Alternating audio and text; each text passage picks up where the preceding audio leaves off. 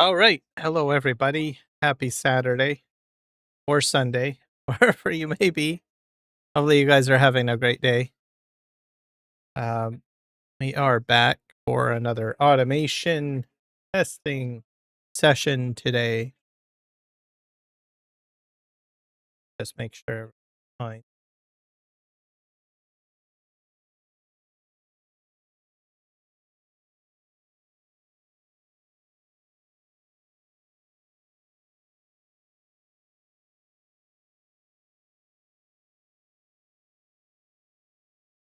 Bit of Pet Shop Boys today.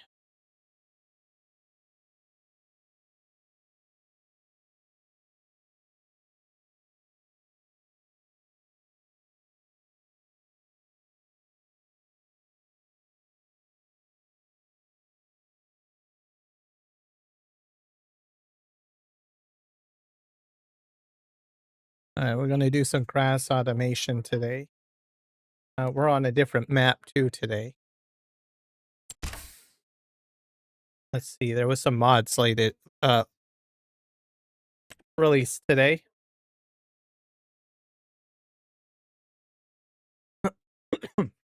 Bilk. The heck is Bilk? Like we got a new map.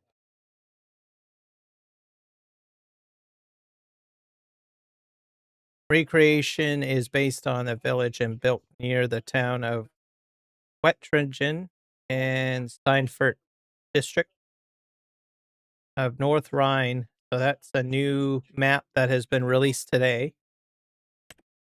And we got a new trailer, I guess. Oh, an Annaburger trailer.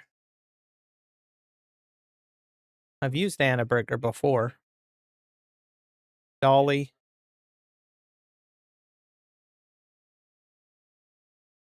I like this picture. This picture looks great. Good job with the back. Makes it look mysterious. I might add that in, I guess, later. One of my maps. Maybe I'll add it into this test stream. So that came out too today, by the way. So I watched DJGoHam's news video this morning. So we'll add that in. And then we're going on to a new map for testing. For I think the past 4 weeks I've been on the Harvest Network map. I decided to go ahead and switch it up. So we're doing a different map today. I do still have that other game save ready to go. I just wanted to switch something up a bit. Do something a little bit different. So I decided to go with a different map. So you can see I haven't deleted it. It's still here. So probably do some more work on the Harvest Plains farming work map another time. But today we're going to be setting up automation on a Ontario, Canada map. St. Lawrence is what it's called. It's up on the ModHub. It came out, I think, 3 weeks ago. Probably find it in the ModHub. I can't remember the name of the map maker. Go in the map categories. North America. Here we go. I'll read the description. It's by MLFS Mods. A fictional map inspired by long, narrow farm strips of Quebec. So actually it's in Quebec, not Ontario. My bad. Where plots extended perpendicularly from the St. Lawrence River. This arrangement ensures that every farm had access to road or riverfront, the most valuable resource for transportation and trade. The great depth of each plot also made fieldwork more efficient, allowing oxen or horses to plow the long straight rows without frequent turning. A smaller map with a big field, featuring 16 fields. Most are 7 to 8 hectares, with the smallest around 2 hectares and the largest around 14 hectares. 1 hectare equals 2.471 acres. So if you go by acres, you can kind of do your own math there. Designed with single player in mind, the starting dairy farm is well equipped, including a custom fermenting silo and a TMR mixer connected directly to the cow pen. Farmland prices are affordable. Let's see. Many farmlands include a small patch of forest to satisfy your forestry needs. A vehicle workshop trigger has been added to the main vehicle garage. Map includes an animal dealer, a gas station, a vehicle dealer, a warehouse, and an export dealer to cover all your needs. Does not include additional factories, allowing you to add them to your convenience. Precision farming ready with custom soil map. Alfalfa has been added to the map for diversity. It behaves exactly like grass. Happy farming. So that is the test map for today, anyways. St. Lawrence. Hello, the sim guy. Welcome in. So we will be jumping in. We're going to be doing AutoDrive and Courseplay automation of grass work today. That'll be our focus. I'm also going to show you guys the mods that we'll be looking at. But here. Continue.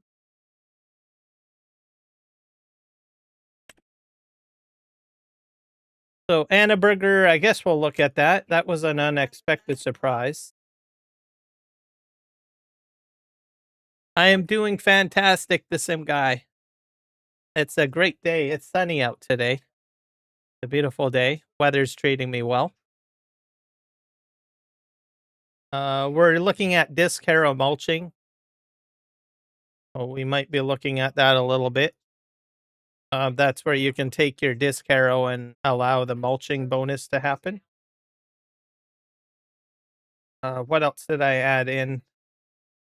Second Chance is a modder that attends my live streams from time to time.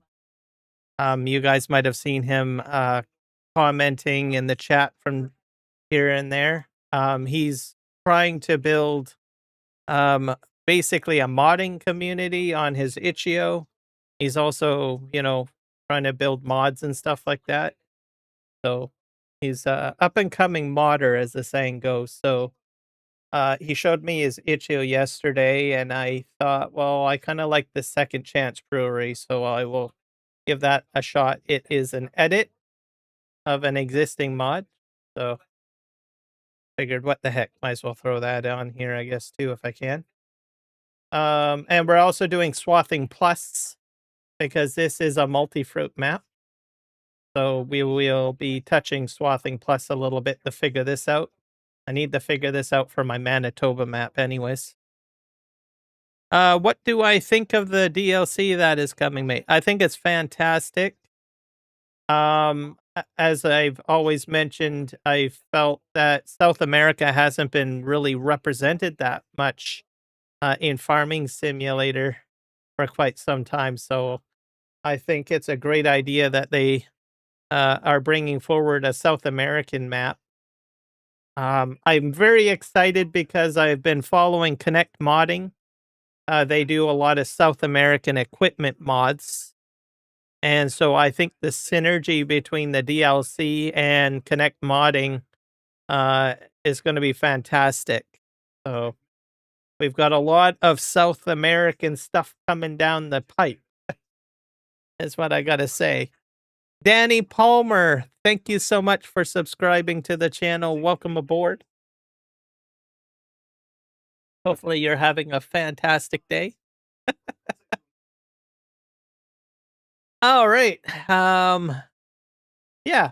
So that's my thoughts. I'm interested in the crops. I'm hoping more will come. We'll know more in around October, I suppose. What else we're doing? Reduced organic fertilizer usage. So this is for your manure and your slurry. I'm not sure if I will get into this. We'll see how quickly I can get through the automation testing of grass today. And then if I need to, I'll switch over to the other map and try reduce organic fertilization, because as you guys know, I've already got automation going for Slurry. So I might jump over there a little later. But most of the grass work, we're going to do it all on the St. Lawrence map today. Jump in there. Yes, welcome to the madhouse. Also, if you want to see more automation, I have been doing automation test streams for the past month. So if you want to see how to do AutoDrive stuff and Courseplay stuff and some of my testing, please look at the other live streams in this playlist on my YouTube channel. So I've done all sorts of crazy stuff. I've done so much automation that I can't even list them all. I can't remember. And I'm using machines too that are not normal too. So like I'm trying to automate the Nexat, right? Everybody likes the Nexat combine. If you want to see that for harvesting and how it works, you can see that. I've done straw harvest automation with the Primos. I had like about 3 of them on a field. And I've done MacDon automation as well. I'm mentioning those because those are a little bit different. A lot of the tutorial videos and stuff that you see out there are just basically standard, simple automation videos where they show you a loop course and a combine. So I'm trying to do testing of different things. My entire series is going to cover all the crops. Eventually I'm going to do peas. I'm going to do spinach. I'm going to do all the stuff. So jump on the map. I'm not on a server, the sim guy. I just potted this together now. So this is, I could probably make it a multi-server game and see if you can join. I could probably do that. You'll have to join off my computer. I might as well do that. I'm going to do that because I don't know if it's going to work. So, and I'm curious. I usually do server connections. Let me do that. I'm curious to see if you can connect. I really don't know how it will work. Let me just hit save. We'll set this up as a multiplayer. It'll run off, and if you can join, you can join. If you can't, you can't. So give me a sec, because I want to know if it'll work and how well, because I don't usually do it this way. And because I don't do it this way, I don't know if it'll work. So, and I want to know if it'll work. So let's just do it.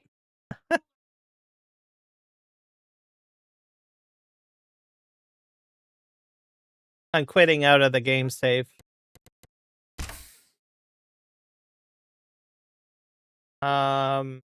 We're not joining. We're going to create a multiplayer game, I guess. So, well, let's see what happens here. Continue. Can I select an existing one? Let's do this one. How does it? I wonder if I have to create a brand new one. Let's try a new slot. I'll just do a new slot. I'll go back a sec here. Create a game.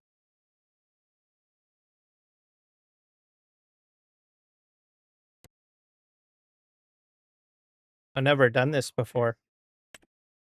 Try this out. It's a test stream, so I might as well learn, right? Economy difficulty, we'll set that to easy. It doesn't matter because it's all going to be cheated and stuff. Just straight on automation. Let's hit start. It's going to be called Kieram's game. And I'm going to call it 1, 2, 3, 4. Port number. I don't DSL. I don't have DSL. I think I'm way higher.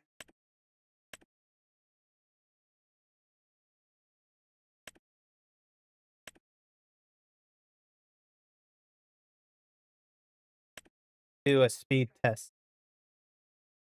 I'll just choose that. That's fine. Max players.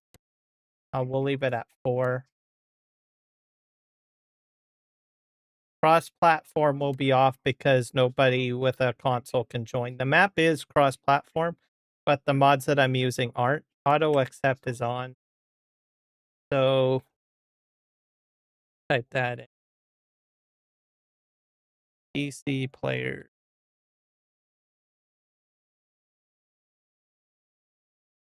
Kierum. Password.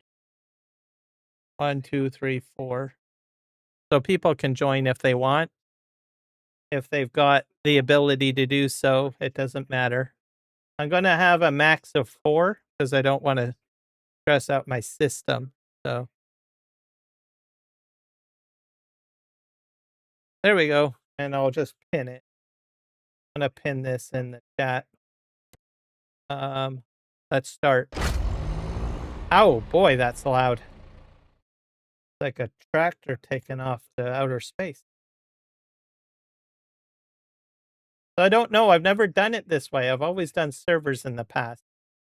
I pin this on Twitch and YouTube.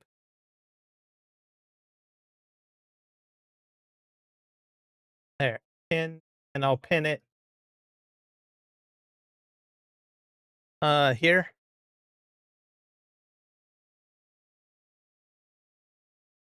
So if you can join, you can join. If you can't, then you can't. That's just how it is.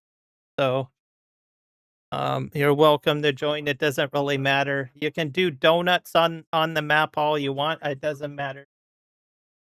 You can tear up the fields for all I care. It's a test map, so it's not actually a let's play or anything. Escape. I'm curious to see if you'll be able to join. AutoDrive network. You can say yes or no on that. I'll just say yes. There we go. I don't like that smiley face. I think you're going to be up to shenanigans, Mr. Sim guy. I just want to watch you crash. Oh. Well, I don't know how well that's going to go. I think most of the equipment is going to be crashing.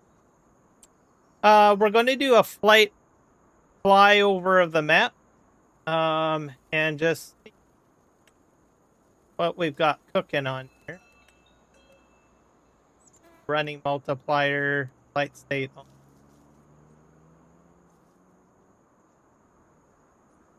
I think that's, we'll put that at 6, I guess. So this is your starting farm. You got all sorts of interesting things in here. I'll just fly up a little bit higher. And this is the entirety of the map, basically large fields. You own this field here, which is all alfalfa. This field. And you own this field here, which is all, I think this is wheat. Yeah, wheat is ready to harvest. And we also get a grass field over here. So that's one of the, how do you get in here? They're breaking the fence line. I guess there's a little fence entrance over here. So this is going to be grass-focused automation test session today. So grass is going to be good. What do we got over here? I own this one. That one's ready for harvest. That's owned by Walter. And over here we have like the animal dealer. And I think maybe no, this is an animal dealer. You can sell your slurry here. You can buy animals here. Manure. And we have a gas station being made. Go up here. Look. And Quebec is our French Canadian province, in case anyone doesn't know that. So it's kind of nice to be in Quebec, I guess. Okay, we're gonna go over here. It's a very simple map too. And I think it'll be quite nice for doing automation. I don't really have to go very far, right? Go over here. We have sell by logistics warehouse. Don't know if you can sell anything here. I think it's just a prop, this one. I don't see any triggers on the side. No triggers. Okay. We have our gas station over here. Gasket. I don't know if that's a Quebec brand name. I've never heard of Gasket before. We have our shop over here, which is Axel's Tractor Center Equipment and Rental. I can do my repairs, and this is where I'll buy my equipment.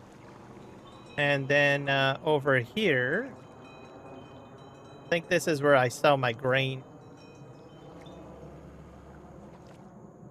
And then we have, I think this is our lumber yard,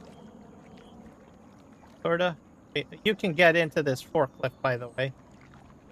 So that works. You can borrow that. These trailers and these trucks, they do show up as if you could get inside them, but you can't. They do show up on the map, the mini map.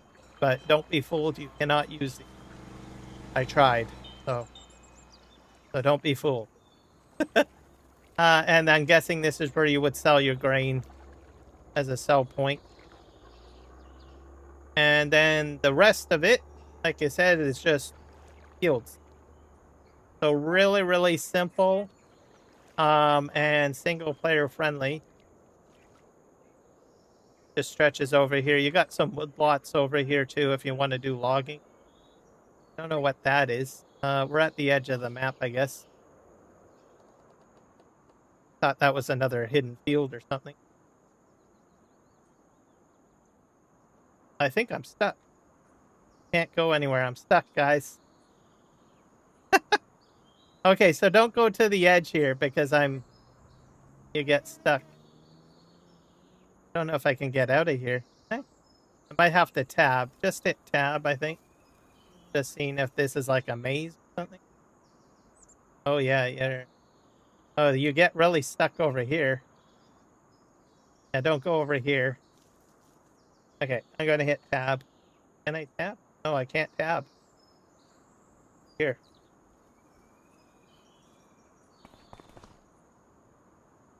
I think, there's another way of doing it. Let's just create a farm.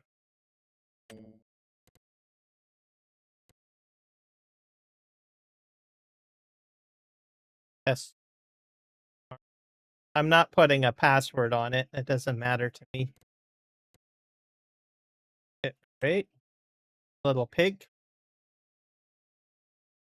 And I have no equipment at the moment. You do get starting equipment on the map, but I decided to go ahead and set up a multiplayer server.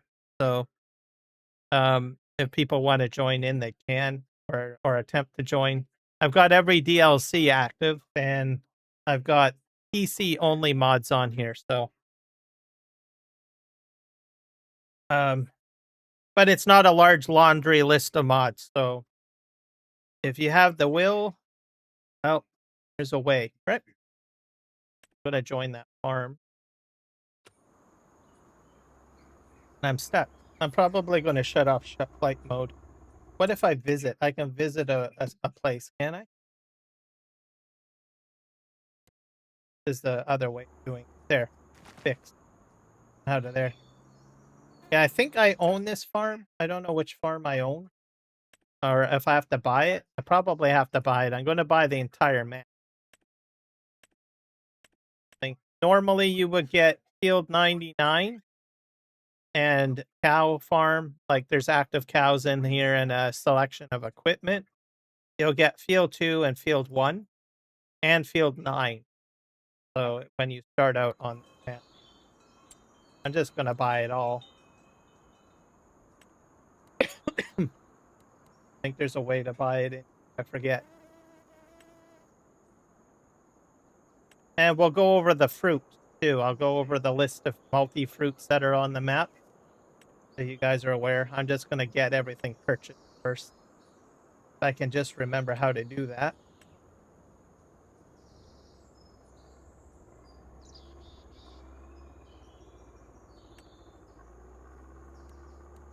Set money, remove money, HUD. Probably, I'm gonna add in the money.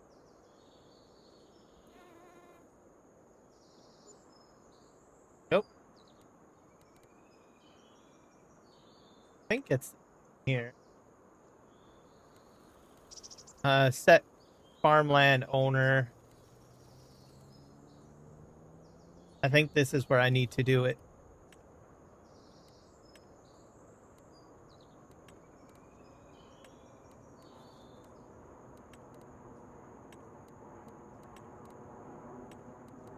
There we go. There's an option for all. I own it all now. All right. I think we own it all. Yeah, it's all pink. Good job. We own it all. But we can't own the animal dealer, and we can't own like the shop area and where the equipment sales are. Let's go ahead and take a look at our crops. So you do get your standard crops: wheat, barley, canola, oats, corn, sunflowers, soybeans, potatoes, etc.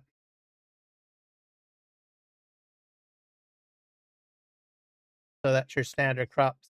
I thought there was other.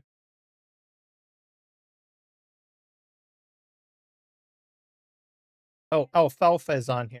I think that's the only extra crop yet. Just alfalfa is the extra crop. Others?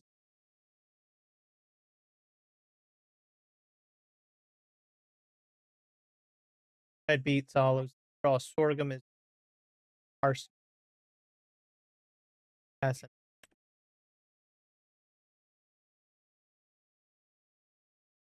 Yeah, so only alfalfa is the additional crop.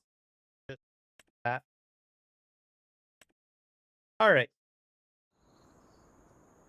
We're doing grass work, aren't we? So you just take a look and see what we have on the farm here. I don't know if we have like silage pits. You get these 3 barns, of course, for storing bales. If you want to get into baling, well, you're all set here. I think you get some grass bales, get some straw bales, and then you have cows on the go over here.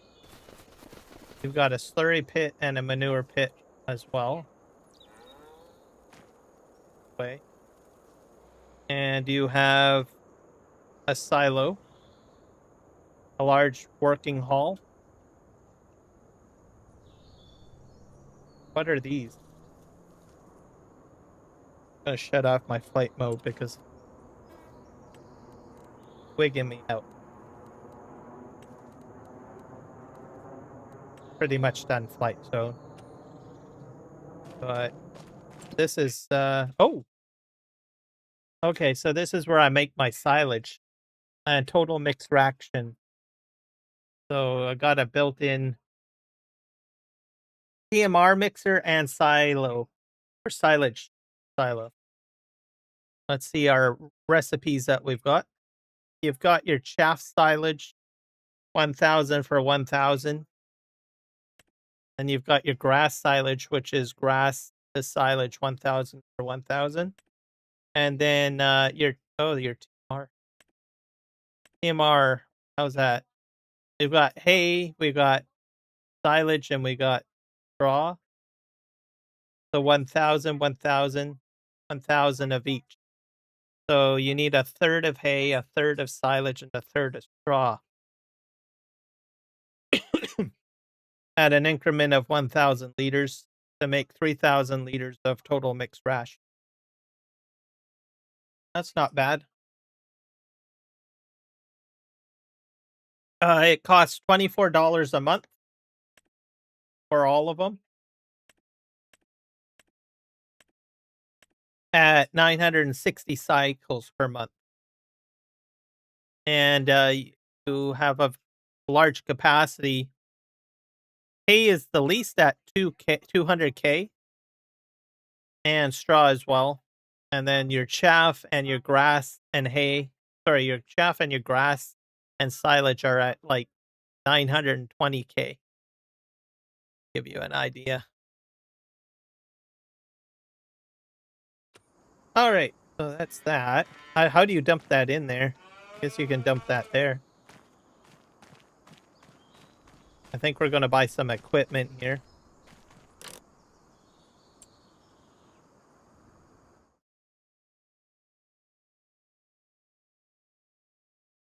I think I want to do swathing first. I want to see if I can swath alfalfa because I don't know if I can. Yeah. Because I did put the Swather Plus mod in. So I need a MacDon, don't I?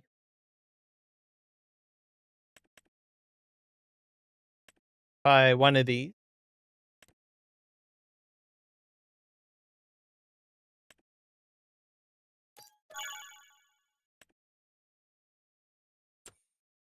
I think one of these. I don't know if there's another set of equipment. See here. It's got another grass icon here. So I'm going to assume yes. Let's look at our mods. Anything out of the ordinary here? Oh. Good to me. Okay. Let me look at the legend again on the map for alfalfa.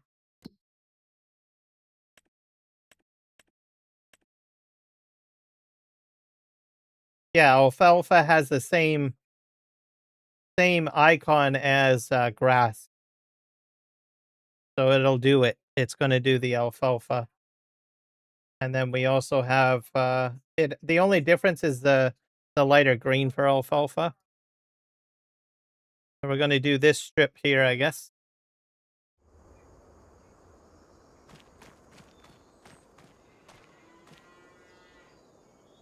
I don't have Discord running at the moment. So it takes forever for me to get that set up. So I will not be doing Discord on the live stream. It takes me at least an hour to get that set up. I didn't have any intentions of multi-streaming, so I'd have to shut the stream down and redo it all. So it's a chore. I do not like Discord when I'm live streaming. It just doesn't work out for me. But you're welcome to join in, and then just chat in the YouTube chat. So no Discord.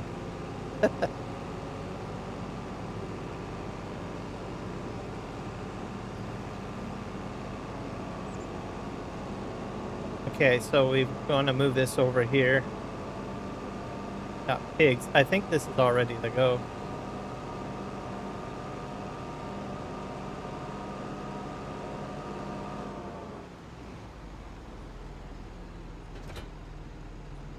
And I think I have to switch this around, don't I? Oh, that's interesting. Unfold that. Change direction.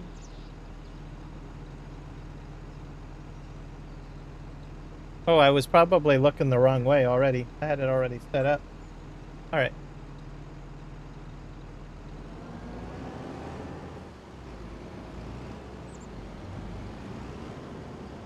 Just set up. and get him going on here. Set him up with a Courseplay course.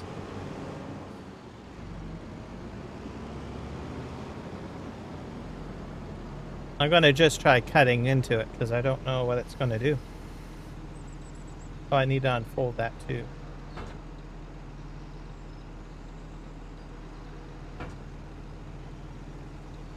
Yep.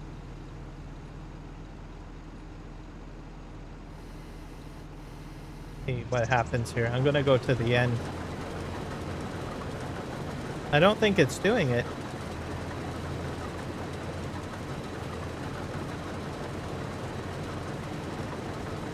That's weird.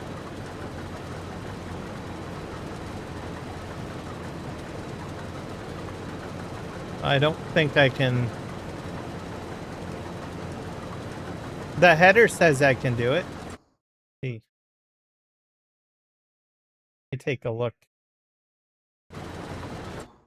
I'm testing out the Swath Plus pack. And I don't know if it's going to work. So, MacDon.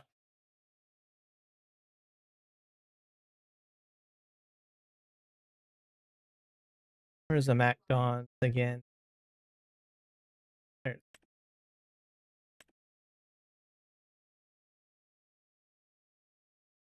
So it's in there. The header is in there.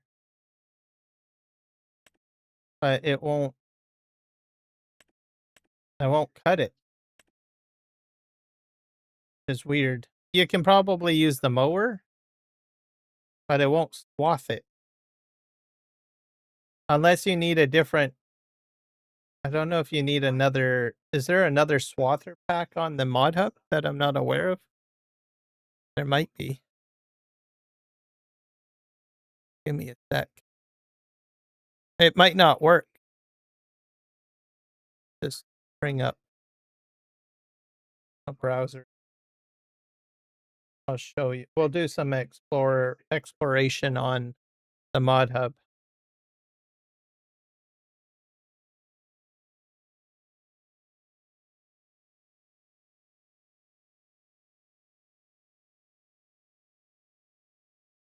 Cancel. Let's display.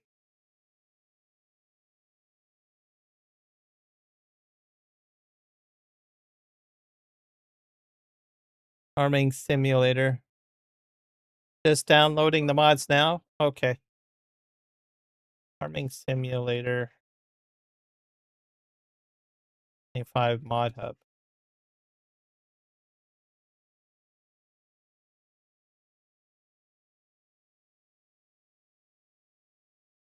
Author Plus.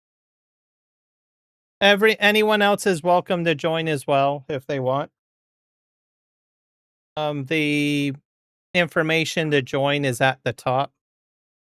So it's like Kieram's game. That's the name of it. Nothing too special. Password is 1234.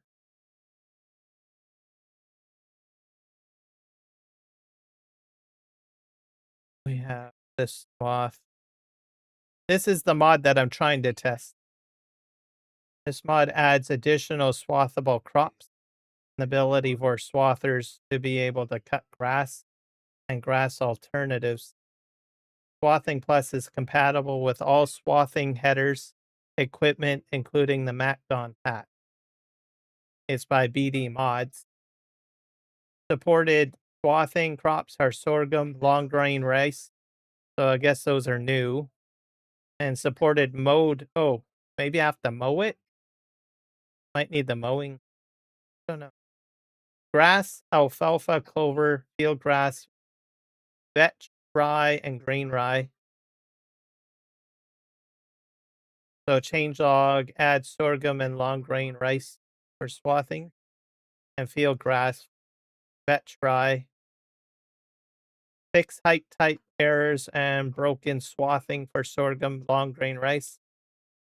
On some maps, fix the temp index nil.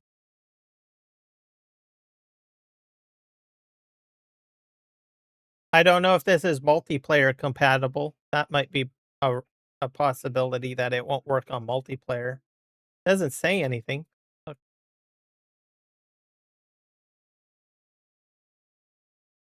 We have the MacDon. You can hook it up to the tractor. That's cutting down alfalfa right there. This is doing grain. I wonder if you have to use a tractor. Might have to get, what is that, a fence?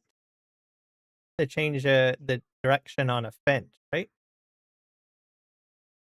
I have grass. I have a field of grass. I could try that first.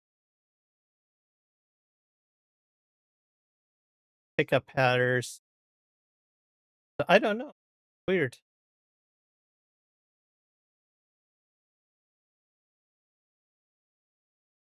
Not on the ModHub?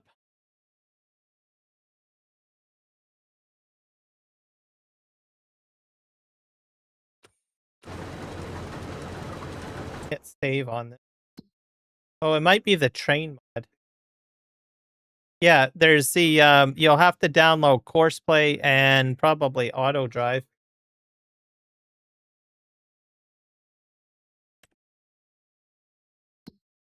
So these are not, this is, like I said, not most of my mods are not all on the ModHub. Let me save this.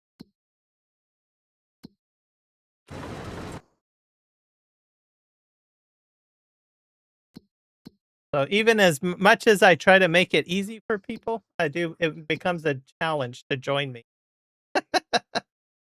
Let's where's the save button? Hit escape. Exit out of here.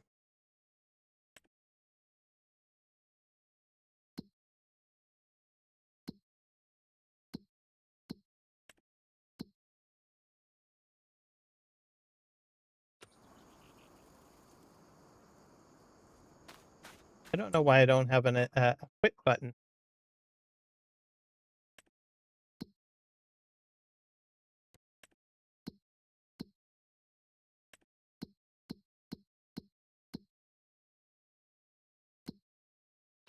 Go in the shop. There we go. See.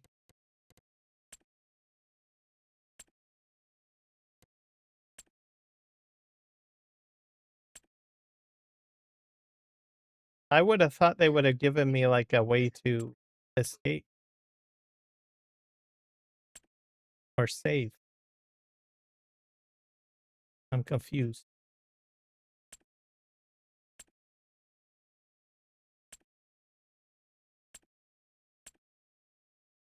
I wonder if I have to hit F12. I have to F admin. It's all there.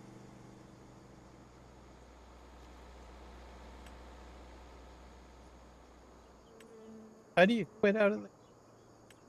I hit escape and it doesn't give me an option.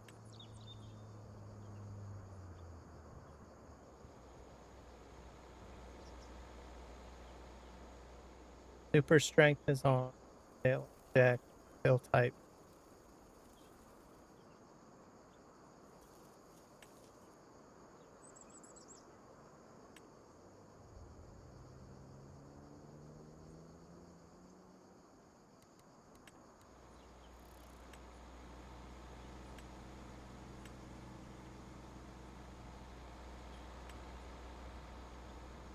Super strength, I guess I'll turn that.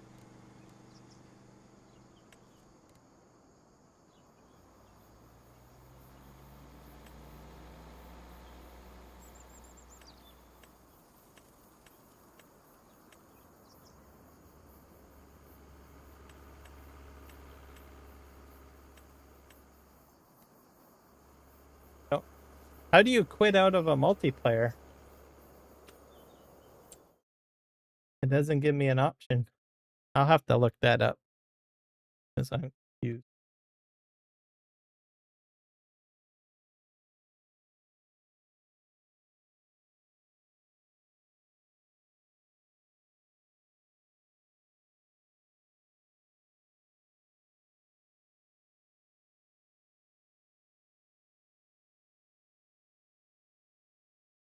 You can play FS25 multiplayer by creating a server.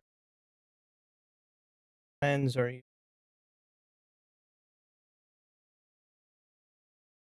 host sessions.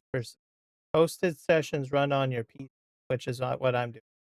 I don't usually do that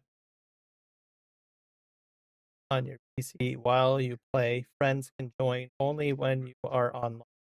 Ideal for casual multiplayer friends.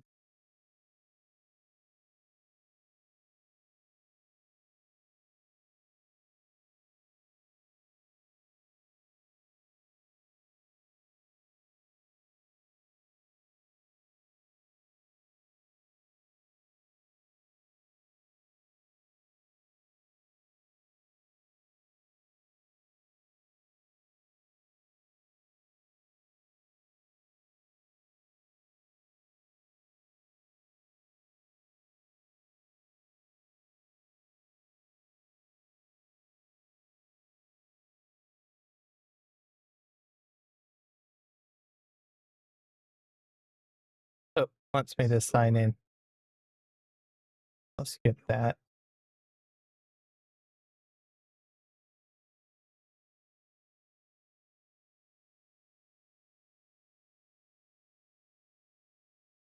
That's weird. I don't understand. Usually you just hit escape and then you should be able to exit the game out and save it. But I'm not getting that. Like, do you have to like control delete, kill the game? Just close the game?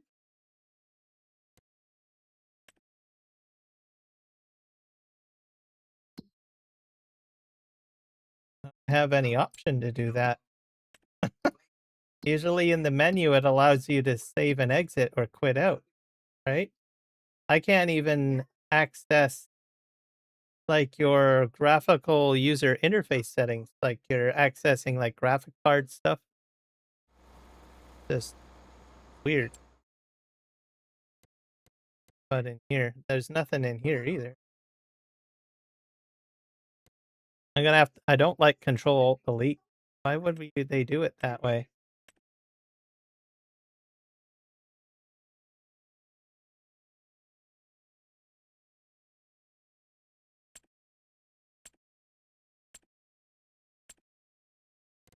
I don't.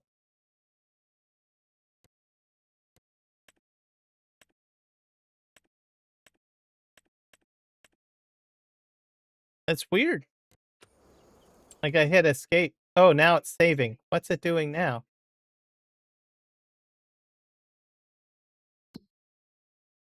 Nothing there.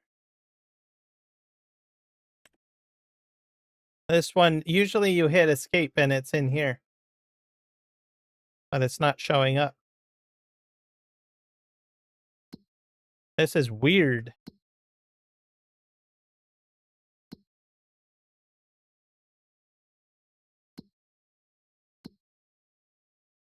Giants, why do you do this to me? There's no quit button. I don't get it.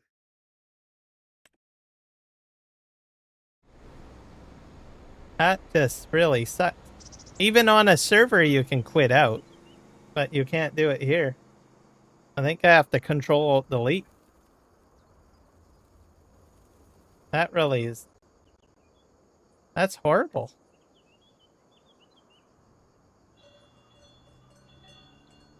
Yeah, I'm going to Control Delete it. That'll get rid of it.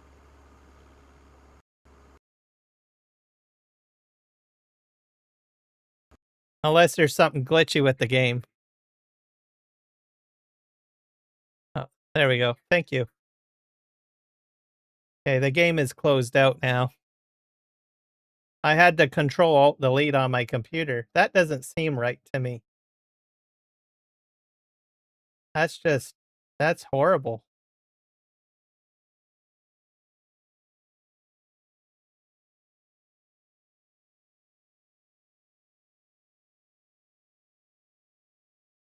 Make any sense to me.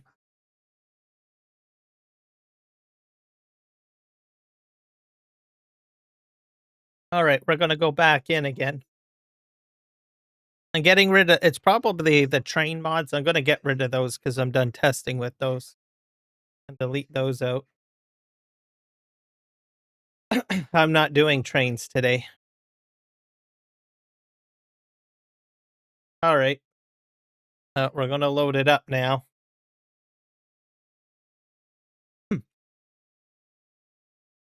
Is that normal, though? That's not normal, right? You should be able to have like a quit button, right? That's going to drive me insane now.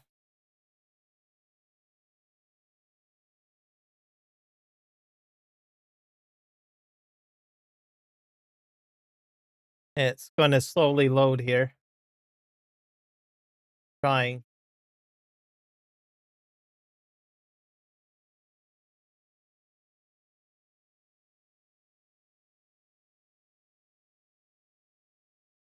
All right, it says loading. It's going to show up on the live stream in a sec. Just the loading screen. Different on multiplayer? Oh. They shouldn't do that though. They need to put it like synergy. They need to keep it like if you quit a game in solo, or if you quit a game on a server, or if you host the game from your PC, it should be the same every way, that you can hit escape on the keyboard and you can do a save or quit. That's what it should be. Or else it just confuses the heck out of people. I'm complaining, I know. All right, multiplayer. Play the game.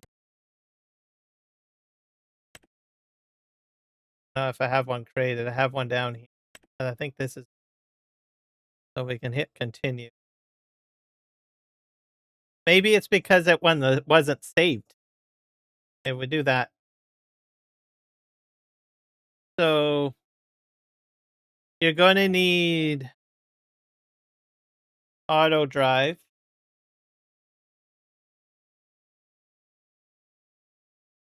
From GitHub. Courseplay.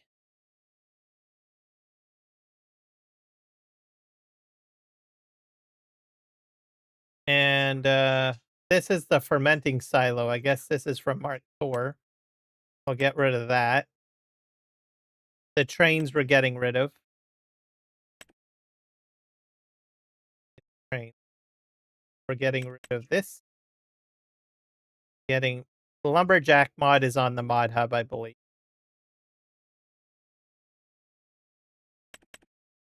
That, rid of that. This one we'll get rid of too. I can put that in later. This was the test mod that I was. Transfer silo can go. That can go. That can go. 1, 2, 3, 4, 5, 6, 7, 8, 9. You said there was 10 of them. So it must be AutoDrive or Courseplay.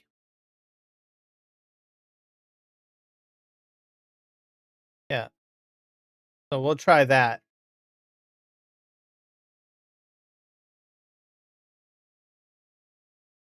And I'll shut this one off too.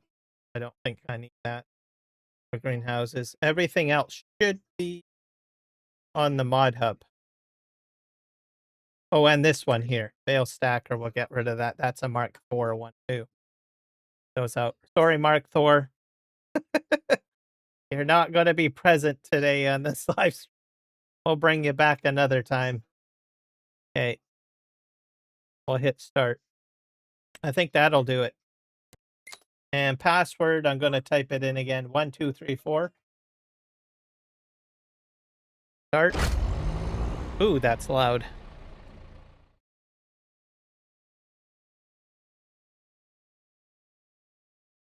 So.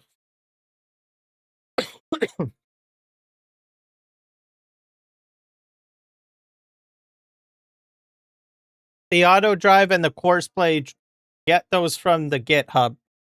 So you probably already have the latest versions. and the rest of it should be fine.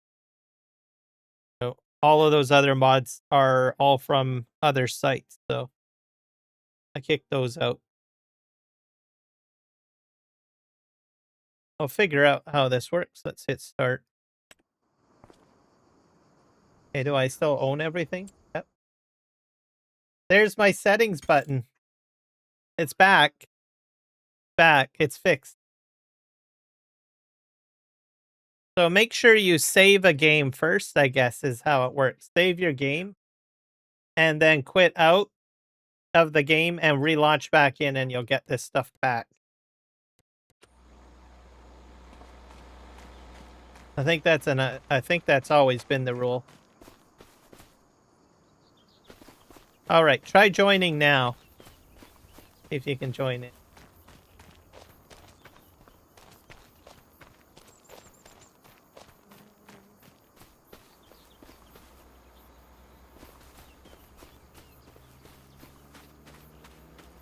And I don't know why this wasn't.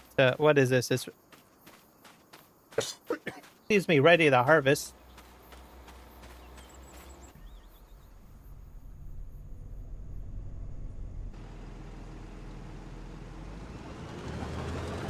I don't think it's working though.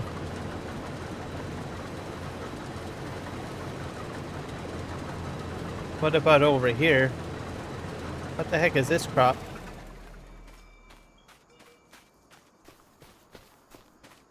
This one's soybean. It's growing. I have a grass field too. So I guess it won't work on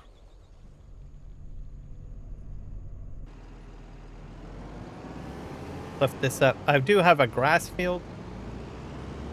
It's on the other side here.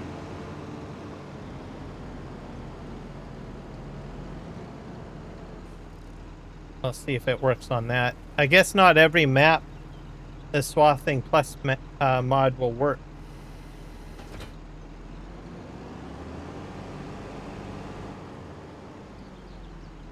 Switch this around. So we'll try the grass field next door. I don't know why the swathing won't work here. Map developer probably has to add it in as a supported mod.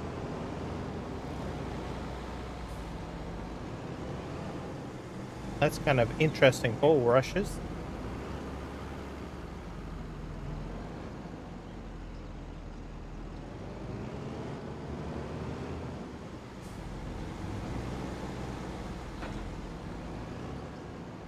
Yep.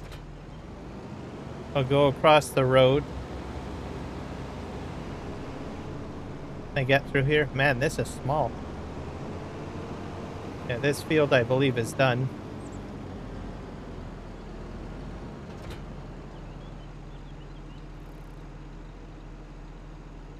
Because this will be one of the crops that it can swath.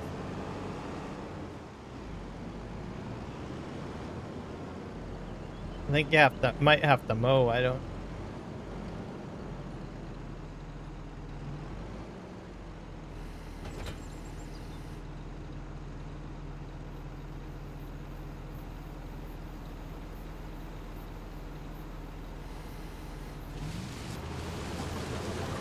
It works on here. Oh, that works.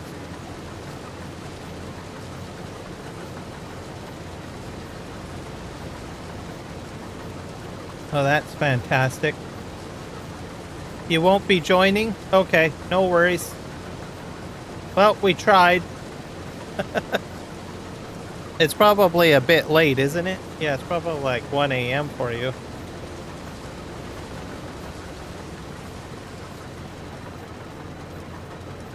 Probably. I'll set this up with a Courseplay course.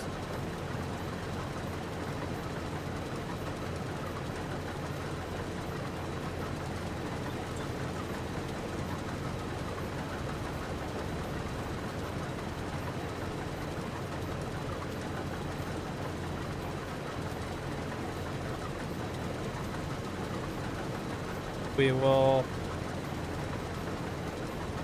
just do a single one, I guess. one tool.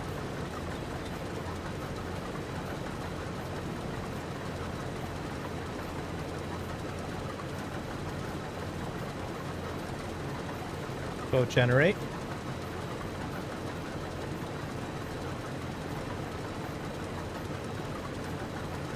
All right.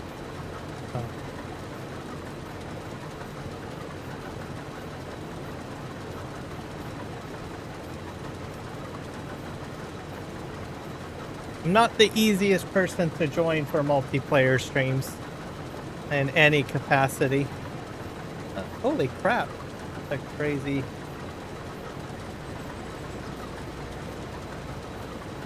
I generally always have some sort of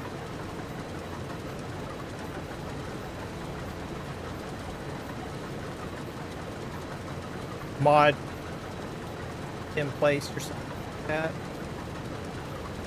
Get back and hit start.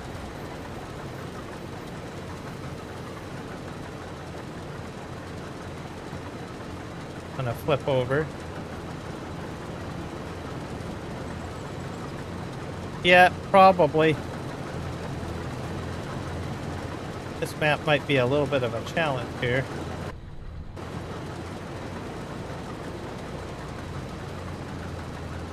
Might have to change some settings.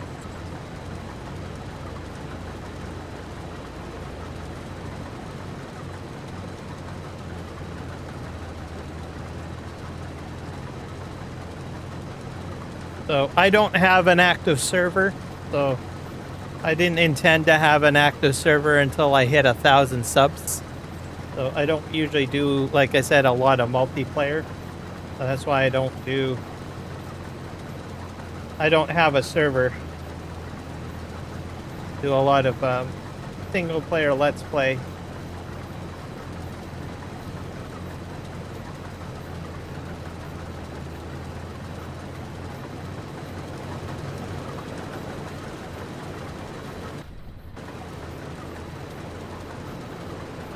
The only type of, I don't know, multiplayer that I do is I usually join other people. Like as an example, Kiwi, I know he has an active server and active group of people all the time. So from time to time I will join in for gameplay with him.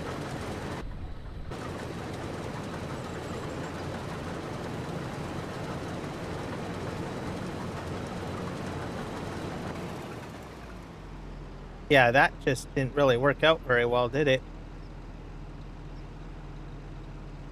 That's wild. Alright, well, it's saved. Might try regenerating the course.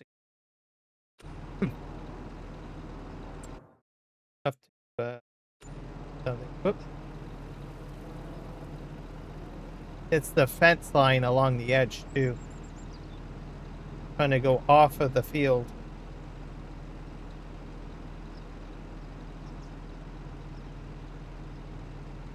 I think there's some settings I can probably change. Delete that. Field work settings.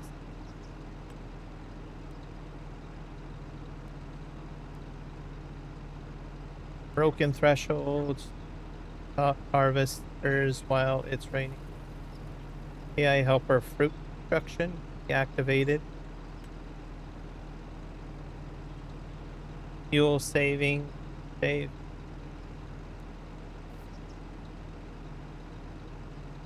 Turns on field. That's activated. It should have been turning on the field. Only turning on the field. Not possible with all tools. If turned off, the tool won't drive in reverse. Okay. Avoid driving in fruit. Oh, we'll deactivate that. Put this at a higher level. 3.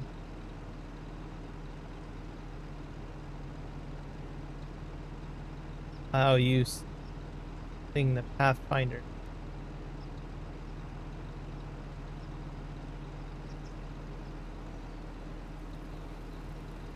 That should be activated.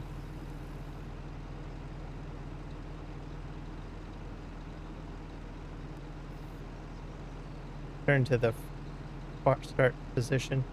Raise tools early, that I don't really change too much. I think that's all good.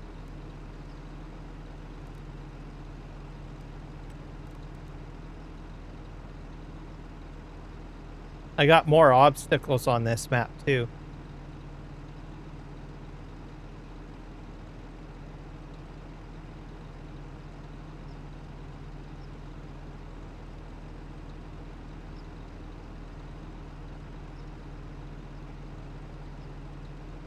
Field center, up and down.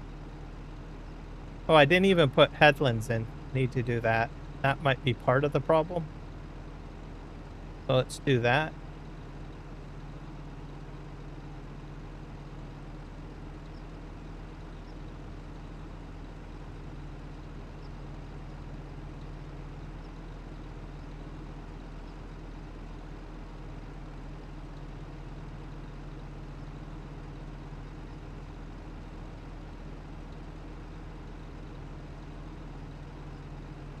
Yeah, that's like a spider web.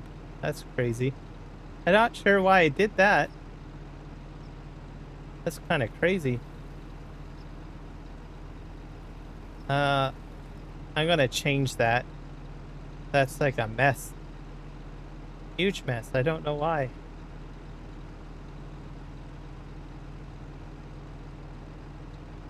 I'm gonna change it so that it's doing headlands. I usually do headlands anyways. Here. Number of headlands, we'll put 1 in, I guess. Or should I do 2? 2.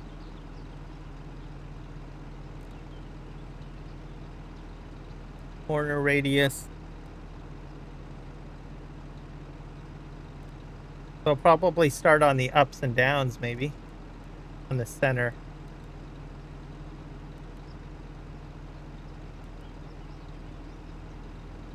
Set that to lands. What else?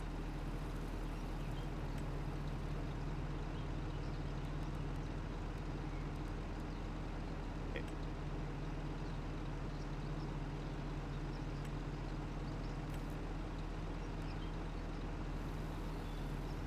Go generate our course and see what happens. That's better. Much better.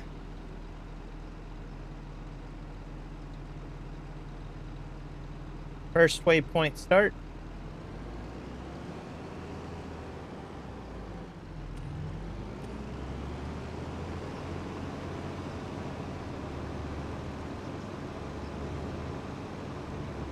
And we'll see if he does the war job.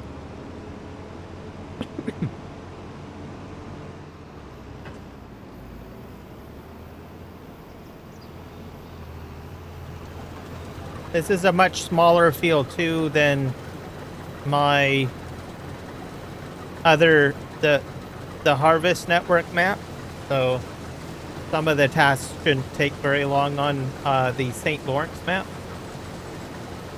Get him going. So he's mowing the grass. I couldn't get him to do alfalfa. I don't know why.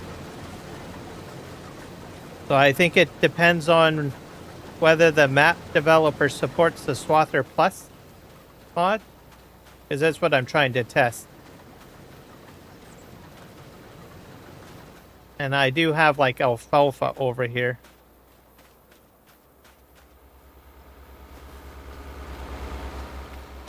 Better turn off traffic. I don't like traffic.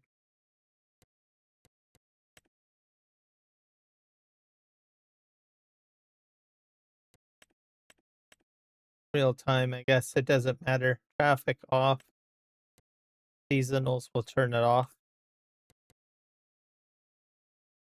That should do it.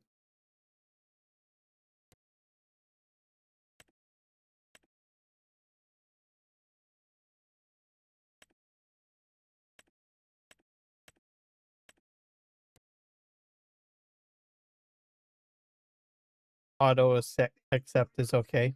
All right. We need some equipment now. I like the bull rushes in here. There's no water in here though. Some water dried out. So we're going to need a couple of things. We're going to need a tractor with a header, I guess. But what kind of... This is my fermenting silo. I can't remember if it takes grass or hay. Take a look. We have total mixed ration in here already. It does take hay. I guess I could probably put hay in here. We have grass silage. Half silage. So grass mainly.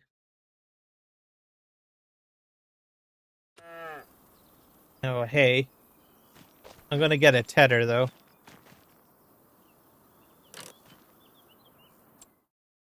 Smaller equipment this time. So isn't it a miracle? I'm going to play with some small equipment.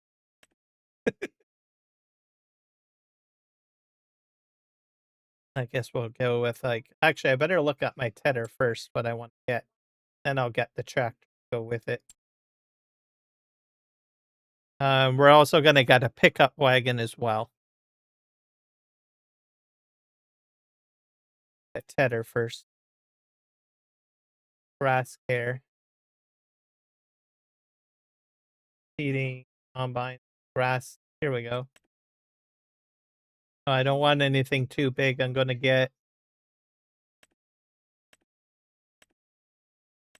probably the crone. Do the crone.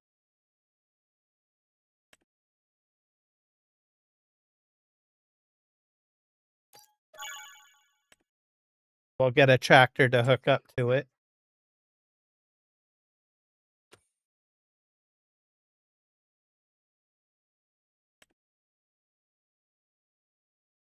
I don't think we need anything too big.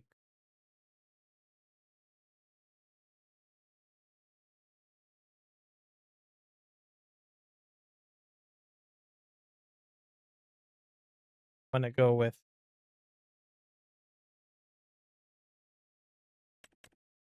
class, I guess. Largest engine setup on it.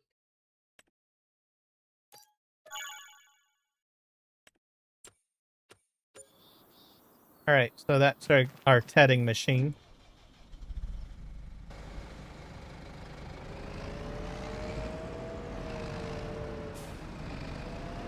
So smaller equipment, I guess, on this map.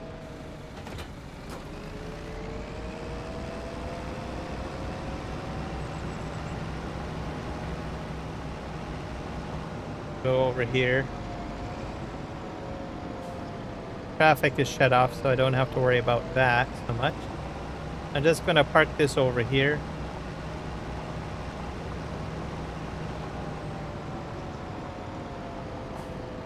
Probably in the neighbor's grass field.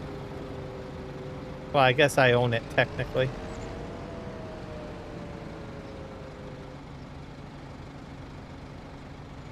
Maybe I'll pull a bit ahead.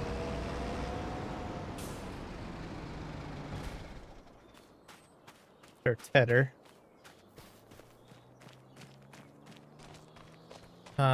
So we're going to need a windrower too now. So that's next.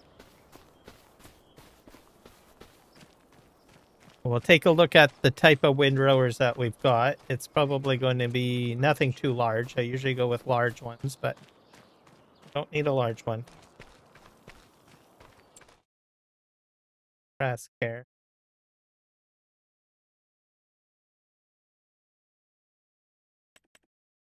So most of the time you'll see me use like the Pottinger, which is the largest, but we're not going to go with that. How big are these? They're 12 meters, eh? That's a 9 meter. One's a 14 meter. We'll probably go with a 9 meter. I want to try an Anderson, see what that does. I was thinking originally go with like these type. We've got this too.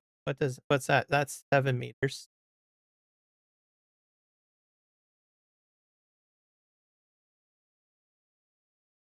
So I think I'm going to go with the Anderson.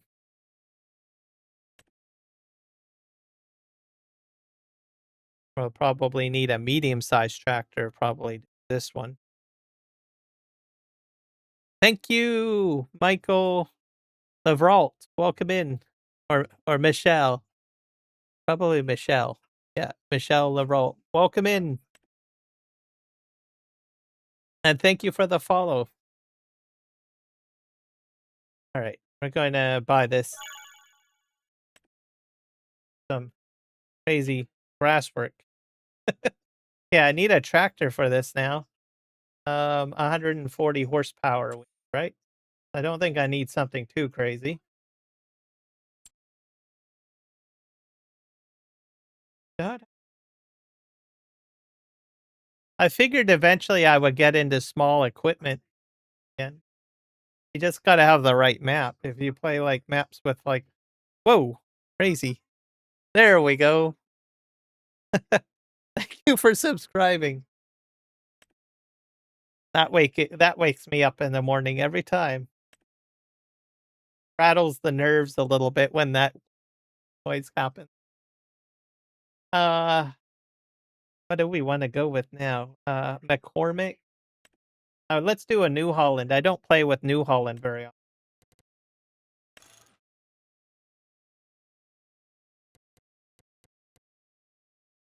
The Assyrian, we'll put that on. Blue Power Edition. Oh, that's a much nicer blue. Panorama windows, sure. I don't usually do a lot of front loader stuff with this, with these types of tractors. When they do front loader work, I'll use a front loader.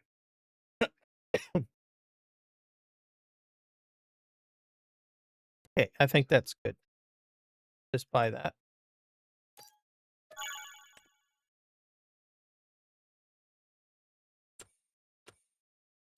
Oh, that's going to be our windrower, I guess. I'm kind of curious if Courseplay will, like, you can spit this stuff out the side in all sorts of different directions. I don't know if you have to pre-program it first. Because usually I use those other windrowers that automatically put everything in the middle. Got unfold merger, lower merger. But we're just going to leave it on default and see what it does. It might spit it out the edge. I don't know. It has a pretty good turn radius, doesn't it? Like that. All right. I don't want to hit the fence now. Just trying to get a feel. With some of the larger windrowers, it doesn't have like such a pivot. Like it's different because it pivots right here. Whereas like the larger Pottinger windrower is just straight. So this piece here, I guess, is the neck. I go right to the back, and it restricts your turning ability a little bit. So because it's the PTO is extended out here, and then you've got a pivot on the PTO and attacher here, it puts more distance between the tractor and the windrower. So I think that works.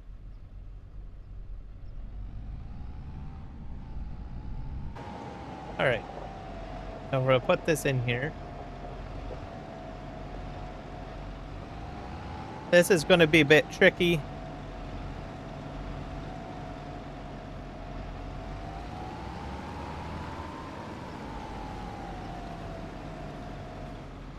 So we got that next. And then what we're going to do is pickup wagon automation.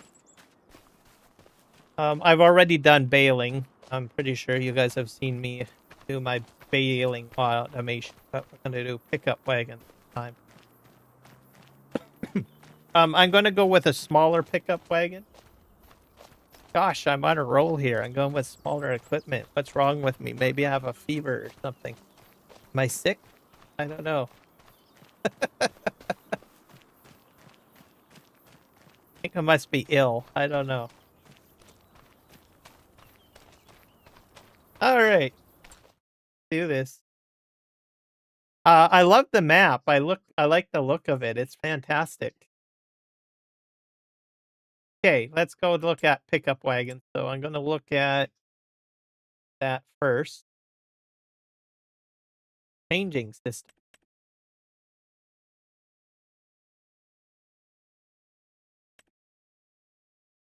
That's a tipper. Go down. Grass care. All right, forage wagon. See here. I guess we don't want anything too big. Probably go with a smaller pottinger. It holds less material, but that's okay. And it'll get through the fence line a little easier, right? Hopefully. What's the difference in size between this and that? This one's a not too bad one too, but I'm gonna go with the smallest. It's about, you could probably do the other one. You could probably do this one if you wanted to. Or I could through the fence. These ones get a little bit larger, I think. That one's not too bad. Then that one's, now we're getting a little longer, and that's where I could end up hitting the fence. And then that's really long. Definitely a fence hitter. And this one's most definitely probably a fence hitter. We'll stay away from that. We'll do the small one. Silage additive tank. I don't think I'll do that, but you can put that on if you want to improve the yield. I would probably turn it on if I was like on a Let's Play, but this is just a test map. So it doesn't really matter how much I get. But if I was actually playing a games, you know, a map where I'm actually serious about progression and everything like that, I probably would turn that on and fill it up. But we'll leave it off. All right. Now we need a tractor, right? What's the horsepower? Got 60 horsepower. I guess it doesn't take very much, does it?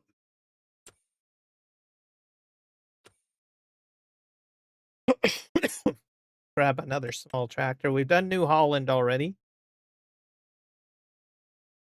What about Massey Ferguson? That's a brand that I don't usually do very often. Give it as much horsepower as possible. Isario compact turned on, just in case we get into doing other stuff. Buy that.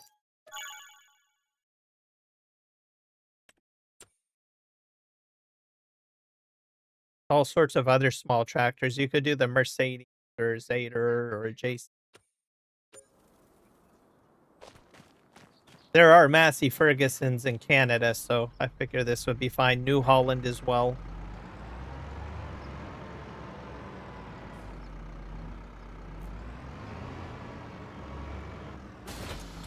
Nope. Take our Pottinger over here.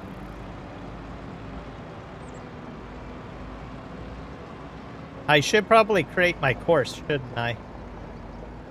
How am I going to do this here? I'm going to go out the driveway and back in, I think. That straightened up. I'm going to do a basic loop course. Really. Start like right here.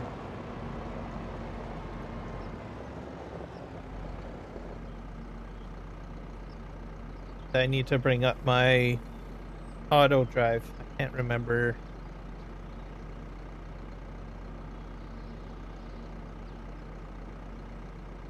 I'm gonna have to go in the keybind because I can't remember which I switched. Control AutoDrive.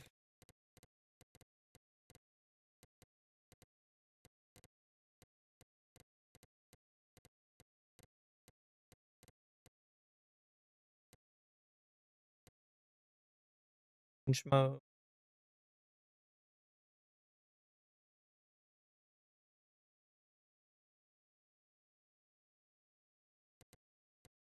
Back to the default. Oh, and the insert button. I had it. Which one is that one? Oh, that one. All right. Bring this over here. I'll probably make some changes in this because this is a new game save. So your settings for AutoDrive will always change.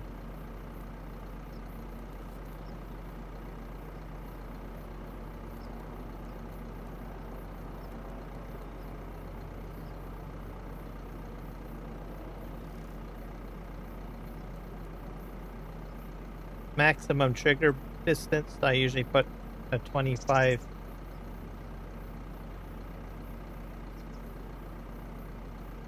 Swath detect. The swaths are detected as fruit on the field. I'll say no. This one's probably important in 25. In older games, it's not so much impactful, but, and I'll explain, in 25, they changed something with the swaths.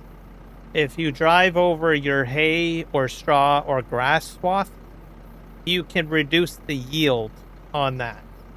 So just be aware of it. It's not overly significant, like a large hit to your yield if you drive over it. But if you want, like you're really gung-ho, oh, I want the most perfect yield ever, you might want to have it turned on. So I'm just mentioning that because I don't think many people talk about the fact that if you drive over swaths, it damages the swaths and reduces your yield. So just remember that. And that's if you're driving a tractor yourself. Okay?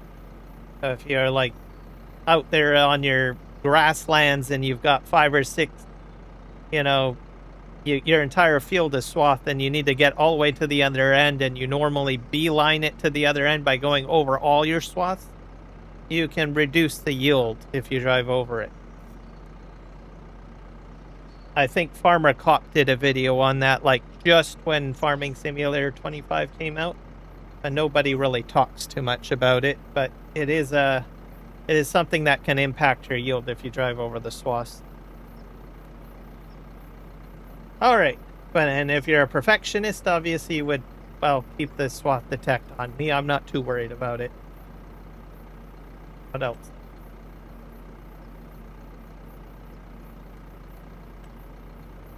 We'll put this at probably 200%.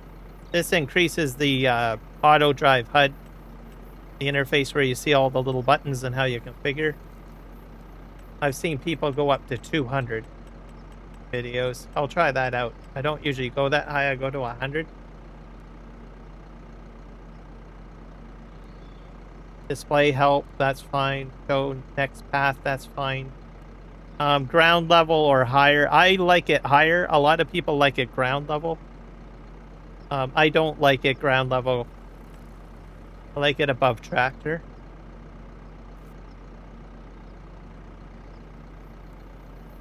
Add settings to HUD, I turn on. Wide HUD, I turn on. Sound is fine. This makes it larger, basically. Custom color. Selection of custom colors. I never tried this. What that does. Record without driver. I usually leave that off, because you might make a mistake. So I keep that off. I suppose you could probably set up a Courseplay course and then if you want an AutoDrive route to mimic it, you could turn that on and allow Courseplay to do field work and set up an AutoDrive route. I don't know why you would do that, but it's available. And I'm going to leave it off.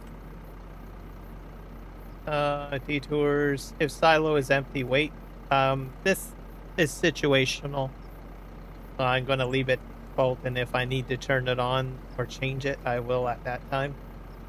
Auto connect to start. This one I like to have off. I like to, some people like it on so that if you start up the vehicle automatically, your nodes all auto connect when you start recording. I turned it off so that I can do my own auto connection, manual connect, and auto connect, and I turn that off too.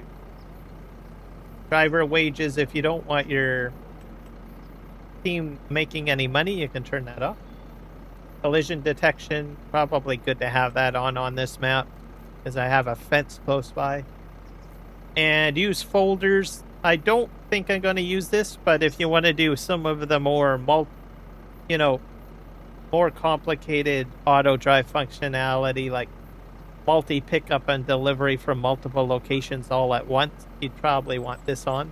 Or if you want to sort out your waypoints, because it can be a mess. So I find it convenient to have it on, especially if you're on a large map with multiple waypoints. This map doesn't have a lot of locations, so I could probably have it turn off. Leave it on. Global maximum trigger distance, 25 meters. Collision height over ground. I don't change that. You can change your pathfinding. I probably set this to 3, especially on large maps.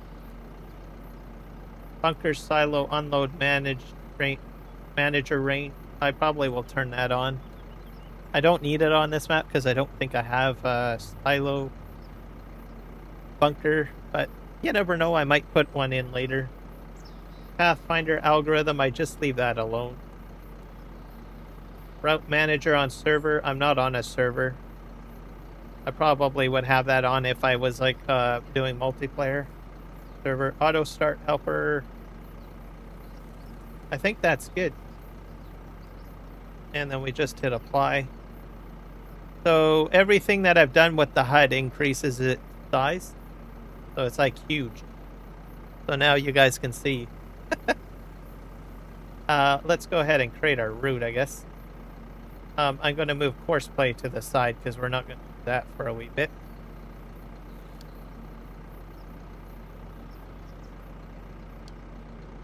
Oh, so we got AutoDrive routes already set up. All right. Yeah, I think what I did was I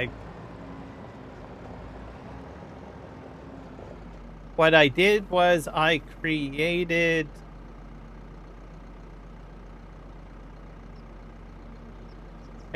a route. So when I joined the map, it auto-generated. I'm going to actually drive around and check this out. Confused. I'm going to drop off my trailer. We'll just drive around and see what this whole map, this AutoDrive route has done.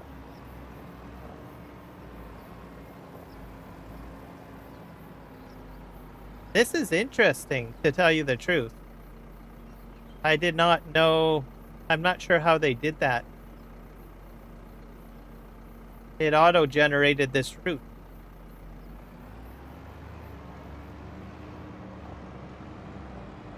Not everything is connected, though. Mention that. Got a roadway over here. This is a one-way route, or a two-way route.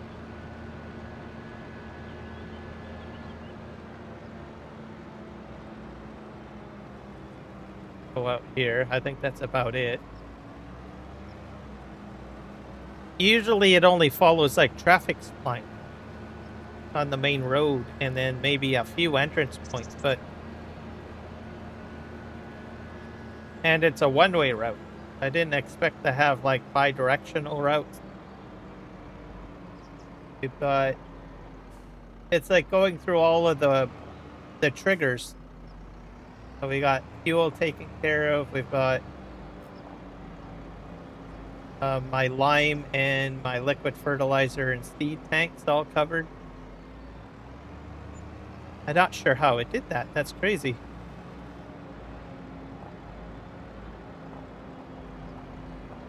And then we've got, I'm not sure why it did this. Why it goes out the same way, in and out the same way. different. That might, I don't think I like that though. I'm not sure if that's going to cause me problems or not. It just seems like it's way too close together. I think it would have been better if it wanted to do that, set it up as a bi-directional route. So I don't know why it did it that way. The other problem is we got like all these other routes here. They're going both ways, so I can go either way on here. I don't think it did a very good job. I think it wanted to do a bi-directional route, because if you take a look, you've got, well, they're both going the same way. Weird. I don't know. Okay, let's go down here. Check the work of AutoDrive creating it. Maybe it's determined that this is a highway, and it said, well, we're going to put in 2 lanes.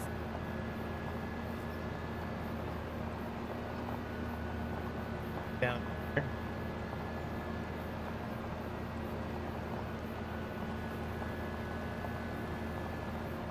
Kind of complicated.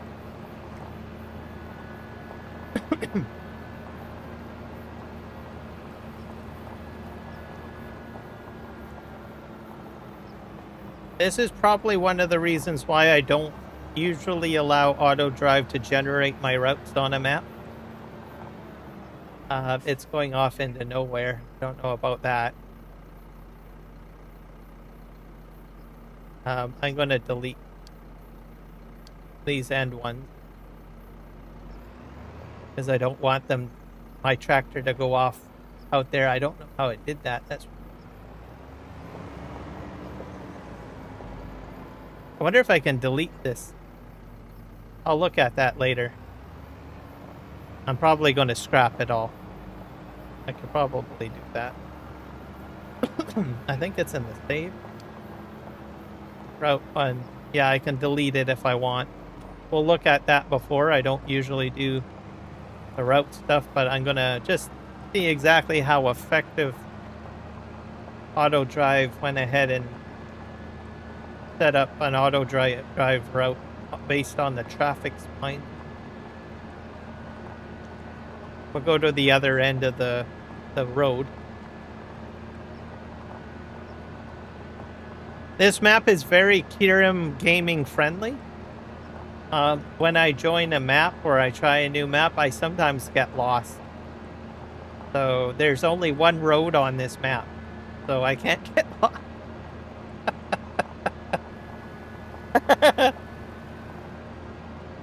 So it works for me. This is a Kierum Gaming approved map. Go. For my well-being, I guess, as the saying goes. And we're gonna go down here. If you're tuning in for the first time, please hit the like button. Also follow the channel. And subscribe. If you know of anyone else that might be interested in my channel, please feel free to share it out. The algorithms are not as friendly as they used to be for YouTube or Twitch or Kick anymore. So visibility is a little bit, you know, not as transparent as it once was back in the day. So, though you may have found my channel, someone else might not even be able to see me or be aware that I even exist. So, I'd appreciate it if you guys could share it out, if you feel that they would appreciate what I do on my. So, looks like it loops in to the wood lot, so that's not too bad. So it does a fairly good job, AutoDrive. Yes. But there, you gotta remember that you're going to have situations like this where they're not connected. I would have to say it is almost guaranteed on no matter what map you're on, you're probably going to run into this. On a smaller map, it's not so bad. If you don't have, like, this map would be perfect. You can do a couple of, you know, fixes here and there. You can, like, connect these up, right, to fix them. Spend a few minutes to do it. Right? Ta-da. Fixed it. Sort of. Make another road in here, I guess. And, you know, spend about 30 minutes to an hour just on your small map doing that, right? And fixing it. If you're on a large map where you got multiple roads and pathways and traffic splines and stuff like that, and you're on like a 16x map or a 4x map, well, you've got probably like an entire live stream ahead of you looking for all the gaps, these little gaps, right? So you might decide that it's not worth the hassle, and you'll just simply decide, well, I'm going to scrap it, right? Larger maps, I generally automatically say no, or if there's a lot of roadways. But I decided to turn it on this one just to see what would happen. I'm going to see if I can delete it out. I don't go into this menu very often. You can delete your route or edit it. It's quite handy. So things that you can do with this menu is you could have an existing primary route. So you would have one where it has the basics, how to get this more common places, right? But if by chance you want to do Slurry, like if you checked out my last live stream, I did Slurry automation. And when I had that set up, I had a tank on the side of the field, and I had trucks emptying on the side of the field, and I had the, what do you call it? The Slurry spreaders floating up, right? On the side of the field. So with that type of setup, it takes up space and could interfere with other, you know, tasks that you do on the field. Like maybe you're going to start doing grain. Well, what you could do is you could set one route up and save it with the Slurry blueprint with all of your routes and everything for that. And when you don't want it on, you could just go back to Route 1 and select that, and all of the routing that you've got set up for Slurry distribution just disappears. And you could just reactivate it, right? I probably would have like a second route name in here. So Route 1 would be here, right? But then I would probably save the other route as like Slurry. Spreading. Probably field, unless you're doing multiple fields. You could say field 1. F1 maybe. Do something like that, if that makes sense. And then you just load it, right? And then, or save it. Well, you'd save it first and then load it. And you could switch between those routes. You could have other tasks going on. Maybe you got a crew of, I don't know, one crew doing your harvest, and then you've got another crew wanting to go in there and start, you know, pulling out, you know, windrowing and collecting straw, but you don't want the tippers from both tippers interfering with the traffic from your bale pickup or your forage wagons, right? So you can customize it and shut certain things off so it doesn't affect your entire network, right? Have only networks on that you need, basically. In this case, I'm just going to delete this, because I'm going to see if I can. Better go back in. It won't let me delete.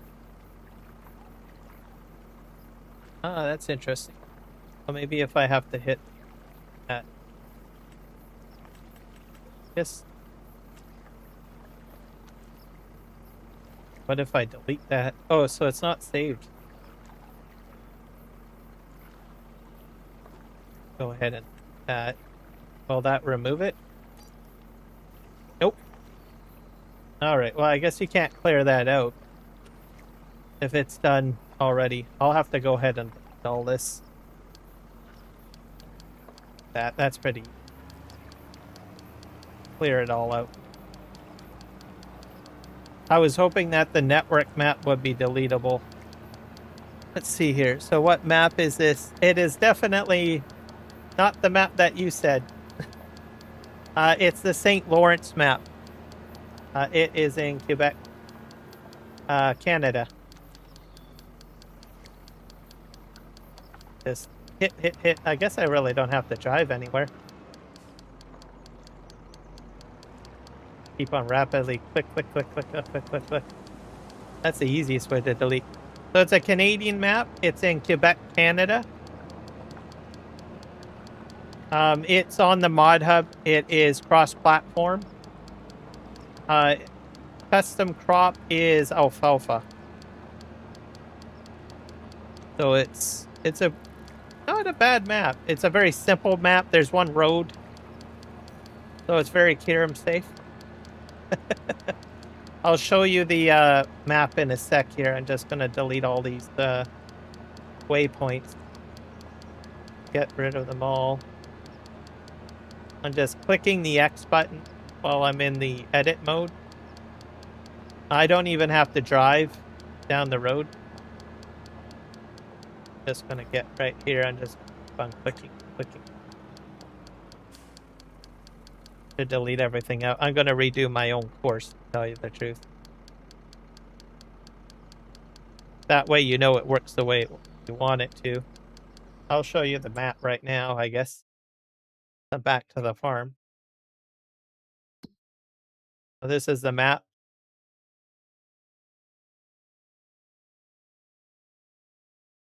Different sized fields on it. All straight fields. No weird fields. You have your animal dealer down here. Manure sales and liquid manure sales. I don't think there's an active BGA on here, but you could probably put one on here if you want. There's a grain export terminal. There's no train on this map, I don't think either. Gas station, wood sales. And we have, I think this is your only sell point, really. And your shop and your gas. Yes, very straightforward. I can't get lost on this map. So it's very safe, isn't it, for me, Joel?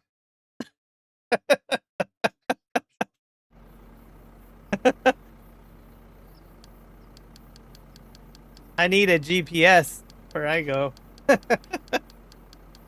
So very safe. It's probably a single player map. I wouldn't say it's very multiplayer functional.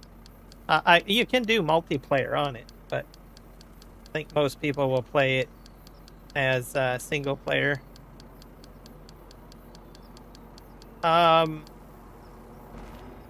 They borrowed some ideas from the what do you call it map? The Sudbury, Ontario map. I think on the Sudbury, Ontario map they put ditches in and bulrushes on each side. So they added that onto this map. There's no water plane though, so it's dried out. I probably would have preferred water in here if it was me, but it doesn't look bad. I mean, you do get dried out ditches, right? Get back in here and we'll continue deleting points, I guess. I think it's all deleted. I'm just going to drive down here and make sure. I don't see no red lines, so I'm guessing it's gone.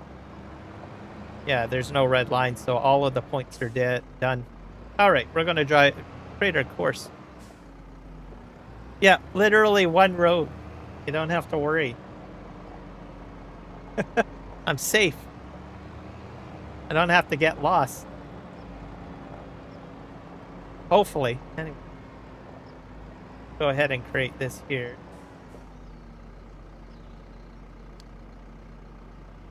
When I hit record,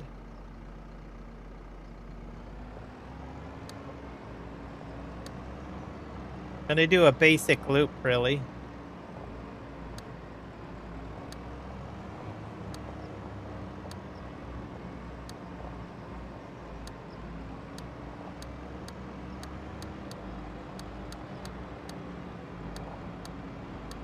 Go back here, I guess.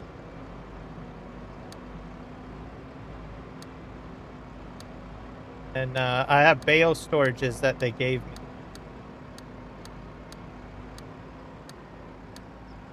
Like this, I don't think I'll be doing bales today, but just thinking ahead.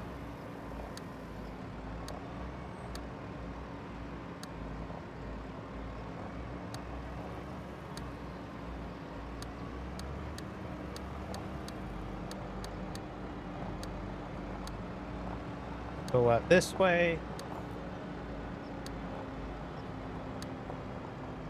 Yeah. I think we're going to turn left.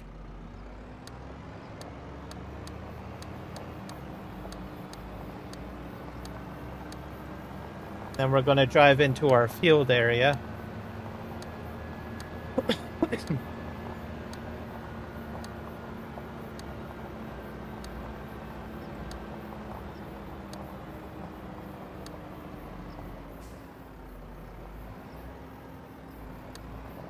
I'm going to drive ahead a bit.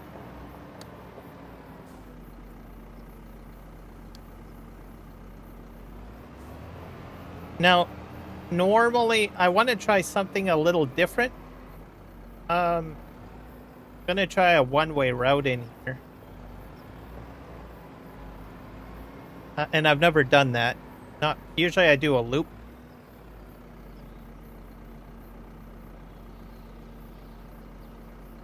Why do you play Western Australia instead of Willow Creek? I play Western Australia for one thing, for two reasons. One, it's the very first large map I ever played in Farming Simulator, so it's nostalgia. It's the first 16x map I ever did and first 4x map in Farming Simulator 19. So I'm very familiar with it, and I've always enjoyed it. So that's probably one of the reasons. Yeah. So I usually get attached to maps. So if there's certain maps that I like, I'll usually just keep playing it through every one. I even played it in Farming Simulator 22. In Farming Simulator 22, I did the 4x map, the 2x map, and the 16x map. Yeah. So, it also, I think, without that map, I probably wouldn't have joined, like, Argsy Gaming. I probably wouldn't have gotten into streaming. So that's probably another reason why. Because it wasn't until I started going on YouTube and I had found Argsy Gaming's videos on Western Australia.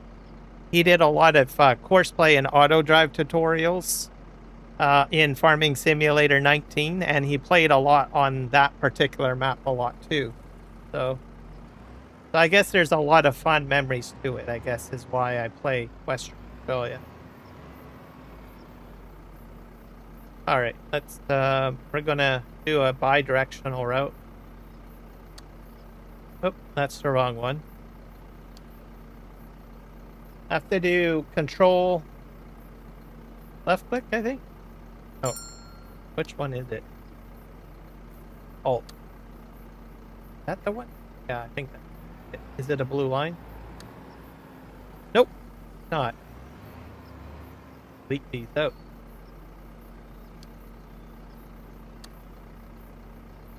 delete them out.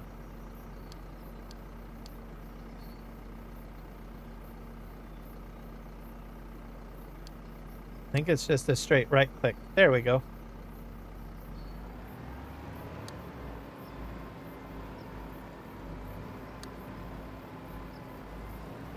I'm going to drive over the shrubs.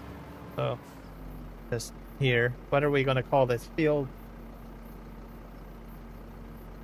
waypoint. Field 8 and 9.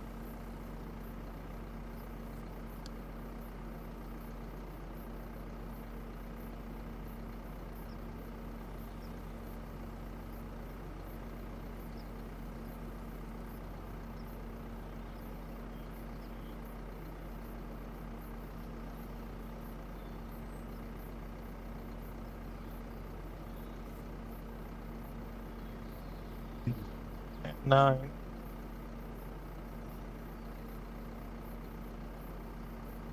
There you go. There's also, so you're aware, Joel, there's actually, I think there's 2 modders that did maps for Western Australia maps. So most people know Farmer Bob.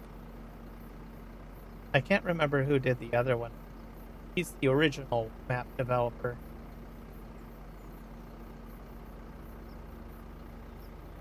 FS.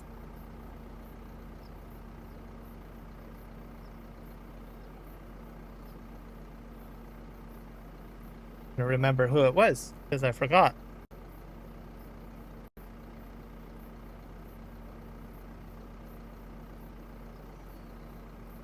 Oh, there's a farming agency edition one too.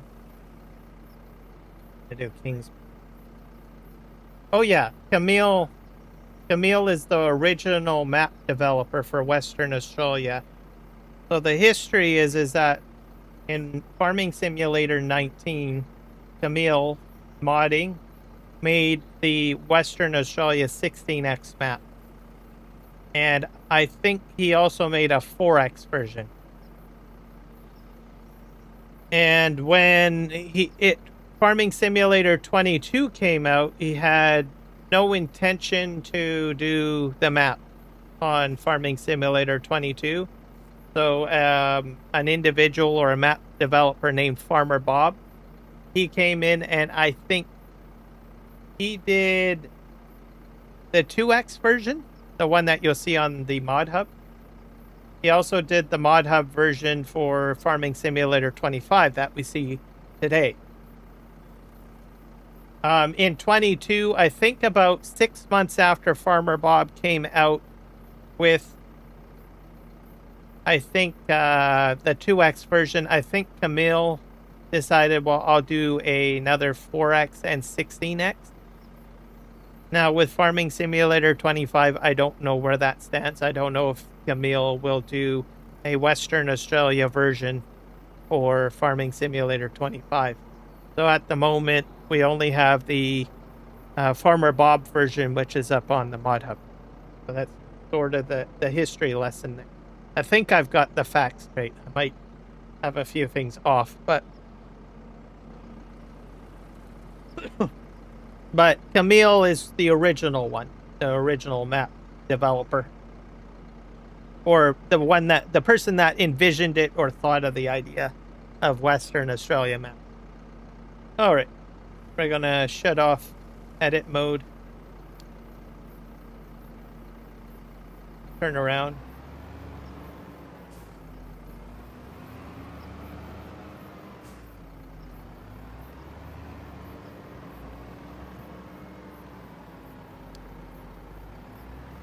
Have to be a bit careful here.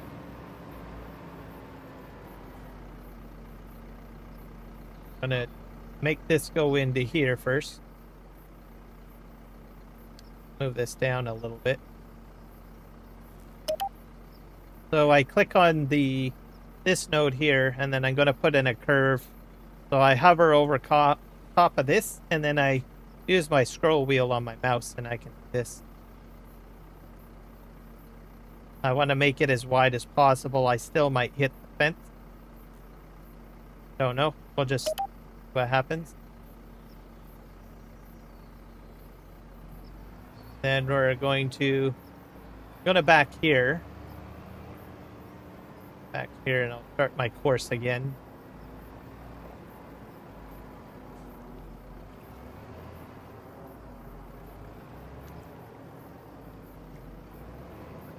Now, I did play Aussie No Man's in Farming Simulator 22. That was a fun map. I think that's Nula Creek, if I'm not mistaken.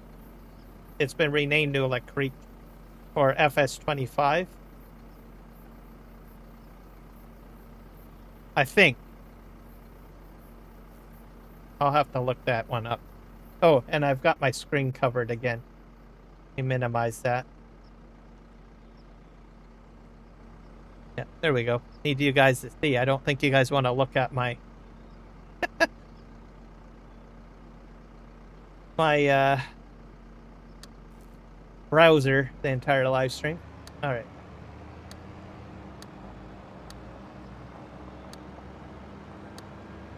Go to the end.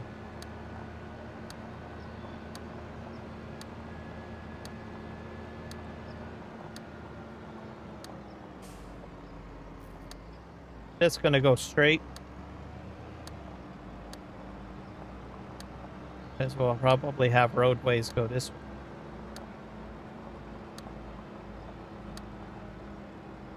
Probably about here. I don't really need to go all the way to the end for what I'm doing today, but I like to at least give it a good head start in case I do decide to do more courses beyond the farm area. Hit record again, so that's a left click on record.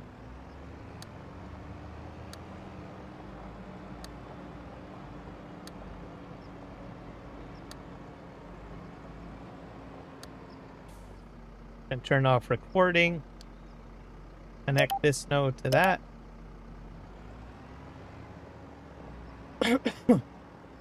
This is the exit, isn't it? Yeah. So we're going to have an in and out area, basically.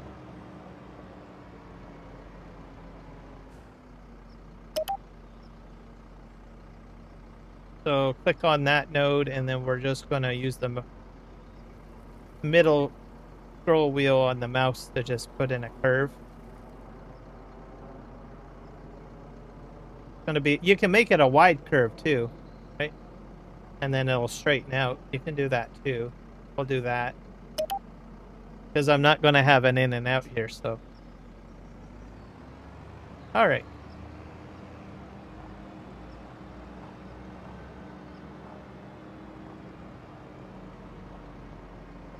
Now we're going to do a secondary route, probably here. Maybe back up a little bit more. I'm going to hook up the trailer this time.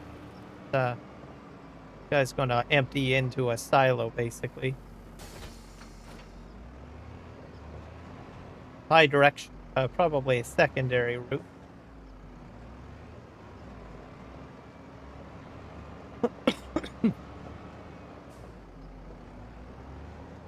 Start from this node here. Okay. I think it's a shift. Right click. Yeah. Connect this.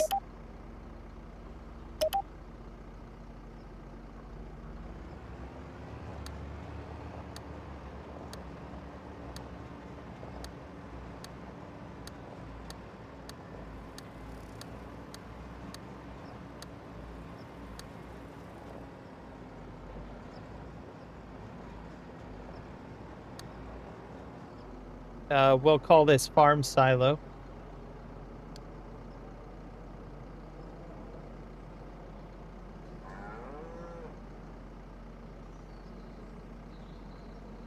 Or fermenting silo.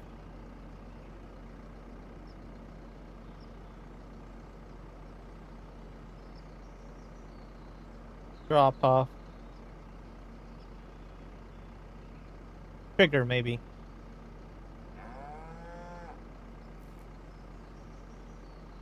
Okay.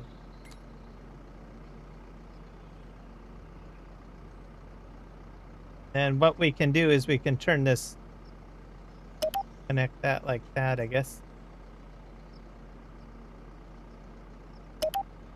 And go that way. Or I can have it spin out if I want. Well, probably do as well.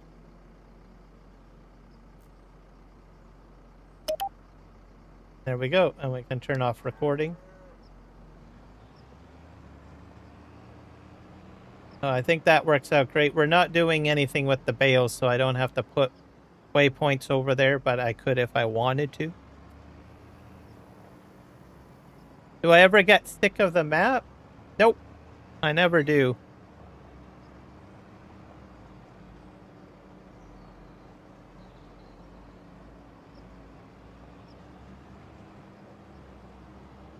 I just find a map and I enjoy it, and then I stick with it, pretty much. I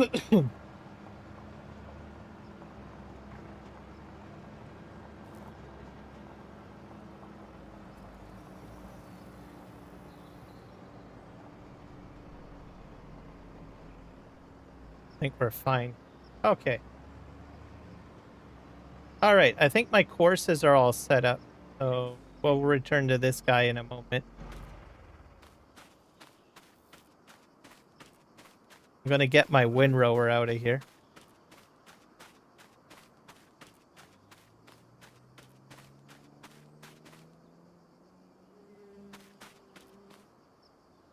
Windrower's way back here.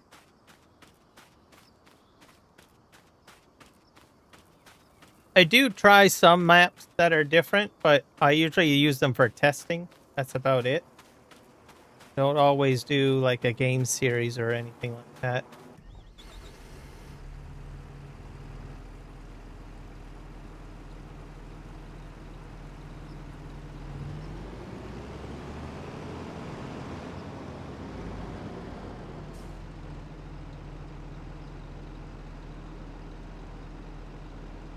Oh, I'm probably more of a nostalgic player, I guess. Right? So I have fond memories of a map or something like that. And we usually find it hard to let go of it, I guess. Thing goes. So I don't usually flip maps very often. All right.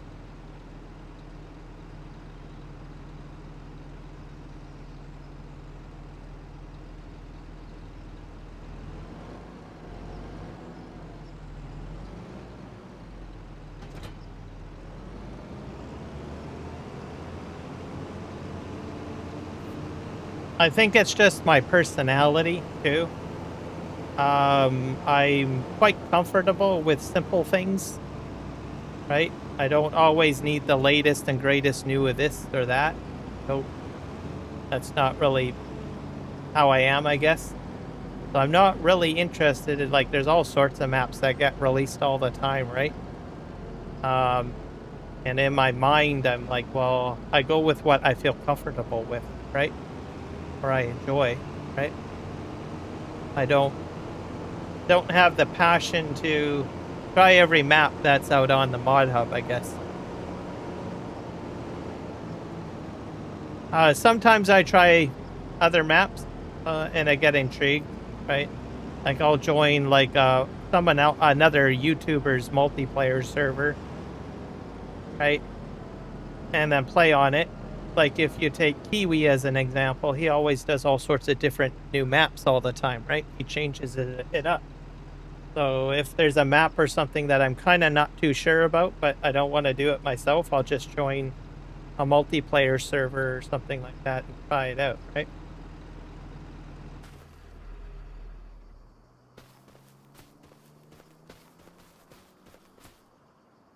And then if I do like it, then I'll probably play on it more frequently, right?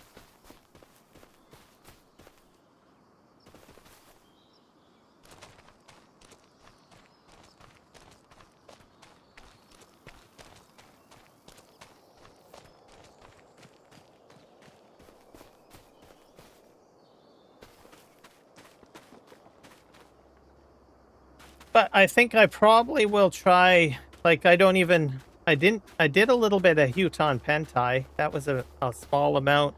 I didn't do any of the base game maps. I did probably one game session on, like, Kins Lane. So I usually try the individual maps that come out. I think probably this South American map, I might do a full gameplay session. I don't know.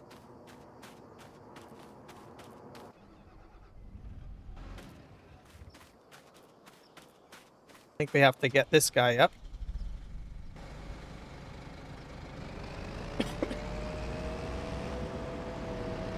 All right, we're gonna go ahead and set this up.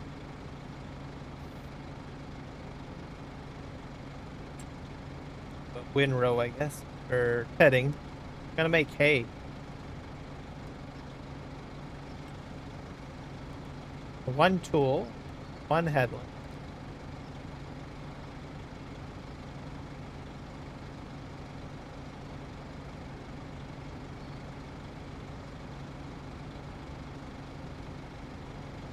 But I do a lot of the testing maps because probably now I'm trying other maps at the moment simply because, well,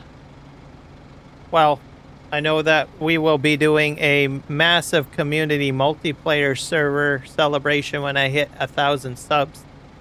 So most of the maps that I play on currently aren't really ideal for the setup that I want to do. So that's why I'm kind of using the opportunity to try out other maps while I'm doing my test streams, like what I'm doing today or on my Saturday live stream, so that I can see what maps are available and which ones I want to play and sort of like that, or I think would be great for doing that particular live stream. The other thing too is I usually choose maps that aren't really big on the ModHub, or like is extremely focused by like other content creators. There's a lot of other, map makers out there that make fantastic maps that just don't get a lot of, focus. So I usually take the time to focus on that. Like this map, the St. Lawrence map, it's a Canadian map, but not many people are playing on it, right? So what I'm doing is I'm encouraging that map developer to, not give up on making maps, right? I'm actually doing him a service and other map developers to, by getting that map more visual, more prominent out there on the YouTube airways, I guess you could say. Same with modders too, right? So usually smaller modders I will usually mention or something like that, right? That people aren't aware of that much, right? That do a lot of work. I don't have to worry about like Willow Creek or Saxingham or anything like that. Those map developers have plenty of PR from, all of the other YouTubers, right?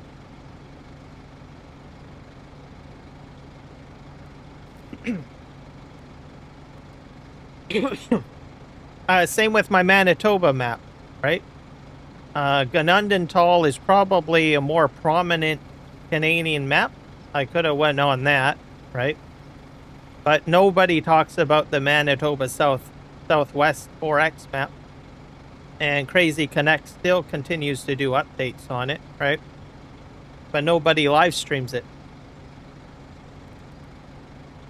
That's sort of my thought process, I guess, on how I do things. I always like to support the underdog, essentially, I guess you could say.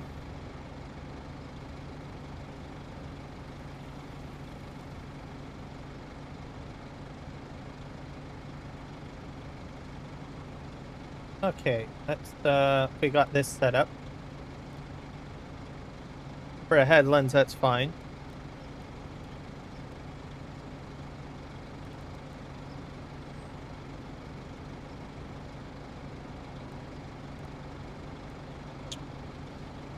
Island, headlands. Fine. Okay, let's, I think this is okay. Let's just generate this.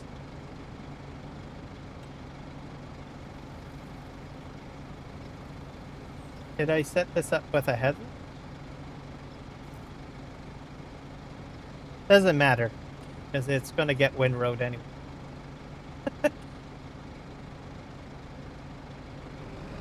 Back this up. We're going to move the Courseplay to the front so people on vertical can see it. We're going to set this the first waypoint. Hit play.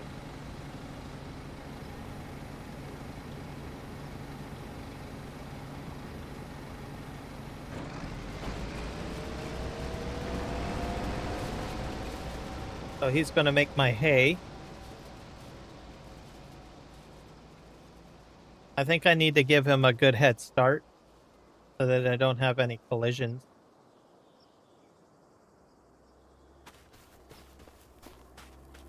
This guy will move him a bit.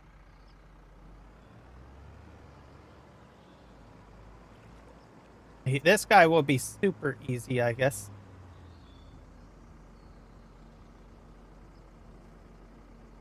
Okay, this is going to be a pickup and delivery.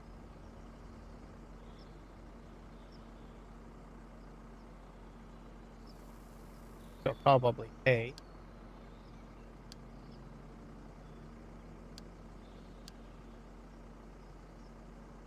I think this is the one that I have to go with.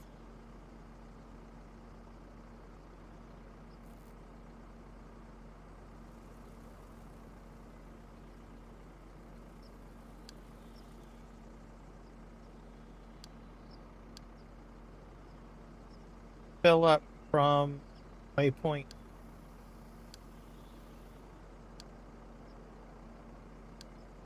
I'm gonna... Oh, I forgot to... Yeah, I've got the fermenting trigger already. Leave that as that. That's pretty much all I need to do for AutoDrive, and then I have to put the...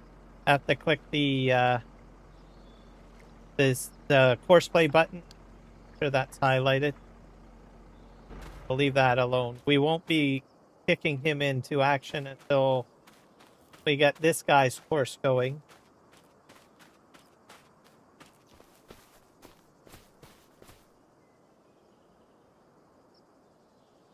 And we need to wait till I guess that guy gets ahead.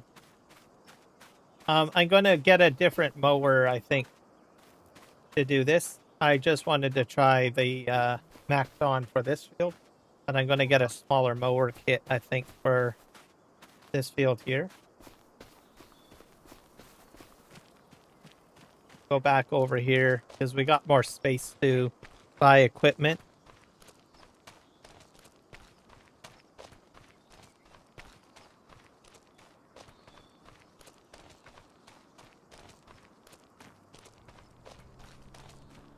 So we'll see.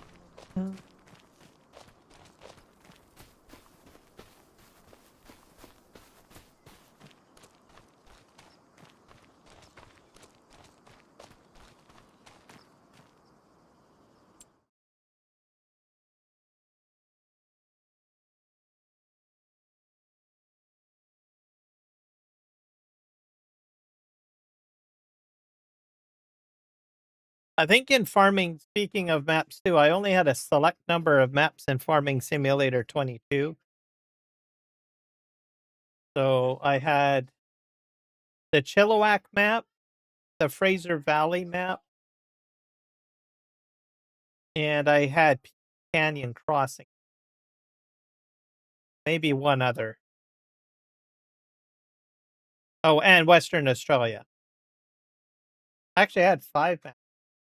I did do Aussie No Man's and No Man's Land. So actually, I did 6 maps in Farming Simulator 22. We no longer have No Man's Land anymore because the map developer has decided to stop making maps for Farming Simulator. He's gone to a different game to build mods, I believe. Nothing to do with Farm Sim, I don't think.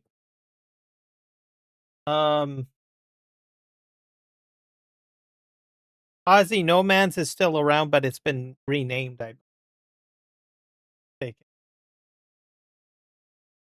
But it's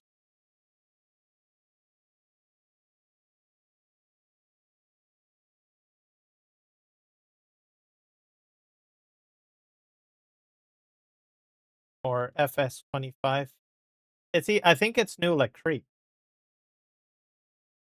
Take it.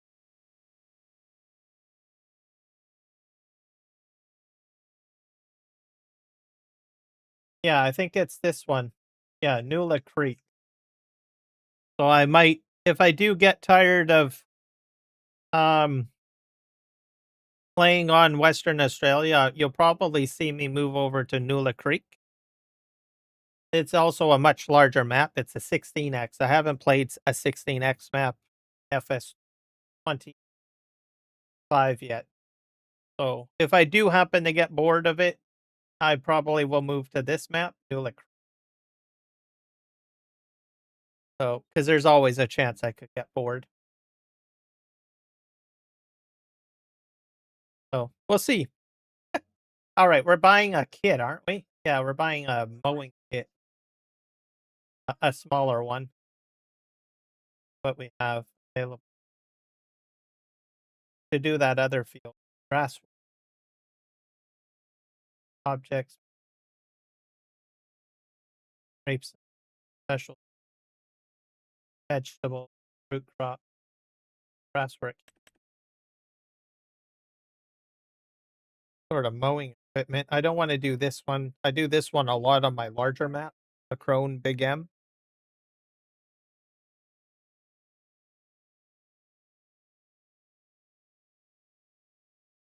I've done the Alho a few times. I think I'll go with this one.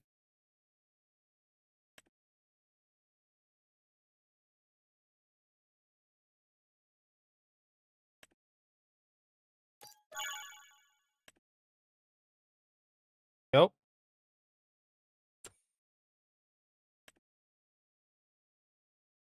The middle piece, and then we're going to get a tractor for this too. Probably a medium tractor this time.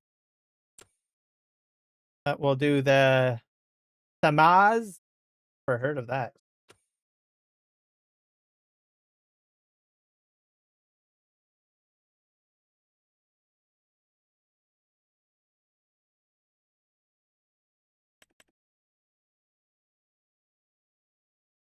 You got Challenger and the Agco. They look the same.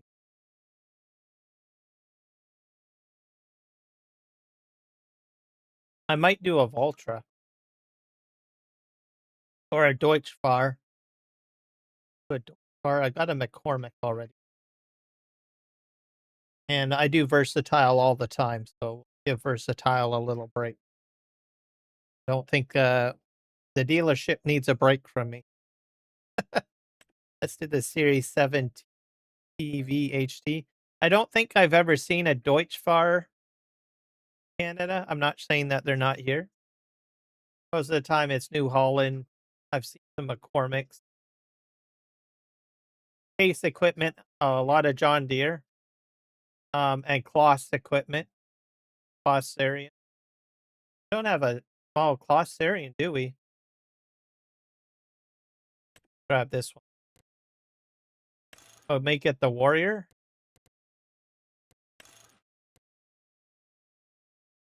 You want green?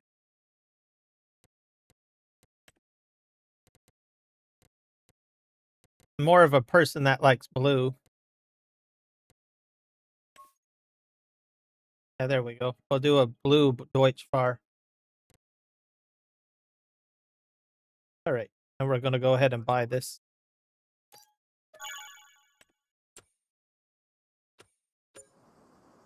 All right, we got our new mowing kit here.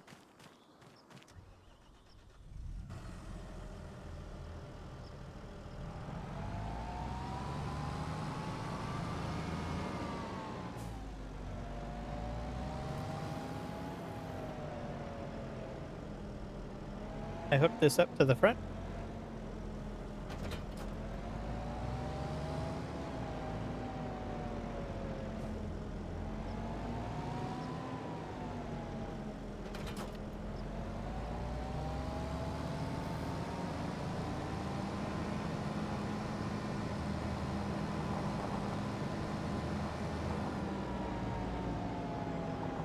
Other type of maps that I usually play, I do play PV maps. So I usually enjoy the crew from the Sim Game Alliance. Not many people in my community know who they are because they mainly live stream on Twitch. But there's a whole string of... They're basically a group of people that play sim games, and they all live stream. It's just crazy. I watch them on Twitch from time to time. There's Boomhauer, there's Dave, which is Dashnet, there's Belly Alpaca. There's a bunch of them. Anyways, how it works with them is that they're all in one Discord. So they'll take a time slot, right? They might stream, one of them might stream for about 2 hours or something, or 3 hours. Then another guy jumps on Twitch. They basically raid over to there, and the whole group goes over there. So as an example, if Billy Alpaca is live streaming, right? He'll be in Discord, and he'll forward all his viewers over to the next person in the slot. So it could be Boomhauer, Dave. There's a T Miller. I like Mr. T Miller. Anyways, so they do that. Once they finish the live stream, even though, let's say, Billy Alpaca has ended, he's still in Discord, and he's having active conversations with the other streamers, right? Whoever's the next guy on the list, right? So it's like a rotation. I think an entire month they did a full schedule rotation. They basically kept on live streaming. They basically had a full schedule with all their members, all in every time slot, to cover a 24-hour period for an entire month. Actually, I think they did 2 months that way. And they just basically live stream, and then the people that are watching them on the live stream gets raided over to the next live stream. So you know how I end a live stream, right? I usually forward them over to Kiwi or something like that. Well, that's exactly what they did for an entire 2 months. But they had enough members in the Sim Game Alliance, because there's at least about, I think, 15 live streamers, I think, for Twitch. On Twitch. And that's what they do. They just forward them on to the next group. The other thing, too, with Farm Sim, they're very focused on the PV maps. So, I mean, they will do other maps, too. But that's pretty much their baby. So you've got all of them that are capable of doing mod edits and map creation and all of that. Billy Alpaca, T Miller, Boomhauer, Dave, who's the main map developer for the PV maps. All of them work on the project, and they all build mods for that project. And they've been doing that since Farming Simulator 17. And just continuing on with it. So every time you've got a live stream, you tune in if you have questions about the map, which I have had myself, because I'm not an expert on it. They just review anything. They're super kind. They will answer every question about the map. They'll take ideas. Like, I think Mr. T Miller, he does a lot of customized productions. So he's got, like, you know, back in the day, you got those model planes that you buy from, you know, a store, right? Like, you go to a candy store and there's like the model planes made of kind of like styrofoam and I think cardboard, and you put it together when you were like a kid. He's got like a production for that. He's got Filipino food production, a whole whack of other customized production. And then you've got Belly Alpaca, Boomhauer. They do all sorts of like customized mods for doing the custom fruits. Like, you've got banana trees, cherry trees, apple trees, like ridiculous amount of like productions. Even mining, it's crazy. I can't really give it justice by giving you a description, but anyone that wants to do production maps, that's probably the #1 choice that I would go with. But anyways, they're all a crew, and since FS17, they've been just continuing it on.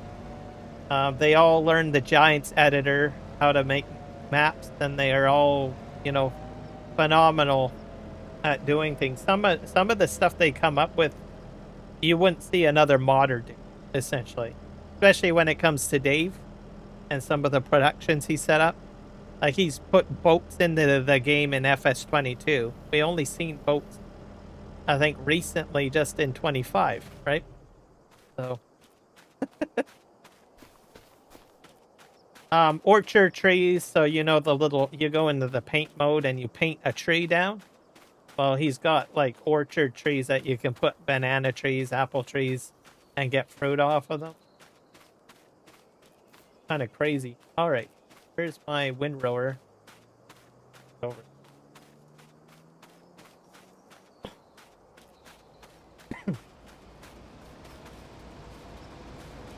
I'll get him going shortly. I'm going to park some of these guys out on the road.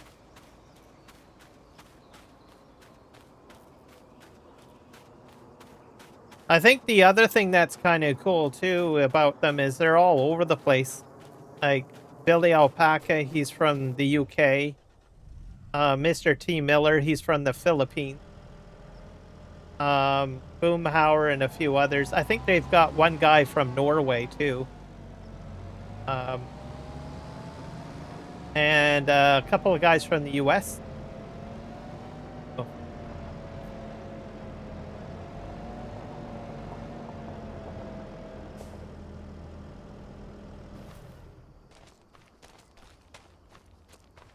But like I said, they're all on Twitch. This out of YouTube.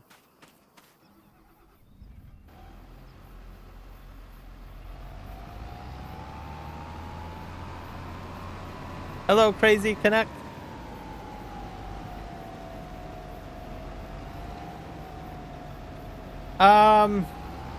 It went okay.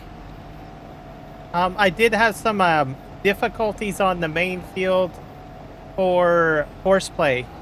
I don't know what, or sorry, not Courseplay. It was actually on my last live stream. So I was trying to do planting, and you know how you've got the in-game ability to do the helper? For some reason it wouldn't phase in. So I don't know what happened. I eventually got something to work on there, but I think that was near the end of my live stream. So I'm not sure what happened there. The baling went fine. I had no problems with that. I was able to sell my bales, pick up the bales. So that was with poppy. Now I'm moving into lavender on the map, so I'm planting lavender. So, folks, this is Crazy Canuck, by the way. He's the one that does the map for Southwest Manitoba, the 4X map. I need some coffee. I should be fine. My brain's not as snappy today, I think.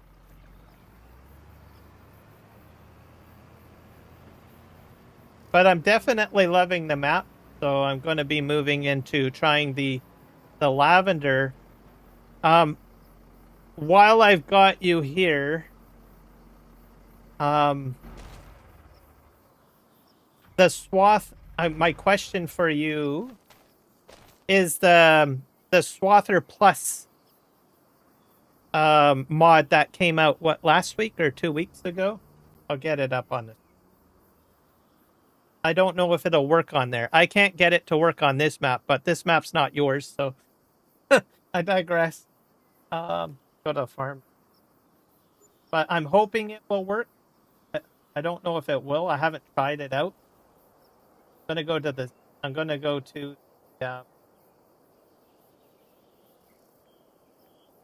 ModHub here for you. I'll find the mod and I'll give you the link.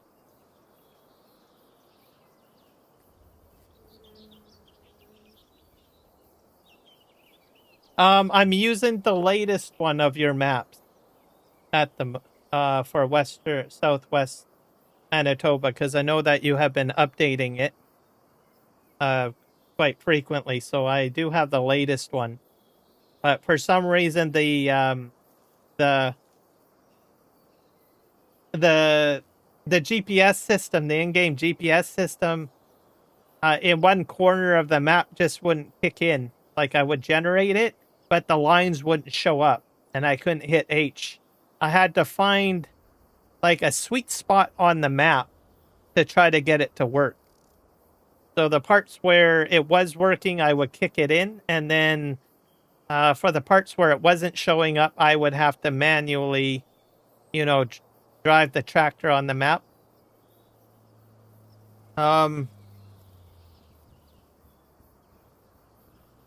Yeah.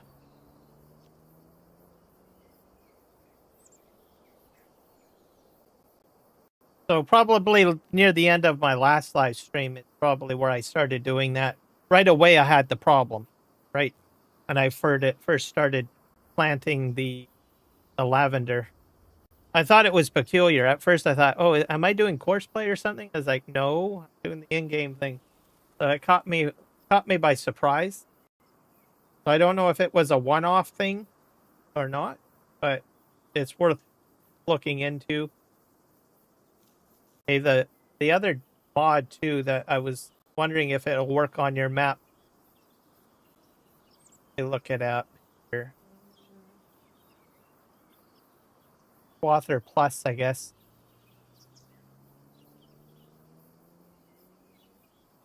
Yeah, this mod here. BD mods. So I haven't tried testing it on your mod yet. I don't know if map developers actually have to sort of do something to put it in. I'll give you a link. Swathing Plus. I'm currently on a different map right now. I'm on that St. Lawrence map. Swathing Plus doesn't do the alfalfa on this map. So I just wanted to test out the mod, but I know that I intend to use a Swathing Plus on your map. So I'm hoping it will work.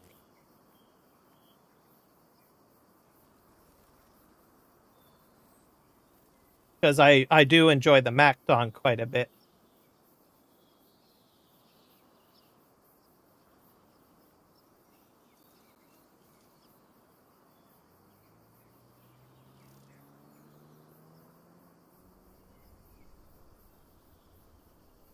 Yeah, Swathing Plus is supposed to do sorghum, long grain rice, grass, alfalfa, clover, field grass, vetchy rye, green rye. So some of these crop types you do have, right? I know you got the vetchy and the green rye, and you got the alfalfa.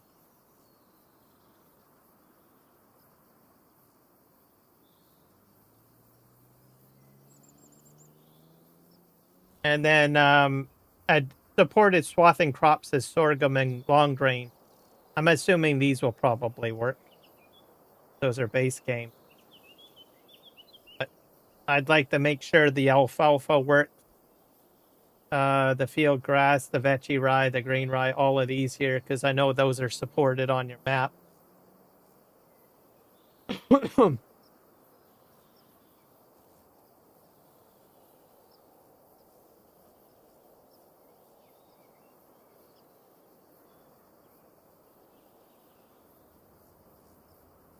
Did that go to Twitch? Yep, it did. All right.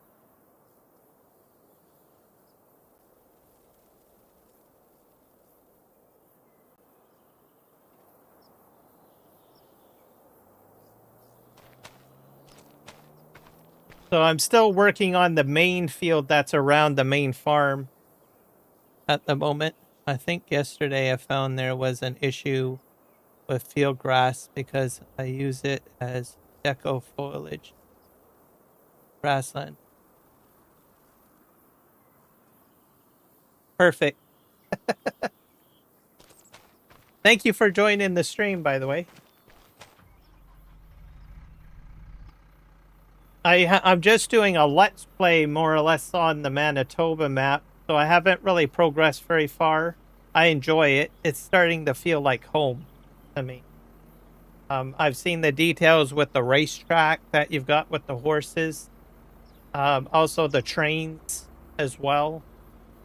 So once I start playing a map, it just starts feeling like home and you just want to leave it. Don't want to leave it, right?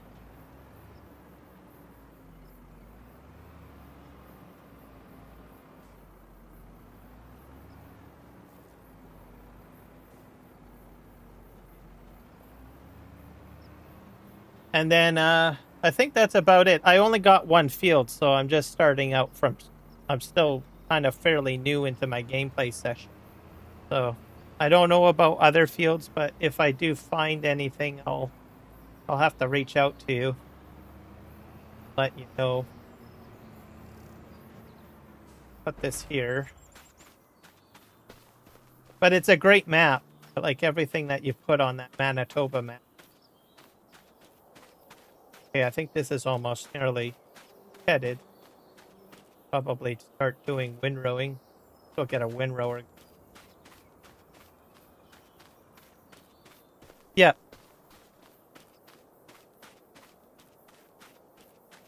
Yeah, it'll be no problem.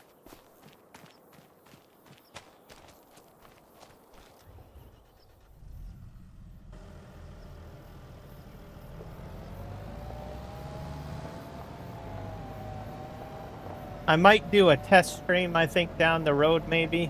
If I want to do anything like a larger map. I've been doing smaller maps lately for test stream. A little bit more manageable than a large map. And then whatever I test out, I usually bring it over to the Western Australia map that I play on, and your map, the Manitoba 4X. Between the two. Set this guy up on Courseplay.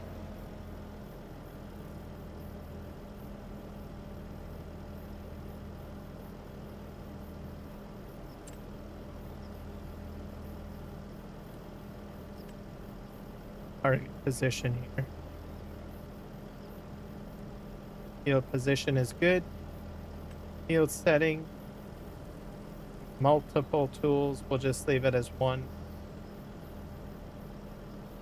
That'll be good. Probably sides. Plan.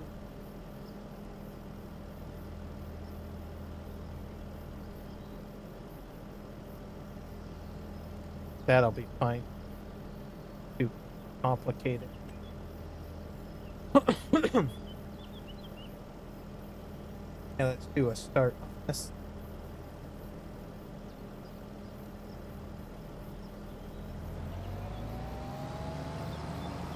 Yep.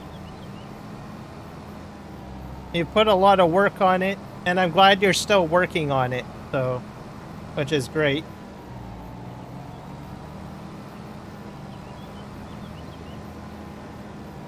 I've got my my tractor stuck on the field a few times with real mud mod on my YouTube channel, because I've got a few YouTube shorts there. I decided to put the real mud mod on to the onto your map. I thought, oh well, this will work out great because there's like a lot of water, right? And I thought, well, we'll do that and add a little realism. So I've been having fun with that too. This guy's gonna probably start going. Better move my equipment a bit.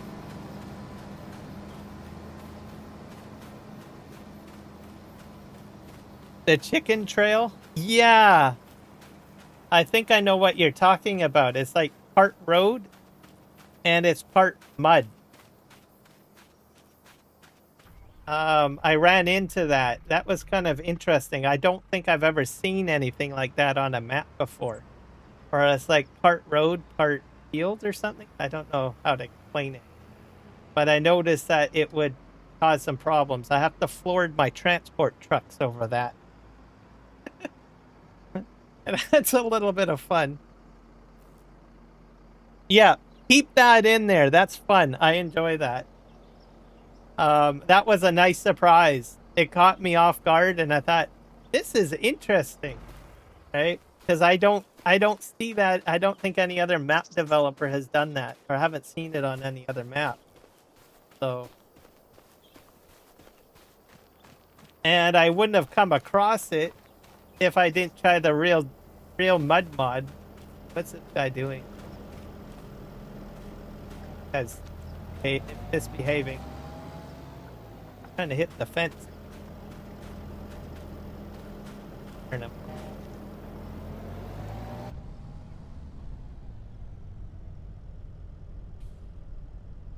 Let me just look at the worst. I don't want to do nearest. Let's do first.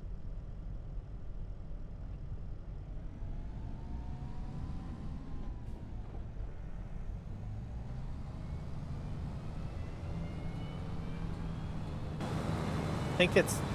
I'm gonna have to look and see.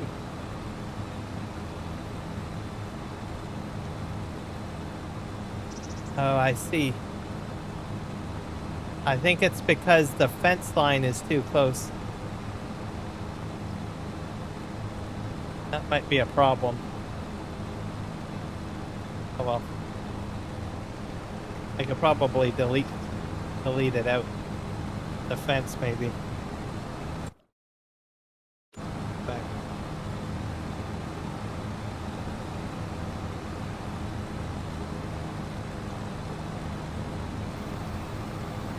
Get the insert up here. Back.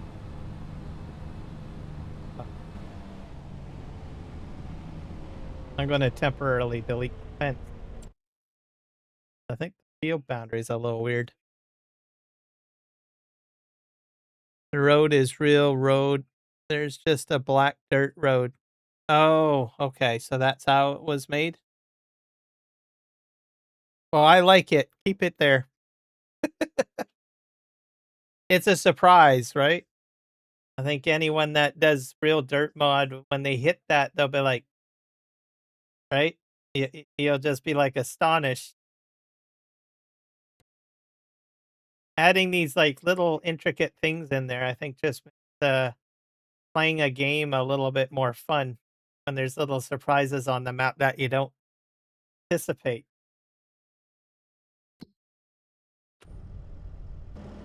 I'm going to fix that fence, I think. You have to dump it out.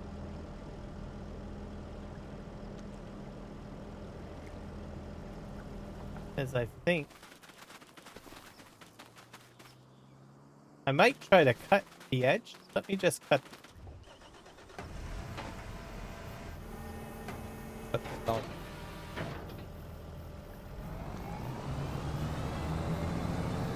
Drop all of this down.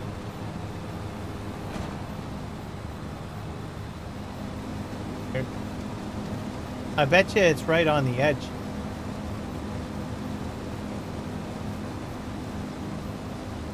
Yeah, it is. That's the problem. Down there, there's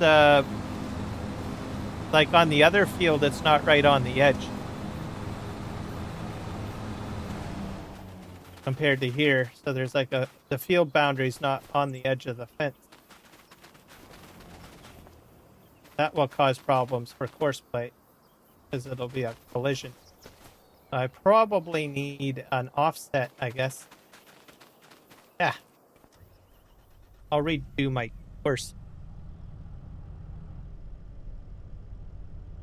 Feedback to take it out? Oh.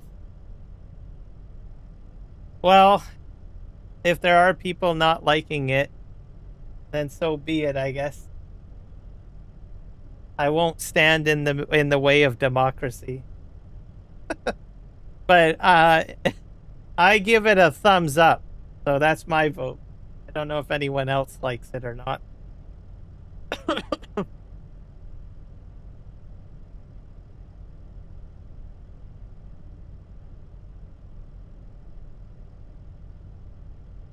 It's just an interesting effect. So that's about it. Okay, let's here. I'm gonna change this. This is gonna need an offset, I think.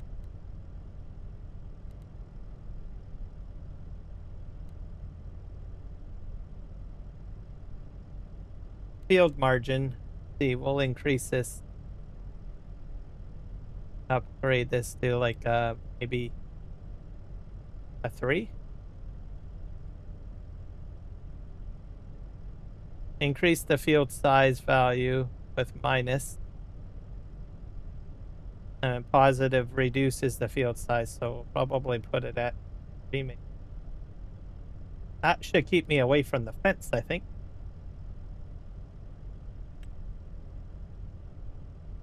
I hope. Let's try that out.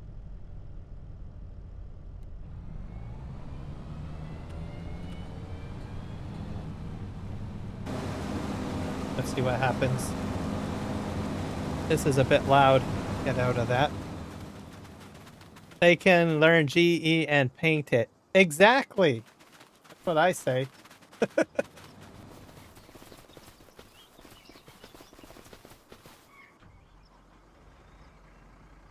I just say keep it in there. Let them learn how to paint.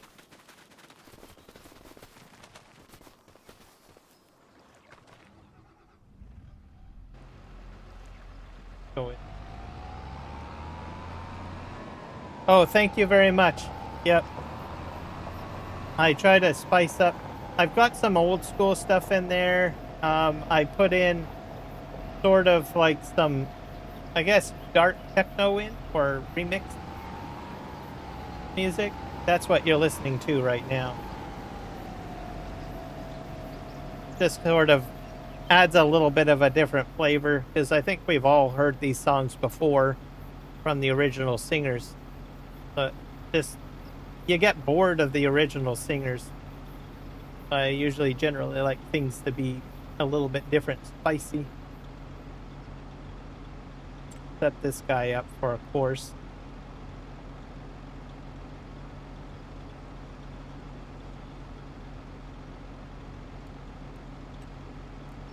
Gonna do one tool for a Headlands, probably 1. Just leave it at that, I guess. We want to do... I want to start work on the center, probably be better. Generate course. This guy should be fine. Start job.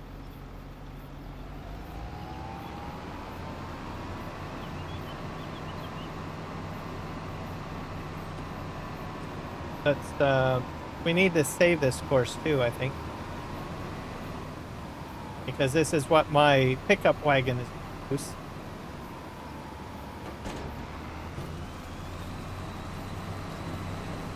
I probably set that on the first one. Alright, this is copied. I can probably get the pickup wagon going now. Behind. I don't think it'll interfere. Just wait till he gets ahead a little.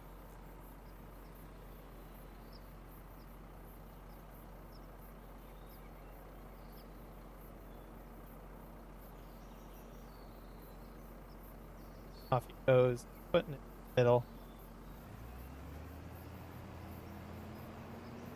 We'll test this out. It shouldn't take him very long to fill up because he's just a small little guy. Oh, there's... Don't forget it. First wave. Behind the windrower, dude.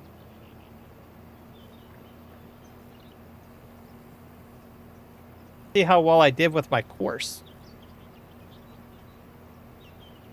So this is old school music too, so I've got like some normal tunes in the playlist. Bruce Springsteen at the moment. I got some Eagles, and then I've got some new stuff too, you know, like I don't know, a couple of Justin Bieber songs, Taylor Swift. I've got a bunch of country folk. So I'm all over the place. So I got like a selection for everyone. But I generally like the remixes more, I think. Where you take like an existing song and it's like they add different instruments in or a different voice, right? So if you've got like a male singer and they put a female singer in, oh, place full. Why can't you get to it?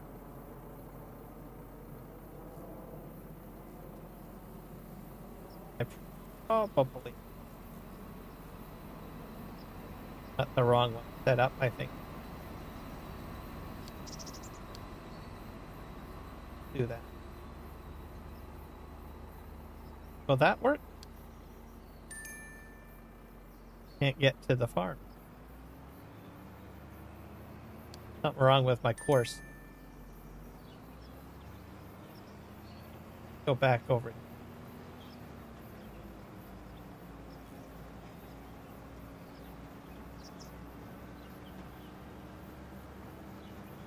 Guy's already full up.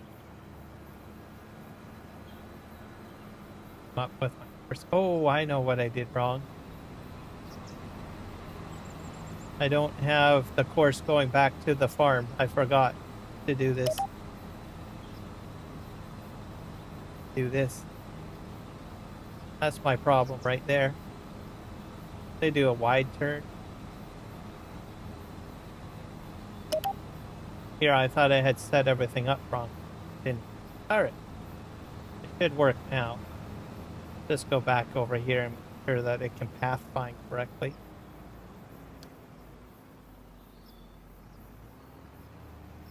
No, no, don't go that way. That's right, turn around.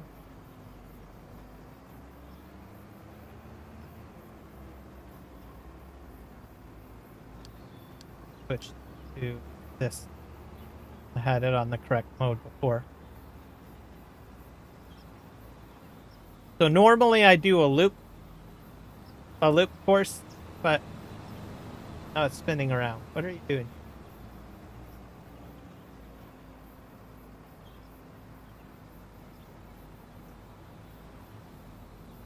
There we go.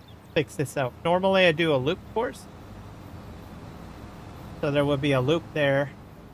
But that I'm using a bi-directional route there, so you can do that as well.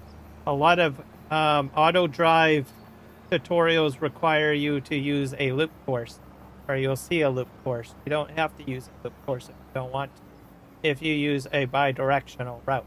So I discovered that in Farming Simulator 22. So it works fantastic if you're like on a European farm or, you know, one of those farms where the maps where everything is too small. So that might help you out. Do a bi-directional route for your Saxingham map or your European maps, anything that's small, right? Larger maps I still recommend like doing like a big loop just to reduce the congestion. So just a kind of a pro tip. You just use whichever technique works best. This guy's not empty. Oh, okay. Wrong.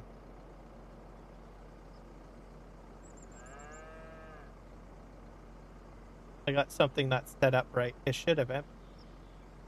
Can I put hay in here? I have to make it has a hay input. Just shut this off. Yeah. I know there's a setting that probably.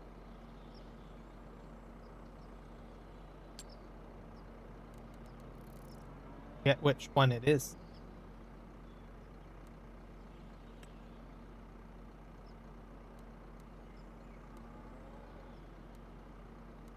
Auto wait time. This is the one that does it. The one that I always forget. I usually set it to 10 seconds. I think that's the one that's broken. You just flip around. Try and correct. I might have the trigger too close to. Or sorry, the waypoint too close to the trigger.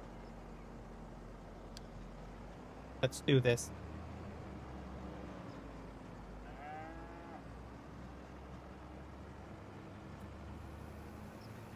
It's working. I'm gonna empty it out. Yeah, there we go. Fixed it. Just, there's always these little small things in AutoDrive that you're gonna probably forget. So if something doesn't work, just take a look at it one by one. You might forget to connect the node, or part of your network might not be connected, or it could be a setting that's off. But now he's going to return. He didn't go the way I wanted him to, but that's okay. I know why, because this is a primary route. That's why he went this way. Probably should set this up as a secondary, I think. I don't have a lot of traffic going in and out, so I don't really have to worry about that.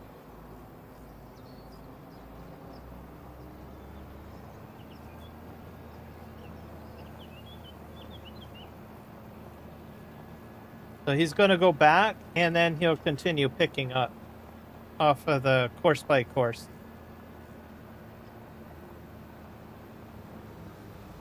Oh. That's a problem.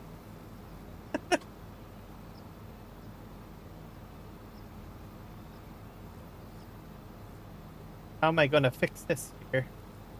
That's going to be a problem. Is it the speed on the corner?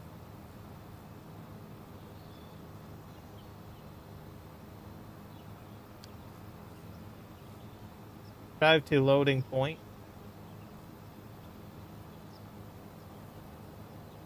See if I can adjust speed on corners, because that's a problem. Corner speed is 100%. That's the problem. I would probably put that at, let's just do something really simple, 50%.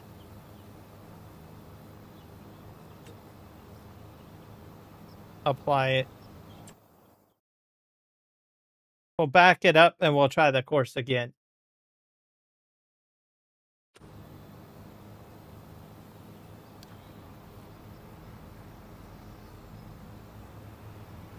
Up.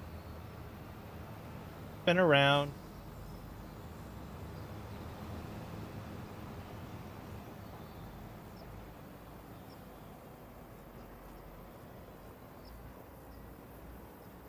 Try it out.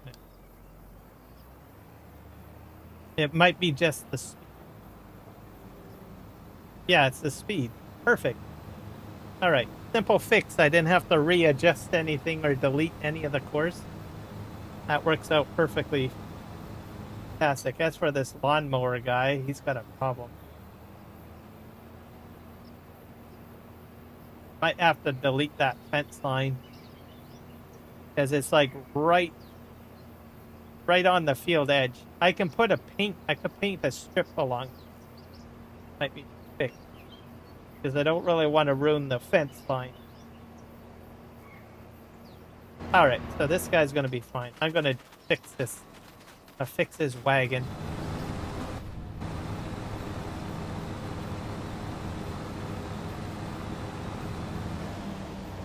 Shut this off. I'm going to paint down the edge here, because that should edit the field edge, I think. I'll make the field a little smaller. That's cool. I thought about deleting the fence, but I don't want to. Kind of enjoying the I don't know, the barrier for my testing. I don't usually like barriers, but I'll just keep the fence there, and we'll make a strip and adjust the field, because that fence is right on the field edge. Okay. I have to hit the P button. The escape. So these are things that you can kind of fix the map if there's like little issues. You find them. Structure. Or little techniques I've done where Courseplay doesn't behave because of the way the field is put in. So one way, like I said, you can delete it out, but just gonna pick something. this first.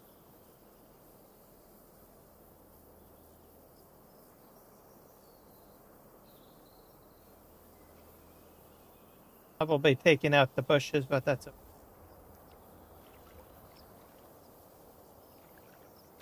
I can always put the back in. Not the greatest job. I'll put new bit bushes in.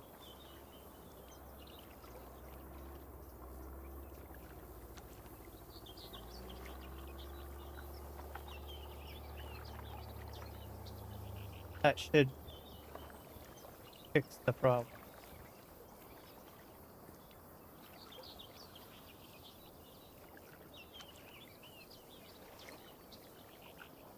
I'm not going to make it too perfect because it's fine. I think this side is fine because I see a line here. I'm assuming that that's the edge and I don't have to paint over here. Oh. Okay. We need bushes. And grass. What we do... Meadow grass?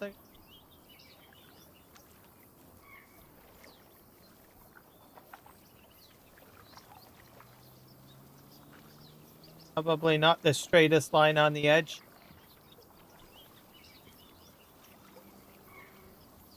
There we go. Hello, Joel. And I wish console players had bigger maps. Yeah. Yeah.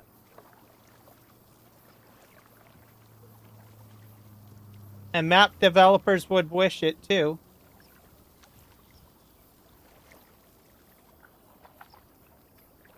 Because they would be happy to do that. 4X maps can make it to it, but my understanding is it's a bit like you need to limit it a little bit, I think.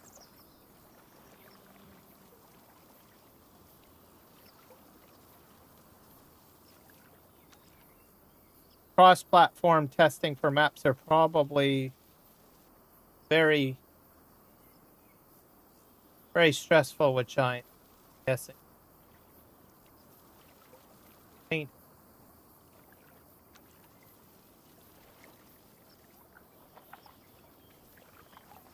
But they're slowly making it the console. I mean, there are a few 4X maps. So there is hope. We're going to put these little baby bushes in. Looking a lot better. Not the straightest line, though. But this is going to be my hair at it. What bush?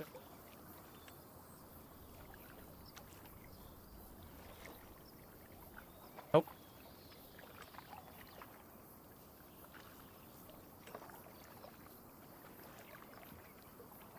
I'll put a couple of those in. Like, I don't think I have the exact bush by.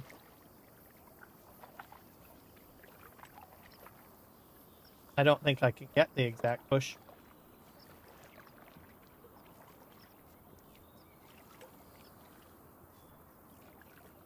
He's getting bigger and bigger. Might do this one, and I'll have to change the shape. I'll reduce it down. Put a couple of these.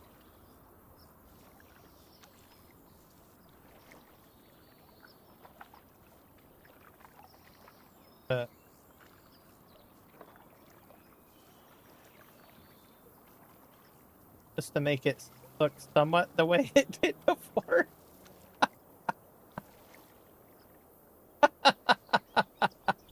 All right, good. Nobody will notice.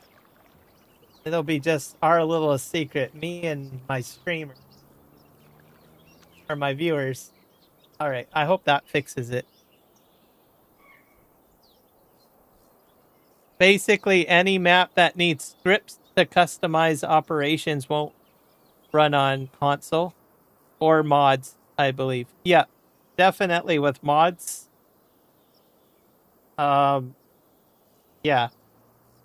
So there you go. That's the answer. custom scripts. It won't work.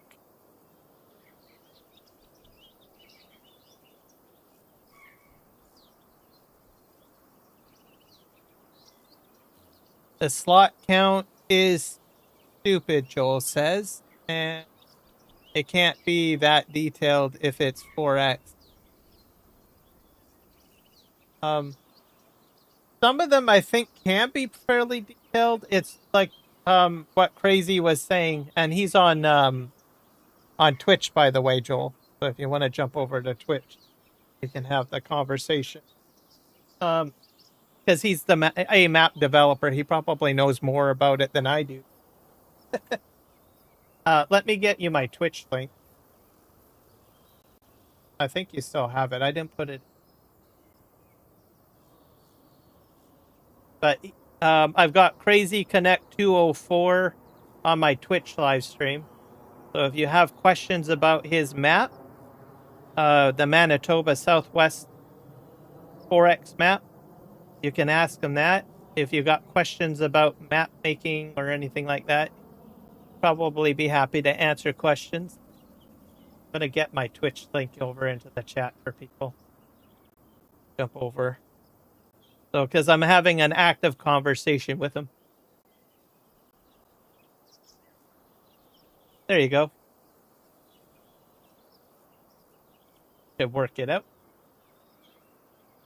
But yeah, for the most part, it just has to do with scripting and mods too.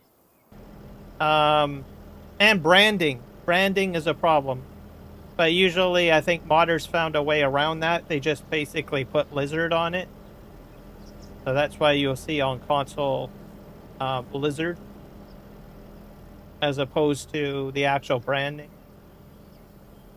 But that's been sorted out by Giants for the most part with mods too, because they've been expanding the branding. Okay, let me go ahead and see if this works. We're going to generate a new course. Hopefully he'll stop hitting the fence.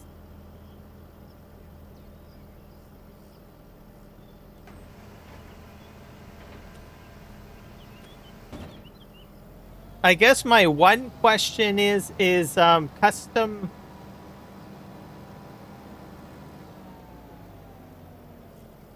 He's still going to hit the fence. My one question is can you put any crop on the map? Like, I'm not sure if that's an issue or not. I've always wondered that. This is not working. Over there.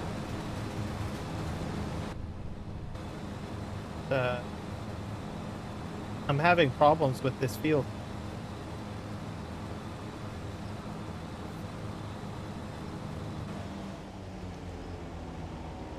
Try regenerate.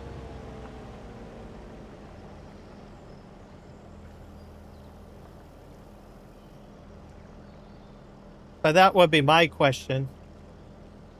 And I guess what is the most difficult part with a map if you've got like custom crops? Like, because I imagine there must be some difficulty with putting custom crops onto a map. Because if it was really easy, I imagine every map would have custom crops, right?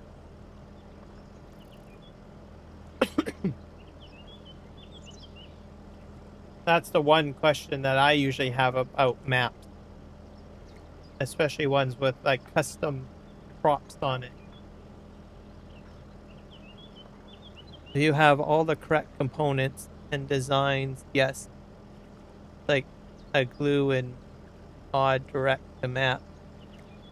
But you're only allowed a certain amount due to engine restrictions. Oh, I didn't even think of that too.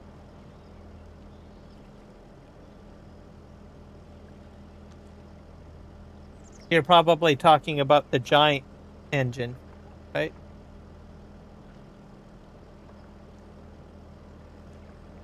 So what is provided to you by Giants to put maps or mods into the map?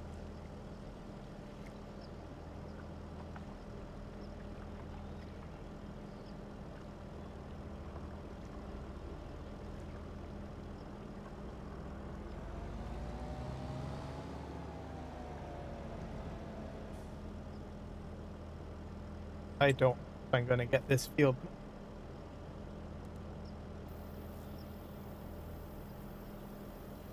Go back to generate.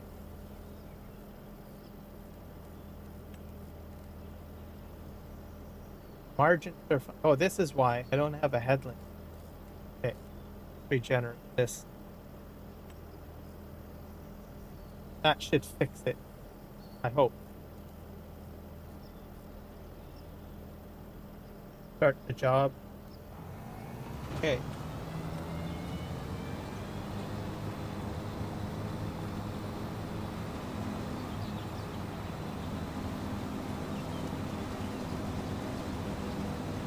Yep, it's working. I probably don't need a field margin anymore, but that's okay. Too worried about that. Let's just see what he does over here.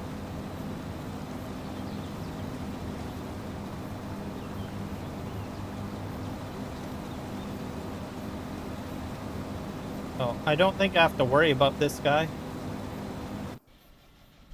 This guy's done.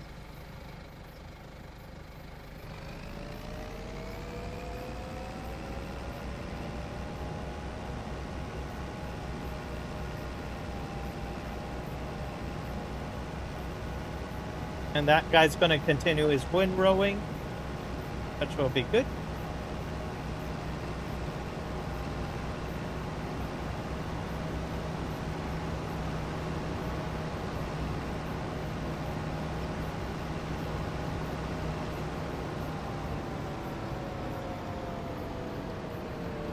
Here.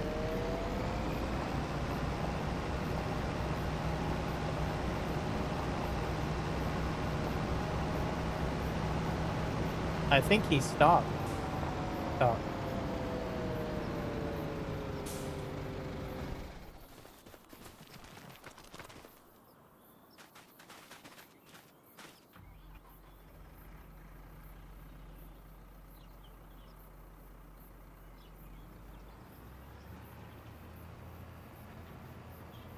All right.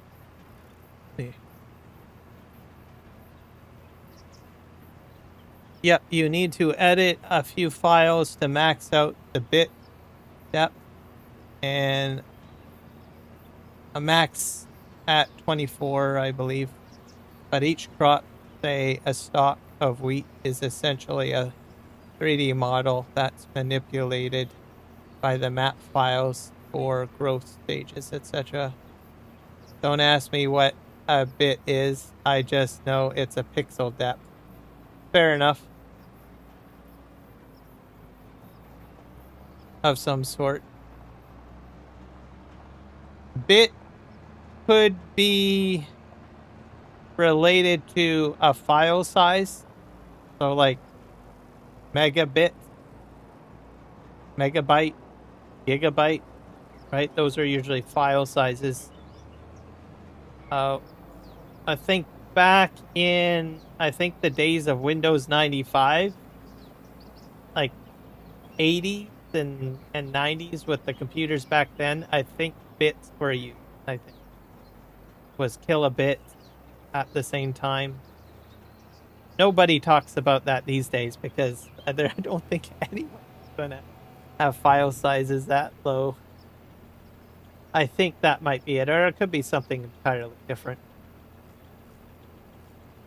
The bit depth within an image file. Oh, okay. Yeah. Yeah, I guess that could be it.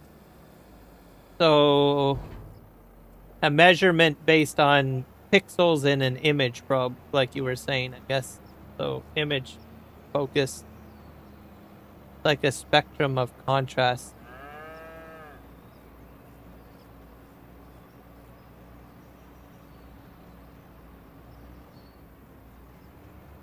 Trying to think here. I think I've seen something like that.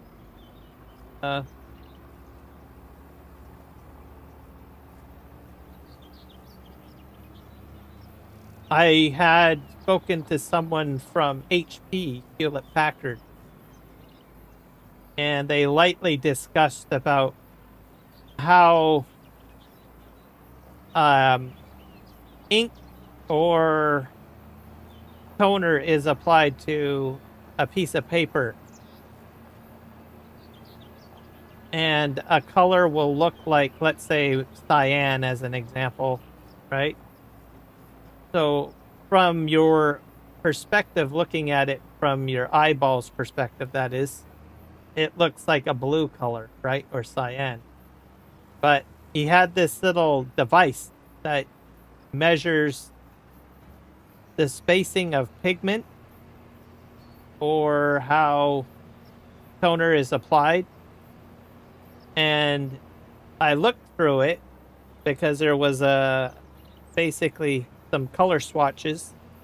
We'll take a look at this. So looking at magenta, and there was all sorts of like these little dots in there of yellow and all browns and reds and all of that. So it was all separated, but it was a magnification tool.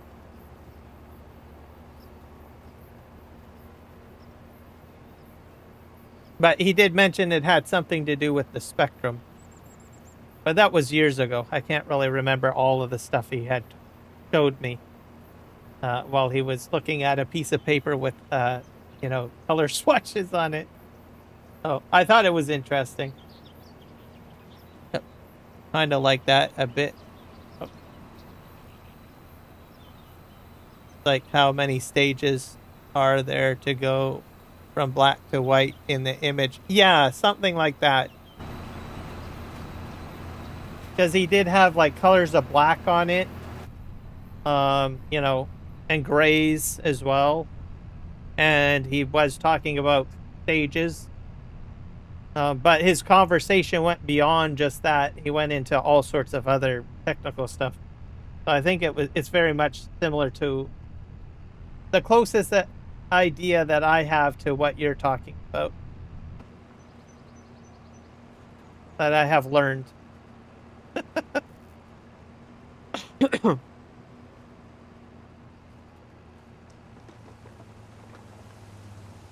See what this guy's going off the field to fill up.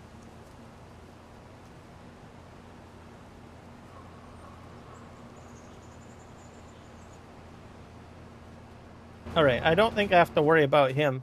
I probably should have gotten a bigger forage wagon, but well, he's working on it.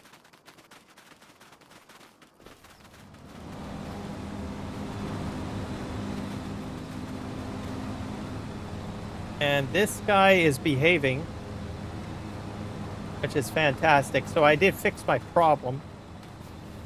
The only issue is that I probably offsetted the field too much. I think there's about 3 meters here. I probably could have went a little closer, but I'm not going to worry about it.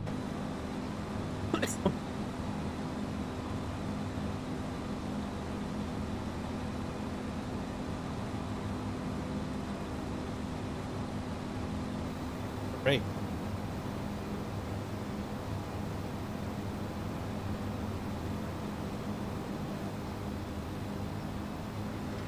Now, I gotta see if I've got... I have to save the quit.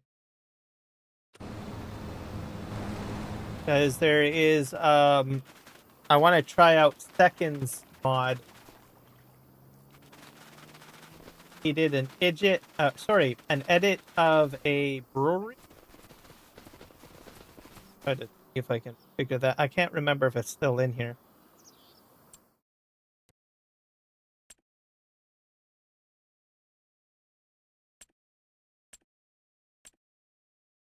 Today's live stream is not as chaotic as the last live stream, where I had like so much stuff that I was testing. A little bit more narrowed down scope today. It's under. Might have to save and exit and activate it. Is this it?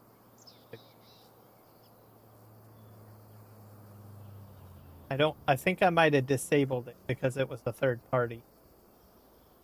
Not on the ModHub. Probably play with that. I'm curious to see what it'll do.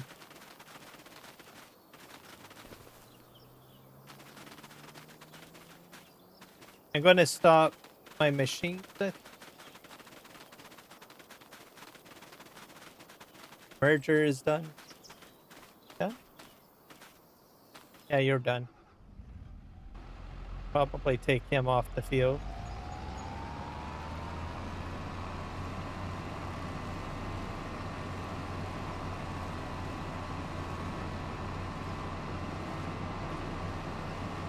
And the mod that I'm going to be looking at, it's a production, it's an edit.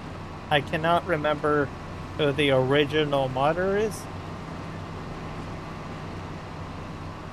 But it's up on itch.io. Second Chance is the one that brought it to my attention, because he's the one that did the edit on it. Try it out. Save. We're just going to quit out, and I'll just activate the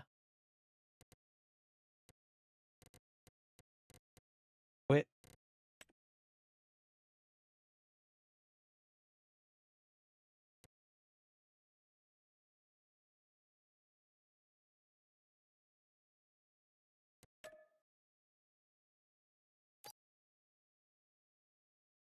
And then I think probably the last bit of this live stream, I'm going to try the one other mod too, which is on the other map, because I don't have Slurry set up on this map. So we will be returning back to Harvest Plains Farming Network after we play around with Second's edit. I just have a little bit more room over here. Guess I can re-enable all of it.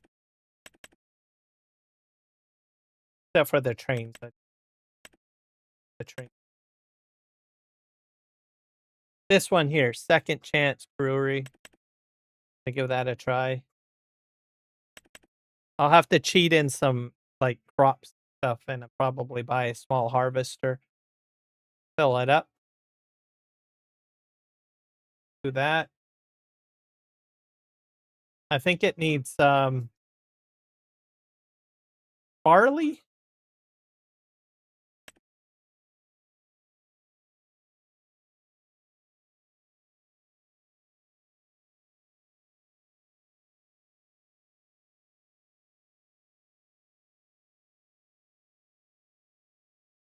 And I'll be back on the Manitoba map on Monday.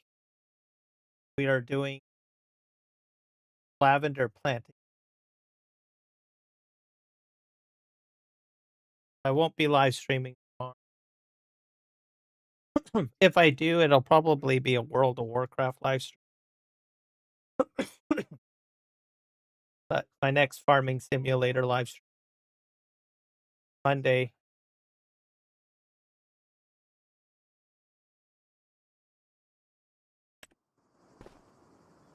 All right, we're back here. We need a spot to put that. We got space over here, don't we? Oh, this is plenty of space. Probably put my production.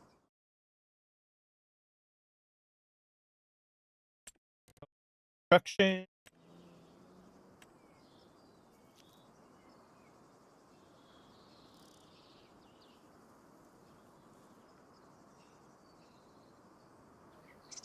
Sure where it is. Is this it?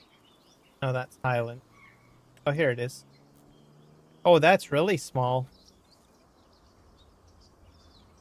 Yeah, that's a winner. I'm keeping this for sure if it works. All right, Crazy Canuck.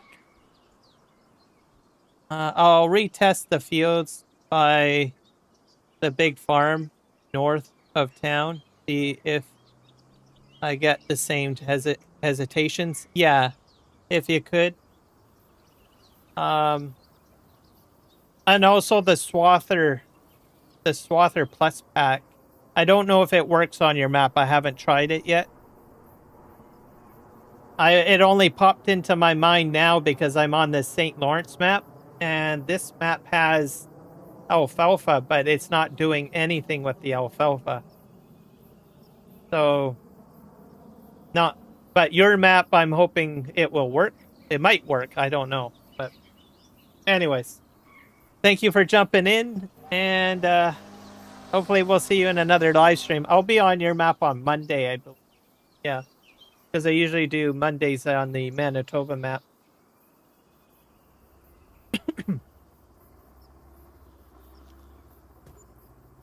I'll put that there.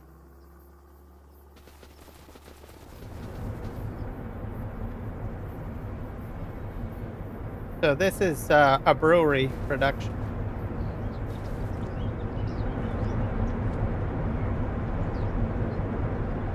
Got like 2 spots to sort of dump stuff. Really small. I like. Let's go in here. What do we need here? We can do dark malt beverage, sparkling malt light. Oh, and you get pig food from this too, by the way. You gotta put sugar and barley in here.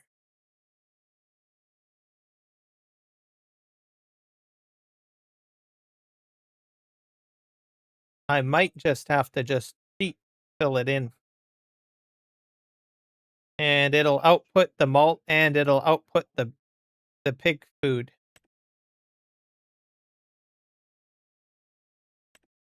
So barley and wheat. This one does wheat and one does barley. I think I'm gonna fill this up.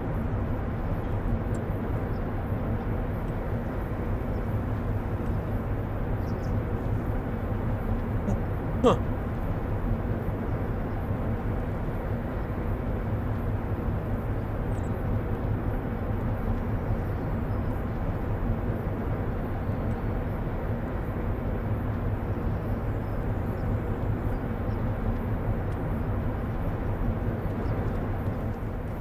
Go on here, I guess. Here. Not sure why the trigger's that far back.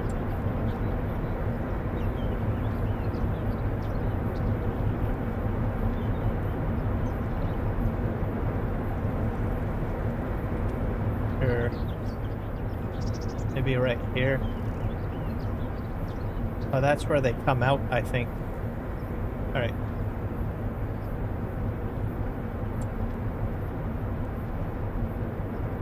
Trigger fill.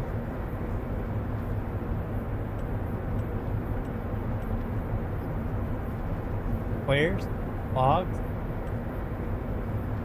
Reload malt beverage factory. Don't think I can get any more in there.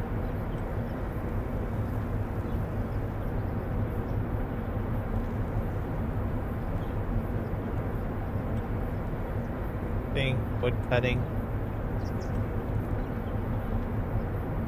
Seed. Logs. Hit the ground.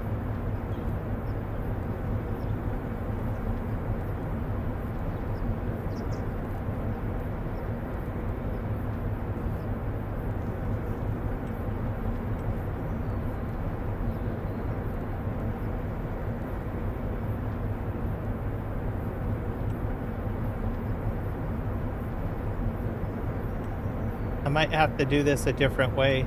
Okay, what's in here? I got other ways to fix this. I got the water taken care of. I just need barley, and I need wheat, and I need sugar. So sugar is easy. I got another way of doing sugar.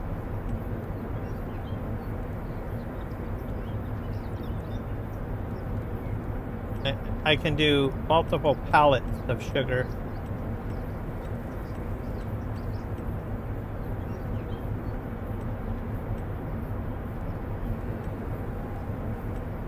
Or barley too, I guess.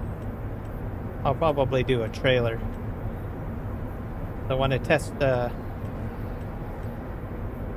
sugar beet, sugar cane, sugar beet, sugar.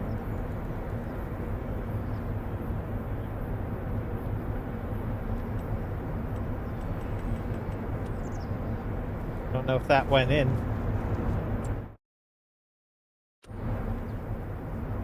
I don't know where it went. Oh!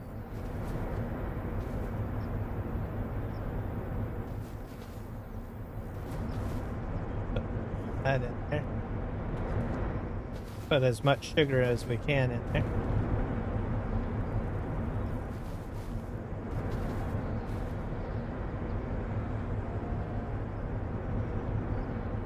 All right.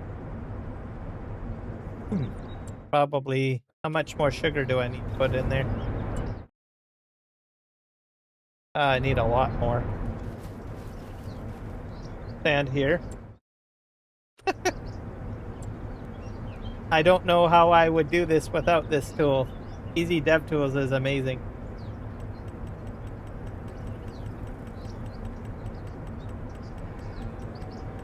Keep on going up, up, up, up, up.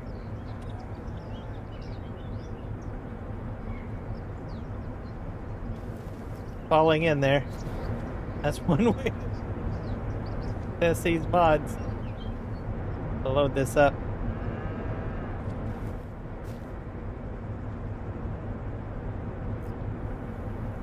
So this is PC only, by the way, in case anyone's wondering.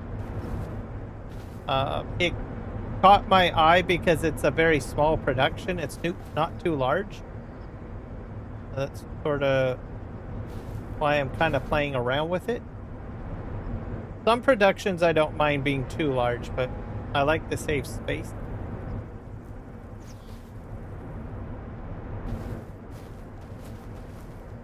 Like a biogas plant, I don't mind that being large, because usually that's what's expected.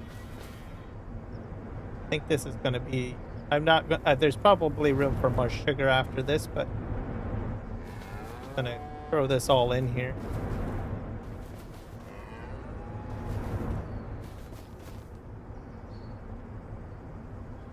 Believe.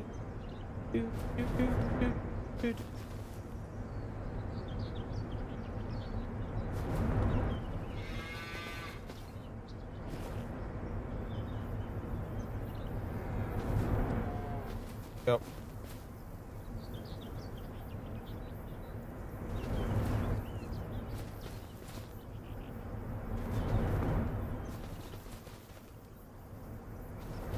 Grab that there. Okay, that should be enough in there, right? That's 46,000 liters of sugar, and that's not a lot. I'd be here for a while filling that up. Okay, we're gonna buy some trailers, I guess. With wheat.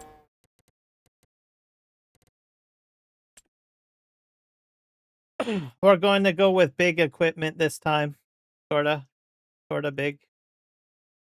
Not too big. Something that holds a fair amount. Here. I think I probably this, right? That 30. I'll put it on a truck.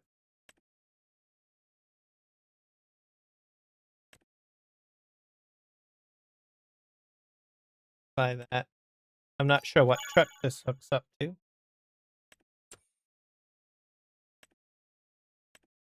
I've got two. I got this Mercedes-Benz as well. Hello, Skid Racer. Welcome in. I'm doing all right. It's been a while. How are you doing? I'm busy farming again like I usually am.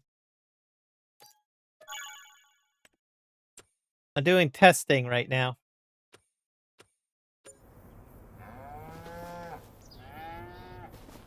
Saturday stream is like a test stream for me.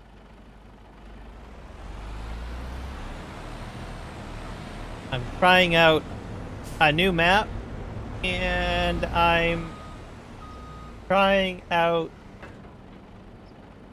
this mod. So one of my viewers edited this mod here, so I'm just trying it out. He's a new modder, so I thought, what the heck, might as well give it a shot. He's also making a cow barn too, and he has a Chevy truck. I'm not really big on like 4-wheel drive trucks and stuff like that. When I play farm sim, I usually focus on like what will get me to, get the job done. So I thought, well, I'll do the brewery, which I'm doing right now. See if it works. fill this up. But how are you doing? I need wheat.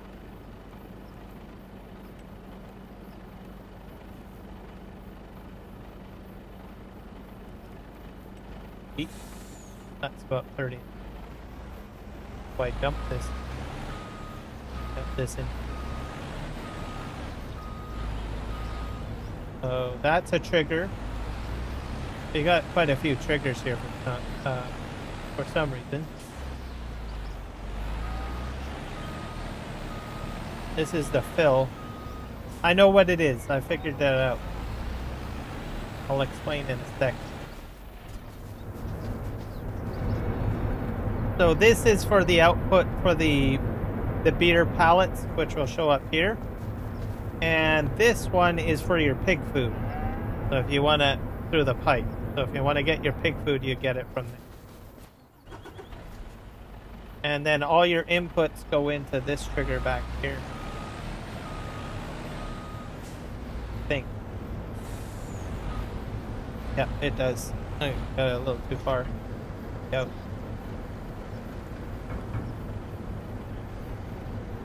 Oh. I guess it doesn't take much. I'm going to put barley in here.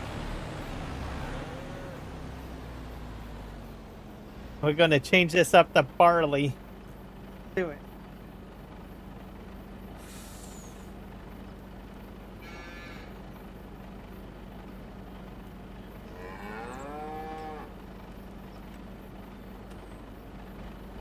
Put some barley in. The magic of Easy Dev Tool.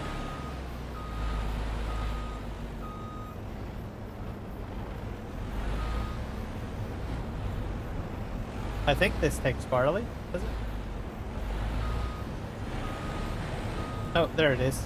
You gotta get a little close to it. It's a small trigger.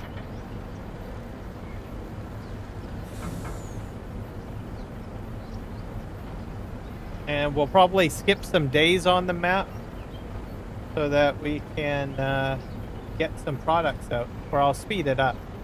I'll probably speed up time. That would be better.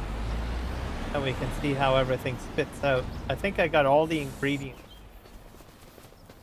I like that truck. Let's just take a look here. Go to the wrench. Got wheat. I could probably put more wheat. Yes. Let's put more wheat in there. Or is it a fast production?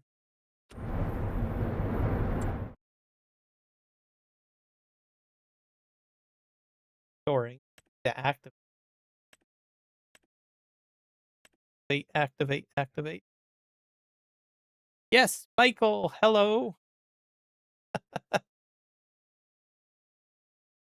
YouTube is a little quiet. Most of the party, I think, is on Twitch today. I had more visitors on Twitch. I've had some people visit me on.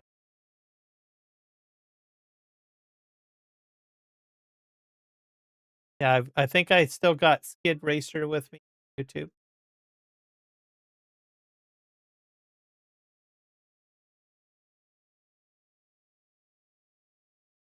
And YouTube has been, I don't know, hit and miss today. I did start the live stream a little bit later. Usually I do my test stream at, I think, about 1.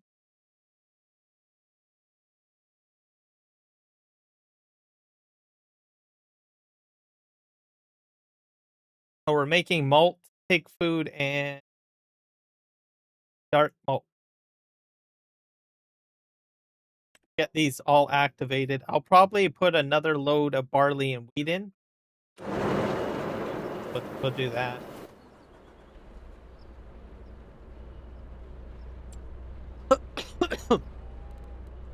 Fill this. You got normal temperature, 140 degrees Fahrenheit? Yes, that's more normal.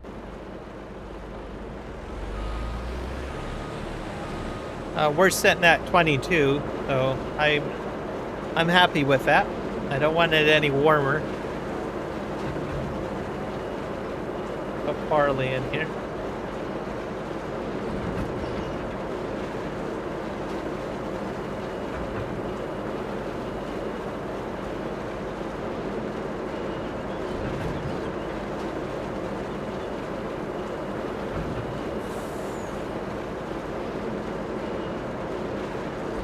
I think there's a capacity issue here.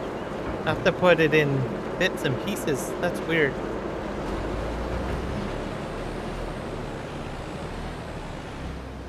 I don't know why it's doing that. Weird. Let me try something else. I need to try another trailer. We'll use a Fliegel maybe? We'll buy a large Fliegel. Can't go wrong with that. Grab this.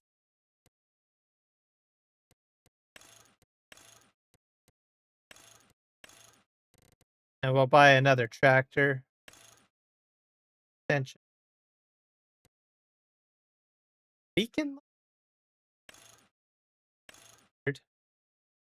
Good enough.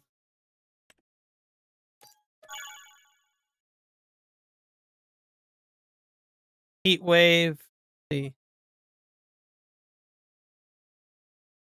Oh, you became a member. Thank you very much. Thank you for... Did you buy a member? Way to go, Michael. Thank you.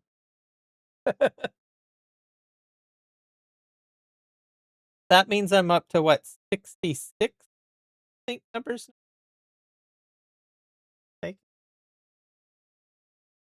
Yeah, the more members that I get is good because I can make some more emojis. You probably have access to the emojis. You can try them out now.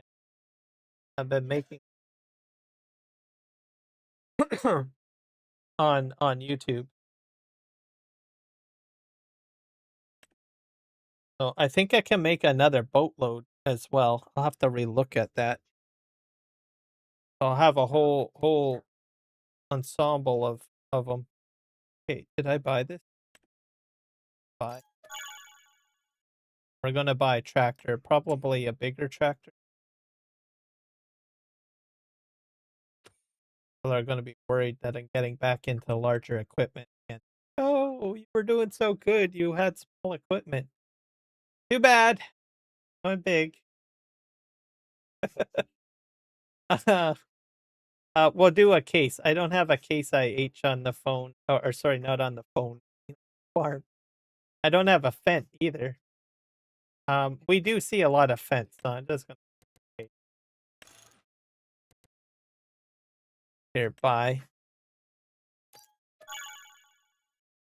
Excessive heat warning has been issued for temperatures. I feel like 160. 160. You're going to die. Don't do that. We don't want temperatures like that. Temperatures like that is gonna like cook you. I don't want a cooked Michael, okay?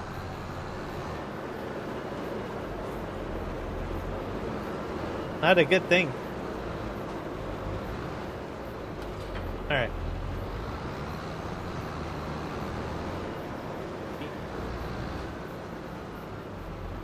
Please God. I love this song. Got it.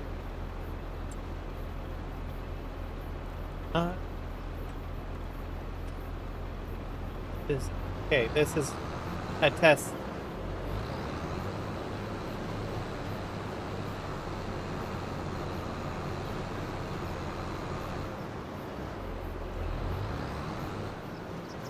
Yeah, that's true.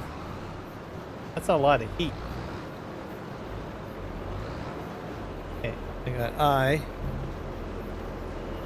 Okay, let's see if it pushes it out. It's the truck that's the problem, because it's pushing it all out right now. Because it was pushing it out in thirds.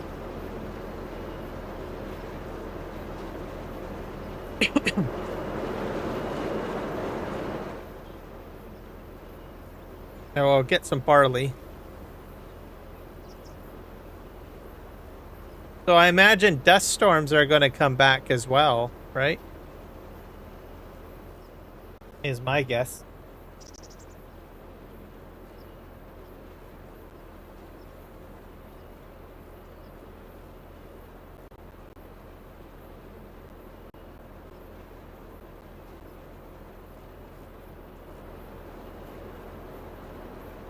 Because I know you get a lot of sandstorms or dust storms. I don't know if you've been getting any of that lately.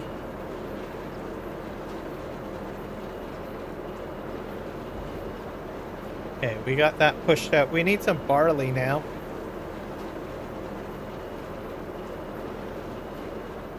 Fill this up with barley.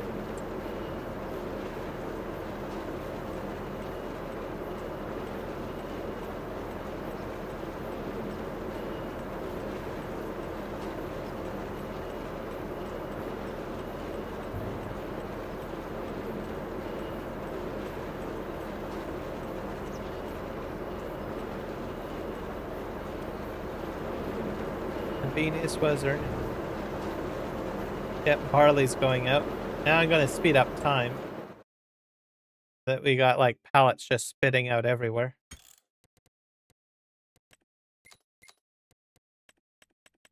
Set this up to like max speed, like 360, 240. Yeah, pallets are coming out. So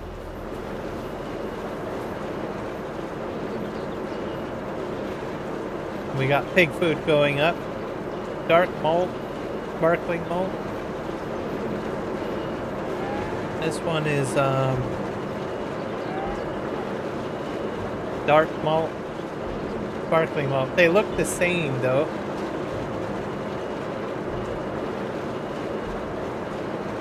No, they're different. This one has UK light, and this one has amber. UK amber.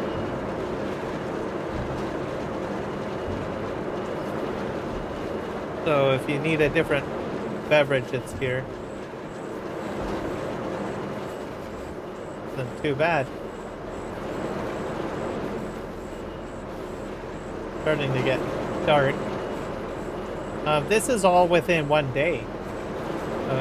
It's a fast production, I think. That's probably the edit in it. I'm guessing that normally, usually a production takes like an entire month to produce something, right? Stuff that doesn't usually spit out this quickly. But this is just spitting it out, so that might be what's in the edit, maybe. So if you want alcohol, well, here you go. Man, it's just the spitting it all out. There we go. That out.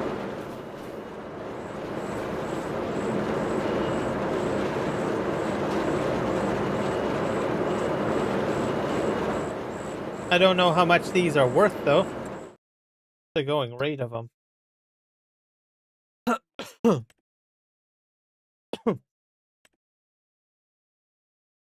We have no sell point for this, I guess.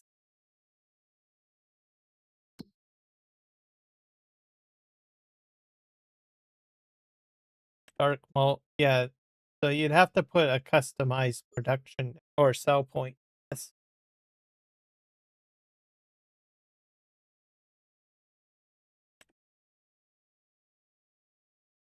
But the value of it, it's being sold at $4,199, so you can make a lot of money off of it. You've got something to sell it at.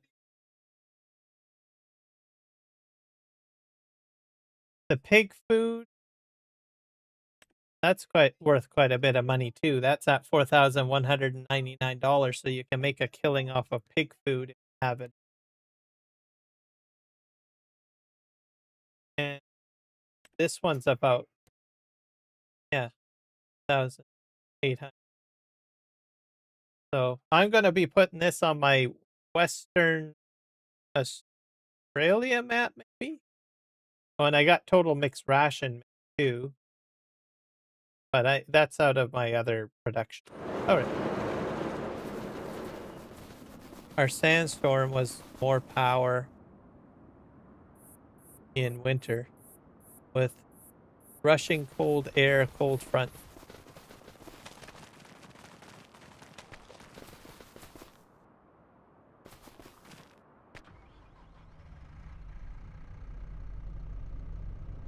Turn this on. on, I got it.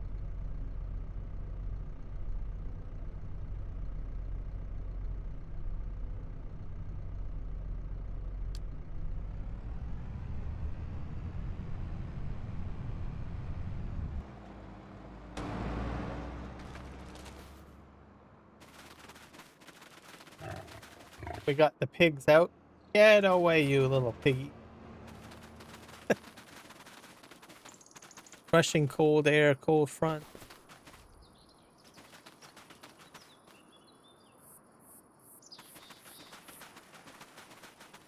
So, you want to know what our First Nations are doing in BC? They're looking at getting into nuclear power plants. I heard an article on the news that they want to start setting up nuclear power plants on their land, which I think is going to be great. It's going to be sustainable energy. Have to see how that goes. Normally they've got wind turbines, stuff like that, which is what they usually focus on whenever they put like things on the land. I understand with rushing cold air cold fronts. Yes, I know that usually it switches, and that has an impact whenever you've got like two air masses colliding, or you've got one above the other. It causes anomalies in the weather patterns, which generally generates most of the storms or issues that you see in weather, especially hail and tornadoes.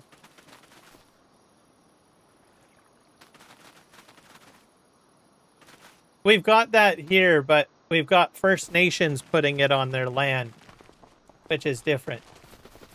So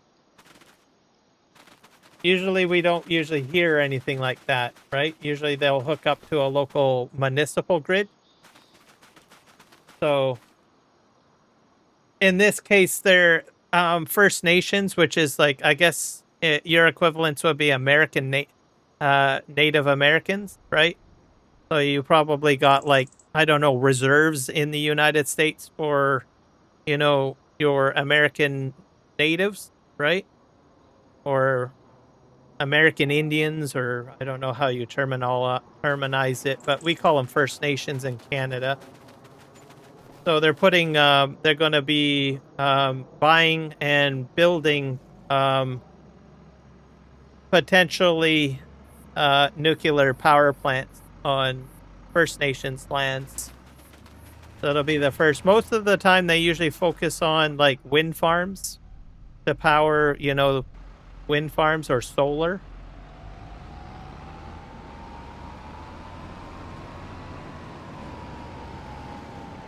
So it's something different. They're not committed yet. They just started looking into it.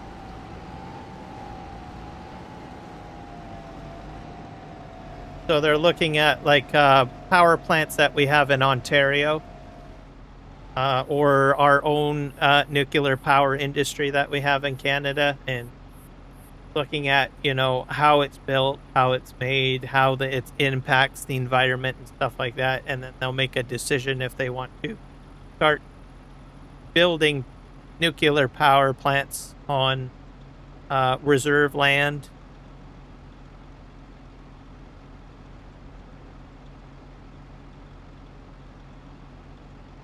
Here, our sandstorms are powered by cold fronts, and they're more common in winter time.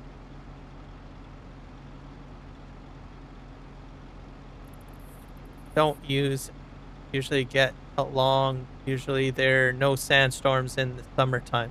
Okay, so it's more during the winter months that you get it. In case people are wondering why I've got the speed going so quickly on the map, I've got a brewery that I put down, which is back here. So I'm trying out Second Chance Gaming's edit of a mod. So I'm trying to get it to spawn. Show you. I put it in the back. I've got like all of them spitting out.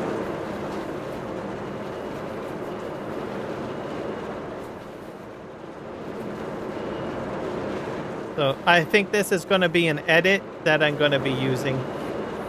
Probably not on this map, but on my main map. My Manitoba map, or maybe my Western Australia map. Because there's a lot of grain, and you make a lot of money off of these. This spits this out so quickly. This is how many I got within a day. In-game day. I'm going to shut down the speed here because it's going a little too crazy, and I'm going to put it back to the day. November through April, sandstorm season. Okay, so winter months. So we got to wait a while before we start seeing sandstorms in Texas, in other words. Let's go into settings. Yeah, I got this at 240 times. Let's just crack that back down. Crazy. We'll leave it at 2x. Oh.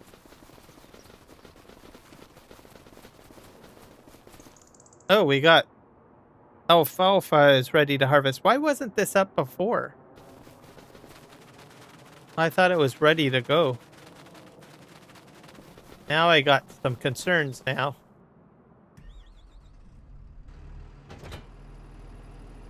I'm losing my mind. All right, let's go ahead and try this out.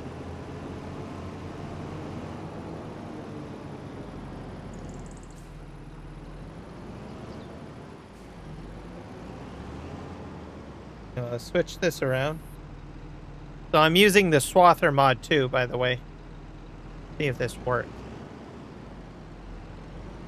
I'm gonna swath the Alfalfa. Because that's what you do in Canada. We swath Alfalfa.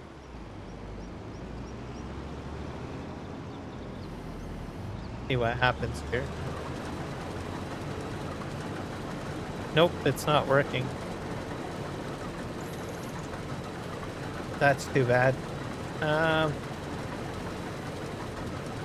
So it won't work on this map. I wonder, what about the mowing unit? I don't know if the mowing unit would work.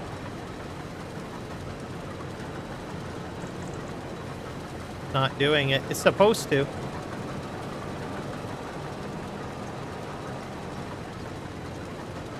I can't remember who makes this map. Put that there.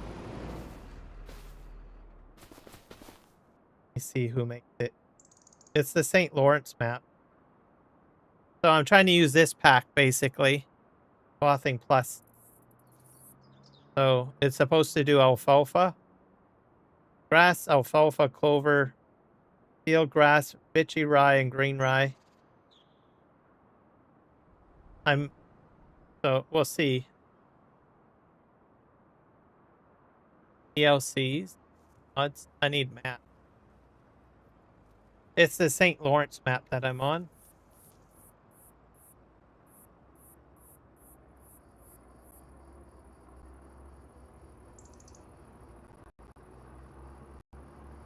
This one is made by FLSF mod. No, he's only got the one mod. Don't know. Is there any contact author? I don't think you can contact him. Let me see if he's got anything online. I might have to load the Manitoba app map. He's got an itch.io. Hamilton County, Nebraska has a ProLander NPC. This here.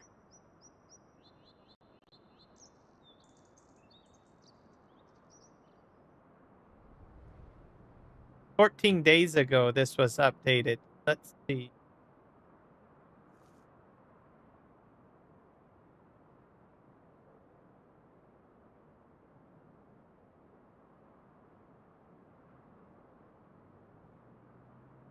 So I might have an older version of the map. This is in French. Is it a 1x or a 4x map?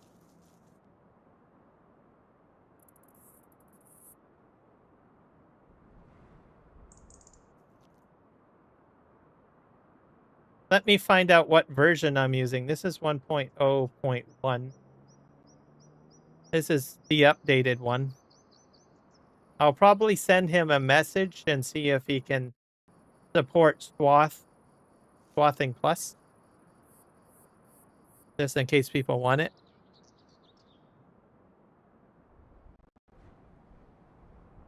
Yeah, I thought it was all year round, to tell you the truth.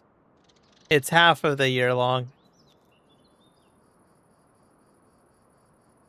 So instead of snow, you get sand.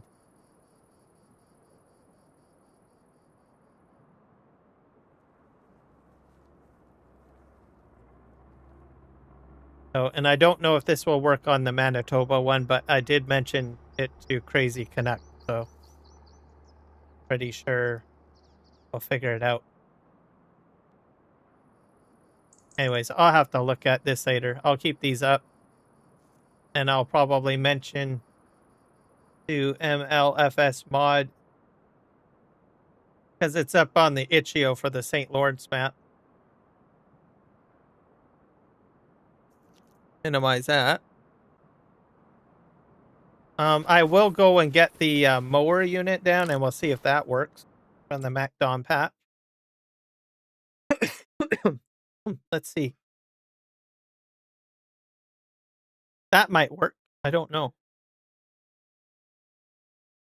But when you do alfalfa, usually you use the grain header instead of a mowing unit. Okay, where's the MacDon pack? There's two headers in here, I noticed. This one just does grain. The Draper header. That one larger? Slightly larger. This one just does grain, though. Certain crops.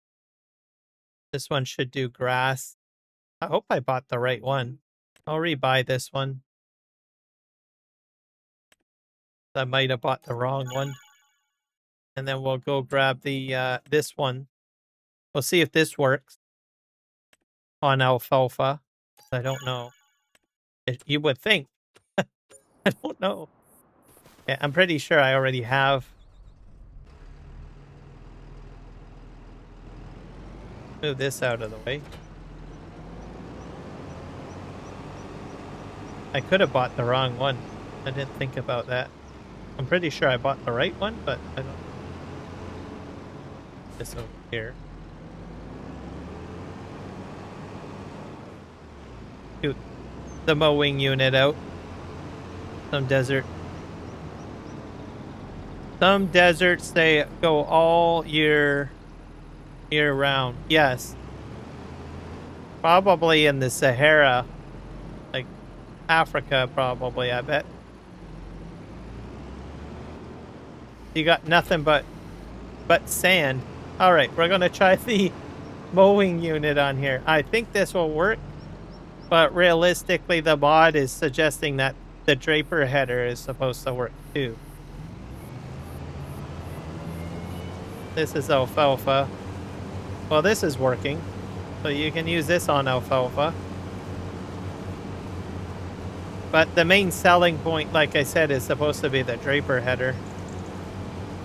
Go back down here. So you can use that. I assume this would have worked either way.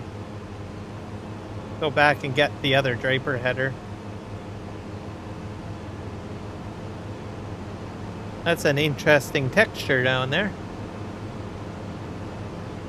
So I'll turn that off.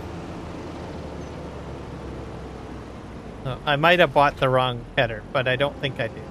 But we'll know in a sec. I have to pull this out a little bit because it's in an antiquated corner.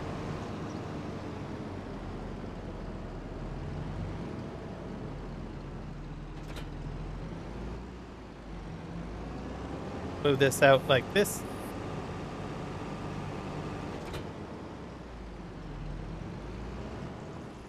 I like doing alfalfa. Interesting crop. The Saskatchewan farms do their alfalfa like this. So it's like a Canadian thing. I don't know if they do it in Quebec, though, because that's where this map is from. St. Lawrence, Quebec. See if I can push that. I probably got to move it forward a bit more, don't I? Can I pivot in there?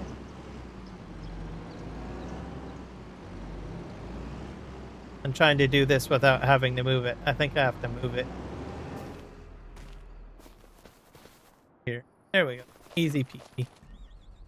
Alright, let's see if this works.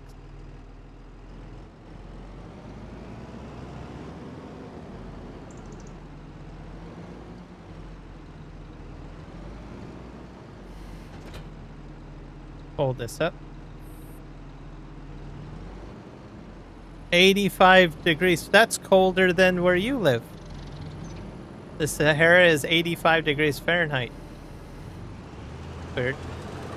Let's see if this works. No, it's not working. So, I guess we're out of luck. At least on this map. So I think some maps the Swather pack will work. And some maps it won't work.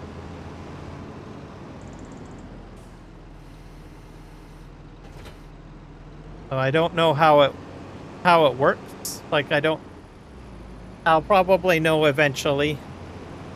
If it's like certain maps that'll work in, like if it has to be programmed in.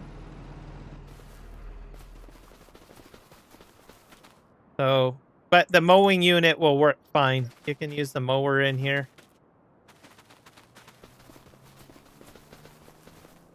So go figure. High temperature is 101 degrees Fahrenheit in the Sahara Desert. High temperature in Texas Desert. This is a collision.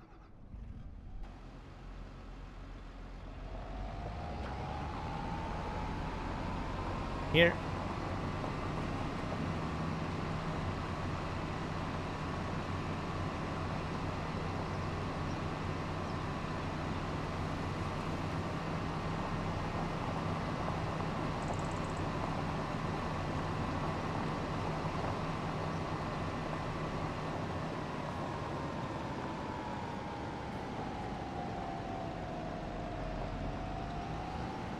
The grass is growing back in here.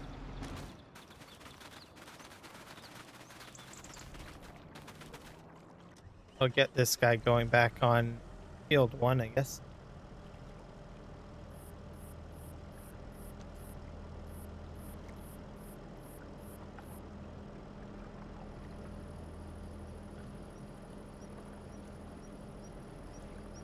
First. This all mowed up again.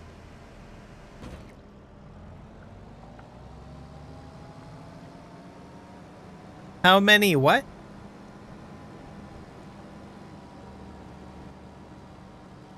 How many T?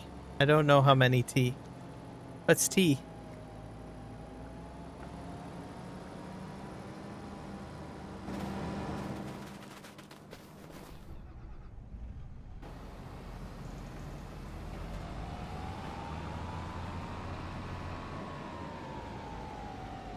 This guy's returning.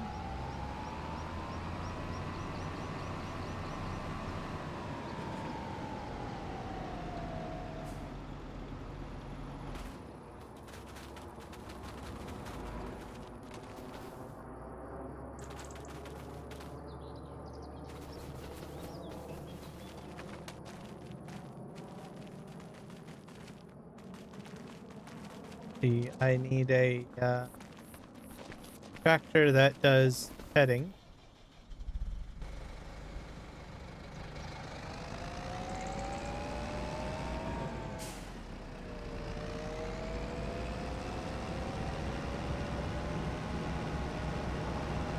I'm going to use a different method for I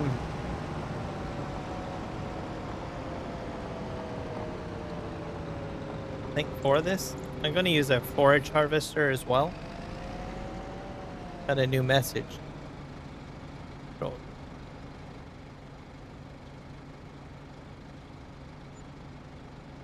How many people think that the Sahara Desert is the hottest place in the world? There's probably a lot. I mean, extremely a lot.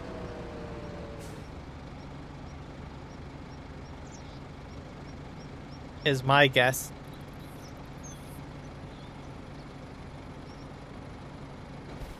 And we're going to get a forage harvester. If we can pick up. This is another method for grass pickup.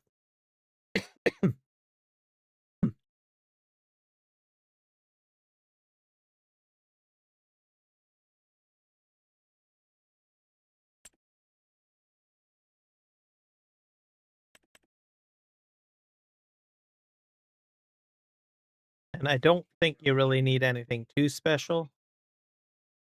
You can do one of the cheaper models if you want. We'll probably the Fent, I guess.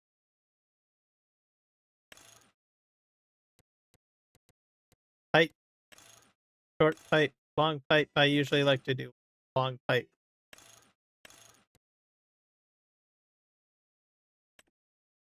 And there should be a pickup header for this. So we'll go to combine. I think it's the Kemper. I haven't done this in a long time, so I'm kind of intrigued by the Kemper header.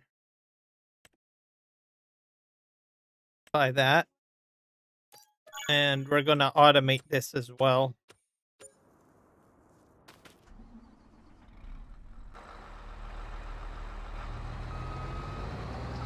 So instead of using a forage wagon, this might be a little faster than a forage wagon. Because you could use a regular tipper if you wanted to. Because when you use a forage wagon, which I've got sort of running out here, I've got a collision. It reduces speed when it's picking stuff up off the ground, right?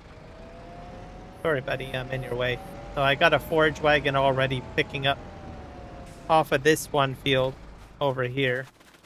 And then I'm going to set this guy up to do pickup on the other field that's getting mowed at the moment. Got to move him out of the way, though.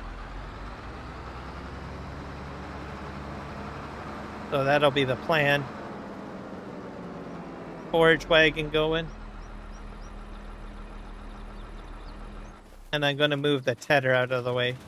I don't think I'll just leave it as grass. This side of the field I've already basically tedded and windrowed over here. So this is hay on this side. And that side I might as well just make it as grass. But it'll go to the same location. So I'll put the tedder away. I'll drop this off. I'll buy a new trailer. We'll see what happens, I guess. So it'll be a forage harvester assistant, I guess. And for those that are joining me just now on YouTube, thank you. Please remember to hit the like button and all of that. Just to give you an update, if you're looking at the Swathing Plus, I tried it out on this map. It didn't work. With the Swathing Plus, you should be able to use this on alfalfa and grass and everything. But it wouldn't work. As you can see, I've got like these little rows here. That's for my wheels. The only thing that did cut right here is the mower header. But if you've seen the image, this is supposed to work. So I think it's the map. I don't think it's the mod. I think it's the map. So I'm on the St. Lawrence map, and I think if there is a particular map that you want to do the swathing on, or the Swathing Plus, you're probably going to have to reach out to the map developer. to see if they can get it to work. I did have Crazy Connect join me. As you guys know, I play on the Manitoba map. So I was blessed to have him join me on Twitch for a little bit to discuss his map a little bit. So he's still actively working on it. I told him that I haven't tested the Swather pack on his map, but mentioned that it would probably be good to have Swather Plus compatible on it. So we'll see if he can make something happen on that. Hopefully, my fingers are crossed, because that's the big map that I generally play on regularly. And we had some discussions about map development earlier on Twitch, and we also talked about any issues that I've come across too, which is good.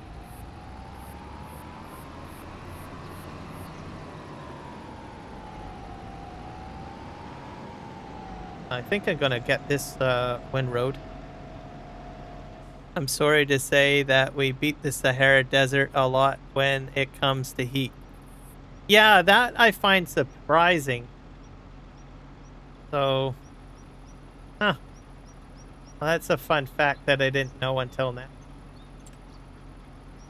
A lot of people would have thought it would have been the other way around, right? Gotta clear this.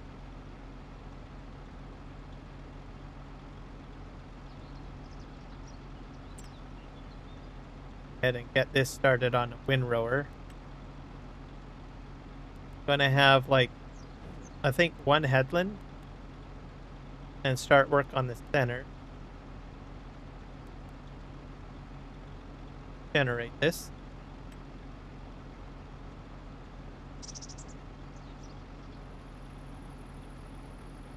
Start job, I guess.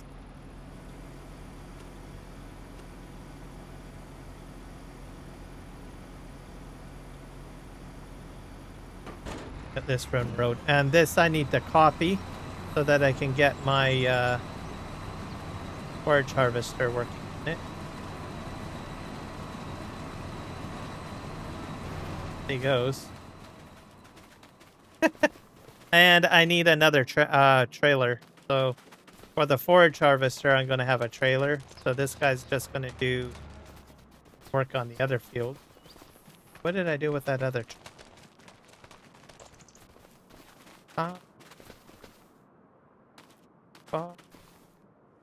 missing it. I have a cloth somewhere.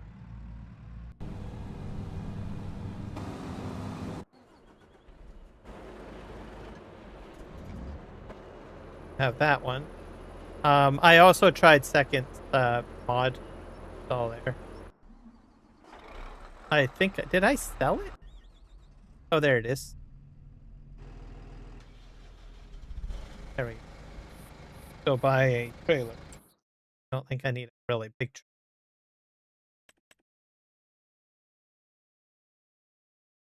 trailer. Do I want something like simple, like a Rudolph or something?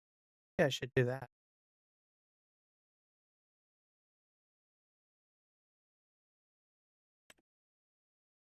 $19.34.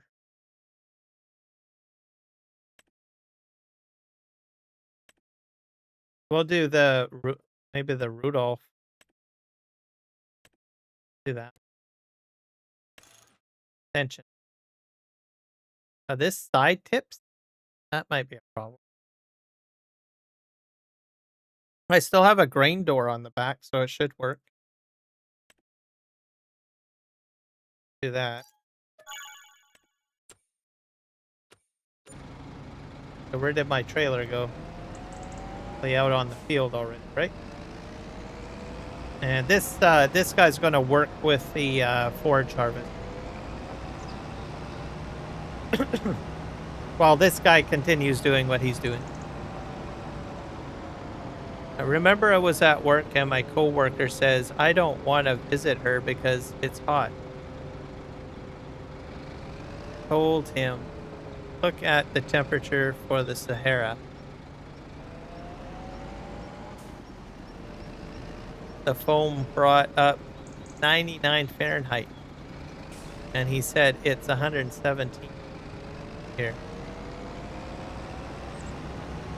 This is the problem. Why'd you have to drive there, buddy? A blocked object.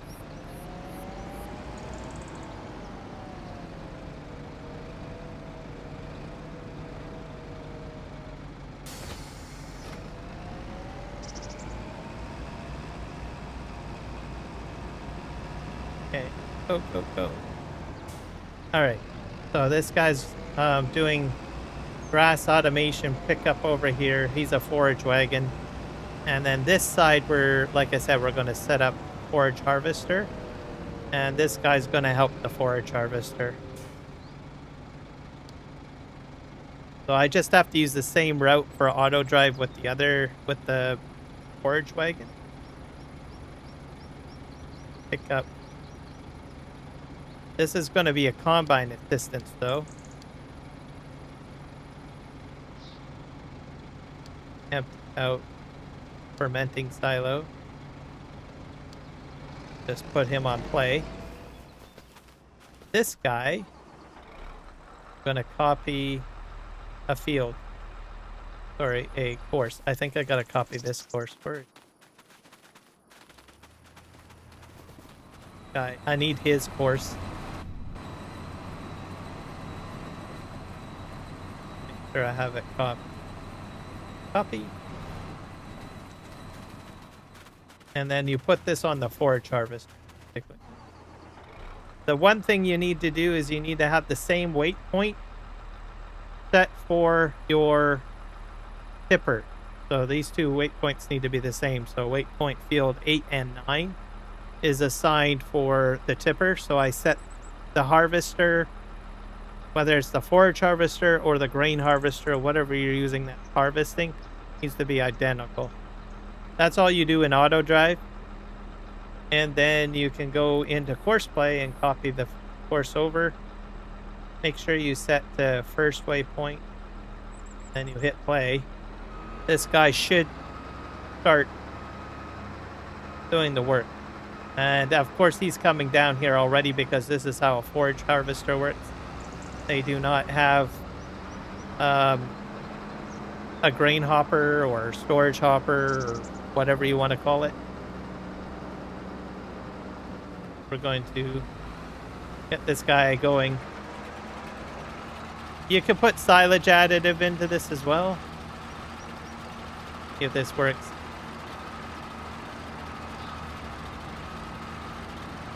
Alright, see what happens here. I'm getting out so you guys can see that it's automated. Oh, he's lined up. He's gonna wait.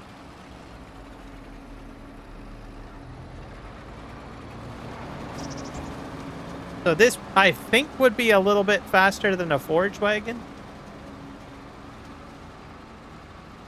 Not sure why he's not moving. Oh, there we go.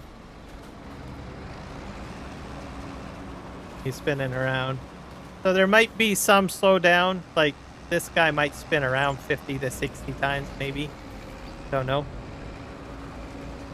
But he'll run a lot faster than a forage wagon if it has the opportunity to run smoothly like this. Probably as fast as this guy goes, the forage harvester.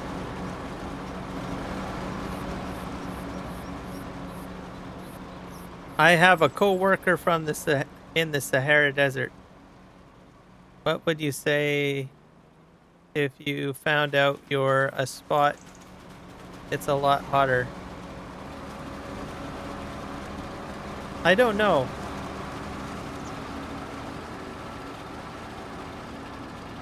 I'd probably be astonished by the heat, I guess. This guy's gonna turn around. Straighten up.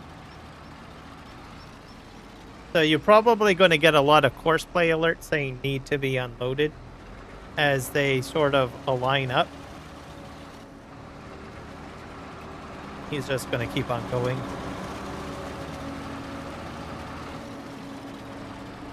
So this is probably where things will slow down. I don't know why he's backing up that far.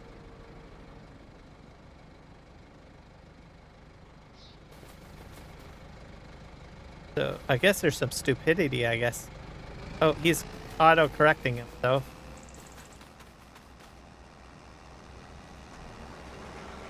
So compared to a forage harvester versus a forage wagon, these are probably some of the challenges. Is this full? Yeah, it's almost full. It's at 90 degrees, so he's gonna empty out. Oh. I guess we're gonna have some collision problems, aren't we? That's one of the challenges. Let me put that.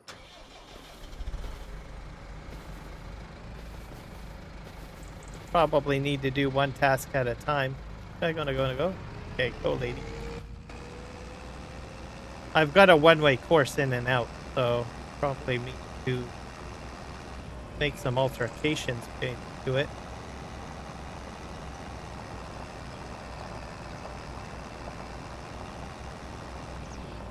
Gonna empty out. Too bad. We'll see. Happens.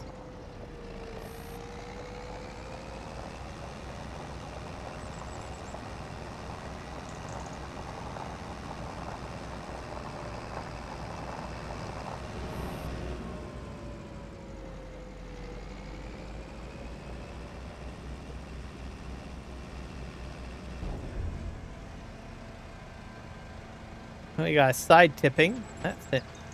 Interesting about this trailer.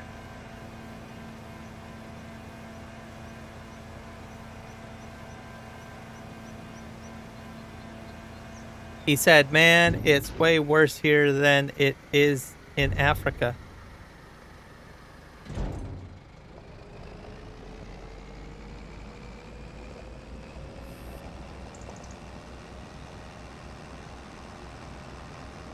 Yeah, I could probably see that.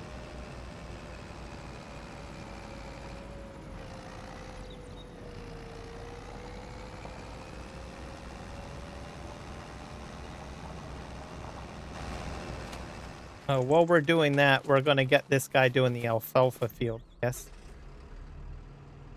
We can still at least do that with the mowing header. I'll see if I can ferment the alfalfa, because I don't know if I can.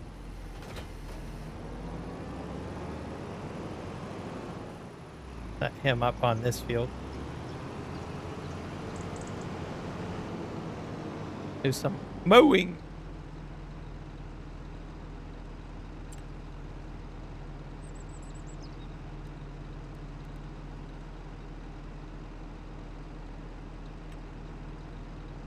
Switch here. We're gonna do two headlands. We'll start work on the centers. Generate course, and then we'll start it off. Make sure he can go.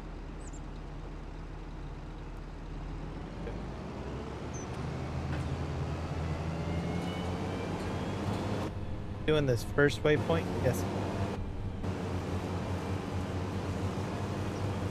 So he'll probably make quick work of this, even though got the small header. We'll probably rake it up later. And then we'll try baling it and do bale wrapping.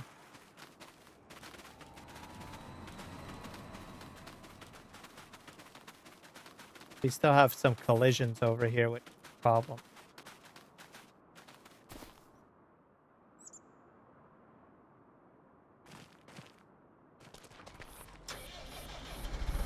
Probably eventually you will have collisions. It's how it is, I guess.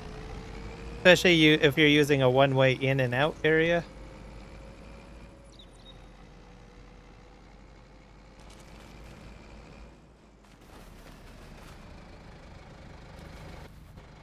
Going to calculate to get to the combine.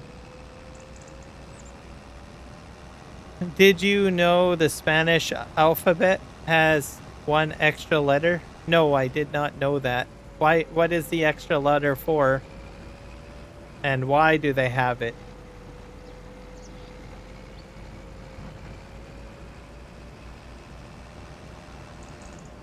as I did not know that.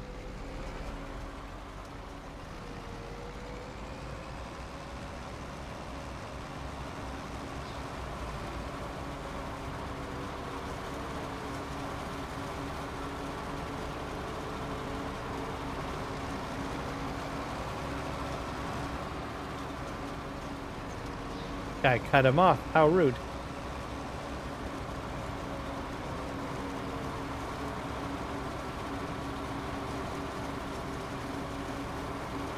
Guy's almost full.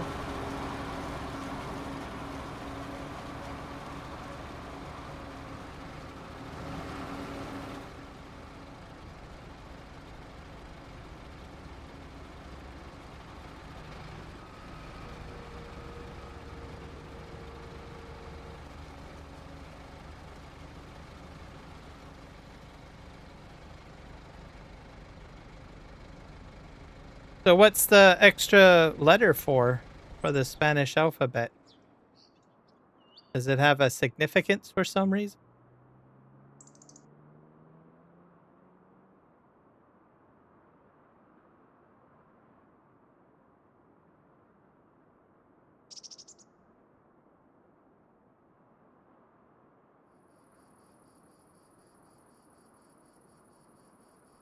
I'm gonna try to find some pathing.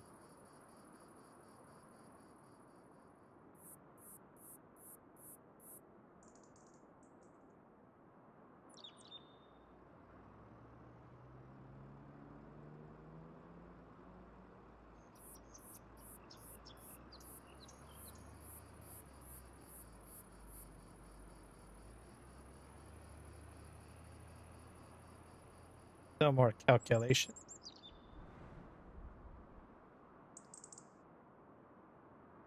Wonder if I can adjust this a little bit.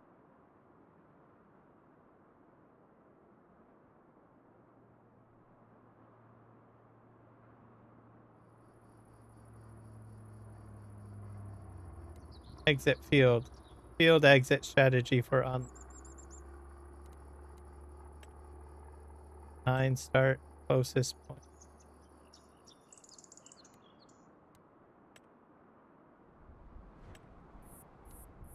Leave that as default.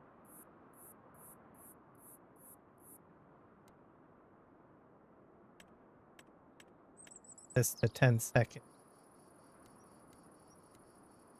Swath detection. Shut that off. Why? It's having a hard time calculating, even though that the combine is right there. For the forage harvester. Just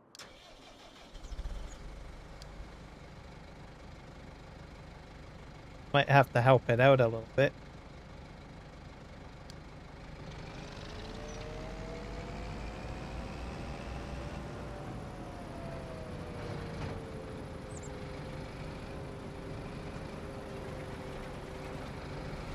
So if you want to help out, you can just make sure you have these settings set, but just drive next to it.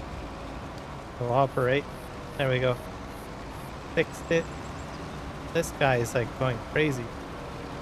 I'm gonna change that combine speed. I don't really want it at 50 miles an hour. How fast does this thing go?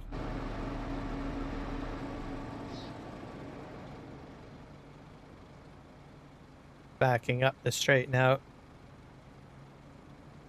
Someone's finished work.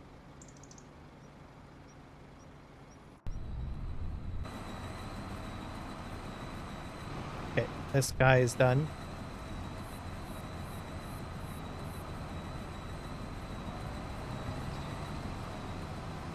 I'll move him over to the alfalfa field.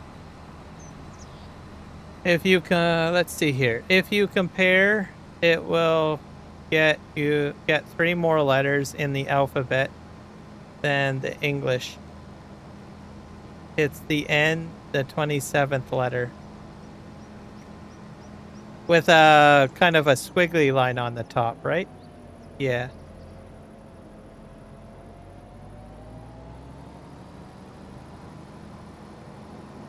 My mower's done.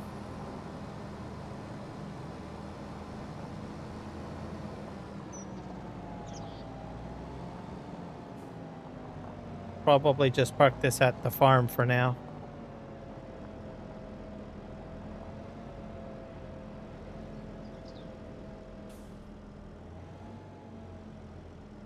So A, B, C, D, E, F, G, H, I, J, K, M, N, N with a squiggly line, O, P, Q, R, S, T, U, V, W, X, Y, and Z.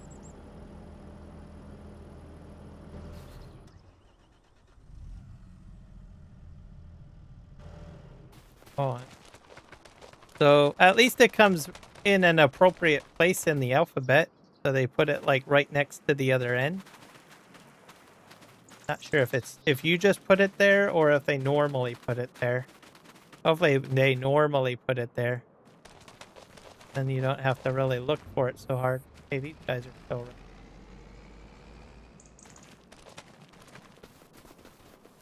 Alfalfa is being mowed over here still. He only did one row. This guy's slow. A very large mower.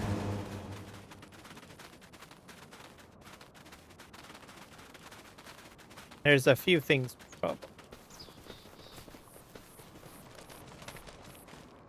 Gonna put something over here, I guess. I gotta make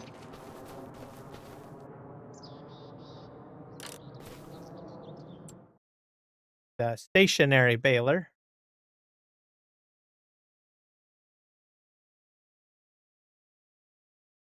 Balers. Baler, where are you? Is it this one? I think it is because it spits it out, right? By this wrapper design with bale on end turn. So fill that. Film binding. Silage additive tank. I'm not going to do silage additive. That's. I'll buy that.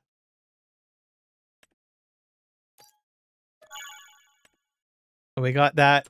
And we're going to do field wrapping because more commonly people do field wrapping on the field. Okay, I need a field wrapper.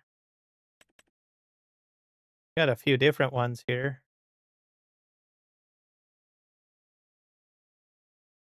Let me think. I guess it depends on what kind of baler I'm going to use, right?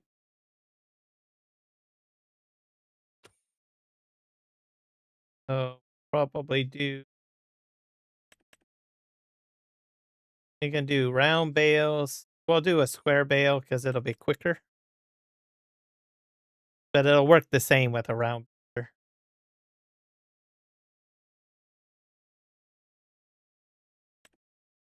Okay, I have these two. I don't think I'll go with those. So the coon. Use that.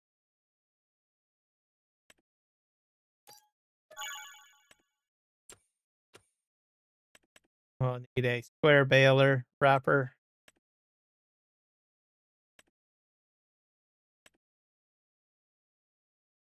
We'll use the go wheel one.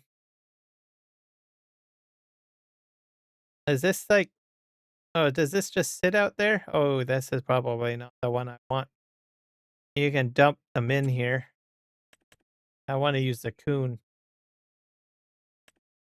Buy that.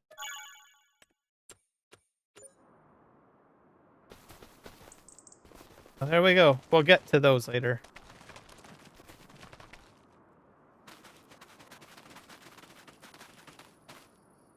Hello, Eric. Welcome in. For Norway, it's good morning, by the way. An E, an O, and an A, but with extra lines on it.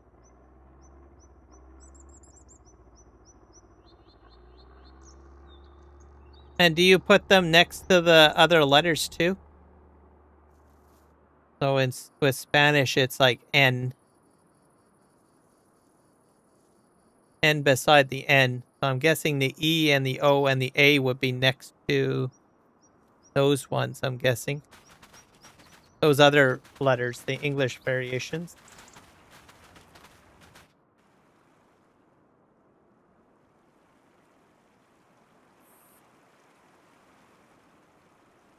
We've got another collision over here.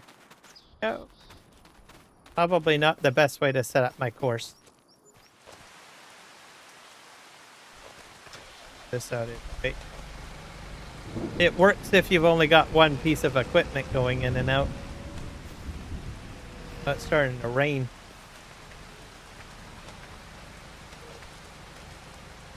Here.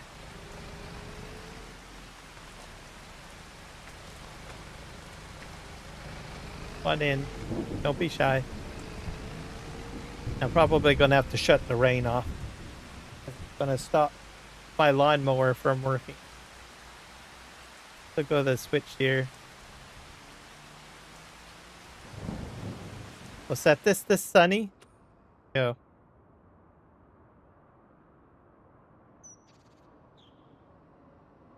The three last ones? Okay, so you put it at the end of it.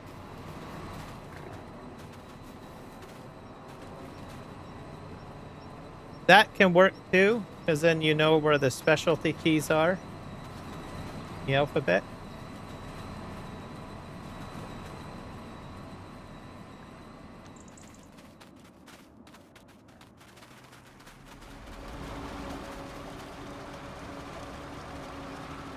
On there. I wonder if the I don't really know Quebec French, if it has a different. Look that up now. Curious. Because they do put, I think they do put some accents on some of the letters.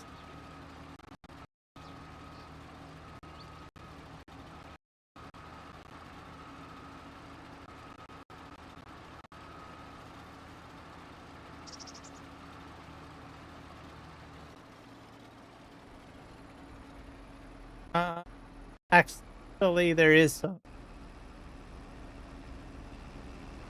accents such as E, E, and E are not separate letters, but modified pronunciation.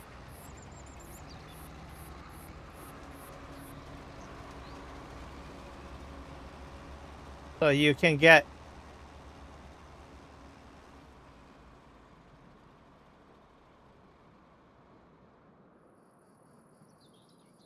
put some accents on the top of it.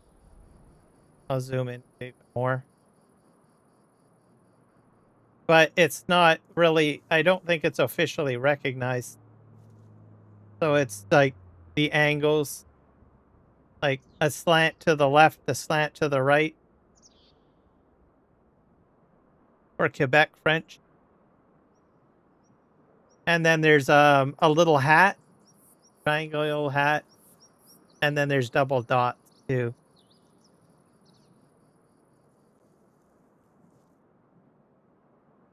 So some folks will put these on there, but I don't really see much of a change. The Quebec French alphabet consists of the same 26 Latin letters as France. Accents, so it uses the same French, I guess.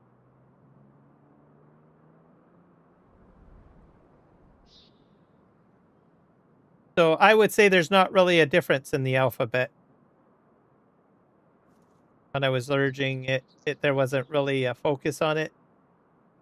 Our French teacher did put the accent on, but there wasn't really any discussion of adding additional E's to the standard Latin alphabet.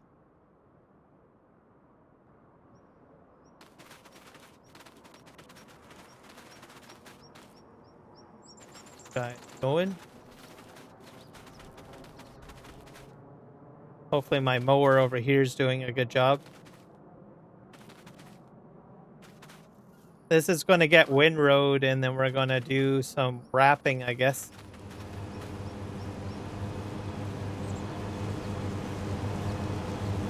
Oh, he'll work on the alfalfa. And unfortunately, the Swather pack,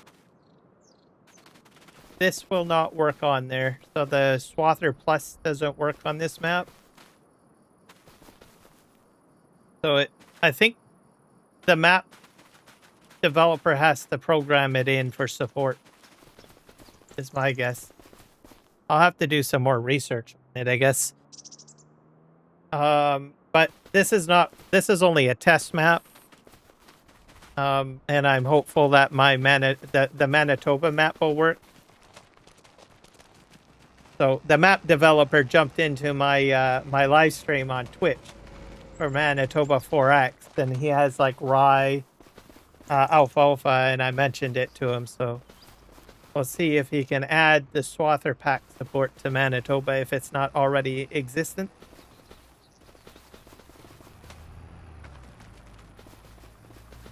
I might even have to load up a test map of the Manitoba one just to find out myself, I guess. Too, I could do that. And then I gave him some information on, what was it? The GPS system kind of flaking out a little bit on the one field that I was working on Monday. So he said he would look into that as well, so which will be good. I don't know if it was an issue with just my gameplay or the map, or I don't know, but he said he would look at it. And this is working out fantastic. I'm going to try to get this done. And then I've already at the earlier part of the stream, I've done the forage wagon on this field. This field's almost done. And then this field over here, we're going to do Courseplay wrapping. I probably made a bad decision to use the MacDon. Because it's got a very small header.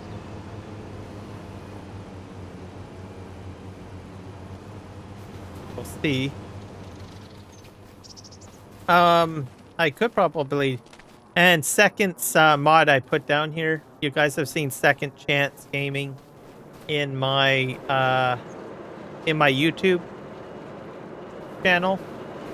So he did an edit, so I tested this out. So this is the Second Chance Brewery. So I had a fun time with this. I guess we had a party. We got drunk or something. I don't know.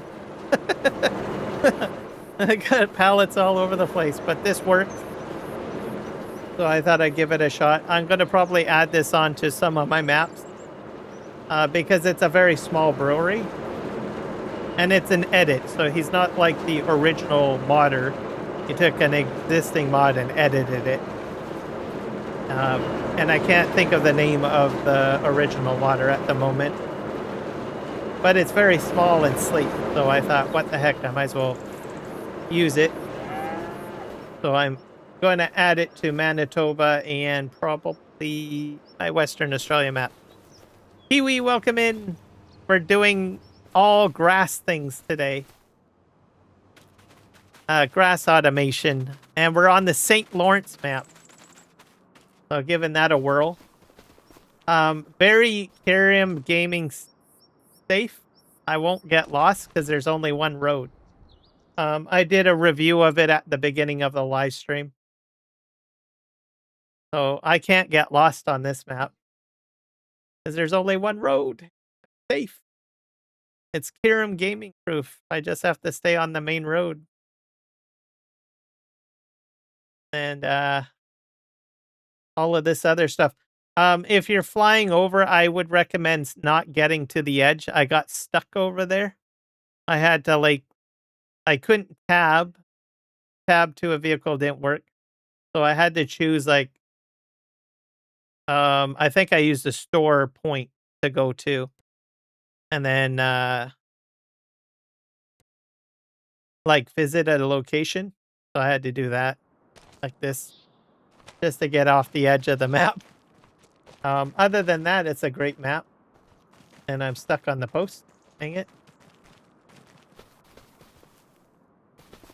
We're going to probably we're slowly working up to this.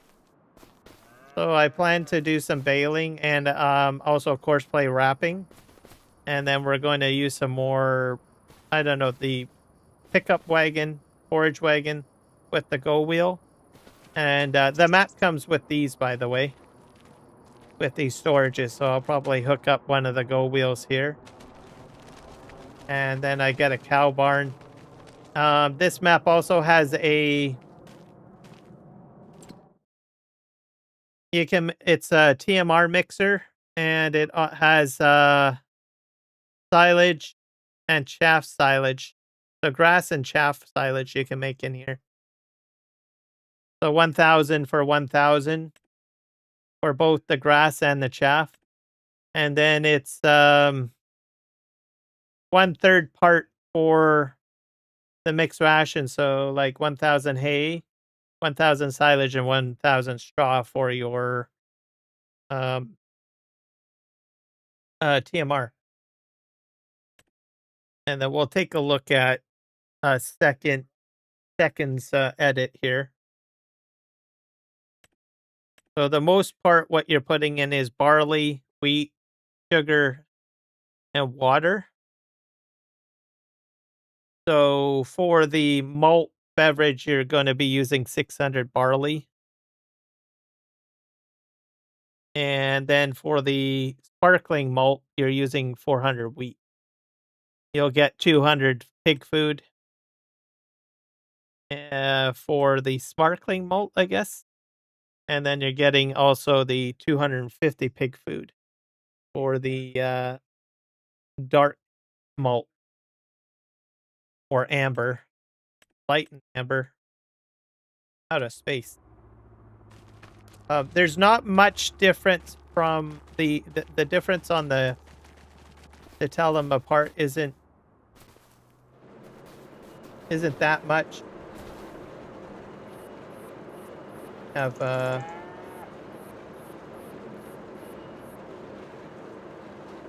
think this is the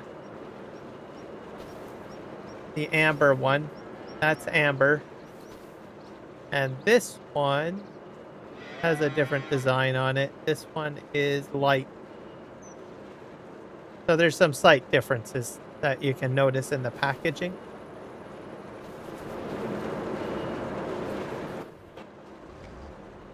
And this works perfectly fine. You just tip in there, and there's one output area. So I'll probably fill up with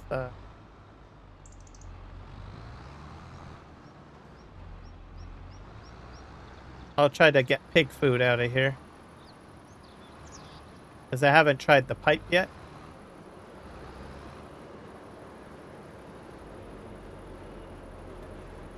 There we go. About 40,000.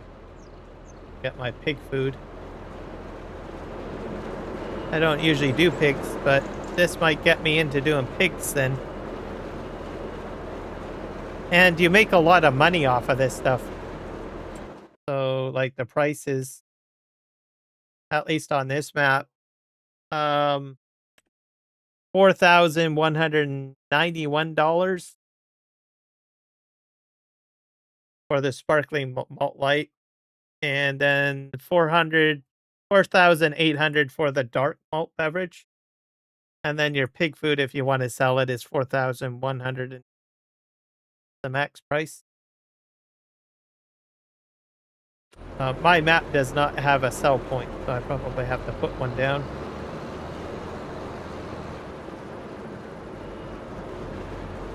So I might get into pigs if I can do if I put that down on one of my other maps, like Manitoba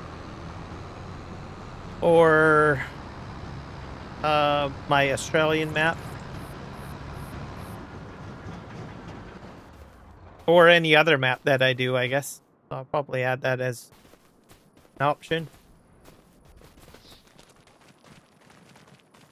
Is this full already? I guess this is full, huh? What do I do? Ah, crap. Stuck in here. I don't think I turned the production on. That's why it's not emptying out. I probably got way too much hay in here. Yeah, it's full.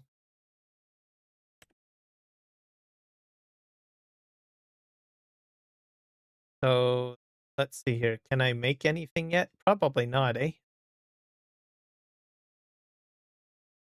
I'll just activate this.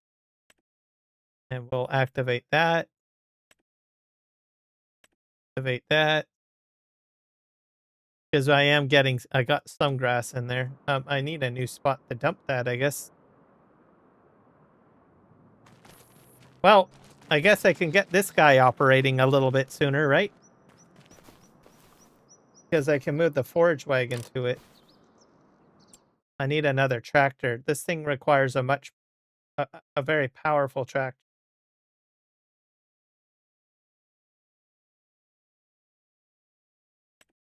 Grab a large one. We'll go with a Fent because we don't have a Fent on the farm yet. So we're going to do that right now. Buy this.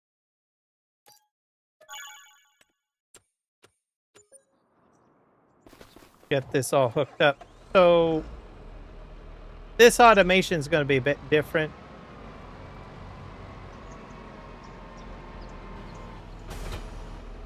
Put that there. I don't know where it spits it out though.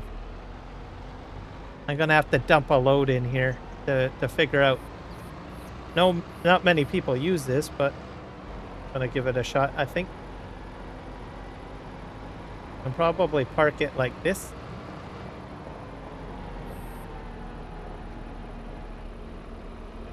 We'll hold it out. We're gonna grab that little guy there and we're gonna dump a load in here. We'll see what side he dumps it out on. I honestly don't know what side. It's been a while since I've used one of these. I think it dumps it out. Oh. On that side. Okay, that's the problem. Just hold this back up. We'll get ourselves straightened out.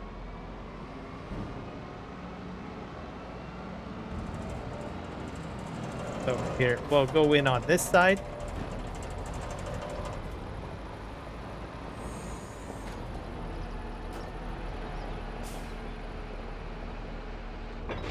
That's the best part about these like barns. You can just drive into them and park.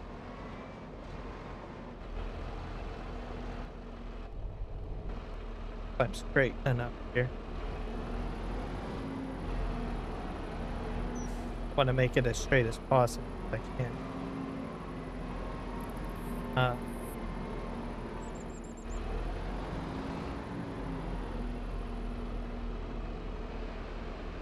think that worked.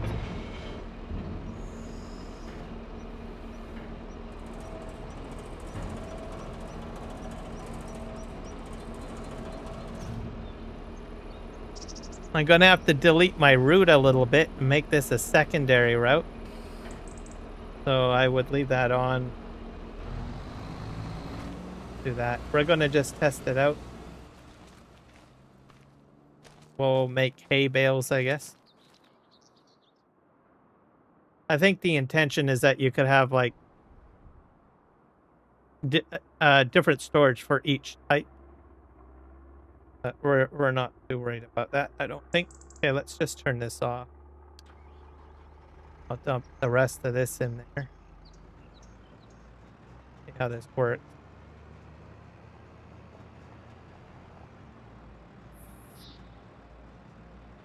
And then we're going to automate it. I just need to figure out which side it's going to spit out on. Because I haven't used one in a wee while.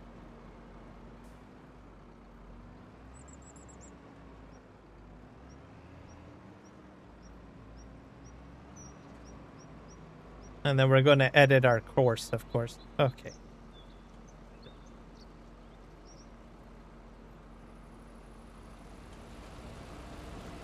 Get a little closer, I think. You have to go right up to it, I guess.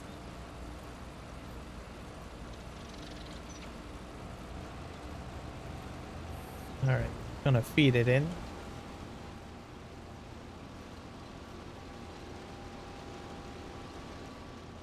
So, hopefully make a bale. There's not enough in here, I don't think, to do it. Maybe it can do one bale. For a bale?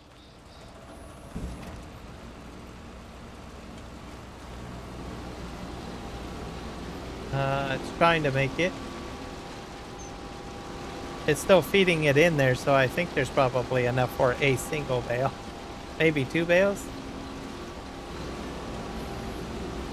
Or which side it's going to spit out. I think it's going to spit out this way. This might be too far ahead. Oh. It's already in here. It did 2 bales. So, doesn't matter if it drops it. As soon as it goes on the belt, it's going in here. So, it doesn't matter where you put it. Just as long as the belt is in here or the wrapper's in here, you're good to go. Alright. Next, we need to fix our course because this is not on a course at the moment. We got something blocked. I better fix that. This is a mess.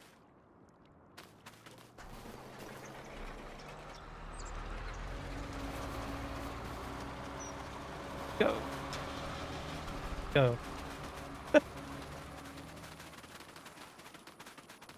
Is this guy done? I'm taking him off the field because he's going to be a problem.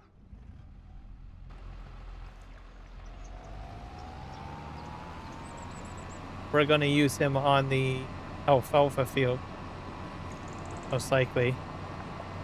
And then we'll set up a baler and all of that. A different baler.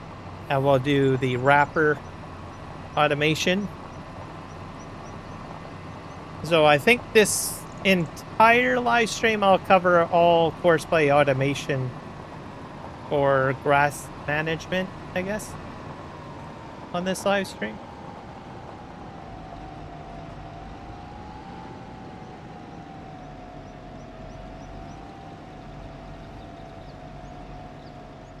Put that.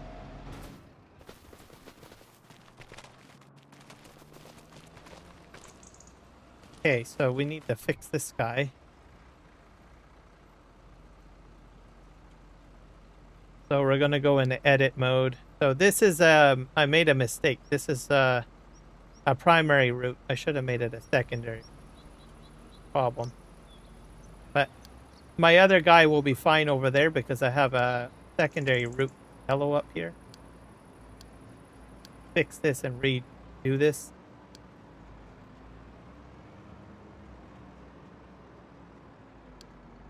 Probably would have made this a secondary route, maybe.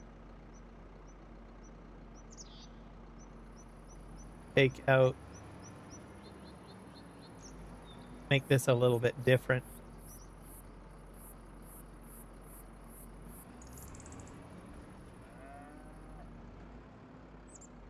The wrong point. Yep.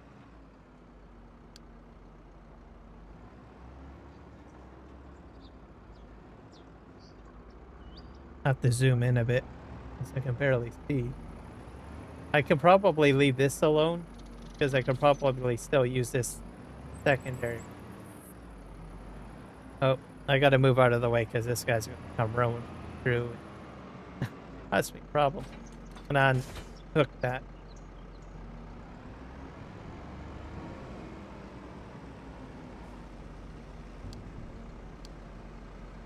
All of this out. I'll redo the course because I'm going through a few things.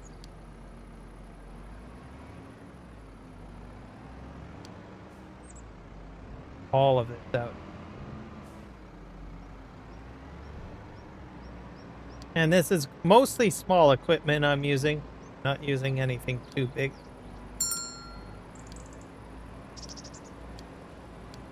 Oh. Oh.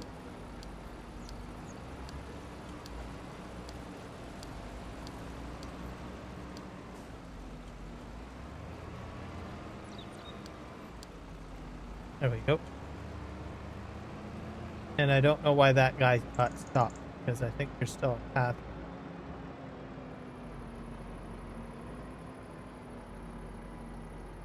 I think he's just confused on which way to go. Probably. Oh, if this is going to be a primary route, I can probably spin it around this.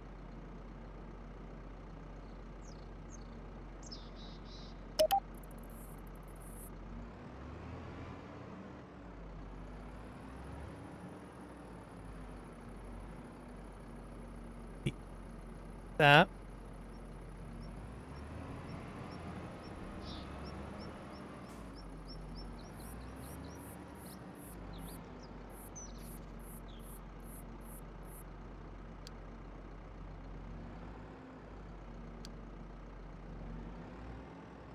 To get work deleting things here.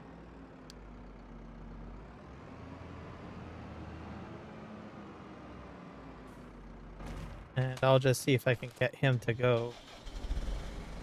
Don't. There we go.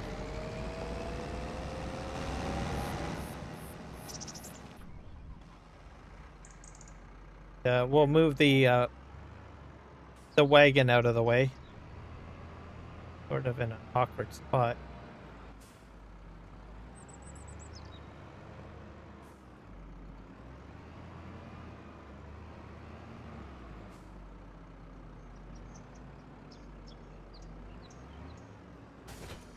Put this over here. Out of the way.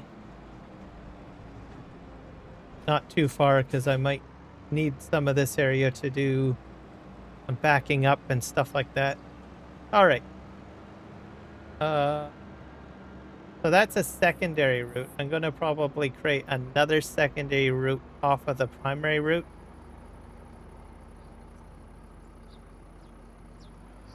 Probably put this like this, I guess.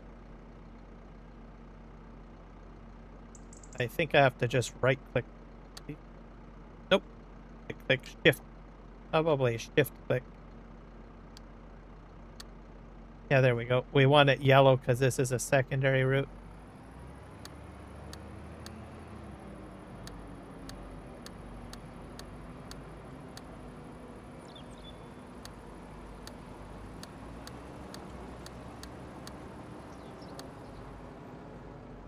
That's good. And then you just back up. That'll be my reverse course.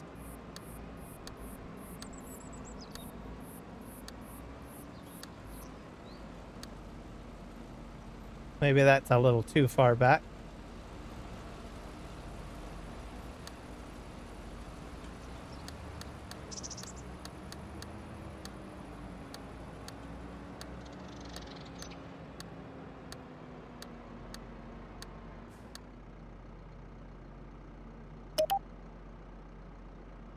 Put a bit of a curve on it. And then we'll turn off the recording. You can do that with the warning sign, or you can hit the record button. I usually hit the yield sign.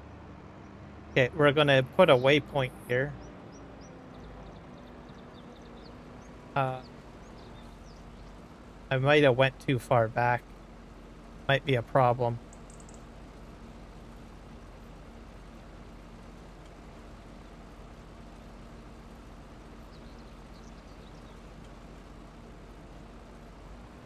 I think I might take that last point out because I think it's going to be...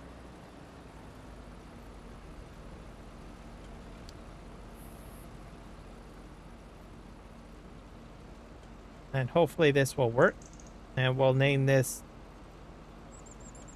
stationary baler, maybe.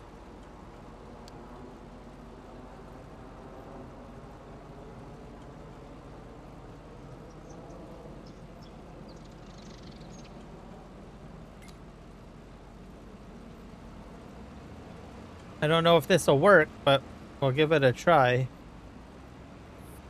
It's a bit finicky. I did it in FS22. Just gonna hook this back up and get him back on to doing hay pickup. just going. Hopefully this will work. I don't know if it will. I have to make some adjustments. Hit play. Oh, wait a sec. Wait. This is not connected. So I want him on the primary route. I don't want him going in silo trigger. This. That worked. There. That way he doesn't affect that other route because the other trailer is on. Alright. Go. And he'll continue picking up material. And I don't know what we're doing over here. That guy's there. This guy has a fence problem.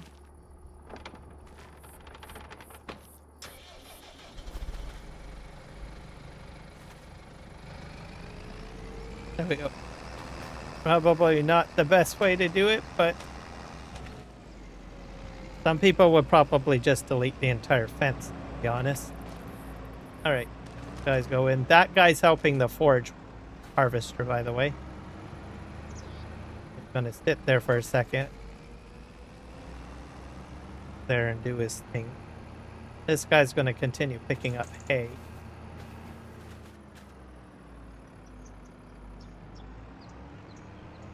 He's almost done his job, this guy. I just need to know if it'll work. I'm not expecting it to collect a whole whack of hay bales. Bale them up. So we'll let him go. It does work. I know it works. It's working. And this guy is almost done, I guess. So this one is going to be a different field. What we're going to do on here is not the stationary baler. We are going to do it, bale it the regular way, and then we're going to have a wrapper come up onto the field and wrap every bale automatically.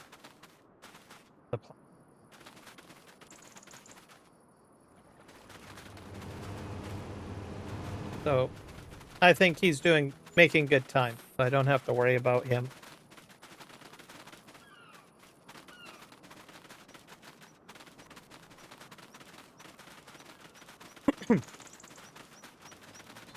We've got a windrower over here.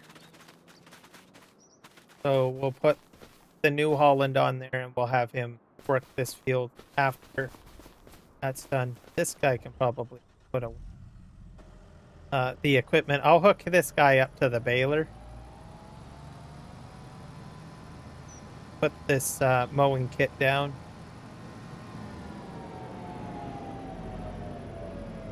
So you guys should be proud of me. I'm using small equipment. Isn't it a miracle?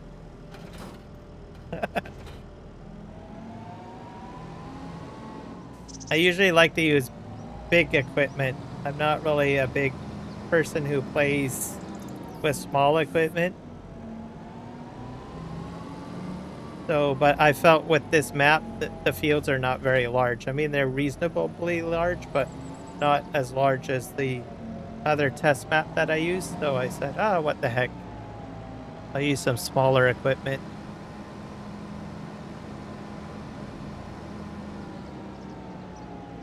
Needs to be on. So we're going to use this guy on the alfalfa field. And I'm not sure if I can wrap alfalfa on this field, because this is my first time on the St. Lawrence map.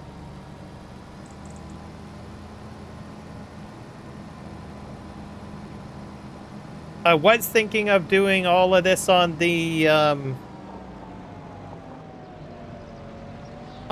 what is it? The grain harvest map that it was, grain network harvest map, or the harvest network map by FSG, but I've got way too much stuff going on there, so I thought I might as well try this map and just have it as one compact live stream with all the one topic of, you know, doing grass work, I guess, with automation.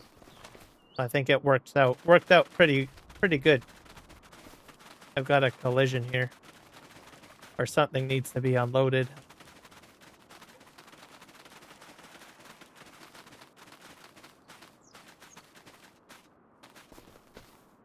Issues here.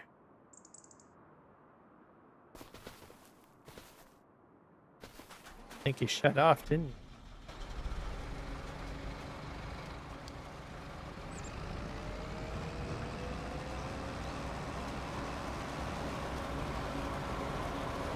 There we go. Get him going. I imagine you could probably use this to back up too if you wanted to the go wheel. Speaking of the go wheel, because I don't see the pickup wagon out here or the forge. Okay, this is where we're running the problem.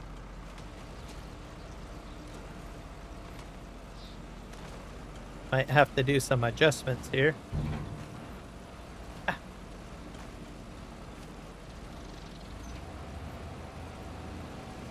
I hope this works.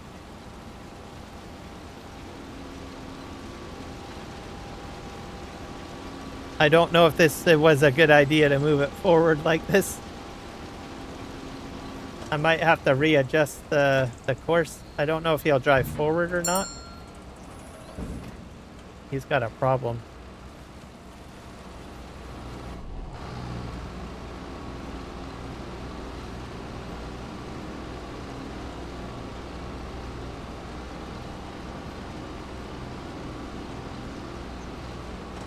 I think this needs some work, this setup.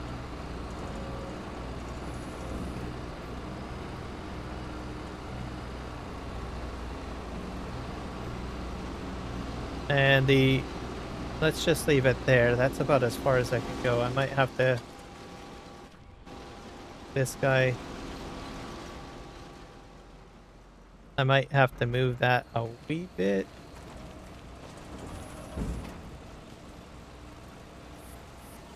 About there. See if we can adjust this.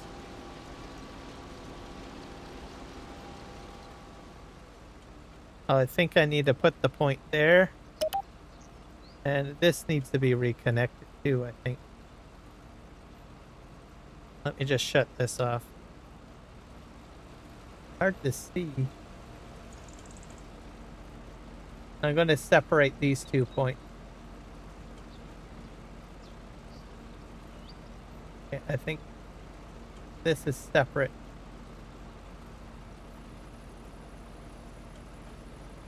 I wonder if I can just click this like that. Let's try that. I don't know if it'll work. This is finite art doing this setup.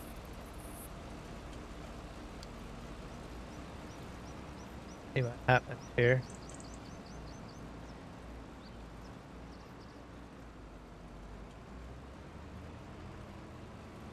Gonna try to empty out. See what happens here. I don't know what he's doing now.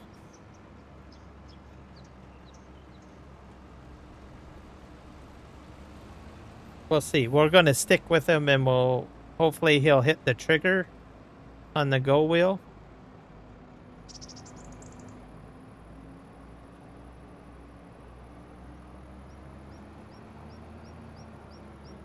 To make it easier for you, I would say have a much larger area to work with than what I've got. That way you can do a full straight and back. They usually recommend that you have like about 3 nodes before that's straight in front of the go wheel before you go backwards. Because it becomes a bit of a headache.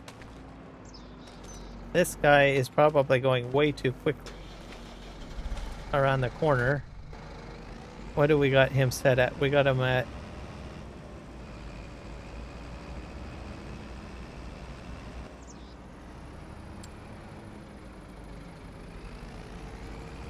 cornering speed is 100%, so that's my problem. I forgot to set him down to 50. He'll not collide with the fence anymore. So that's one little trick too, like if you're working with small fields or small entranceways, just bring it right down to 50%. Don't use the default. This guy is already set up for it. I had set him already, but I had forgotten to set this guy up.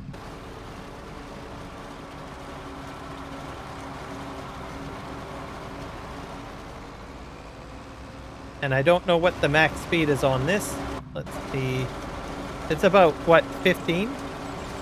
So, to optimize this a little bit, I would probably put this down to, like, maybe 14? What a 14. 14 or 15. 14 underneath.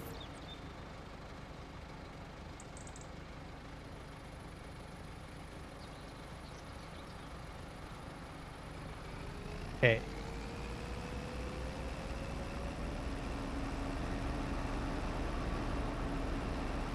I probably wanted to put, I should have put 2 headlands on here.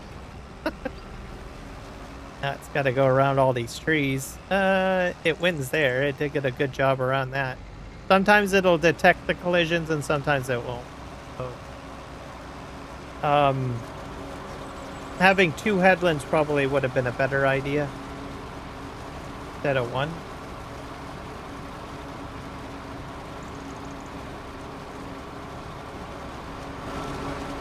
And that guy is heading back. We got to go with this guy because he's more important right now. Go for a ride with him and see what he does.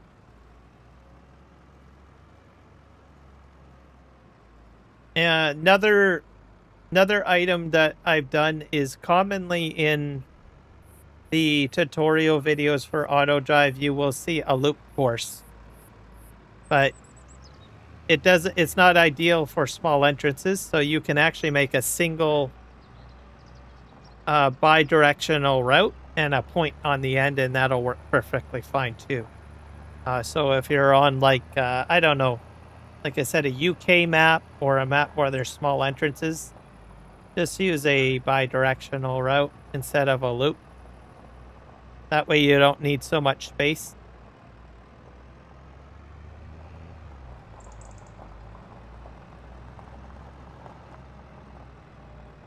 The only downside is I'm using that for 2 pieces of equipment at the moment, so I wouldn't have 2 pickup wagons operating on it. Like right now I've got this guy operating on 1 field, and then I've got that other tipper for the forage harvester.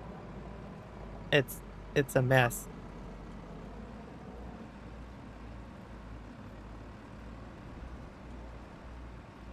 He's going to go forward, and we'll see if he backs up and starts emptying. I probably should have went forward 1 more point, but might work out.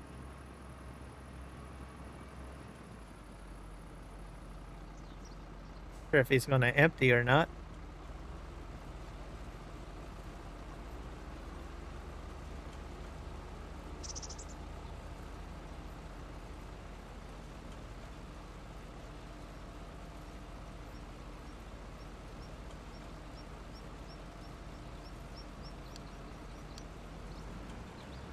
I think that's working very well.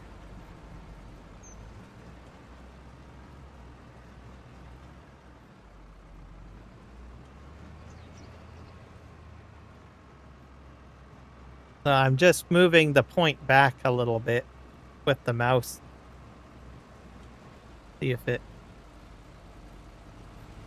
I think it's detecting a collision. If I remove that. The alignment might be off too.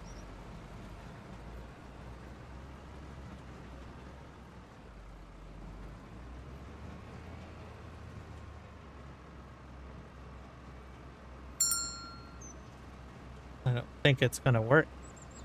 I might have to move it. Oh wait, it's working. There we go. So I just removed the collision detector, which is this one. So you need to choose when you're going to use that or not. So sometimes you're going to want it on, and sometimes you're going to want it off when you're doing auto drive work. That's empty. I don't know where he's going to go now. I don't think I can get onto this roadway. I might have to redo this a little bit. Oh, nope. He fixed it. All right. So that's working.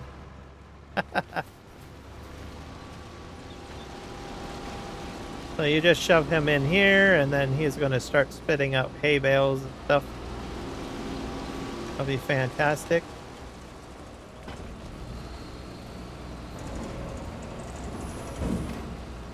There we go. Voila! So, there we go. We got that working for folks.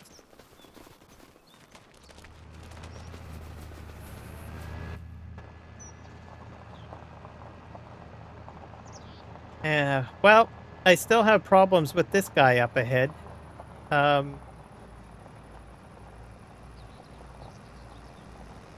You could always set up a wider turn. Not sure if he's going still way too quick.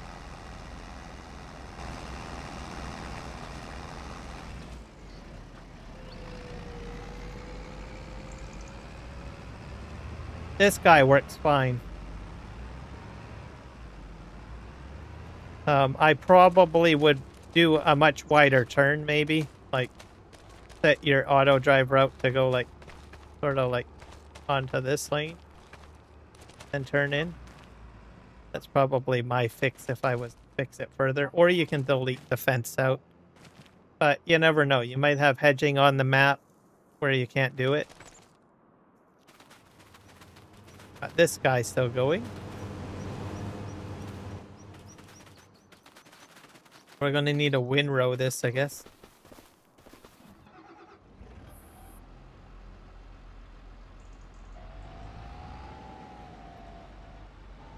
We'll just give him a little bit more time to finish up. We'll put this on there. We're going to need another tractor, though. Hopefully that pickup wagon guy will be done with the hay. And then we'll detach all of this, and then we'll put that particular tractor onto here to do pickup, tail pickup. I'm short on tractors at the moment.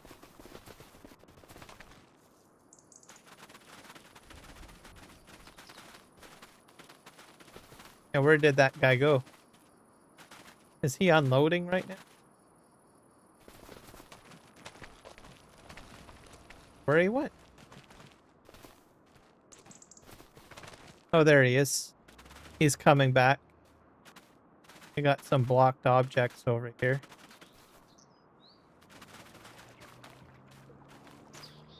Oh, I think I prefer pickup wagons, I guess, over using a forage harvester or automation pickup. I mean, it's doable, but you're going to run into some problems. It might be a little bit more forgivable on a larger map without any, like, fence restrictions and stuff or other collisions. Hey, buddy, why aren't you moving?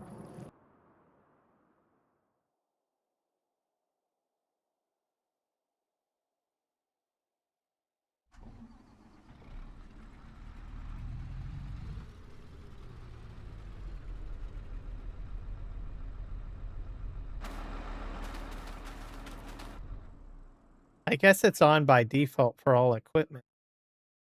Problem. This guy's going. Okay, let's see if he does his job.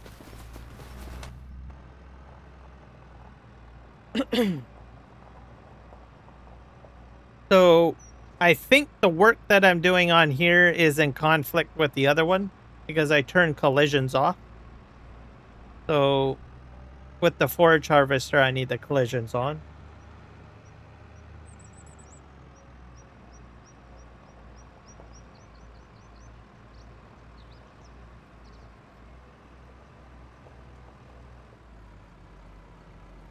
But overall,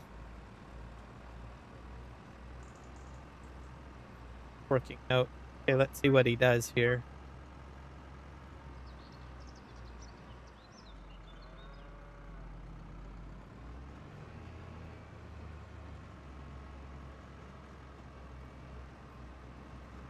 If he gets in there and unloads properly, I don't know.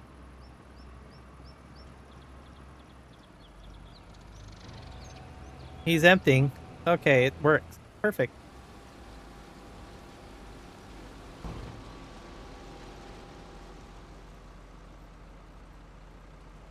I don't know why I didn't empty out the rest of it. So, I don't know. There's some... You'd have to play with this a bit to make it work. It does work. It's just be aware that it's a little finicky. You're trying to do this.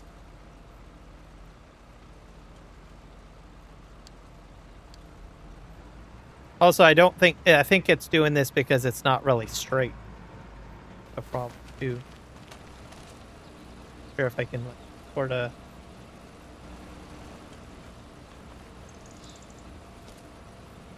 Just do that. Ever so slightly moved it. Hopefully I didn't mess it up too badly. I think that might be better. See. There we go. Use a little super strength.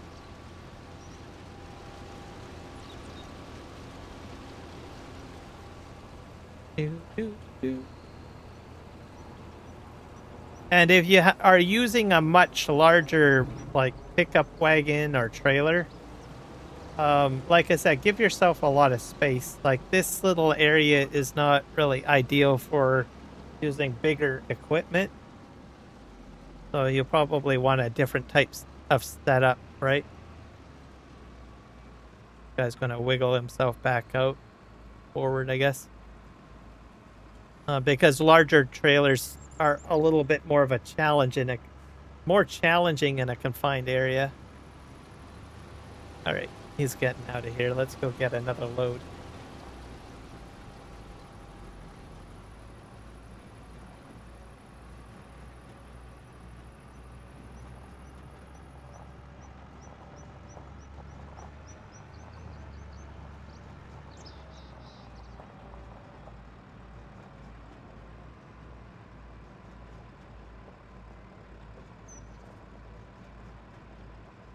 All right, let's see if we can get around here.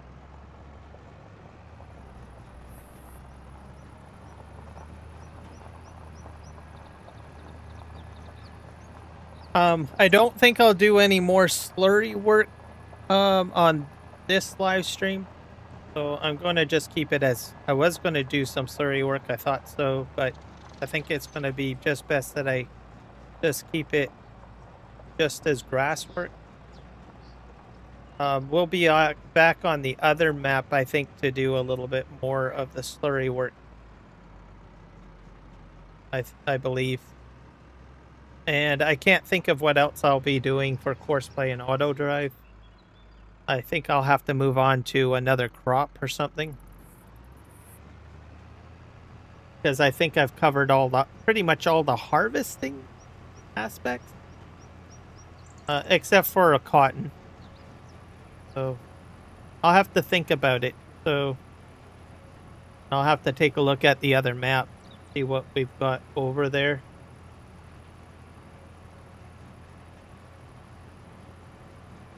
And then I might even take the opportunity to try a different map, maybe with a different type of setup for other crops or automation.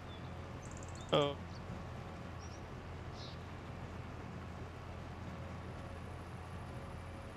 I'll have to think on it.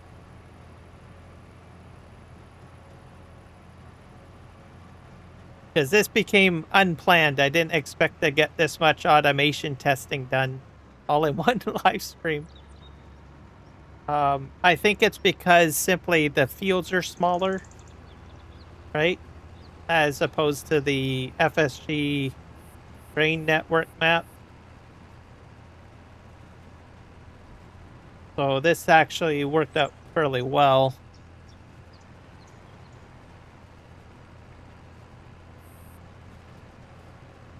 So I'll have to think of what I'm going to be testing next. Like I said, I'm going through all of the equipment for testing for automation in this particular series, right? So now I'm kind of puzzled right now because I thought this would take a lot longer to tell you the truth. So now I have to think of what I'm going to do next week. Yes. And I've been incorporating other mods too. So if there's some mods that show up on the ModHub that I can slightly showcase, I've been doing that too. Right? Like this one aligned with the Swather Plus mod. Unfortunately, this map isn't compatible with it, so I didn't get to do a lot of testing with it. So, so that's what I've been doing. So there might be more mods released this week that might pique my interest, and I'll just simply throw them onto the map, right? If it kind of aligns with whatever I'm doing, or if I feel that I can just spend, a few minutes testing out a different mod or something like that, right?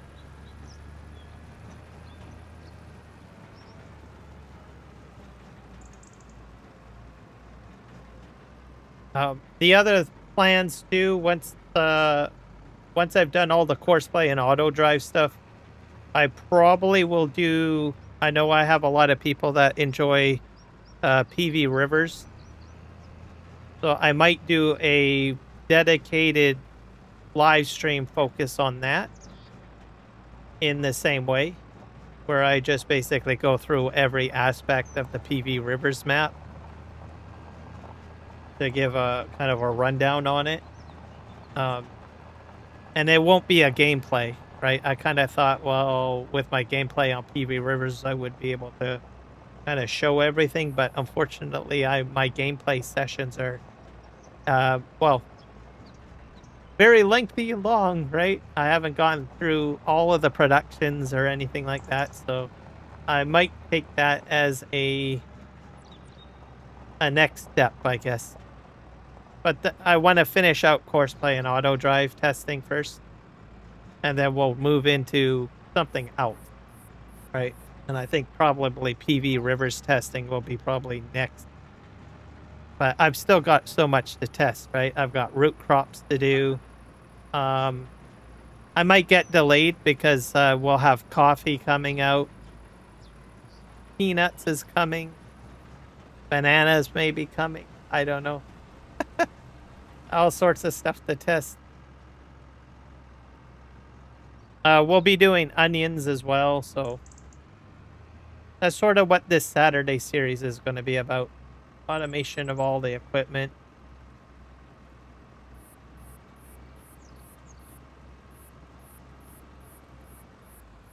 Figuring out what will work and what will not work.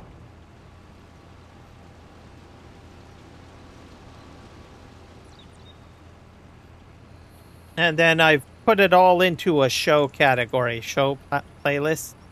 So if you want to watch it all, it'll be available. Most of the live streams I've done so far are unedited. So I will be editing them and putting in chapters and stuff like that to try to make it easier in case people do want to go and check my entire, ensemble of automation testing. So I'll probably do that a little bit later once I've done this.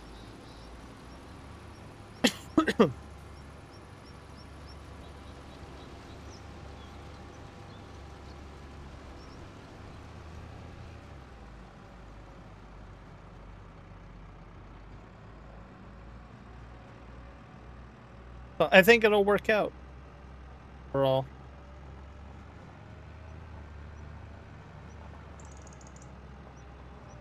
I thought I could cover most stuff like real quick, right? But sometimes whenever you're doing all of these little intricate things, right? Like you got to do the adjustments of the nodes that I've done a few times. Got to delete courses and stuff like that. Sometimes it can be a little bit of a headache, right? Okay, I think I'm going to try to get those other guys going. Hopefully. So I guess the real key takeaway with the goat wheel, make sure you turn off collision detection. But like I said, it's going to conflict with other equipment. Because some of these other pieces, these other operations do require collision detection. Right now, this guy's just not going at all. I might be able to push him forward. Might take manual control of this.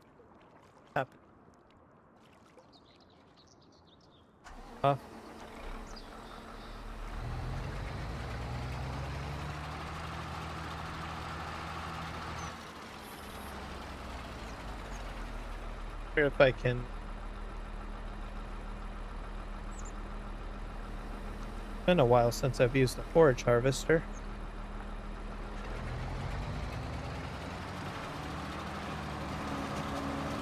I don't think that guy's gonna come forward, is he?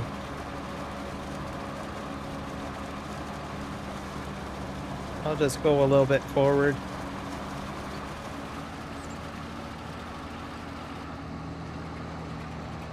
Put him back on there.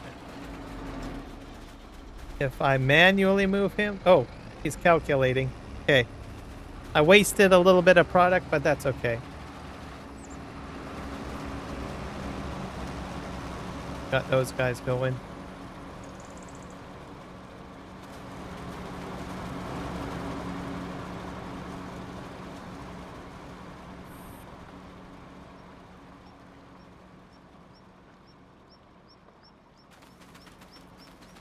Oh, you know what I forgot? Bunker work. That's what I need to do still with corn. So that's probably what we'll try to do next week, I think. And I'll probably need to throw something else in, I guess. But that'll probably be on the other map. We'll return to that other map. Harvest network. We'll do that stylage. This map I'll probably use for other crops, perhaps. So, I don't know. I might do peas or spinach or something like that. I've never touched any of those. I've never touched them at all in FS25.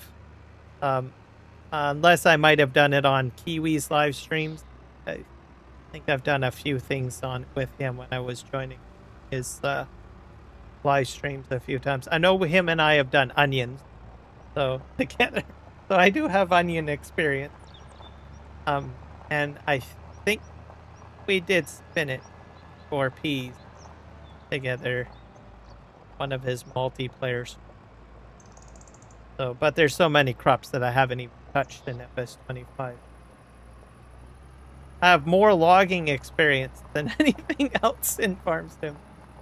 So this is my opportunity to try to test out other things too, other aspects of the game. Because I get just so bogged down with my Let's Plays into whatever my focus is, right? Hello, Kierum. Ah, here's the man. Here's the man. Well, one of the men. Does this look familiar, sir? I got it in here, so I tested it out. I made a bit of we had a little bit of a drinking party on the map too, I guess. But it worked. It's fantastic. So, Mr. Second Chance Gaming, I will be using your edit of this mod on my maps. It's actually quite profitable, so thank you. I went through it a little bit earlier. So this is a money maker, I'm telling you. Also, it's small. I like it because it's small. It's actually smaller than what it looks like in the picture.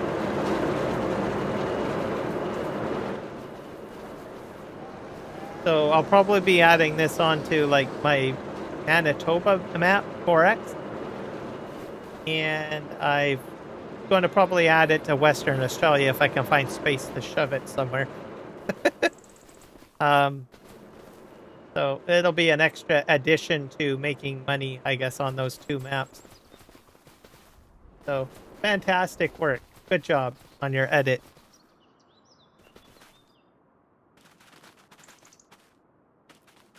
So it's going to make a home. And this guy is having some problems.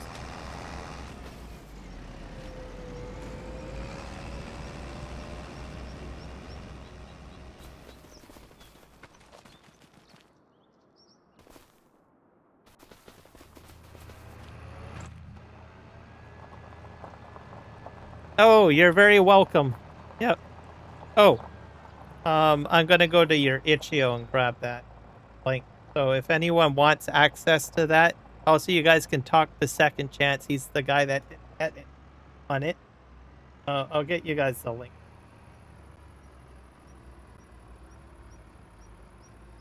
So he has an itch.io. I'll show you guys his itch.io as well. He's, well, it's safe to say he's just starting to learn to do modding. I imagine we're going to see a lot of great things from him in the not too distant future and the current present, I guess.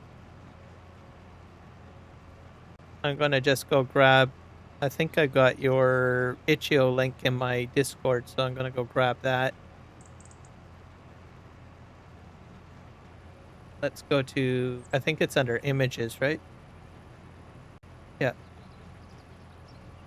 Second Chance itch.io. There it is. So download his mods, enjoy them, have fun. So this is it. This is what he's currently got working on. So this is what I've been playing with today. If you want like a Chevy truck, K10 454 big block edition, you can get that. There's a, I guess he's working on the gear shifting mod or mode toggle. I haven't touched this. I don't know much about that. And then this is what he sent me the other day. So if you want a nice tiny truck, you can get this on the itch.io. Download it. Comment what you like. He's active on his feeds too, and of course he attends my live streams. So you can ask him during live stream. So I'm just gonna put this in here, the link.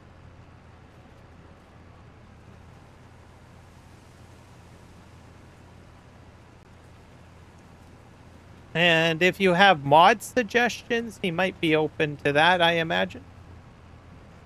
He's still learning, so don't pressure him too much with anything too complicated or anything. He's kind of in the beginner mode of like learning how to edit stuff and stuff like that.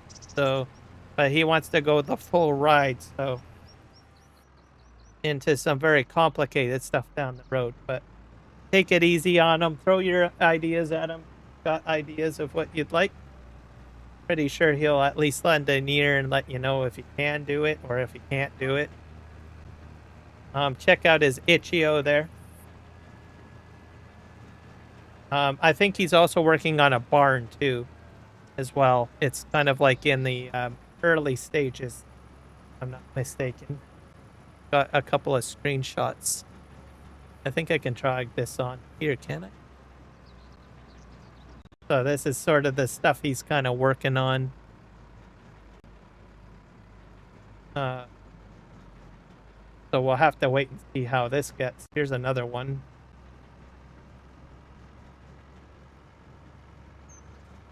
So this just goes to show he's going beyond just, you know, editing mods and stuff, but he's actually trying to get into doing 3D modeling as well. So, and he's eager. Let's put it that way. So comment, support his itch.io, right? Good stuff. Download it. And if you have any suggestions or expertise to help him, help him. I don't know much about modding myself, so I can't really a resource, but got words of wisdom for him. Throw it at him as he's eager to learn. All right, we're gonna minimize that. There we go. Yes, it is my first model I'm creating in Blender. Yeah, so there you go. I'll be watching that project because it's going to be animal related, I believe. Right? Looks like an animal pen. So I'll be eager to try out a new pen here and there. So who knows? One of my test streams, you might see that on here for all intents and purposes, right? And you know, anyone that's getting into modding and stuff like that for the first time, we should support them, right? Showcase what they make, right? So people are aware, and then just part of the community, try to help each other out, I guess. Because basically, I think that's what makes this game great, right? The modders. So good job, Second. There you go.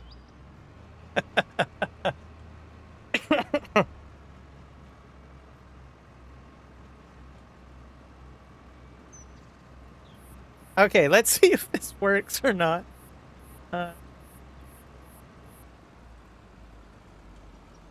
don't think it's emptying, is it? I don't know. Like I said, doing this is very finicky. But you can see that it does work. You just need to sort of, I don't know, babysit it a little bit or make adjustments as you need to. It's a bit annoying. I wonder if I have to back this up. I think it needs to back up even more. I'm messing it all up. I guess probably about there.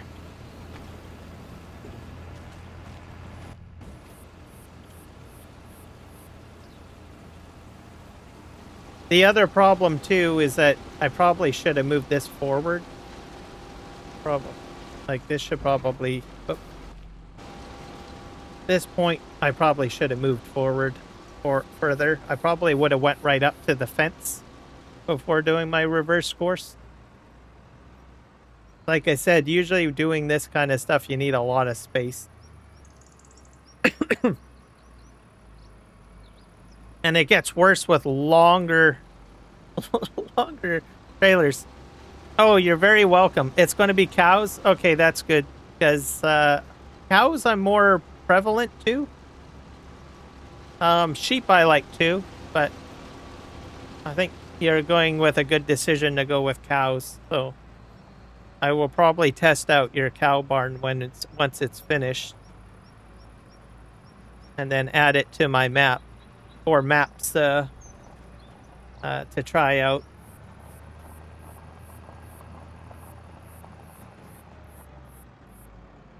To make it fun, right? Now there's those damn pigs out there. Or boar, I guess. Wild pigs. Can't classify them as regular pigs. Okay, that guy is going. Let's just see how our MacDon's doing over here. I think he's on the headland, isn't he? I probably should have put a much larger mower on this job. I have been keeping preoccupied by doing other things, so...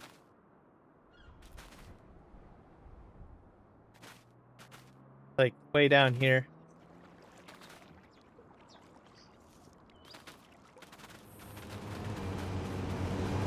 He's got to do headlands. The use of the forage harvester, I'm going to tell you, I find that it is extremely laggy.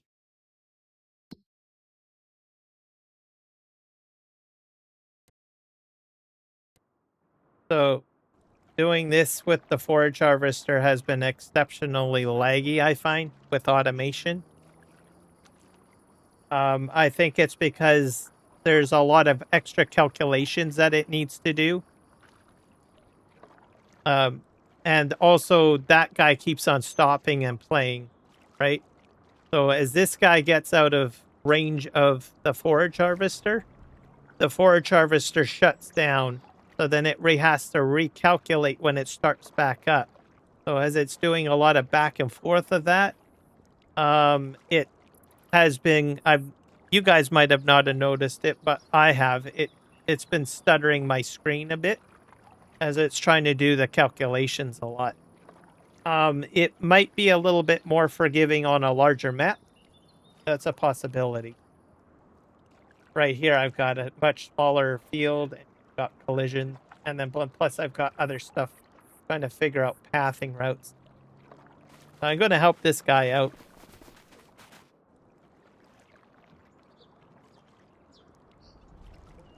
Shut this.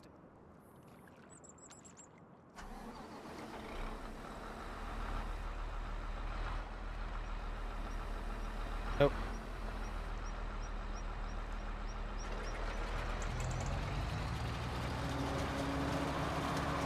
Obviously, I'm wasting the product, but it's okay. I'm not too worried. Now he's going to work.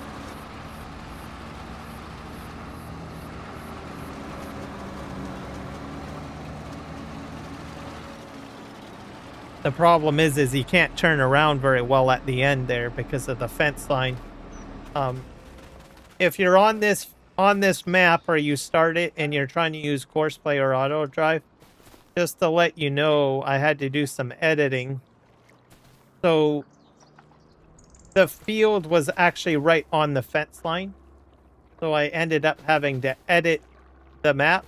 So I went in and basically painted down grass here in the landscape mode. So just be aware of that. Because when I started up Courseplay and right away it started hitting the fence. It's like, why is that? Right? Then I had taken a look and I was like, oh, okay, the field edge is right on the fence line. This field is not an issue. There's like a gap here somewhere. I didn't have any problems at all. I don't know where the line is. But it's somewhere here. There's I think about right here. Probably slightly see it a little bit if you're good with your eyes, but it's about an inch, I guess. This side on the other hand, not so much the case. So you're out of luck. The other fields, I don't know. I haven't worked on the other fields. So you might have some other abnormalities. The other abnormality that I detected, I have to go into flight mode. So if you're ever doing like, I don't know, an introduction video or a flight or something, do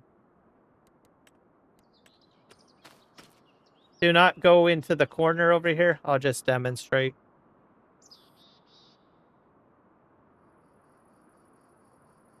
So there's some, once you get, I think over here, not sure where it is. I got stuck in here somewhere. There, I'm stuck. I can't go left or right now. So somewhere in here is like an invisible maze. Don't know what it is. So if you're flying in here. Now I'm completely stuck now. Stuck at all four corners boxed in. So be careful if you're flying around the map. Because there's these invisible walls. You cannot tab out. Oh, tabbing works this time. Never mind. If tabbing doesn't work, you can just go on the map and just select the place to teleport to. Because the last time I got stuck in there, I couldn't tab the VO to a vehicle. So I had to I think I chose the shop and just visited the shop. Get out. This guy gonna work? What is? Oh, he did it this time. Fantastic. All right, we fixed his wagon. Bad pun. I know it. Sorry. That guy's empty. Oh, this guy over here. I think he's got like one more headland to do.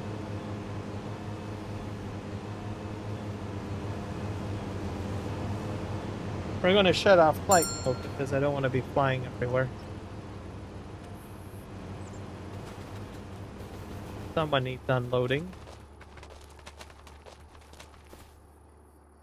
It's the forage harvester, and this is a problem.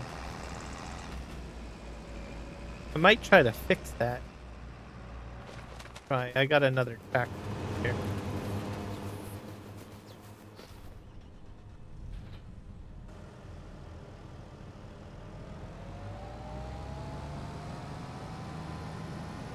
Let's go see if we can figure out why the one guy can't turn in very well. Might have to slightly move stuff. I might do. Just pull these over a little bit.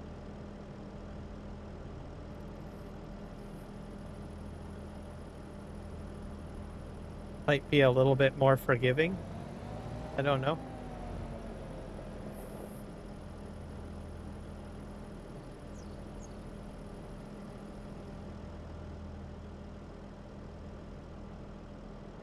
We'll try that for now. We'll see what happens.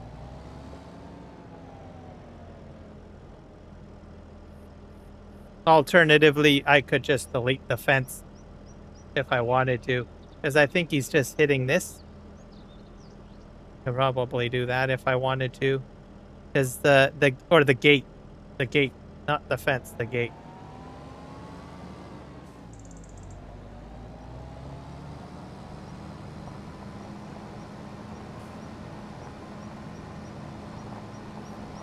This map also is using some of the technique from the Ontario map, where there's like a ditch with a bulrushes on each side. That's a nice feature.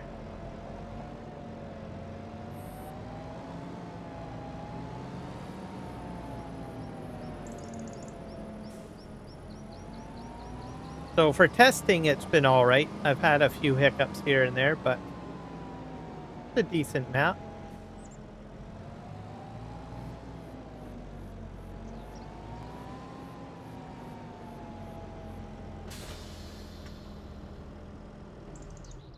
And then there's only one additional crop. I thought there was multiple crops, but he only added, I think, alfalfa. That's it.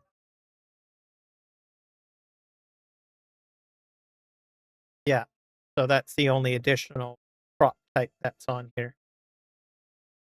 I thought there might have been more, like lavender or something. So if you're obsessed with just alfalfa, there's probably the map for you.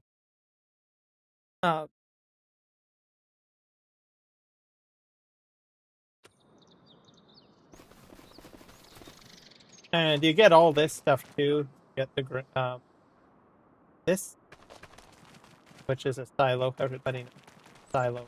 This is a storage hall. I think the most unique feature is probably this. This is like your silage storage or silage silo, and it also does total mixed ration. Feed your animals. It does grass, chaff silo.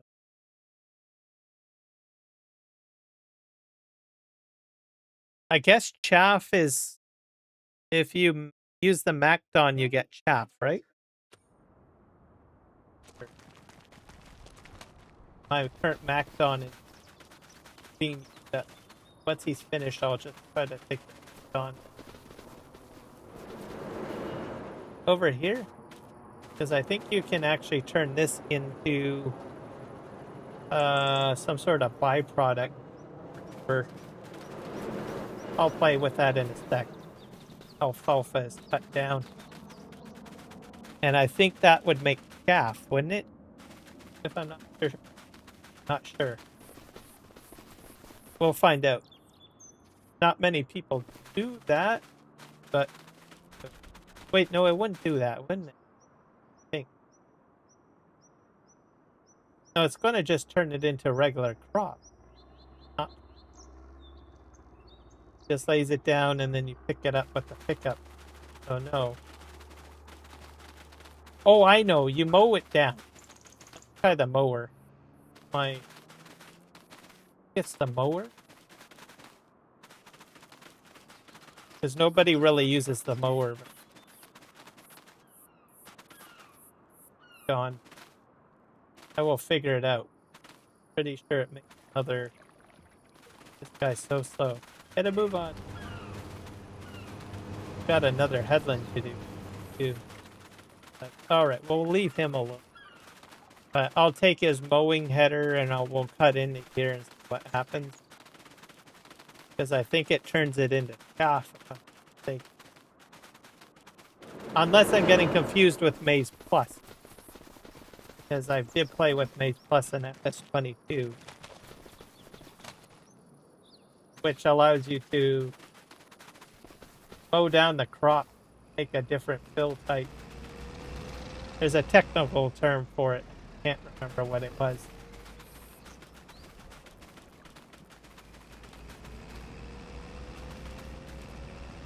Someone in the chat might know.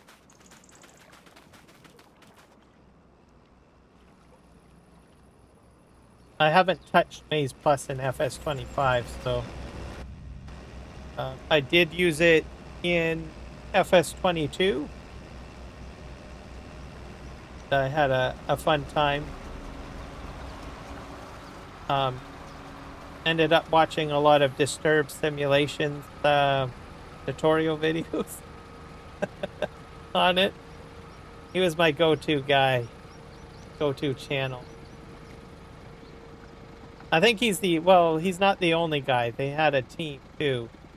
So they had a German guy doing the German translation for Maize Plus. There might have been one or two other guys. Can't remember. They had a team of modders too working on that project. And I think a few other projects dealing with animal realism too. But Disturbed Simulations is who I watched the most.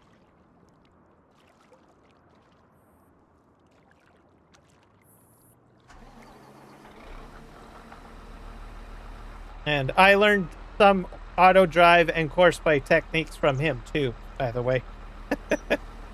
My multi-pickup and delivery videos that I do from FS22 and also some of the testing that I've done in FS25 is because of him. Because he started doing the multi-pickup and delivery, so he did a basic tutorial, and then I started asking myself questions. Well, can I take it further, right? That's where some of my FS22 tutorial videos came from, with barn management and all of that. So I tip my hat to him.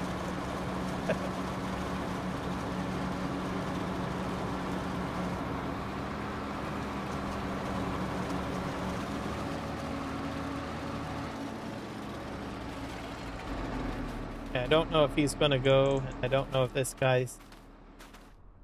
He's calculating. Planning path 2 of 2.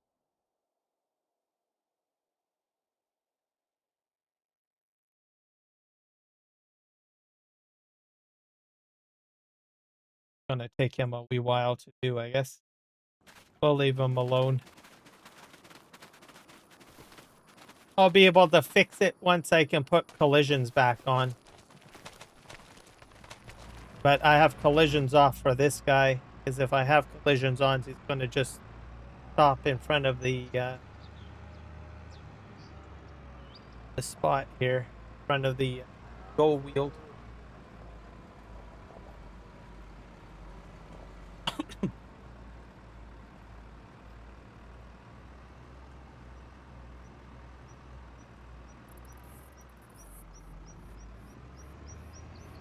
All right. gonna get out, let him do his thing. Let's see if he does a good job.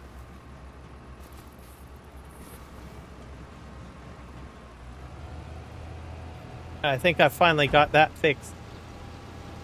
So yes, you'll have to have a bit of patience with the Go wheel setup that I've got. It works. Just be patient.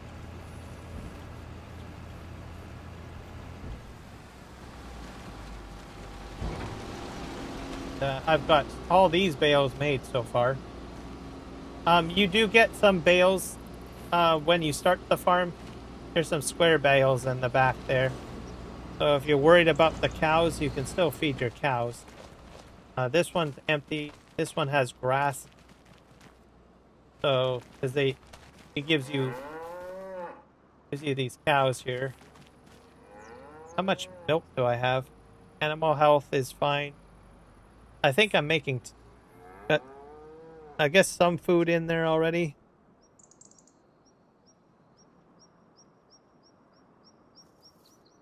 I wonder if this is tied in.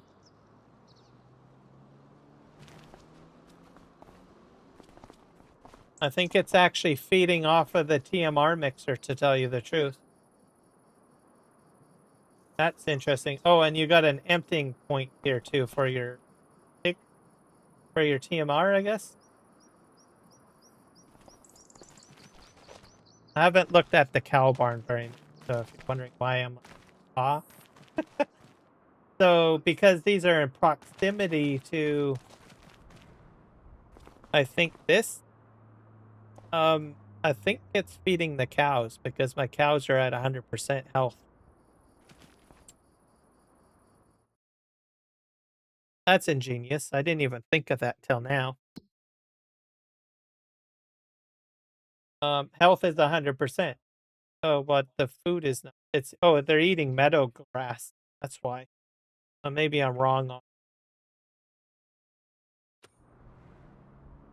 on. There's something else I can show you guys that makes it really easy. That's pig food.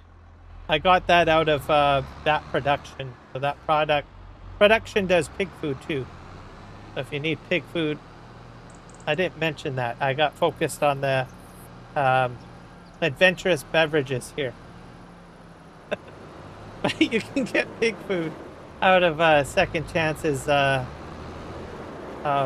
factory too. We'll look at the production recipes in a sec. That too, I guess. Kind of all over the place. Anyways, let's make this in.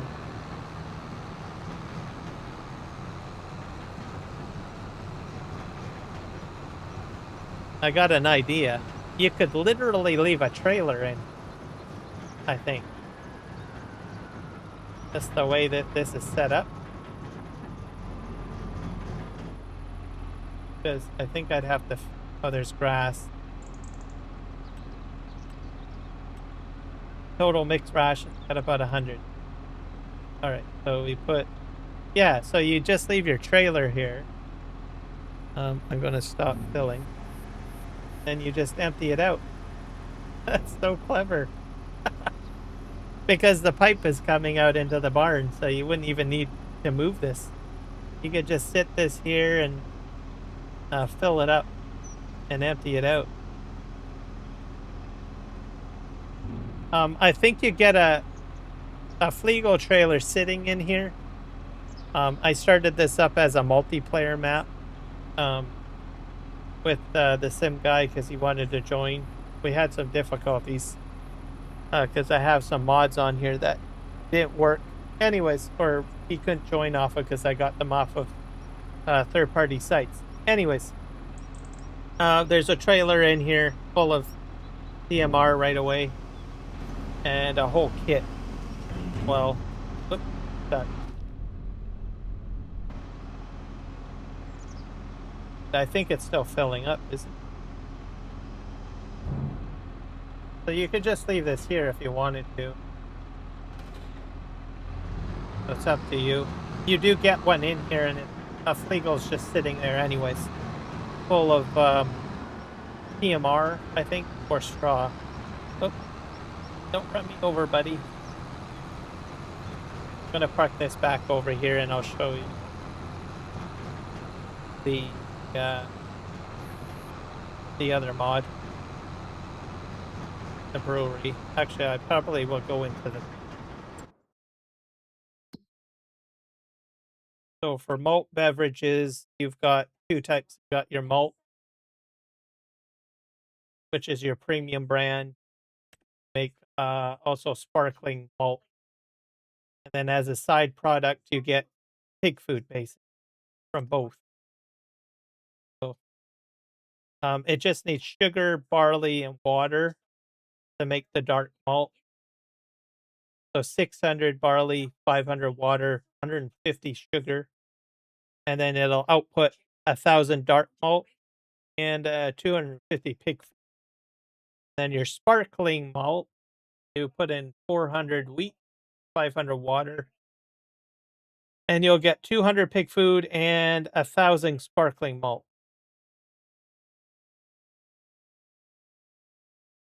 Here you go.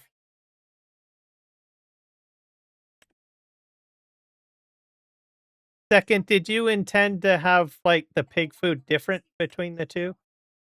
Or because one spits out 250 and the other one spits out 200. I don't know if that really matters for you.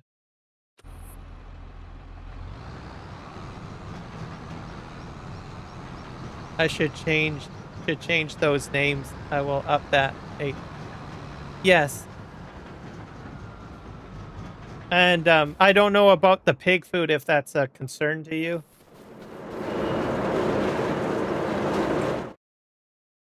Because the recipes outputs are a little bit different. So you get like the premium one, you get 250, and the malt light is 200. I don't know if that was a mistake or intentional. Maybe with light, you get less. You get less pig fight food because it is not as fattening. Maybe that's the explanation. I don't know. But anyways, I thought I would just point that out. If it was a mistake or not, I don't know. But that's the only explanation I have.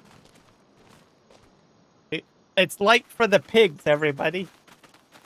All right? Don't want to get them too fattened up. I don't know. I have to throw a little humor in. Okay, why is this guy not working? Oh yeah, we'll get those guys moving later. I think we're going over here.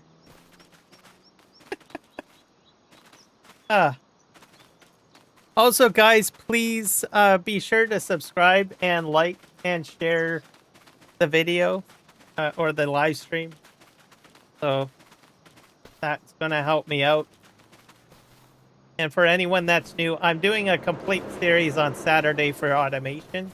So you can share the playlist out to other people that might be interested in all the automation tests.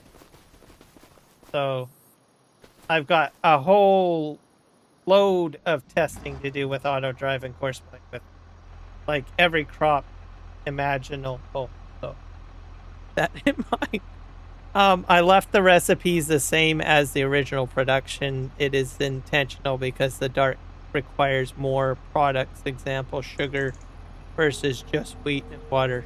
Okay, so it is intentional, and that makes more sense. There you go, folks. Now you know. Leave this here. But yeah, I like it. I definitely like it. We will see it on a Kierum map, official gameplay map, in the near future. Because it's definitely a money maker. Hey, MacDon. Down.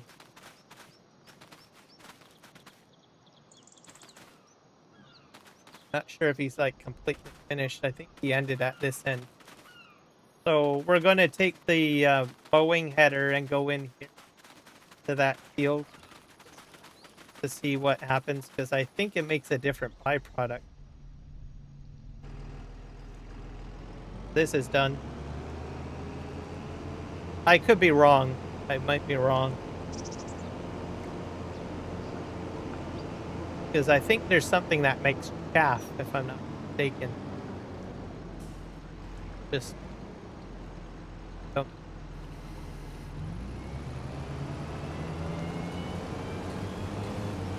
Sure what it's what's that spitting out? Oh.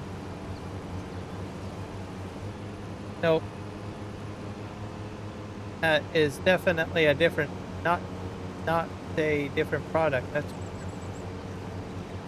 That's similar to the other header.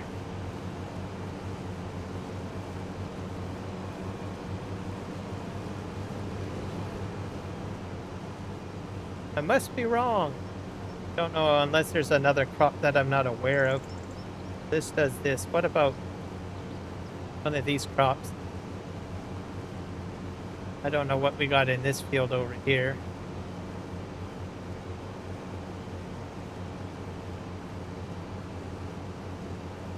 Yeah, I definitely would have the grain header on here because this is just spitting out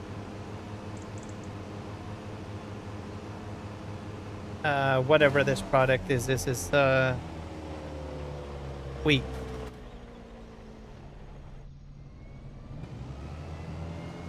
That we got over here. I thought it would do something else. I could be wrong. Oh, here we go. What the heck is that? Nope, I'm just killing the crop. So I must be confusing it with Maize Plus. But I thought the MacDon pack could do it, but I think I'm wrong. I don't know what's in here. What's this? This is ready to harvest. It's spinach.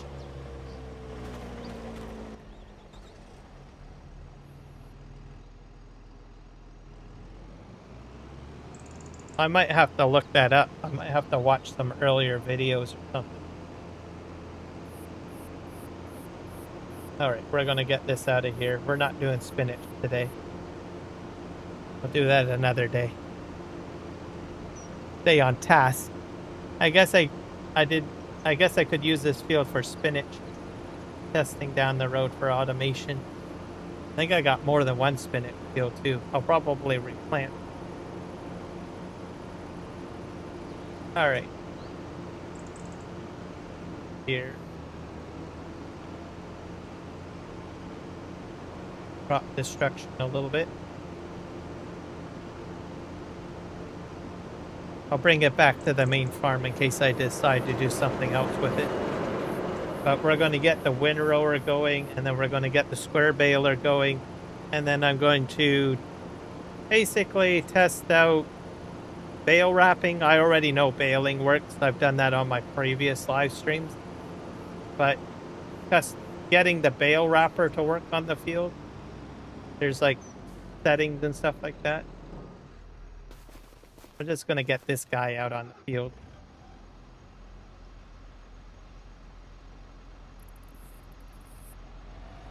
Put him out here.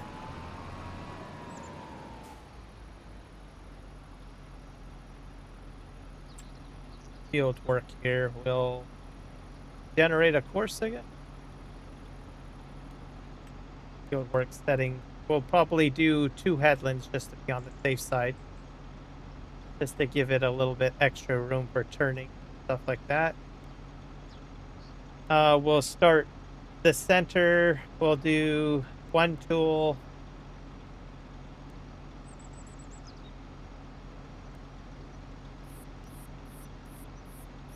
I think we can put this on land. Apply. Generate.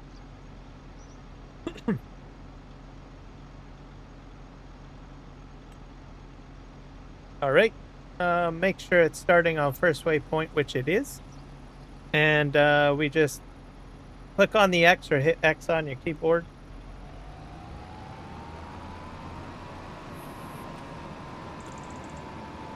And we're going to have the baler operating on this. So what we need to do is we have to copy the course. So just hit the two pieces of paper on here.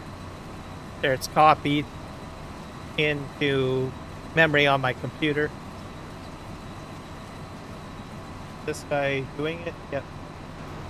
So I can get the baler going right away. Oh, crap. Don't have super strength on. That's all I can say. He'll auto-correct himself anyways. Go, buddy. Hope he didn't disrupt the course too much.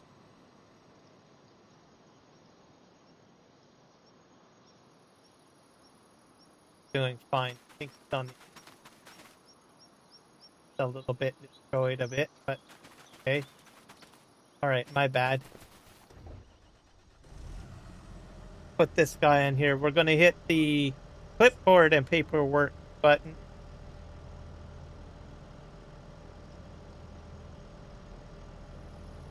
It'll work. Come on. Oh, I have to get rid of the existing course. So yeah, when it's green, hit it. Pull him to the field and we'll get him going. Make sure he's on first wave. He'll start baling. Oh, I guess I better change my bale size. Bale capacity. Got 1x in Quebec.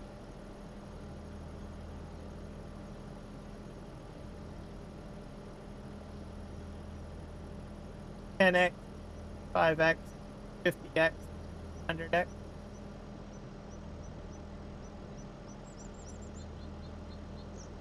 What did I?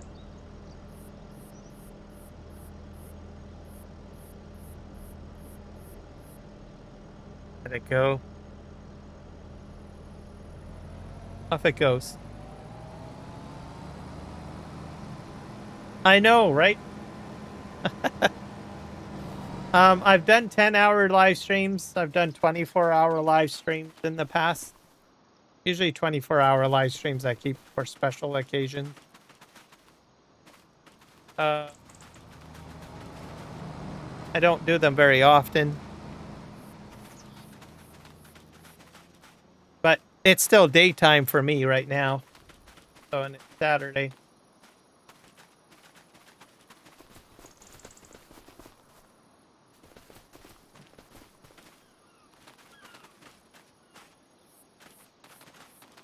Okay, he's gonna do baling.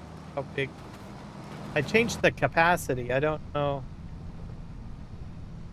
That might not have been a good idea. It's not filling up very well. So it must be part of... I'm not sure which mod altered that. Let me just stop this. I don't want it to... I want some bales. Back up.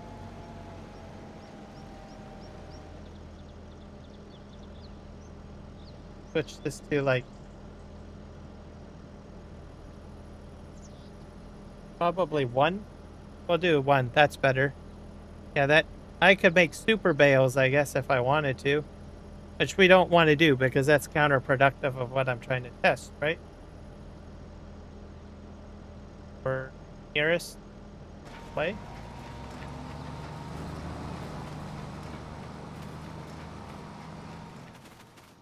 So most of the time that I'm put into doing this is probably about amount of time I would be putting into testing if I was doing it off stream. So just on my own. Which I have done in the past. FS22 and stuff like that.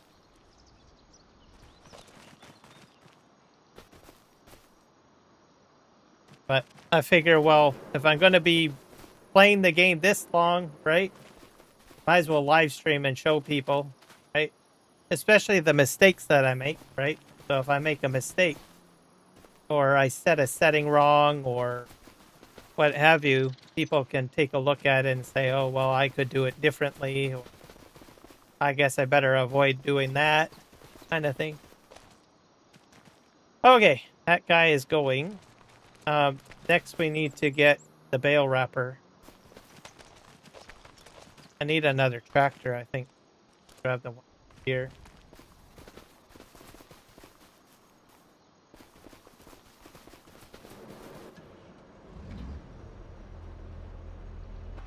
Grab that.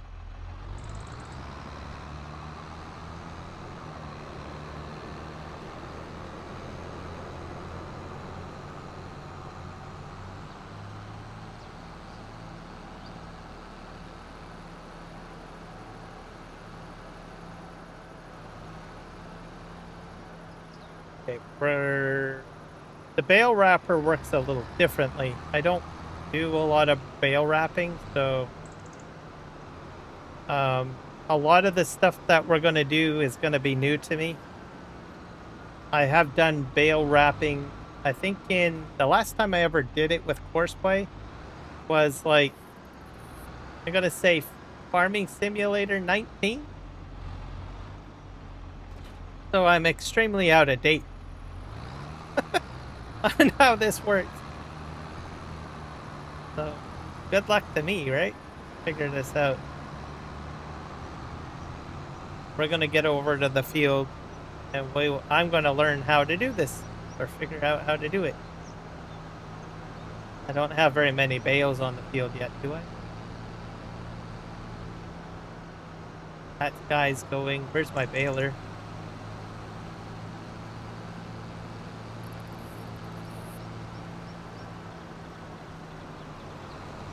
See.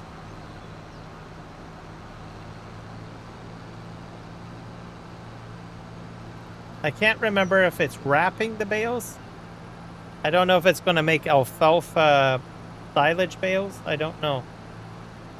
It might not. It might just spit it out.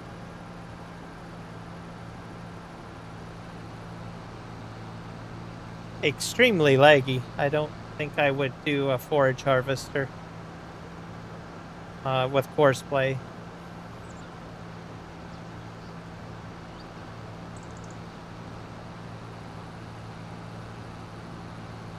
Maybe a cornfield. We'll see if it acts differently on the other map when I do corn silage.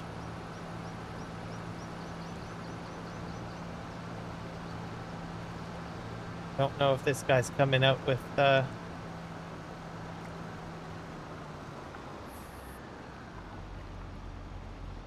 See, the problem why it's so laggy is because this guy keeps on saying I need unloading.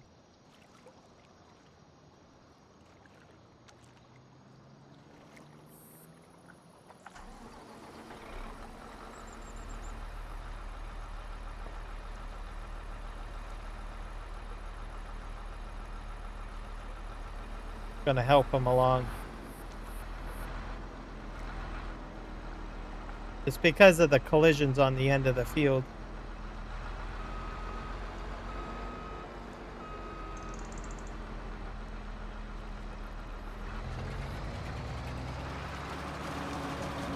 Like this, I'll pull ahead. Obviously, you probably wouldn't do this. Probably figure out a way to salvage everything, which is fine. Get this guy going. See if he'll probably spin around. Maybe.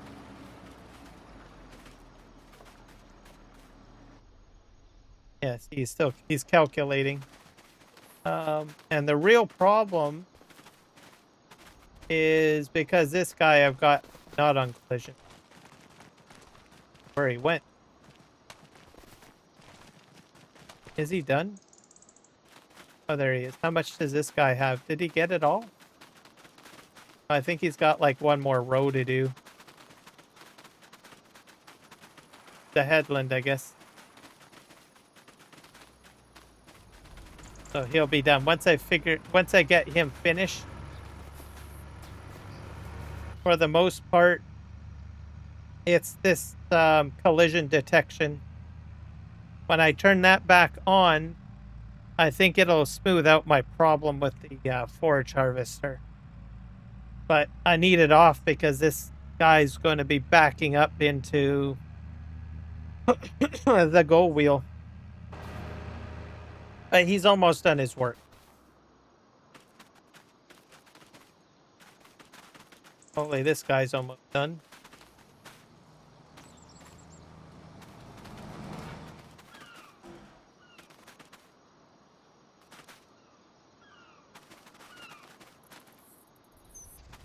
All right, we got a bale on the ground.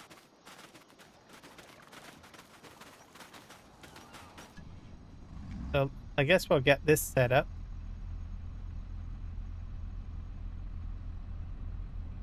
So we'll see if he can wrap it and make it into a silage alfalfa bale, because I don't know if it'll work or not. Sure if that's supported on here or not. Might not do a dang thing. All right, so to set this up, you just set your field target position, which selects the field that you're working on, right? And your target position, that's just your start position. Set that anywhere if you want. Now, this is new. It would grab all bales. So you can do all bales. I guess that's the new feature. Also, you want this set to bale collect. I don't know if you can set it to anything else. You can set it to field work. Make sure it's set to bale collect for Courseplay. And you'll do only wrapped bale.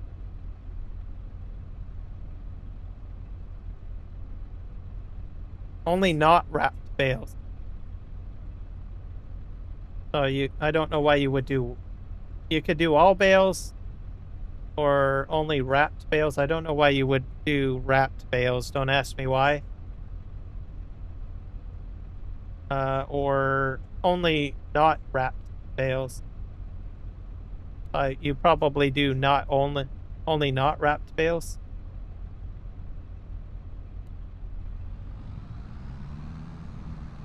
Oh, maybe if you've got hay on the field. So it distinguishes which bales can be wrapped and can't. That's probably what it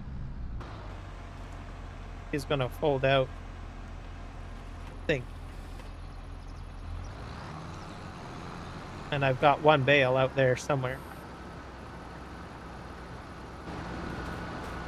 Walk along with him.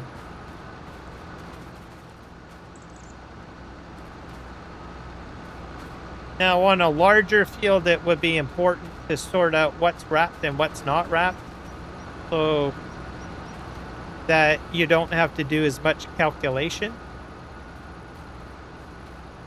So I think it cuts down on the amount of work that Courseplay has to do on your P problem, because it's only going to focus a bale type only. Other factor is maybe there's some bales that you want to have picked up by something else, right? Like a bale pickup wagon. That would help. That does do that one. Looks like I've got alfalfa silage, I guess, coming to me.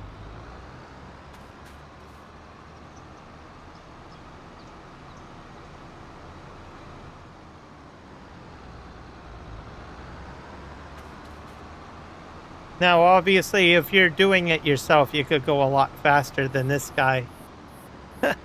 He's just backing up and recalculating. It's the beauty of AI, I guess.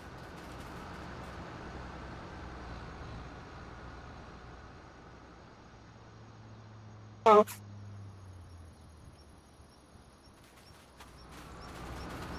Gonna try to get another bale. I don't know why he's going all the way down there.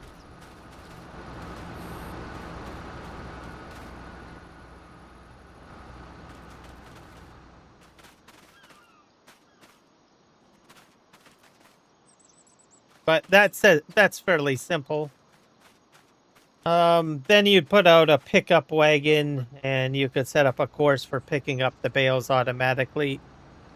I pretty much demonstrated that. on one of my previous live streams. But what the heck? Might as well just do it now, I guess.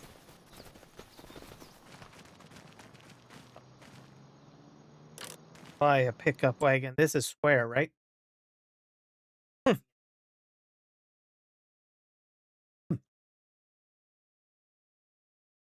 Under baling technology.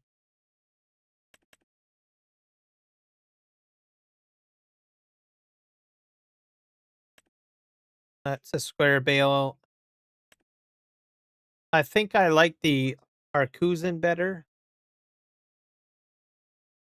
This one has a little bit of an issue because of this piece on the end. I've run into some problems previously with that, with the spike sticking out the back.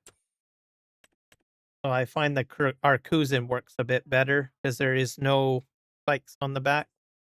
Less collisions, less, it's not as complicated by that. We'll need a tractor because I'm running out of tractor. I haven't touched John Deere, so I know that I probably got John Deere fixed. Or we get a John. Got this John Deere under me. That one will probably maybe 6R. The 6R, yes, largest engine. We'll leave it as Edu. Why not? Throw all this other stuff on there. I guess we'll leave it as 3.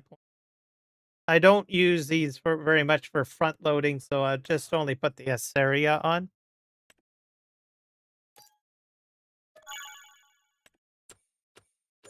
All right. This deal is going to be a bit different. We got a lot of storages over here.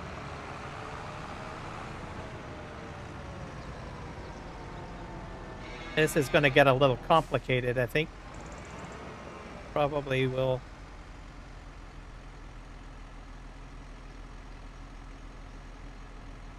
It's going to get messy in here. I know it.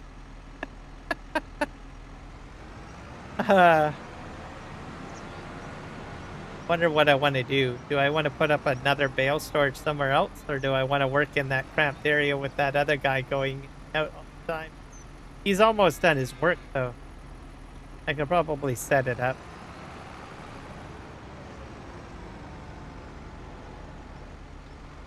We're going to set up a secondary course, another one. I think it's shift. Click. Yeah.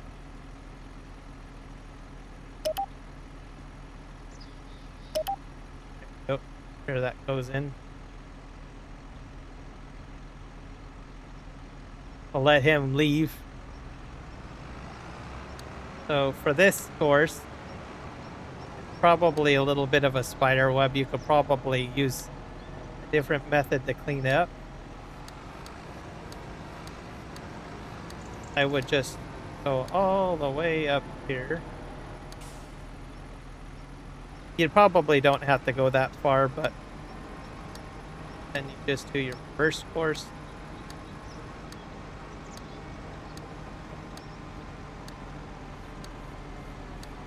Just make sure it's inside like that. Oh.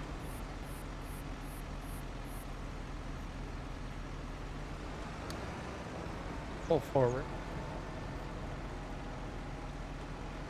I would probably go forward quite a bit. Spin around.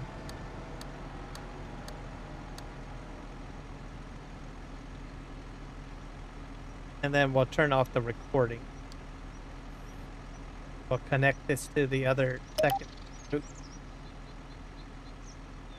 Just to the node you want to go to, and then use the scroll wheel on the mouse to put a little nice curve on it. And we'll put square bale storage, I guess. name.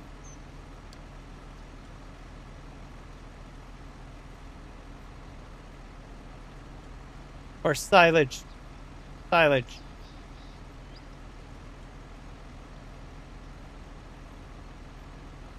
Just in case I want to separate the ones, right? Call it that. To do it. Won't have any problems. We'll probably have collisions in here, I know it.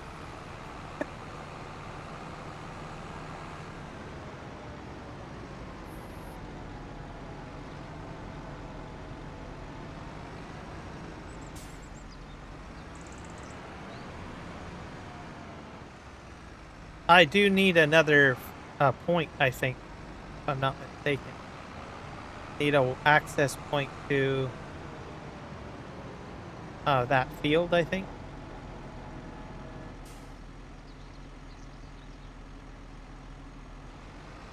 Start right here. I'm gonna have a double route, I think, on here. We'll right-click this, make this a bi-directional route.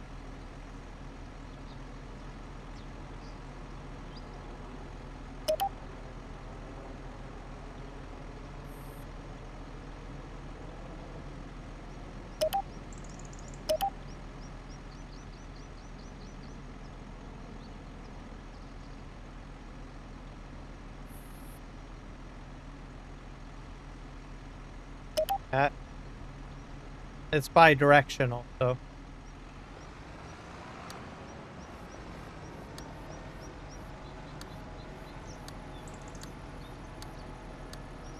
Just in case I want to do anything over here.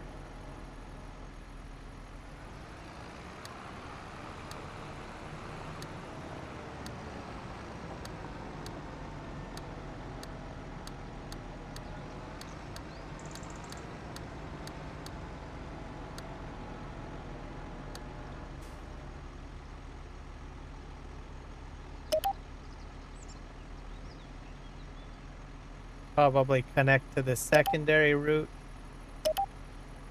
Connect to this route. This will be established if I want to do anything with the barn, if I want to. Turn the recording off. We'll set it. I don't know what the name of that field is. What number is it? You don't have to give it a number either. Just a little easier. I think we're using field 1. I think probably we're going to create a wait point for field 1 over here.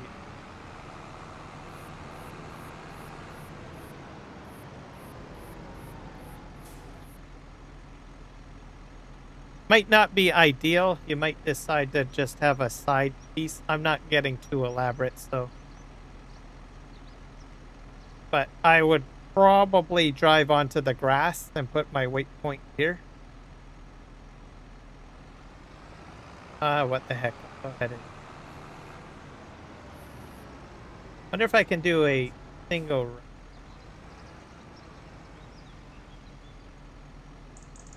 I think, where do I want to put it? I might put it out here.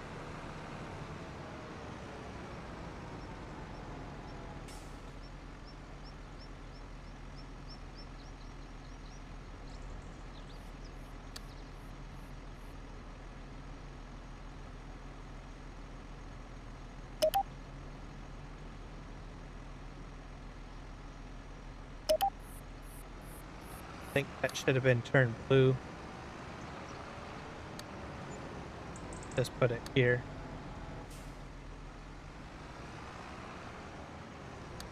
Just for now. Okay.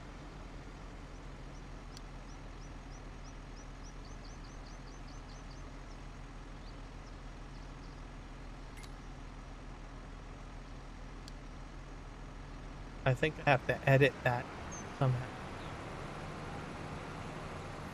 Did it go all blue?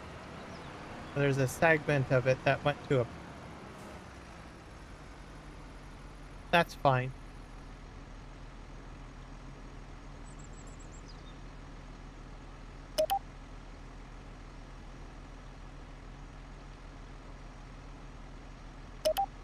That worked. Okay. Let's test this out. Let's give it a try. Happens. Most of the time I put the points right onto the field, so I don't know if that's impacted or not.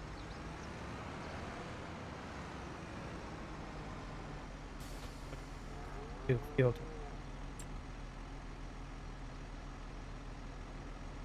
Quite a few pieces of equipment on it too.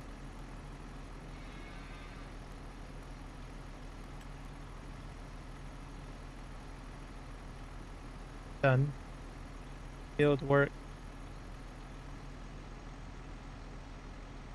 So, because I'm wrapping, this is where this comes in, this functionality of, you know, unwrapped and wrapped. So you can do all bales. If I did all bales, the ones that are unwrapped would be a problem. So I only want to have only wrapped bales picked up. So it uses the same function as the wrapper. So make sure you do that if you've got a wrapper on the field, because it's going to pick up the unwrapped and the wrapped if you don't do that, and that'll just mess everything up. And you'll be like, well, how come half of my trailer is full of wrapped bales and the other half is unwrapped, right? Just keep that in mind. So, and that's all you have to set, really. Just hit X. Probably start working. Too far away from the field. You gotta move this closer, I guess. I don't know if you have to have the point on the field. Most of the time I put points on the field. Here.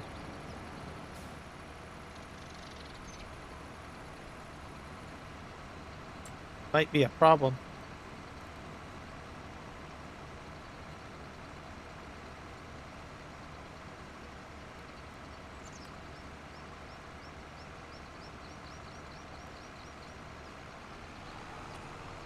It's working.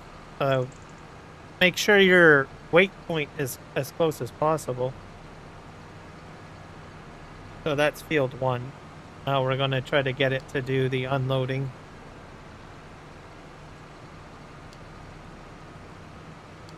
Set this to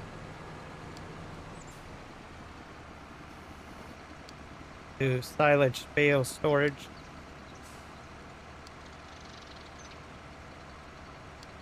I hit the Courseplay button.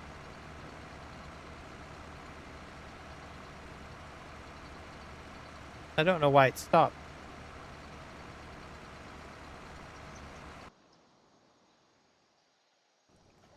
Here, we'll fix that other guy in a moment. I'm wondering if this guy's finished.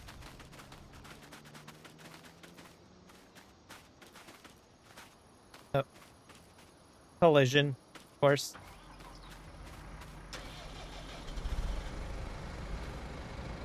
Okay. Go, Mr. Klaus, go. I think I fixed my gate problem anyways. Well, that's a great thing. Hopefully we're almost done picking up our hay.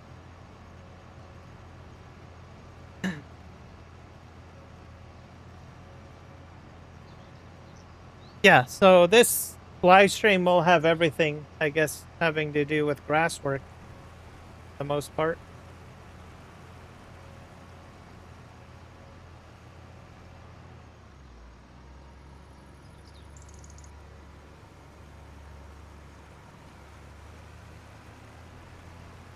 And I'll have to look at the Swather Plus add-on a little later, because it's not working on this map, because I think it's not supported.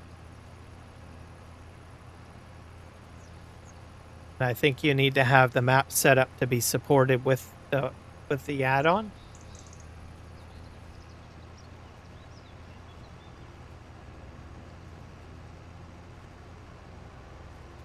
Which is fine.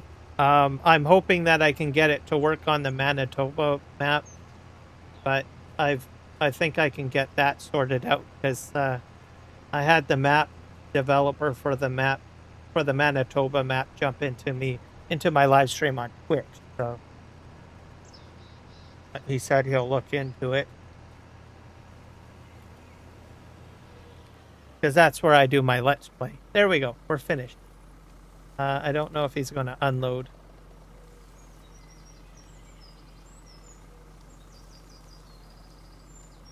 Probably not. You're not going to unload. All right. Fine. Hit play. This will be the last unload that we have to do. And then that'll reduce the collisions over there.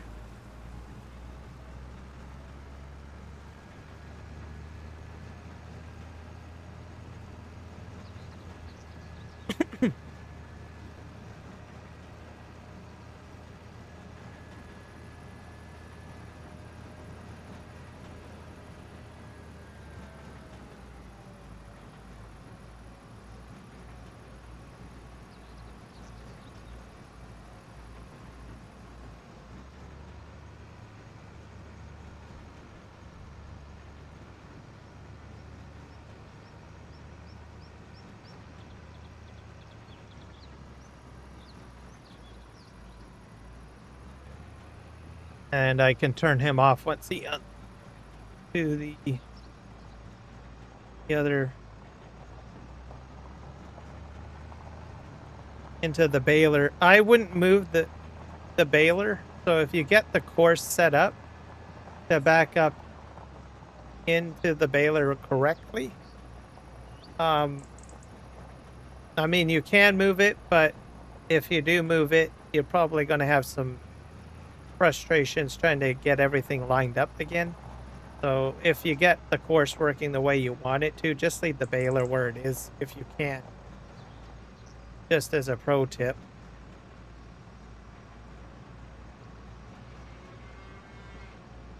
Because you'll probably end up pulling your hair out, maybe.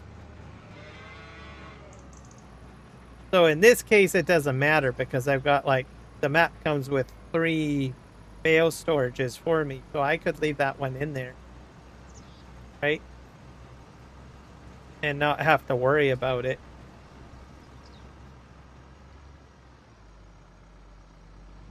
Epic Domain, welcome in.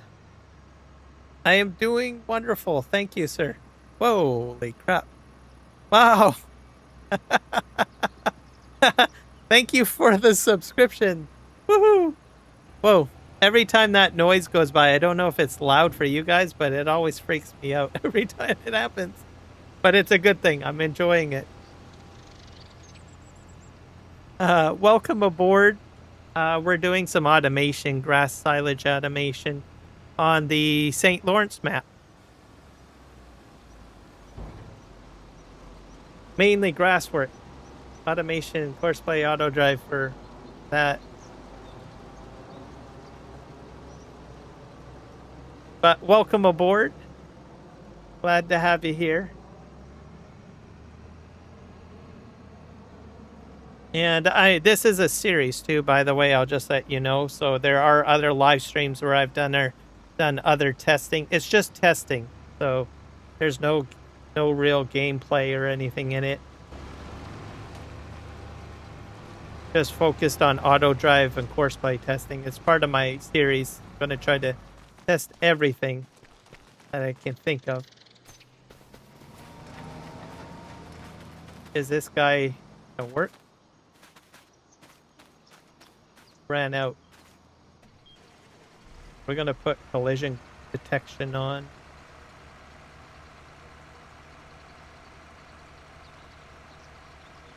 He will hit play. I think it has a problem detecting the field a bit.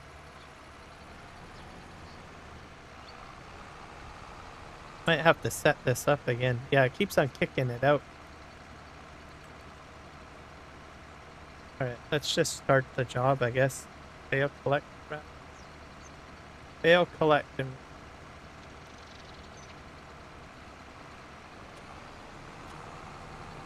see what happens. I don't know why he's going to that one.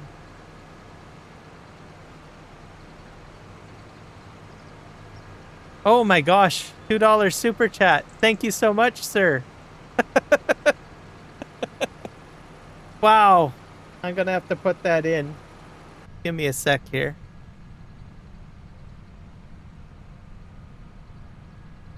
I'm putting that into the... what is it? The Twitch chat. I've got a scroll at the bottom there. I'm going to put it in right now. Give me a sec.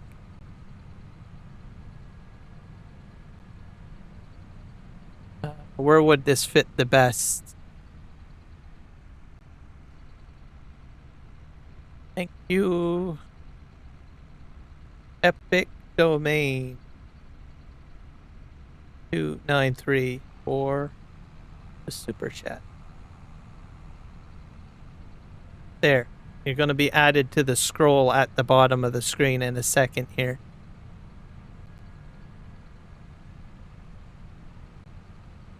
I think it'll come up at the end. I'm just watching it right now. Oh, thank you so much. Your name is going to be engraved in the live stream in a few seconds here, I think. So anyone that like donates to the live stream or, you know, buys a membership or gives membership or super chats or something like that, will end up having their name down in the scroll here. So it's just slowly scrolling.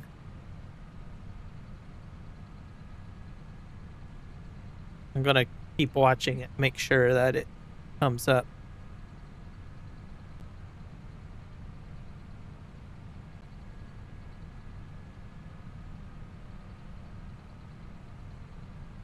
Also, I do keep the memberships super cheap. So I think it's like $1 American or something like that. So that's always an option. Eric the Crazy Viking has done a lot of gifting of memberships. So they're not overly expensive. So if anyone wants a membership, they can do that. It gives you access to extra emojis as well. So keep that in mind.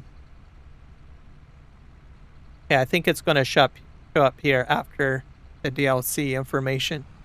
There it is.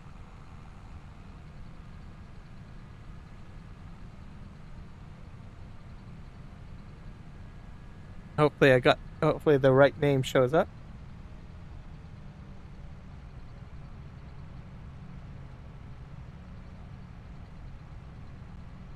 Oh, right on.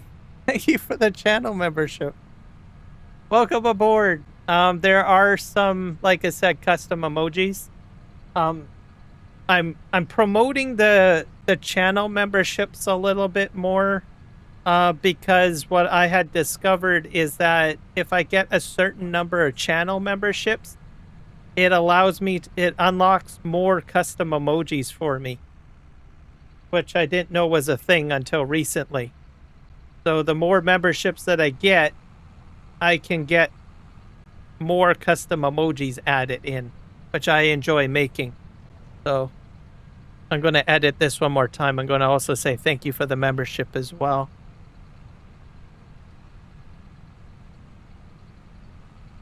So, and also unless you prefer super chats, depending on your budget or whatever it may be for donations and stuff like that, you can also gift memberships too, right? So if it's super cheap, that would definitely help out as well, as opposed to a super chat. But that's all up to you, what you want to do. Whatever works, right?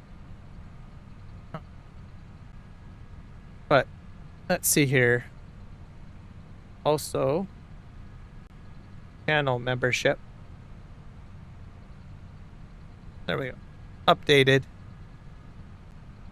So, but yeah, channel memberships are probably what I'm mostly focused on because of the emojis, essentially. So thank you very much for the super chat and also the the membership. So usually once I finish a live stream, I go into my studio and I check to see if I can make more emoji. I've got a few of them up there. I'll show you. And if you're a channel member, you get to use those emojis as well. Eric usually uses them quite a bit, so here they all are. I'm going to just spam them into the chat. They get kind of creative too. So those are the ones that I have made right now. But once you reach a certain threshold of memberships, YouTube allows you to put more in. Like, I got so many ideas for emojis that unfortunately YouTube kind of locks me in. I think it's kind of an incentive for you to try to expand your membership. So if you hit a certain threshold of memberships, then they say, okay, well, you're doing a good job. You got more memberships here. We'll allow you to make 5 more emojis, kind of thing, right? So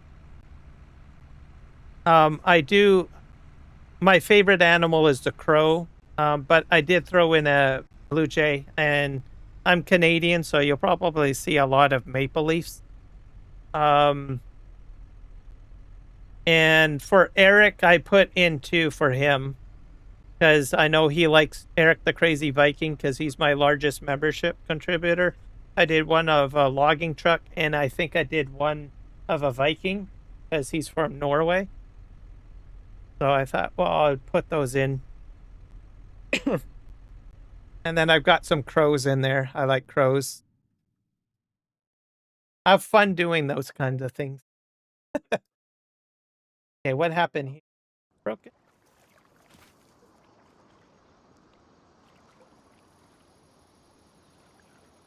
Yep, for sure. I appreciate it. There's nobody live streaming right now? Wow.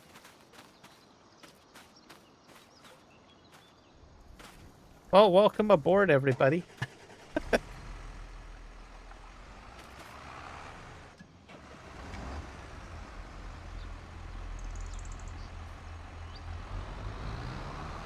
Okay, this is a bit of a collision here.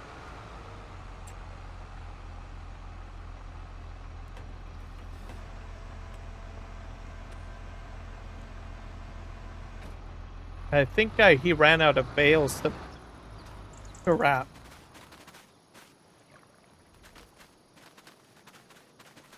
And this guy is full, I think. Is he full? Yeah, he's gonna go and empty out, I guess. I don't think he's full. Just not enough bales wrapped yet.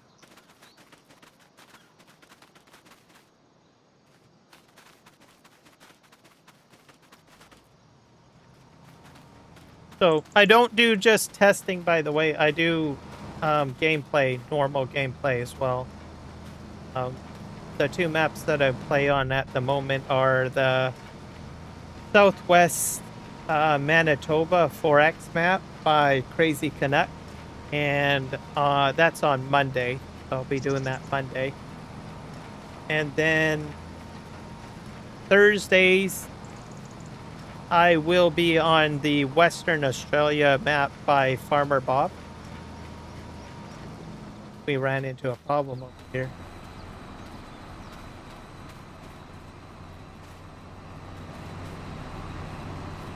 Sorts of bales. It's a lot of machines on a small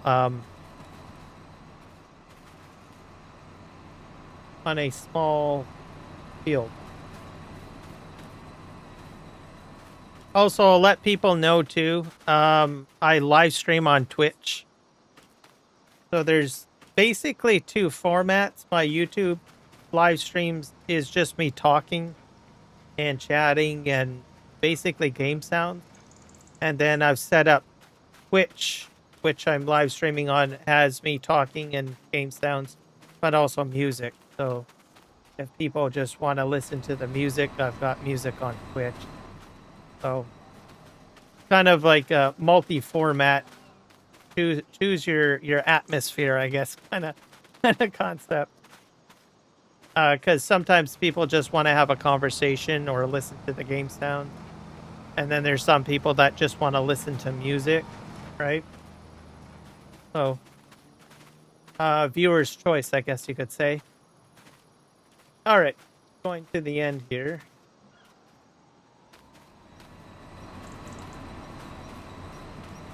Hopefully that'll be good. Oh, I gotta get the pickup wagon off that one course because he's done it. Almost forgot about that. Here.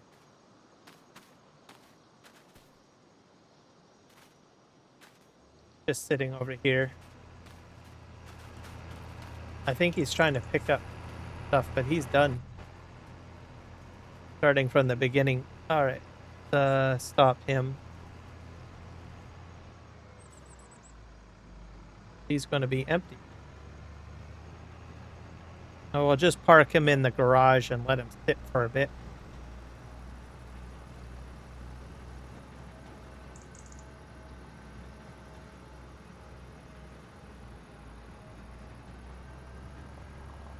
I don't think I've got any more work for him to do.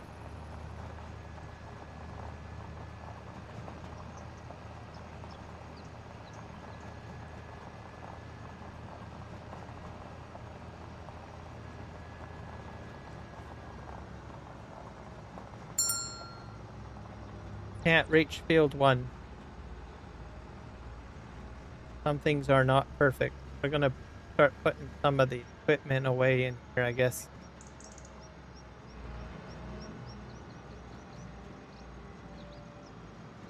Put this like sort of right here.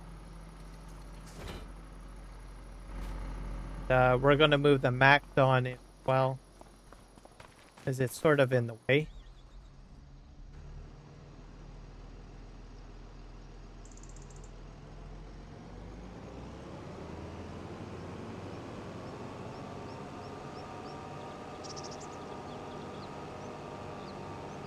I'm going to get a trailer with universal autoload and pick up the pallets of liquor over in the corner. I'm wondering if maybe I might have hit my limit. The possibility too. And we'll dump them into like a storage. To the storage too. That should take care of my problem, I think. I don't think I have a limit increaser for this gameplay session.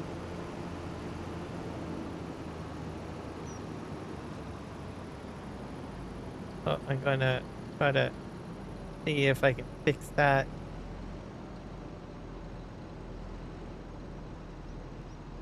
Okay, this is a left shift the orientation.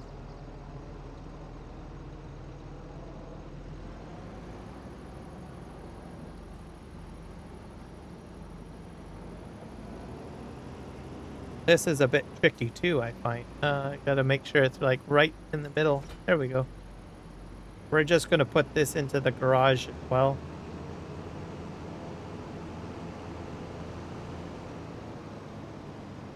But I'm gonna go ahead and clean up my my party, I guess I'm gonna call it, because I got a huge mess of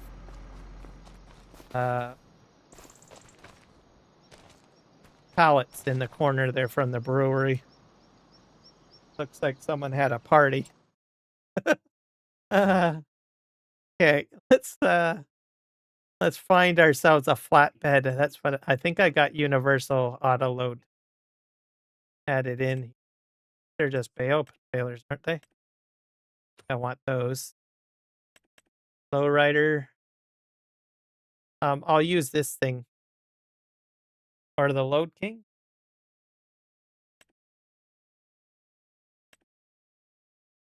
I'll use the Flegel.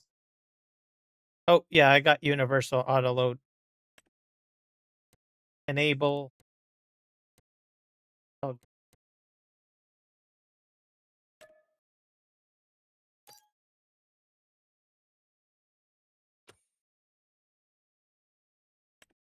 fine.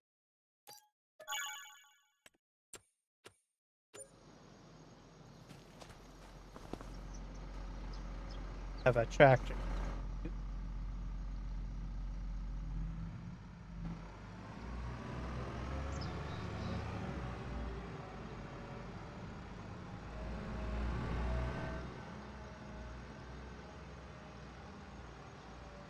I think the bale pickup got stuck over there in the corner.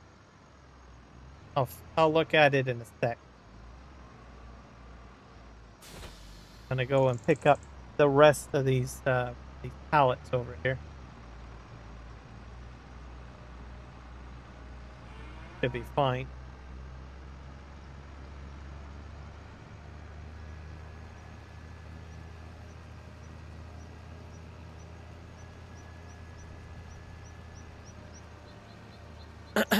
Also, if you know of anyone that might be interested in my channel, please share it out. I am so close to getting like 1,000 subscribers. I know a lot of my viewers have been anxiously waiting for me to get to 1,000. I've got plans, basically. I want to do a 24-hour live stream with the entire community. So I will be putting a map up onto,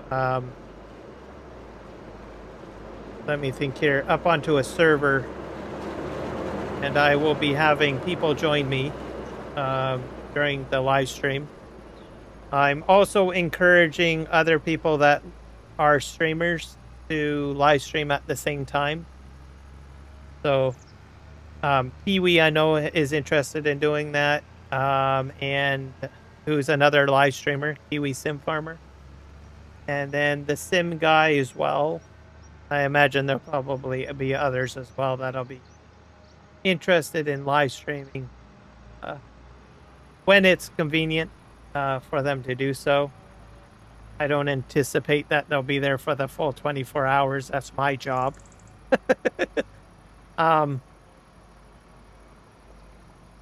It's going to be a corn silage harvest, basically. And it's going to be open for everybody. No DLCs. It's going to be cross-platform compatible as well. Sort of what the plan is.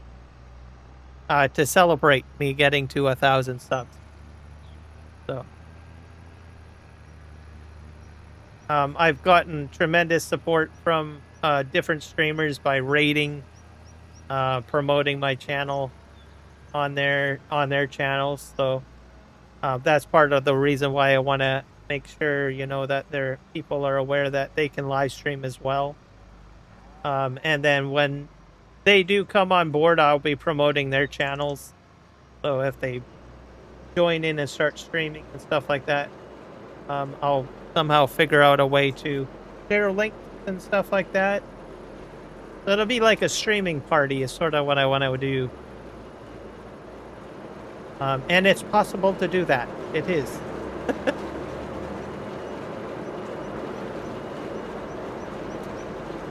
Grab all of these.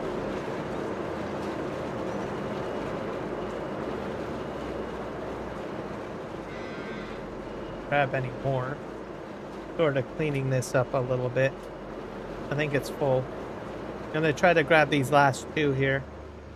The ones that are sitting on the dock, I'm not too concerned about because there's only 4.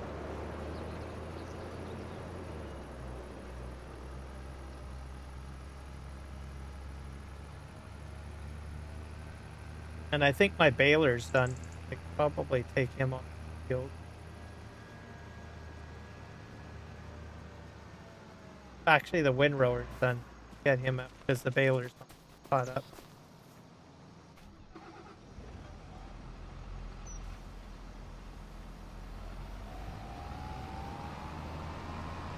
All sorts of equipment running here.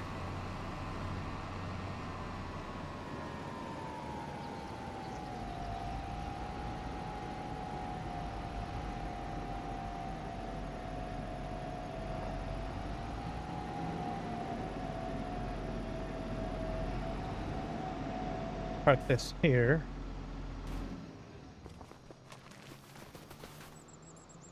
Okay. How do I get this empty? I think it's like Y. Shift Y. So at least he's still wrapping, so that's a good job. Art.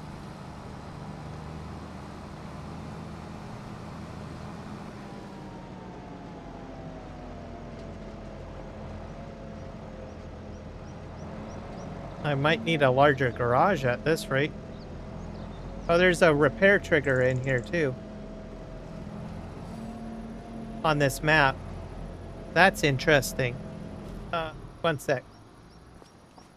Does it cover the whole ground floor? Like, is it going to see all this equipment? That's pretty useful, isn't it? Oh my god! This is fantastic. What the map developer did is he made the entire footprint of this garage a repair trigger. So you could you could leave your equipment in here and just go up to here and just repair. That's ingenious. This guy's basically trying to help people out to make it easier. The other thing that I noticed too is this is a TMR mixer. I mentioned this to the crew that have been with me for a while here, but you can park a trailer here and you can dump the TMR into the trailer and just leave it here to empty it out. So he's added a couple of conveniences in here. This is, like I said, this is a TMR and silage silo. You can make silage in there. But this is cool. This has caught my eye here. Entire footprint of the shed is a repair trigger. You wouldn't know because normally the standard repair triggers have those like little lines to let you know. But it's picking up this. It's picking up all the equipment in here. That's ingenious. I like that. All right, we're going to empty out the rest of the liquor bottles here.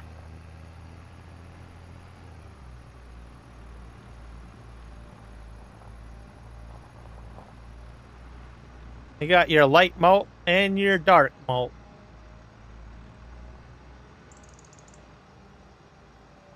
Put this. This guy's not operating. Why he's not going forward.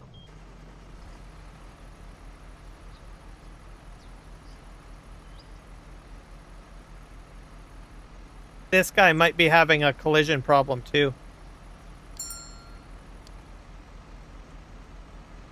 Why can't he reach field 1? I got an issue with the course, I think.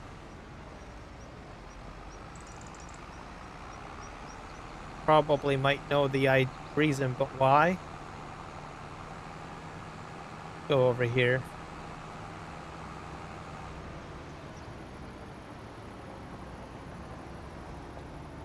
This is the reason why. I don't have an in.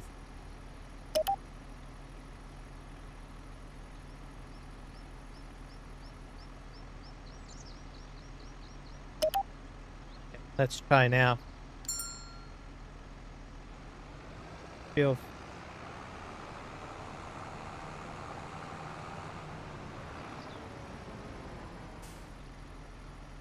It should work.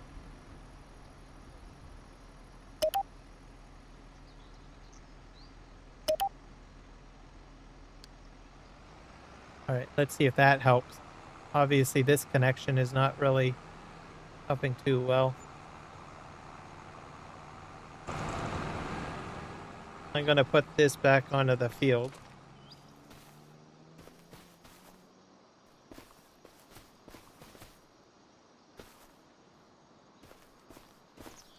Grab that, up that on.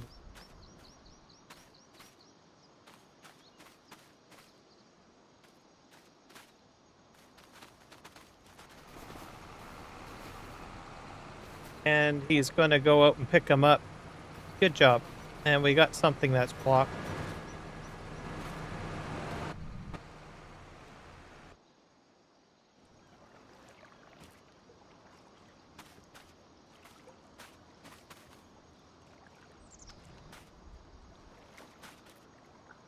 So I'm probably not a huge fan of the forage harvester, I guess, for grass pickup.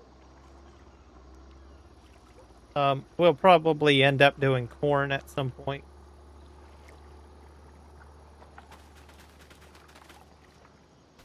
Not sure if that guy's oh.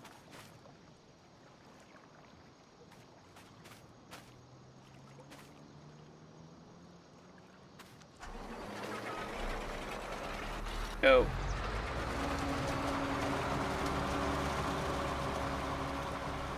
Is this guy gonna go? Good job.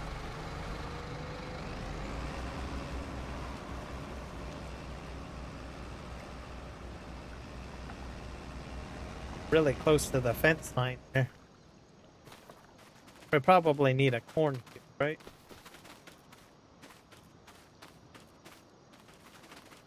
What I want to do.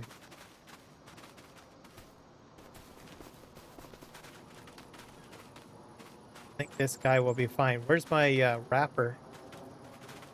Back way down.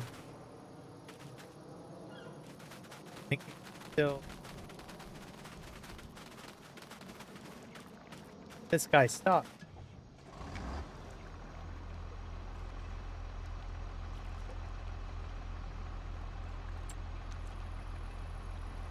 I find bale wrapping and bale pickup a little finicky.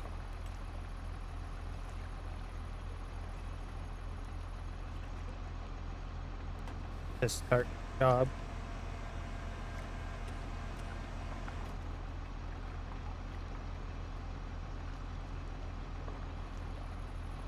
Oh, did I not? Maybe I didn't set it right. We field work.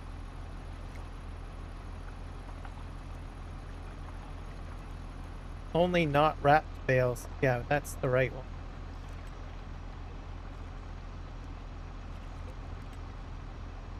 Target there.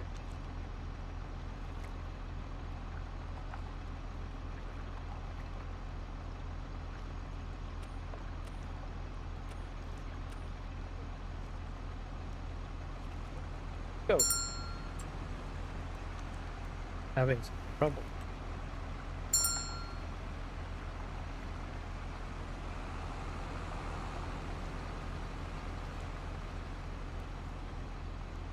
I wonder if it's because I got two on the field doing the same thing.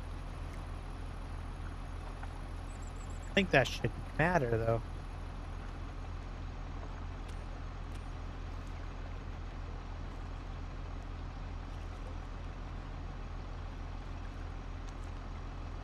Nope.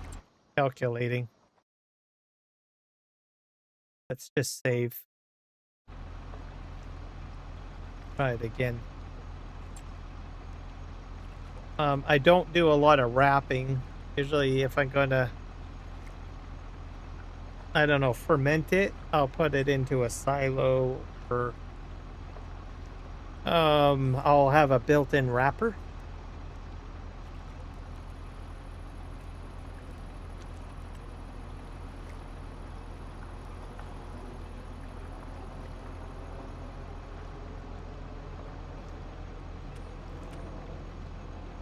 I think it's going to try to calculate the thing, I guess. Might be because it's too close to the bale or something. Pair up.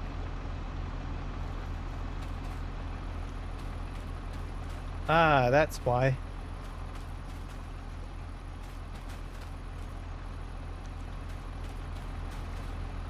I'm going to move this over here. There. That's probably the problem. Bale's stuck under it.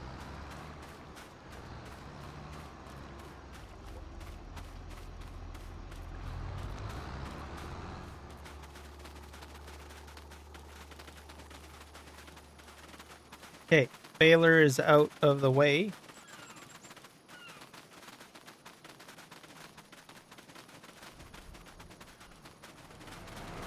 Guy's still running.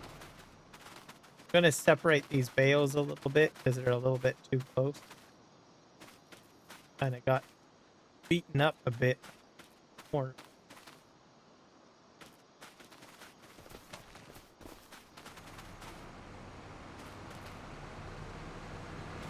Someone that's ready to be unloaded. I think the tractor went to unload.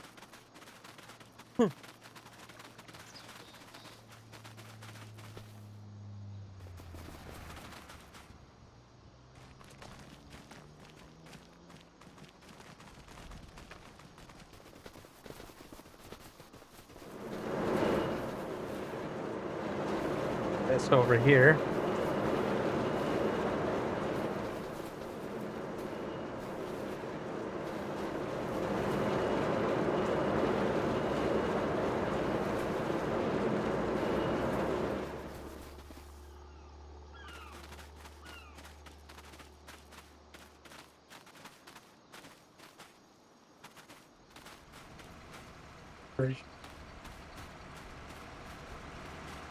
At about, usually I end at midnight, so I got about an hour left. So what I probably will do is I'll just finish this up and I'll do some light testing on another mod on another map.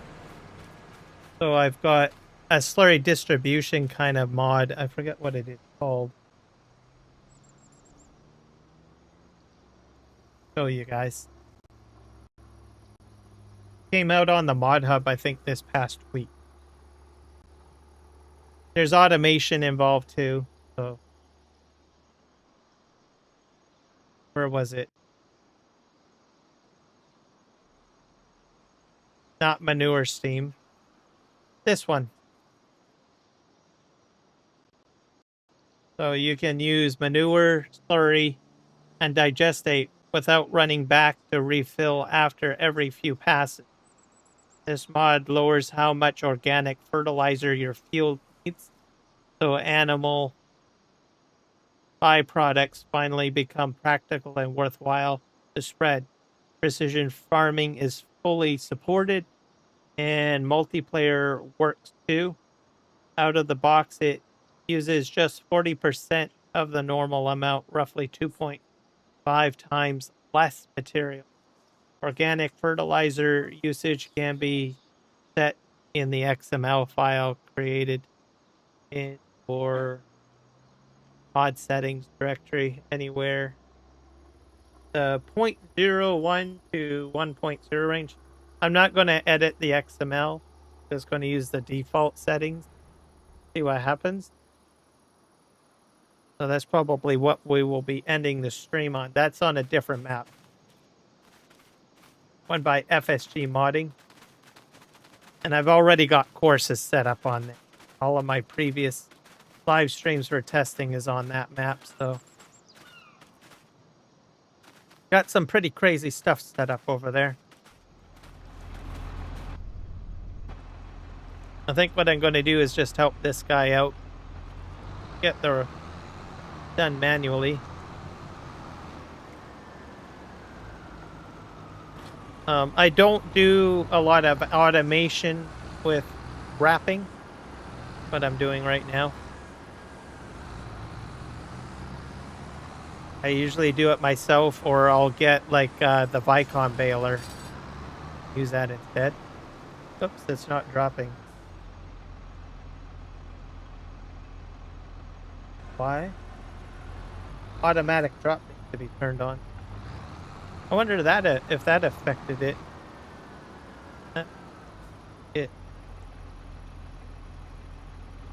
Oh well, I'm going to finish this up myself so that I got it at least this piece of equipment off the field.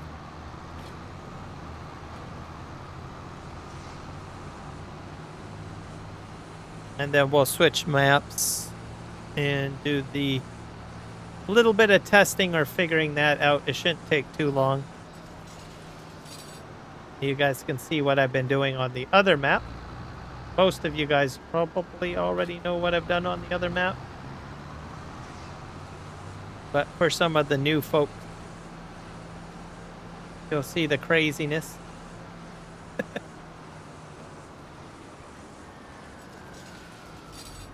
This map actually turned out to be really good for doing separate testing.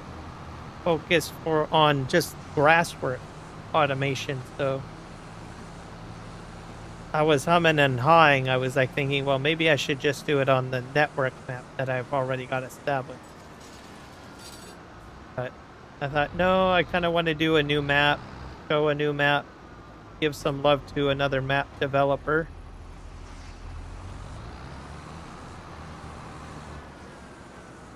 I think Mr. Sealy P live streams this, doesn't, or is a series on. I think.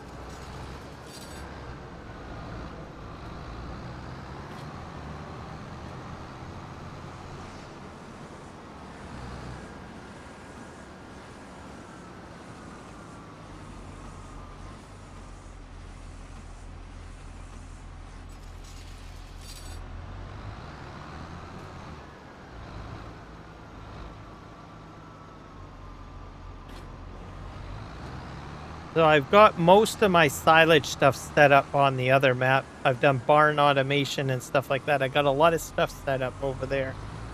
But if I move into a different, what I'm going to try to do when I do the automation for the other crops, like I don't know, sugar beets, onions, potatoes. I'm going to try to do a different map. I think that's probably what I'll end up doing, because this worked out fairly well. I jumped onto this map and just focused it on grass automation testing. The problem is with the other map is that, well, you'll see I've got so much stuff on it. It's it's just become a behemoth, which I think we're going to do right now. So we're just going to save this and we'll jump over.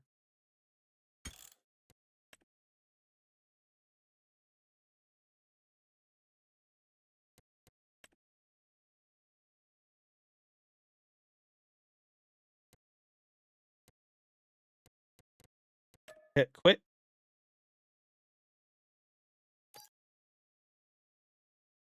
And we're going to jump over. You guys can see the behemoth of a crazy map. It's got larger equipment on it.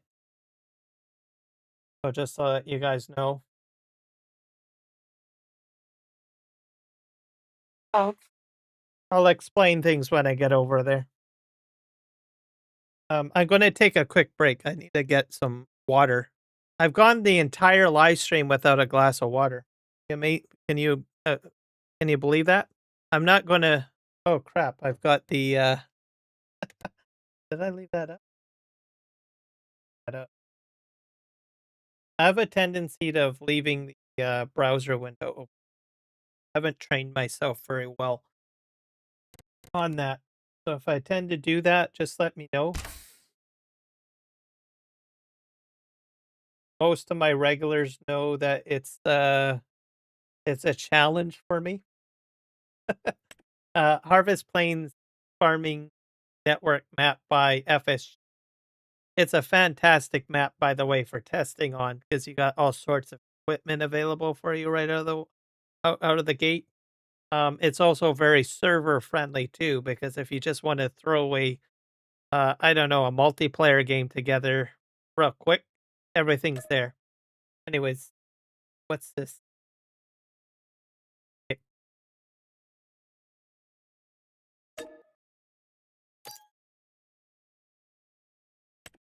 Make sure this stuff is selected. Yes. I was doing some railway stuff too. I'll leave those. Put that in transfer silo. I don't.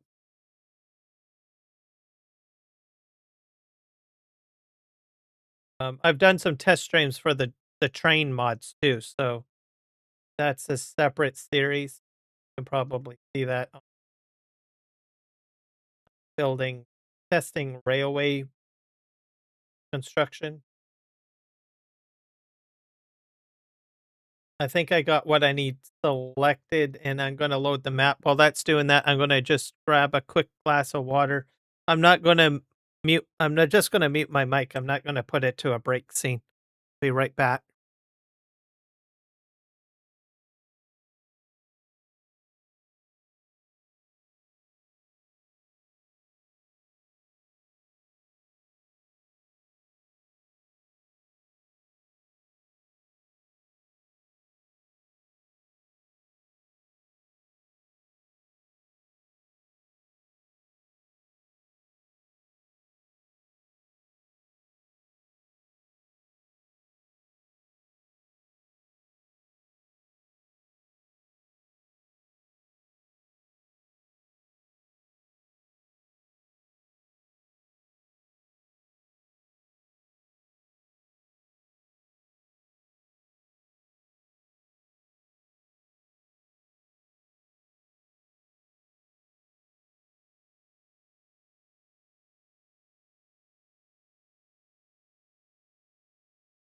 Okay, I'm back. I have to do tap water right now because my fridge is too cold. That's wild. It froze my entire jug of water that I had in there. That's in the fridge. Crazy. So I had to go ahead and turn the setting down. I usually turn it up a little bit more during summer just to keep things cool because when it gets hot, right?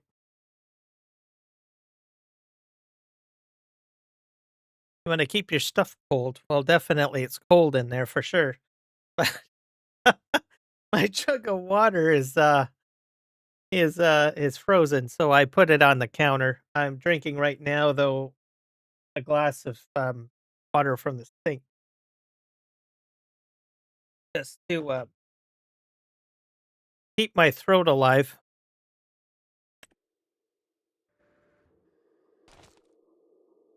As they say, hydration break, right? Let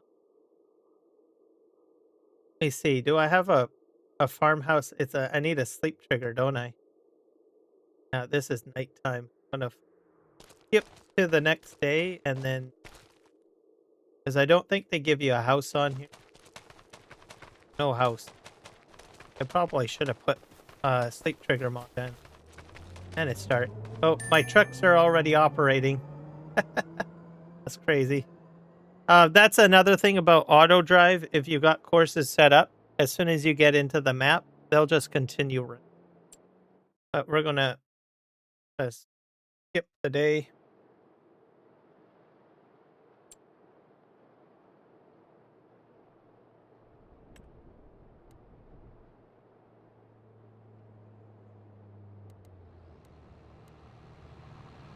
Like 6 a.m.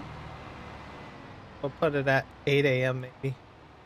I don't like December. Let's make it a summer month, shall we? Make it what, June? Sounds better. Doesn't matter, but you get longer days. Everything's phasing in here. I'm gonna save this actually because I don't think the main mod that I wanted to use is enabled. Because I manually selected everything, didn't I? Just quit out of here.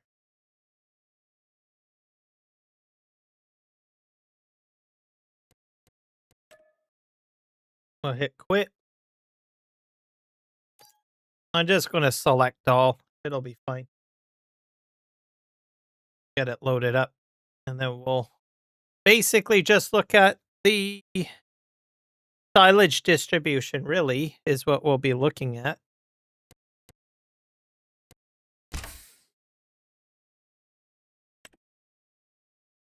Yeah, I've got some that are deselected. Let's just select all. I'll just manually unclick the ones. That way I make sure I have it. I don't need the train stuff at the moment. Training for silo. This came out like months ago for the train. That works. What else do I want unselected? Don't think I need anything else unselected at the moment. This Harrow mulching, I think. Yeah, put that on there. I was going to look at that a little bit. Might do that. Where's my... I need the slurry one. That's the main one. Hopefully I installed it. Yeah, reducing organic fertilizer use. So we'll just hit start. It's enabled. We're good to go.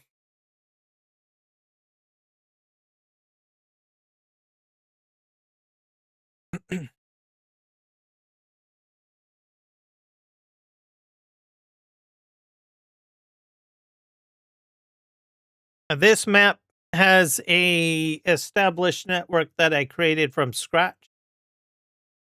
I'd say as of now, this would be the 5th live stream I've been on this map doing automation testing. And then I just started off with a small course in AutoDrive, and then I sort of expanded it. I've done harvesting, I've got field management, I've got slurry distribution management, I've got slurry logistics, I've got barn management, all taken care of on this Let's Play. All of the setups are all in my other previous live streams. I've done MacDon harvesting, I've done Nexat harvesting. Yeah. I've also done some realism. I know that there's like the slurry pipe mod, which is like the pumps and hoses sort of thing. It's not pumps and hoses, but it's another modder that had created a very similar mod. I've done some testing with that. I was going to do some of that today, but I just don't think I've got the time to do that. I'll probably put that off for another live stream. I kind of tied that into my slurry work. Yeah, lots of stuff. Like it's the day.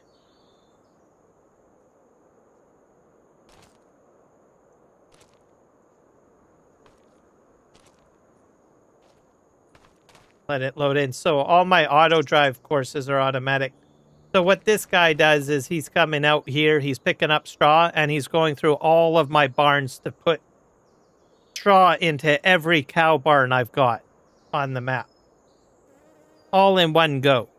So same with TMR. I've got another guy out there doing TMR.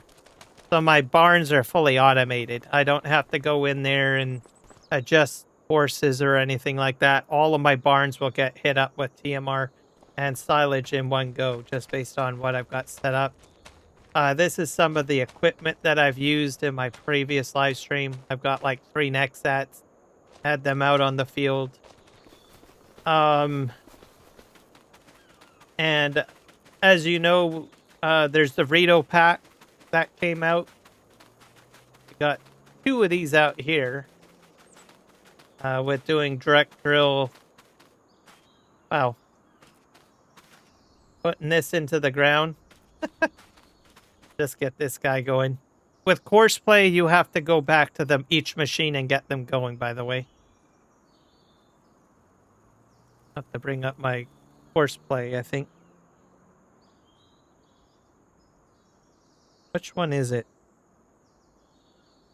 One of these brings up Courseplay.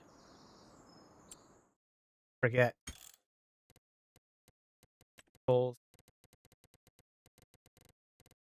Courseplay menu.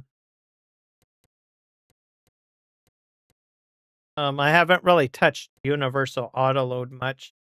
I've done a little bit, but not too much. Like just bale pickup with universal autoload. One of my streams has that covered. Which works fine, by the way. Surprisingly. Probably a lot better than what you guys witnessed earlier on my grass testing there.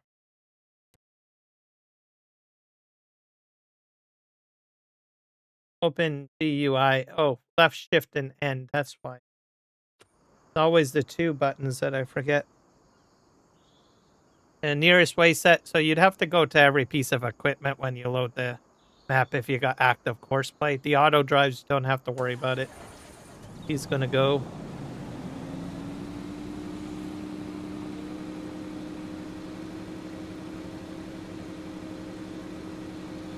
I think he's actually dumping out less silage. Or sorry, less slurry. That's impressive. So it's actually working.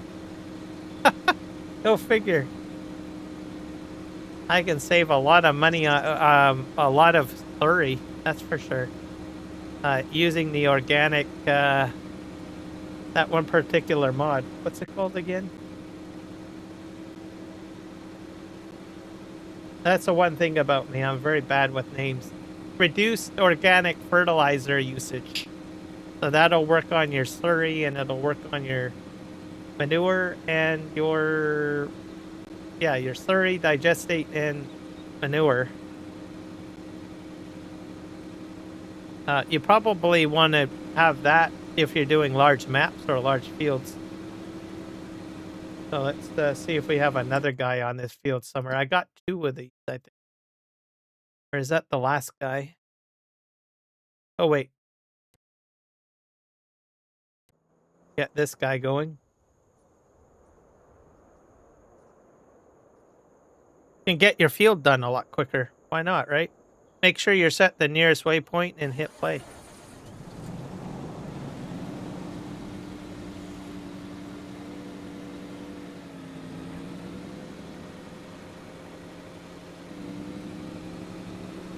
Let him turn around. So these guys are going to be busy. If you automate this, make sure your pipe is out. You have to have that out. I know it looks dorky looking, but make sure you put the pipe out by hitting Z on the Rito, or else it'll never fill up. Courseplay doesn't have the ability to unfold and refold the pipe, I guess, for the Rito.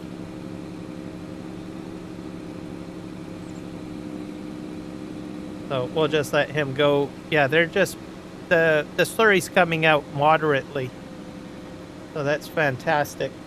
So I had the, I'll show you my farm too. So, so the slurry is trucked in by this guy, I think. Or maybe not. Where's my trucks? We got trucks over here.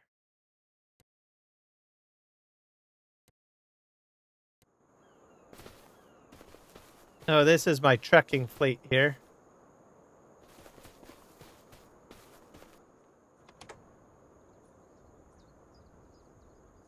And that's how I'm filling up from the side. Basically the side tank there, I guess. Part. I think I have to make some adjustments. Because I did remove some things. That there. I'll probably put, might back this up a bit. It's going to be a problem.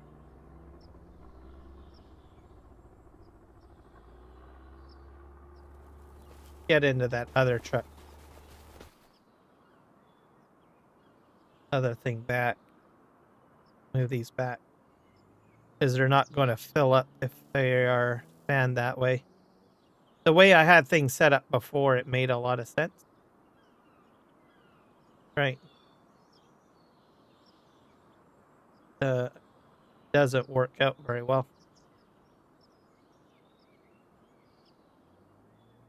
So I've got corn growing over there. So we're going to be doing corn harvest with well, forage harvesters. I'm not sure about that right now. It might be run a little bit better here because there's less collisions compared to the other map. I think that should be fine. Maybe I'll just put it right to the end of the slurry. There. And then I'll fill that up. How this works is these trucks, they will come in and fill this up automatically. This guy probably needs to drive off. Truth. Because I moved the node. Move this over here. There. We'll just let him go. I'll move this guy too. I'm using electric trucks. For some reason, I like the sound of this Volvo.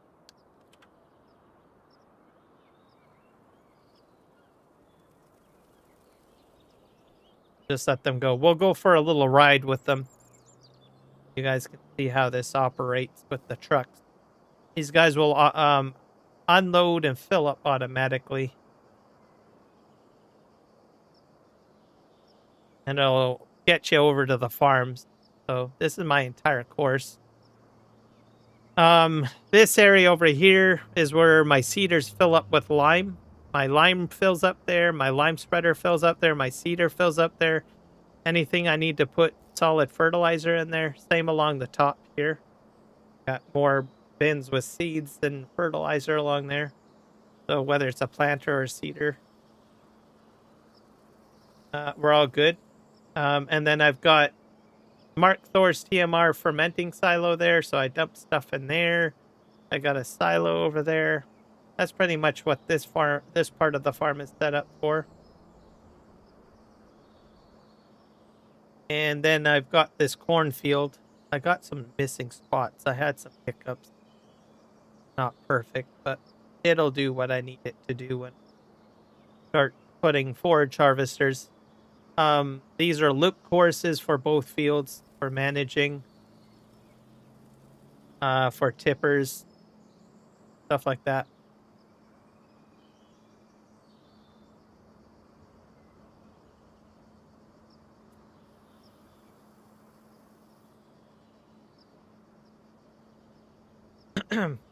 I don't know how I did it, but I managed to determine that having 2 trucks picking up and delivering slurry to the side tanks is optimal. I just lucked out. So it's been keeping up to keep my burritos fully loaded and stockpiled with slurry. With the traditional method without the mod that I have in there. So obviously that's going to change because now my side tank is going to get filled up and my trucks are going to sit and wait for unloading. Is my thought process, I think. So this is my barns over here. It's a little bit of a mess.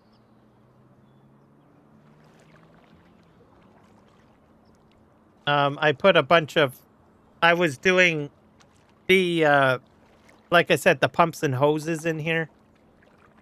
And I had all sorts of slurry storages here. The problem that I ran into with that mod is that it basically felt like I was turning water into slurry. So I think there's something off with the math on that.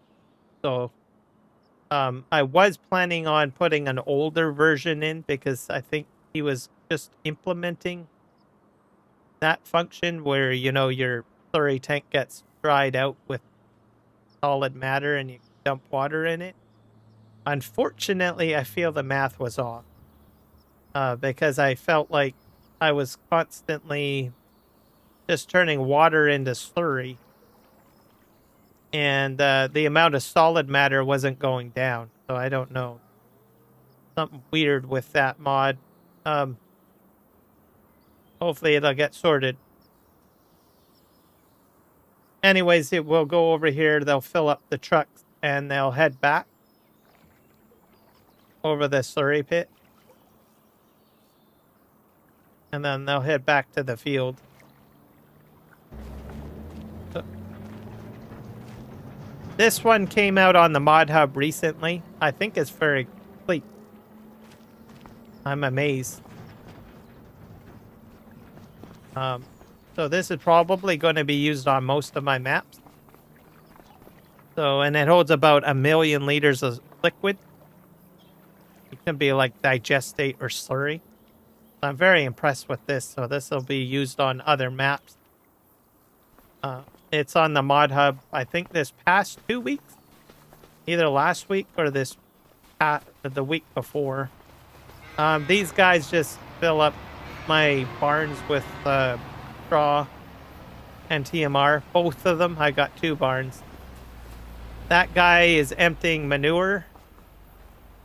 He's dumping manure into that silo because I don't have a proper manure storage, I think, at the moment. So that's sort of the automation. So all of this is all taken care of. The only thing I don't got running yet is milk truck. That's pretty easy. I could have all my cow barns. If I had like 50 cow barns, I could just set it up with one course and with the folder management, and they'll hit up every cow barn on the map if I had that many cow barns.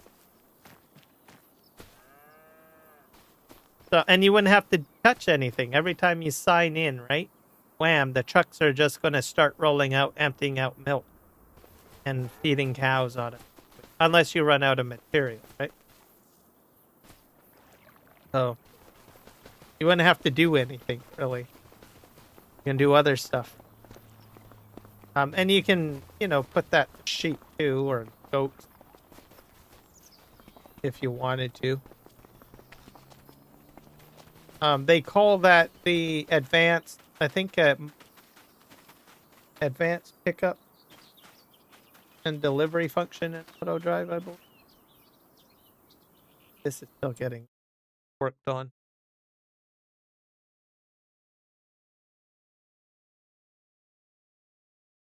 Yeah, farm management, pretty much. That's what it is. That's all you're doing, right? I'm running this on a regular small map, but if you were doing a 16x map or a 4x map and you've got I don't know, let's just say this is a 16x map. You got one cow barn over here, and then you got one cow barn down here for some reason, and you got another cow barn down here, and you don't want to modify it, right? And it's 16x map. It could literally take your tanker truck from here, maybe about 20 to 30 minutes in real time just to get over to this side of the map, right? So are you going to want to spend most of your game time driving the entire 30 minutes? Unless you're an American Truck Simulator fan. Just saying. No, nothing against ATS players, okay? Don't kill me here. But I'm just using it as a point. But you could end up doing that. I've literally done that on a 16x map where I'm driving from one end and it takes me like 15 to 20 minutes just to, I don't know, service a barn or something. So you could have this all set up, right? In the intern so that you don't have to do it. So you could have more fun on field 4, harvesting your wheat or whatever, right? Alternatively, you could just alter the map and dump everything in one little corner too, I suppose. You can do that. Just depends on the map, right? Because there are some maps that are spaced out, right? So some people want to edit the map, some people don't want to edit. And they want to leave it the way it is, how they got the map.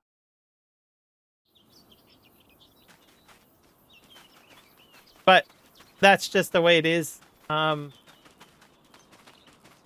There are some players that literally don't have time to play the game.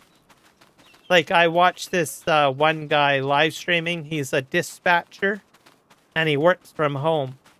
So during his live stream, all he does is complete Courseplay and automation. And so what he'll do is he'll basically have about maybe 1 or 2 minutes to actually play the game during the live stream. And then during the live stream, you'll hear that he'll get a call to his home. and he'll be dispatching a truck. You could hear the whole conversation. He'll be talking to the trucker because he's a dispatcher in real life, right? And then he'll spend about maybe 5 to 10 minutes giving instructions to the dispatcher that is his real job in real life. And then he'll come back to the game and he'll start doing some Courseplay and AutoDrive. So there are people that literally do that, which I thought was interesting.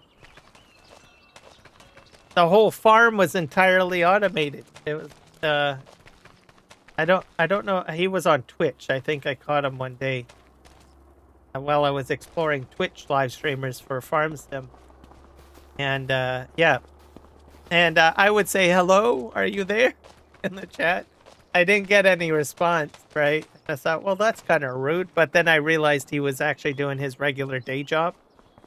I was like, okay, well, I understand now the game, the way he's got his game set up. But all sorts of people do some very interesting things, right? They play the game and they find the little times in their day where they can do it, right?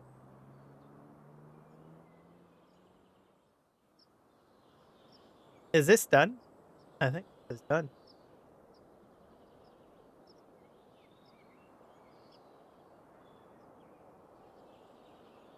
Yep. So I can take this guy out of here.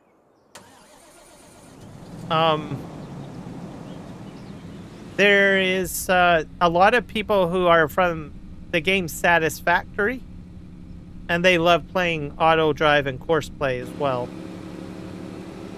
If you've ever played the game Satisfactory, it's just factory management, right?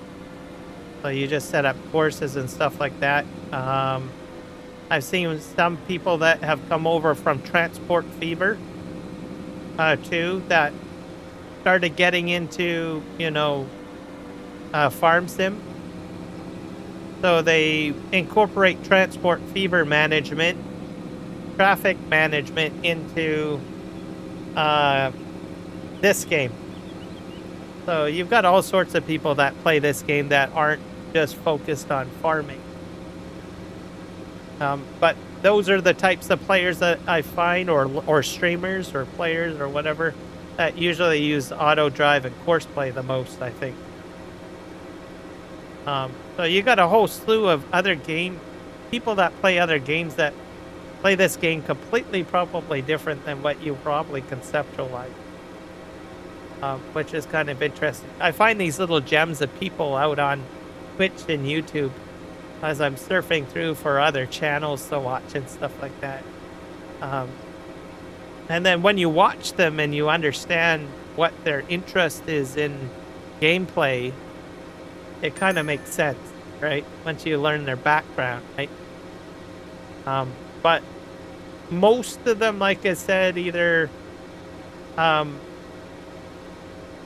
lot of them are more like into Transport Fever or Satisfactory. I see a lot of them doing automation.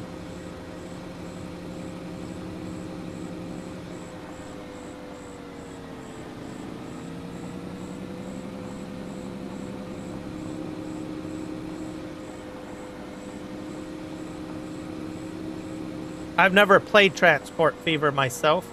I'm waiting for Transport Fever 3 to come out. And I think it'll be the first time I've ever decided to play Transport Fever. Simply because I've seen these, you know, streamers that do Courseplay and AutoDrive, and they mentioned to me Transport Fever. Oh, okay. Might as well try that game out or see what it's like, right?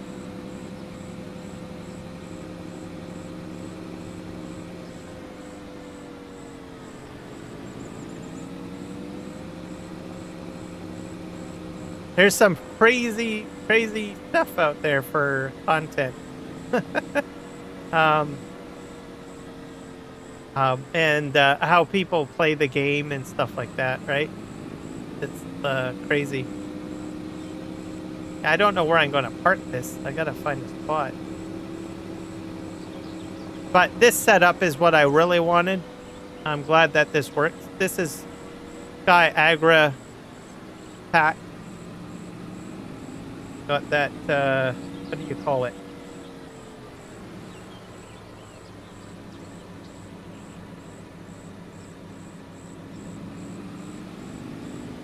Cultivator, right? No. Disc harrow. I made a bit of a mess. Also, I got these guys automated. That was, if you want to go and get an entire like 16x map field done, or you want to do it the old style with, you're trying to, well, get your soil samples. Good luck with that. You could be out there for 2 to 3 live streams, right? But you can put a fleet of these guys out there with Courseplay, and they'll get the job done, so you don't have to do it. Unless you want to go ahead and buy the soil sample. Spend the money. You can do that too. It's crazy. All right. So that's done. How are we doing for time? We got at least about another. I'm gonna go for at least the next 15 minutes or so. Probably a little less.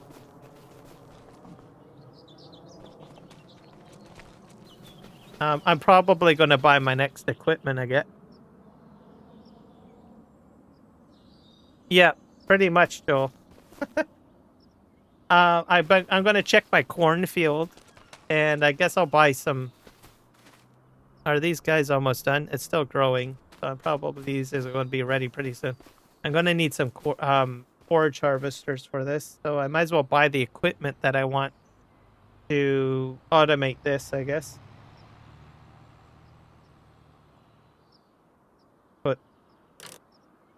Put that there. I'm gonna do 3 forage harvesters, by the way. I'm not doing it this live stream. I'm just buying the equipment.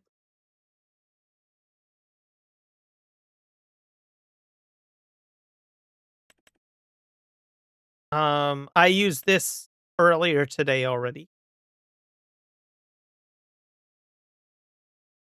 Yeah.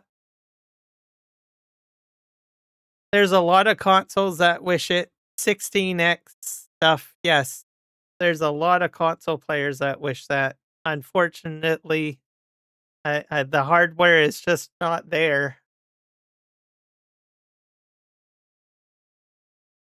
Joel, what should I go with?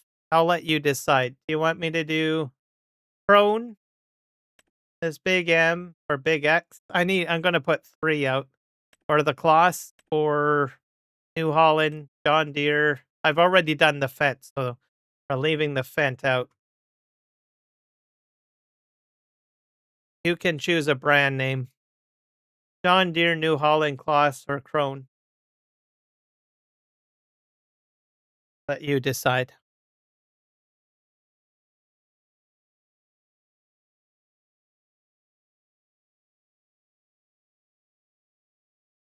Kloss? All right. Yeah, because it's the tracks, isn't it? I'm gonna put 3 out there.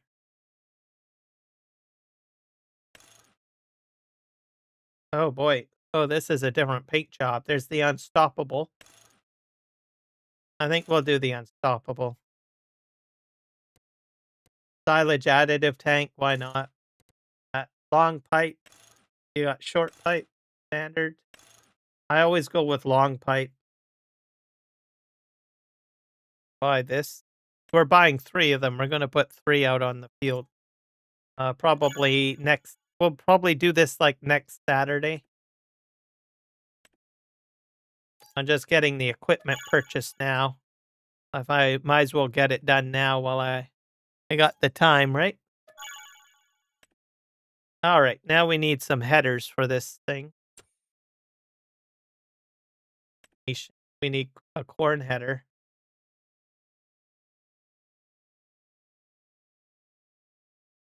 They're all different sizes, eh? That's a nice.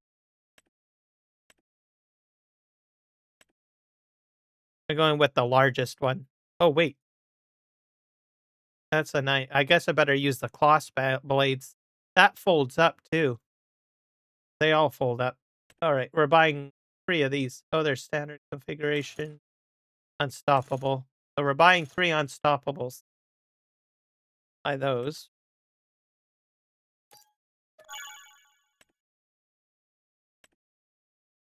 2, 3.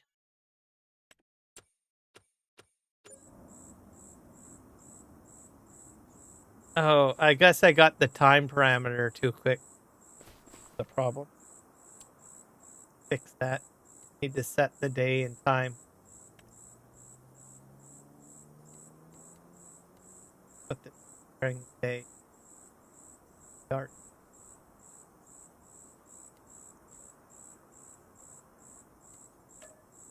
Game speed is way too quick. But it's raining. Make it sunny. Shut the rain off. And I think the games.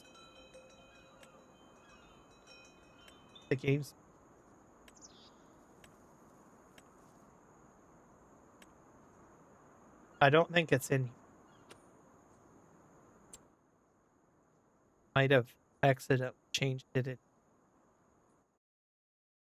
lower down.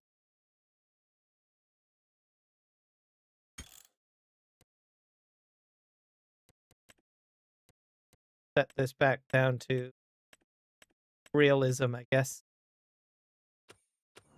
All right. Hopefully I didn't ruin anything. How's my corn? Growing corn. Oh, so we'll probably fast speed time at some point. Oh, I'm gonna just park my equipment in such a way that it's a little easier. This is impressive. You made a good choice, Joel. Look totally badass. I don't use forage harvesters very often. So.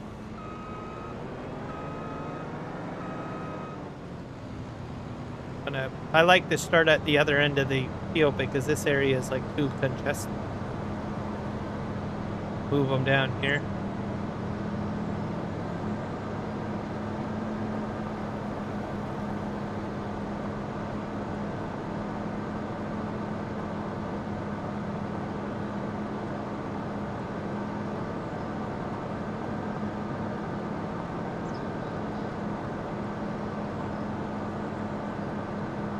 I'm gonna park these guys down here probably.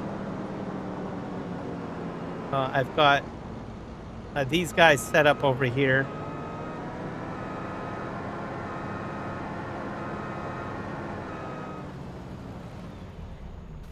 There.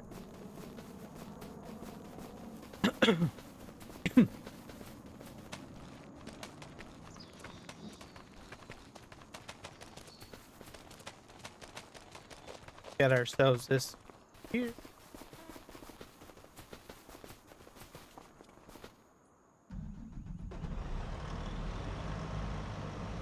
I got about 4 minutes.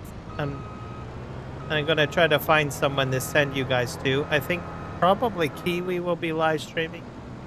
I don't know when he's starting his live stream.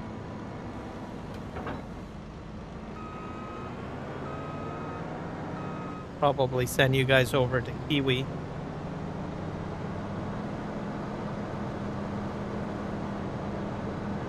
You can play this map. It's on the ModHub. It's a 2x. So you might want to get this map. I'll show you.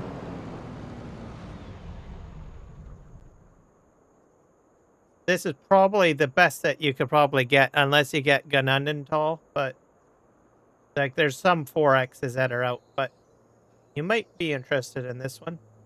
Let me go to browser. Category.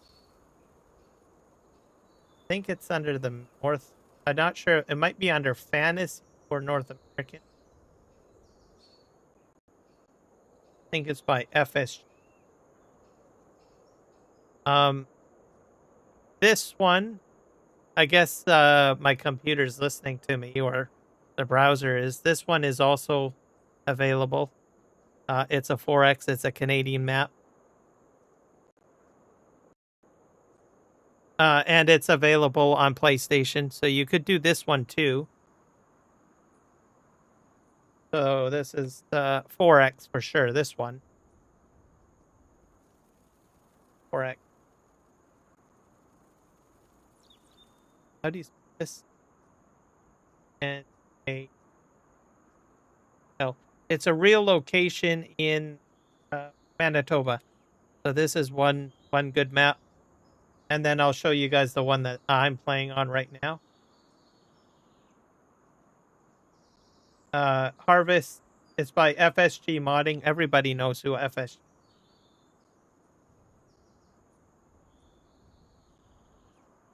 And this one is also available on every piece of equipment. You can play it on PlayStation 5, Xbox. It's the Harvest Plains Farming Network. Very friendly.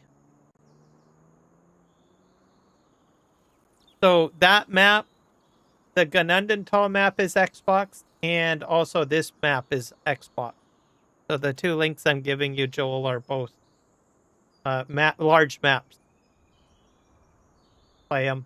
Ganundental's 4X, and then this one that I'm on right now is Harvest Plains. You can play it on your Xbox. Give it a whirl.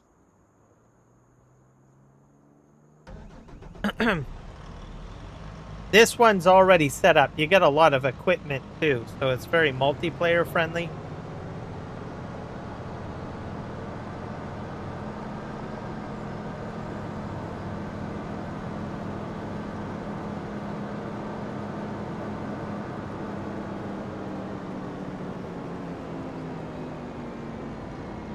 Put this over here. Got another one. I'm gonna move my last piece of equipment, and then I will see who's available. I think you said something about Kiwi, didn't you?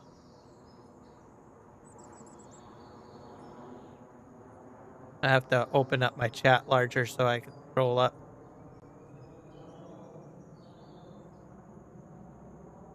Oh, like in an hour? Okay, well, I'll go for an extra hour then. If Kiwi's going to be live streaming. So I'll go for an extra hour, folks. Already up to 8 hours on this live stream. Oh, God. And then I'll send you guys over. He's a huge supporter of my channel too, so I like to forward people to him because he promotes my channel so much on his channel when he's live streaming. So if I get the chance to forward him more people, it's kind of like a thank you my way. Same with other live streamers that have supported my channel too, so.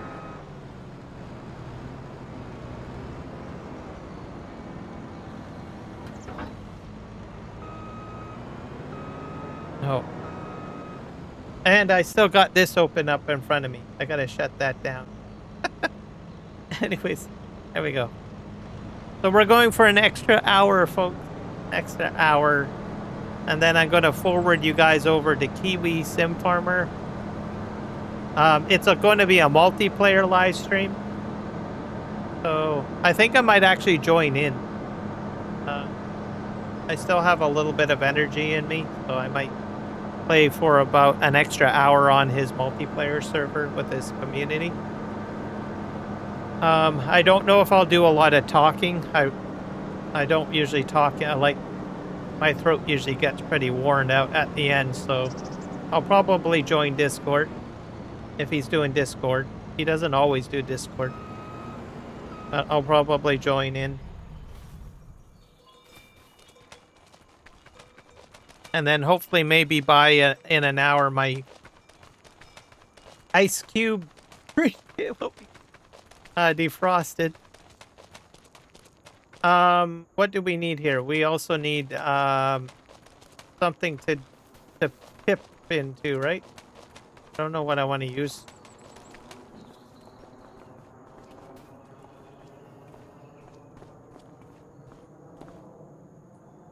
I don't know if I want to use these guys.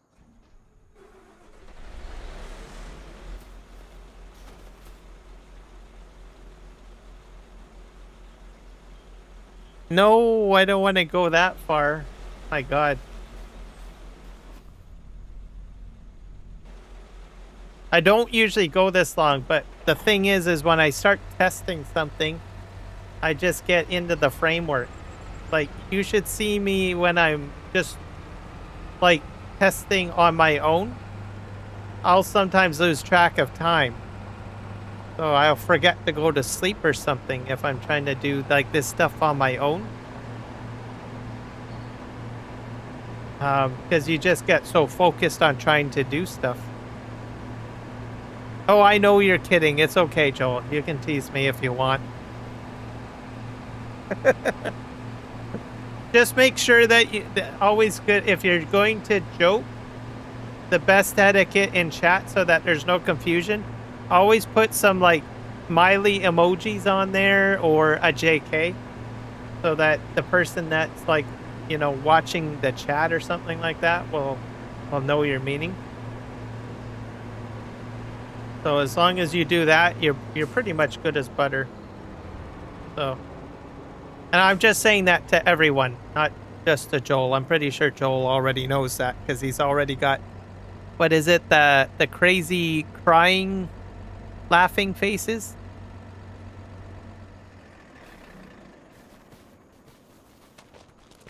Just make sure you put those in so that people know that you're joking.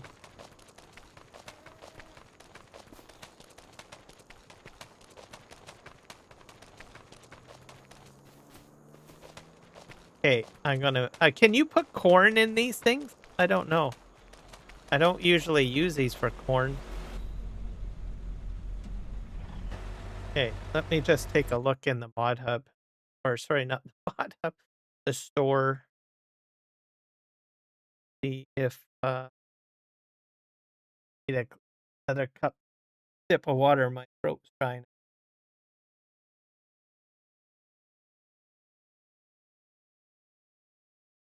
I don't usually use this for corn. Usually send a regular tipper out.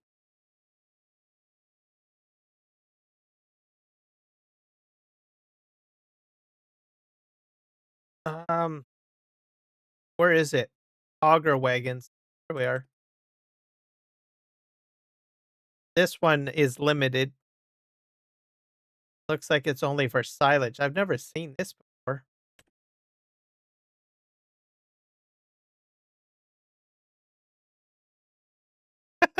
Wow. That's a very small one, eh? Let's see.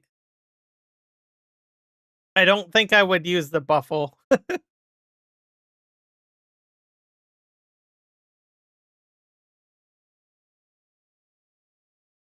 Oh, I think I'm using the brand. Yeah, there's corn. But does it do... Oh, I guess it goes into maize, right? I can't use these. It'll do regular standard corn, but like if you're using like combine. But I don't see maize on here.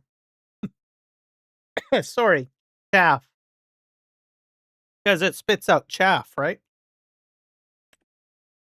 None of these do it. Except for maybe the Annaburger.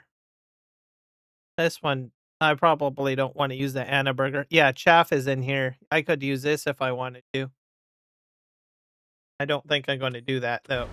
All right.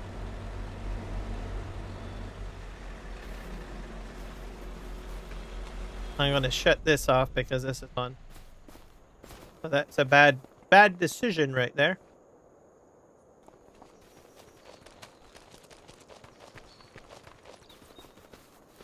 Put this guy back. We're going to probably use Flegel trailers, I guess. use a fleet. We'll have about 3 of them, I think, because you'll have like you could probably do a 6, I guess, if you wanted to.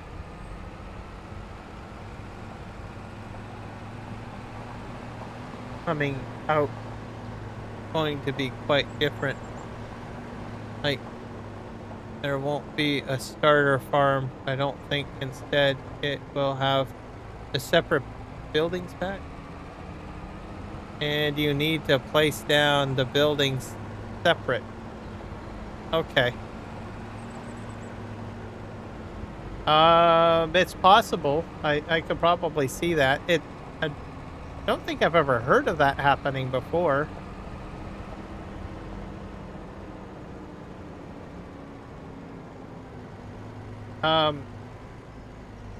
Sometimes it's kind of similar to how some modders will create the map and they'll require you to download certain mods, other mods off of the ModHub.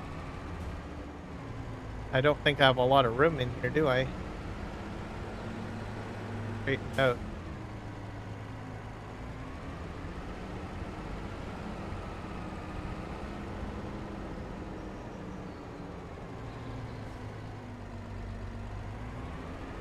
What kind of pack is it going to be? A buildings pack?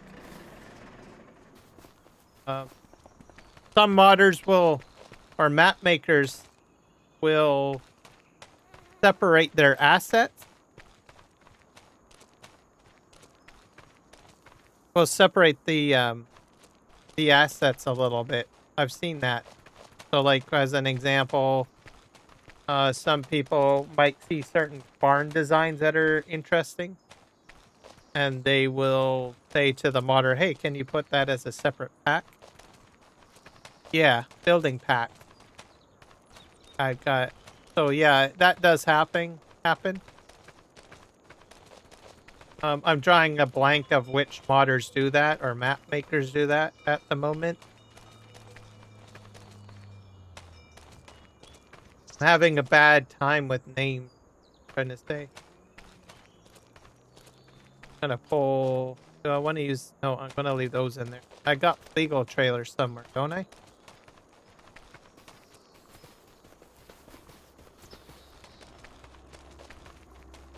I don't know if I have enough legal trailers. One here. Okay, let's go get a tractor.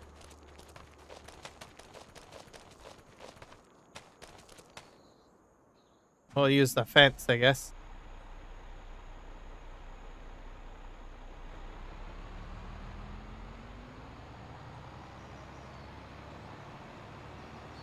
I got 3 fence, and I'll need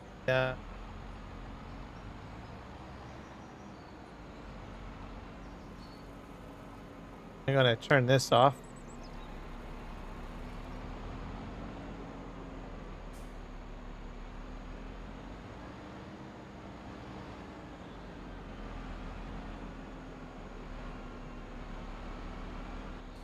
Oop.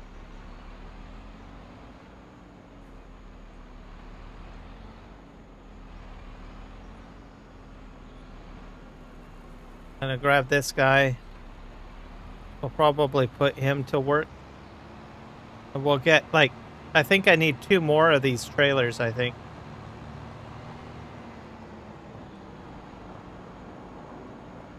Give me a sec here. Probably need the larger version. Might not want that legal. Might be too small. I'll just buy 3 of these on the safe side. They hold about 60,000. We'll put the extension on.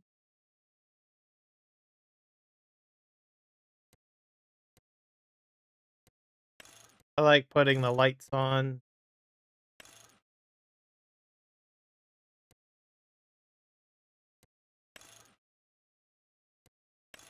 There's a camera. That has a camera. Beacon light. We'll buy 3 of these.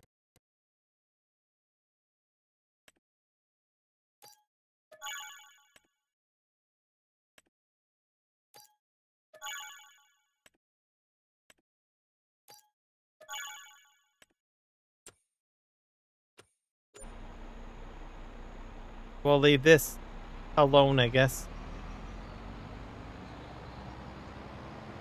We're going to start off with, well, when I do this, I'm going to probably start off with 3. Like a fleet of 3. We'll see how it works out probably next week. But I have a feeling I'm going to have 6 of them out on the field, probably. Maybe. No.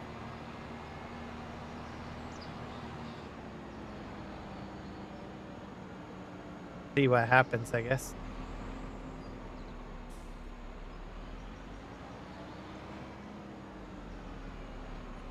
The reason why I'm thinking I might have to put 6 in on Saturday instead of the 3 is the amount of time that this guy has to go from the field back to the silo.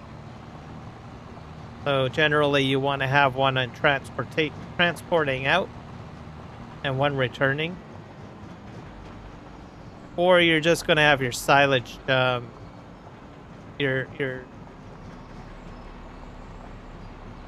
your forage harvester just sitting there.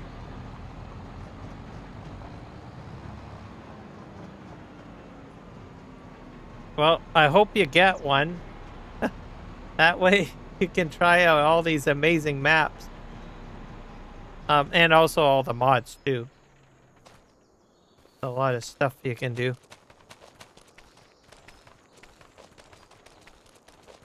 Yep. Well, there's all sorts of stuff you can do. I mean, it's crazy.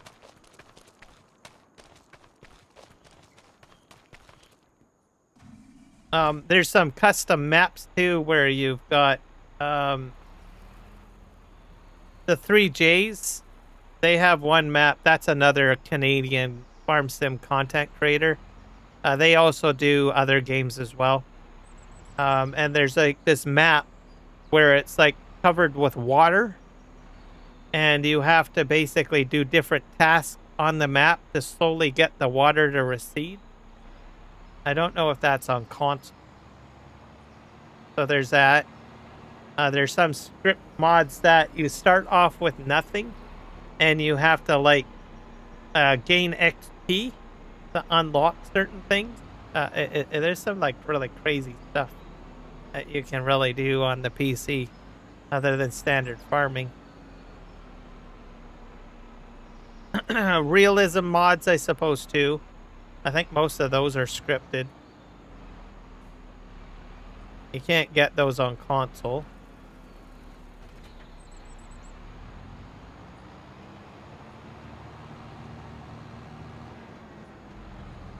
I think I had a discussion with someone on, I think it was Second, that was mentioning that he thinks it's going to be Farming Simulator probably in 2028, I guess. So I think we're probably going to have at least one more season, I think is what he said. So we'll finish up this year and then there'll probably be another year. So next year will be, gave me the indication that next year will be the last year for Farm Sim 25. Then you'll have like Farm Sim 27 come out like the fall of 2027, I guess. How I understand it. That's what he is guessing. So there's no like confirmed date or anything. Yeah, I need another Fed tractor, which sounds reasonable. So have to see, I guess. I need another tractor. Oh, this guy filled up. How well do we?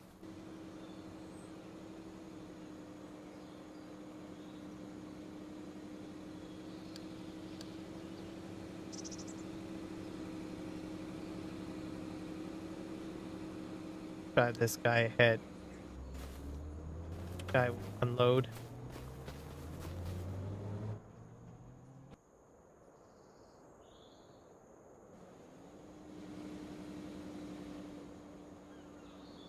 I think there's another setting that's set for this. Is it unloading? I think that maybe the distance is too far.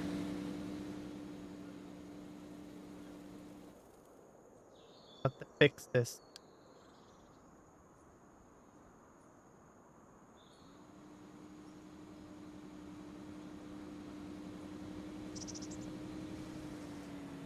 Fill slurry.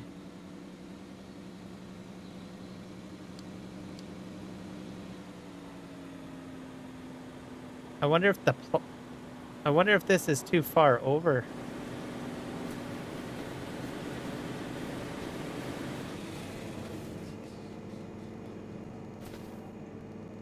Lift this up. Over a bit. Try that. Is it filling now? Nope. This is all buggered up. I don't know why. But back up.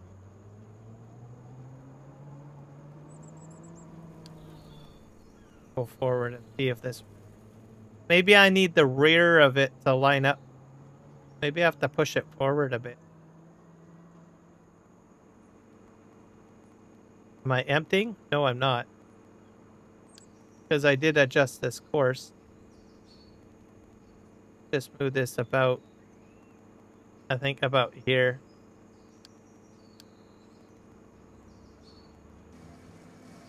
Yeah, I'm just not close enough. I need more of the rear of the the thing forward. Oh, my bad. This guy's filling up, so he'll go out. I need another tractor for this guy over here. That's crazy. All right. I fixed it. Okay. We're going to buy another, what, fence, I guess? It says buy, I mean, Xbox runs the base game well. Yeah.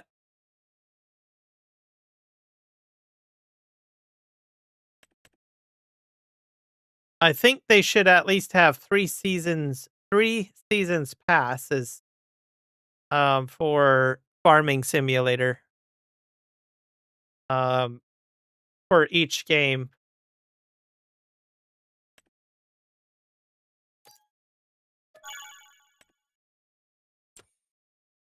Now, some people may argue otherwise. I probably bought too small of a tractor when I wasn't paying attention.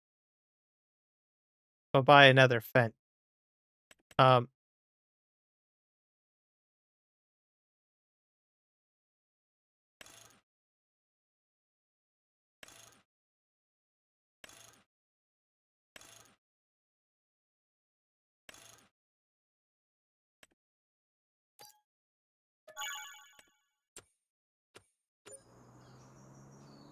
I didn't mean to buy that. Anyways, I think 3 seasons is good.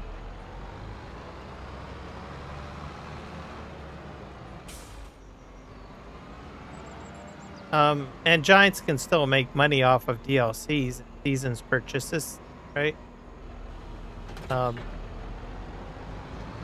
We don't see, I think, a huge significant difference between the games too much. So that's one of the reasons why I think that they could probably stretch an existing engine a little further. Without having to, you know, slam to a new game engine every 2 years, I guess. At least that's my thoughts on it. And it adds more value to the game. The other part of it too, I think it would probably give modders a bit of a break too. I mean, they go really, like, whenever a new engine comes out, right? They have to learn the new engine and everything like that, right? And then it means a lot of work that they have to go into putting the mods in, right? There are some modders that have a whole slew of mods. So I'll just give you an example, like, I don't know, custom modding, right? They have enough mods that they can work on to try to transfer it over to the new game. So I sometimes wonder if they spend more of their time bringing mods over from the previous game into the new game, right? And they don't really have the opportunity or the time to build any new mods. Some of them do, right? I'm not saying that it's not impossible to build new mods, right? Like as an example, FS Miner is another one, right? He has like this huge giant construction pack with like probably over 200 pieces of equipment. So he has to go through every one of those mods to try to make it work in the new game, right? So I sometimes wonder if it's like, you know, a bit frustrating. I don't know. I'm assuming. Okay. 82 Studios, another guy, right? He has a lot of mods. So as soon as he finally gets all the mods he wants into, I don't know, FS22, and then Giants goes ahead and says, okay, well, we're coming out with the next game. Then all of a sudden, within a month, he's going through the whole circuit of bringing those mods all the way over into FS25, right? Some modders are like that, right? They've got such a large, you know, encyclopedia of mods. They just constantly are on a constant circuit with the same mods, right? Over and over again. So they may not have the time to do any new mods. So maybe I'm making an assumption here. I'm not saying that I'm right, but it could be the case.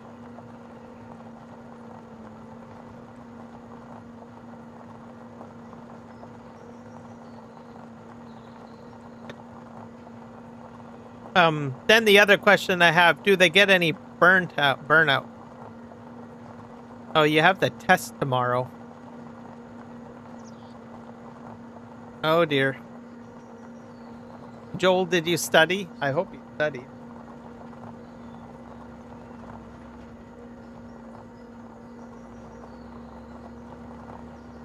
I have a feeling you probably didn't study, did you? Nobody likes studying. I know that much.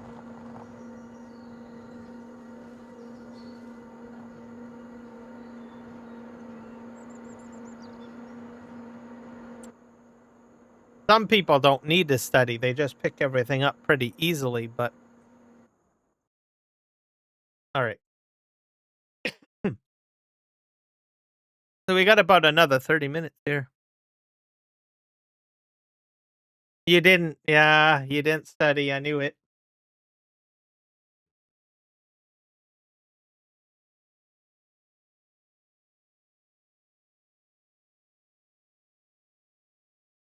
Well, I can see that you're going to be a gambler in your near future.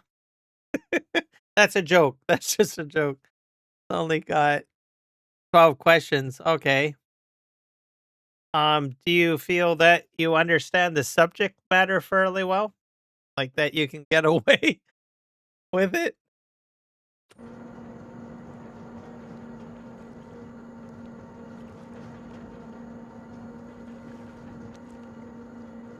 Oh, it's that. I thought you did that one already.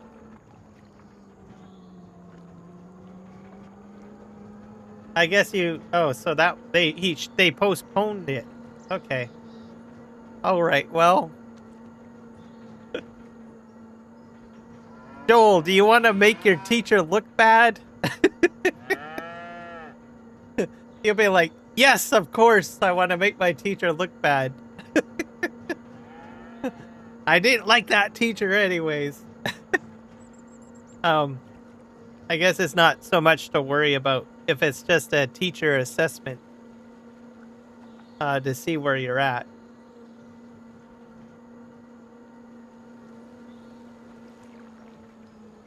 So I'm guessing it doesn't impact your grade then, in other words.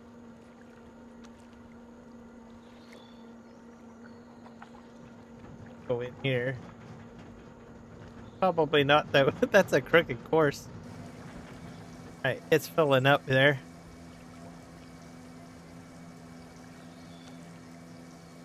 I put way too many lights on here, I think. You'll have to let me know how well you do tomorrow, I guess. To see if your teacher is doing a good job or not.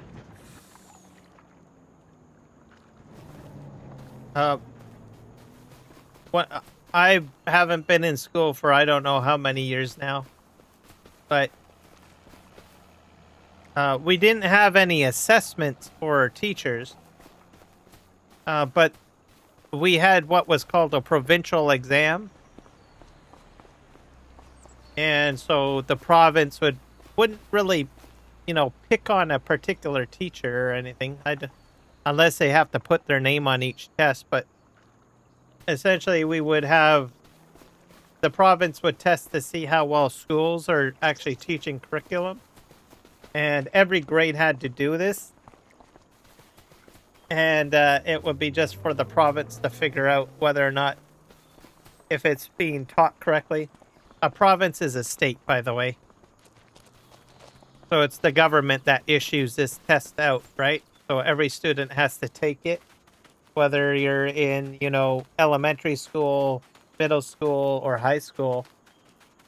And the province will usually issue that test like, I think every year, I guess. Yeah. At least when I was in school. I don't know if they do it anymore. And you basically choose A, B, C, or D, right? And you circle it in your answers. Some of them would have like you have to type, or sorry, not type, but print your answers. And then the packages are sealed. The teachers hand them out. You open it up, and then I don't even think I put my name on it. You don't even put your name on it. So it's like really confidential. It's also, I guess, to prove. I guess it's the same thing as what your assessment is. And I would do the test, and the teacher would collect it, and then they would put it in a sealed envelope, right? This folder or whatever, all the tests from my class and other classes, and then they would ship it off to like some sort of government agency, and just check the answers, and that's how they would assess if the school is doing a good job. So I don't think they don't focus the student, and they don't focus the teacher so much. It's more or less to focus the school, right?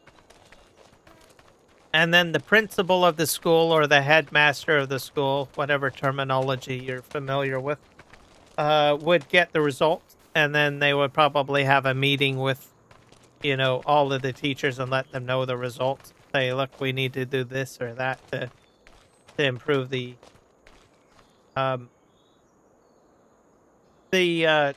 teaching structure. Yep. So that's how it's done where I lived, or it was like that. You'll have to let me know if it's very similar to that.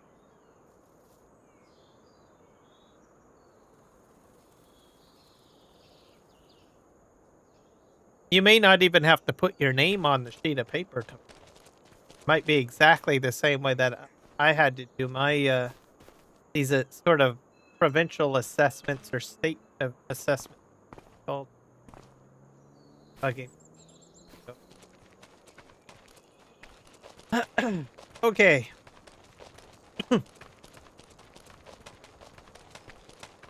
So this will be my crew for next week, I guess. I'm gonna move these guys out of the way. I think I was going to do some planting, but I don't think I might do some planting later. I might plant grass into that field over there. This can do grass. What else can it do? This can do oilseed radish. Might put grass into that field over there. I'm lining this up for a screenshot in case people are wondering what the heck I'm doing.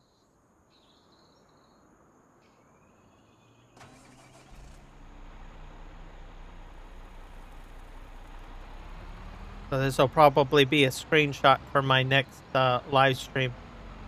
Saturday, I guess.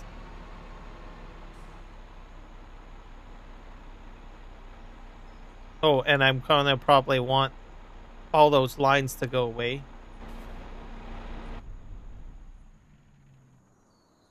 Probably jump into the forage harvester, I guess. Middle one. And then normally, for doing screenshots,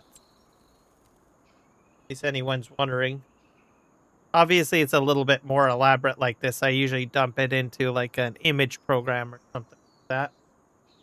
But if you need to get images out of here for screenshots, I usually use Easy Dev Tools. And then sometimes these HUD inputs are on. Just turn them off and HUD visibility.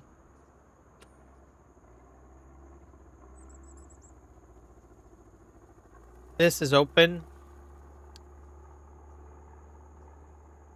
Oh, and you might want to turn on the engine. So you can take a couple of pictures like this. Zoom in with the mouse or whatever you can do. What I want here.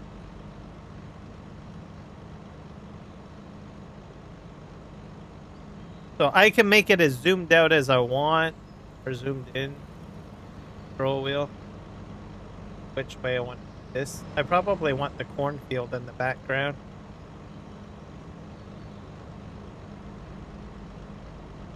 Other option is I could probably get out like this too. Way. Maybe I'll do it this way. If I want it.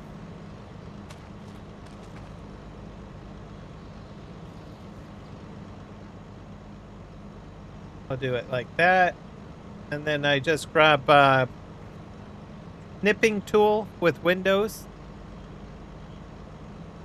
Then I take a picture. I might do two. I might do this. This looks good. I think I'm zoomed in enough, aren't I? Snipping tool.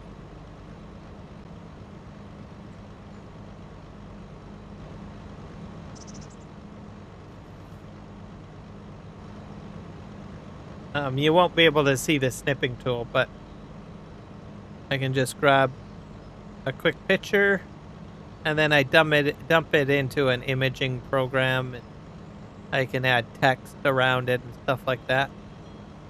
Just grab a quick screenshot. Actually, I don't really like that picture. Got part of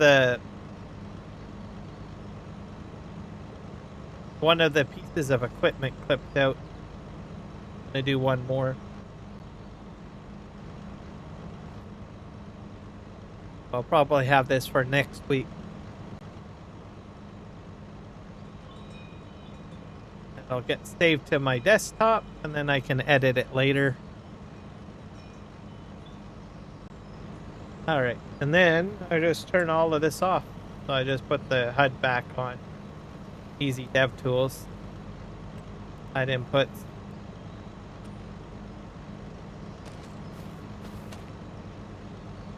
Probably bring up AutoDrive.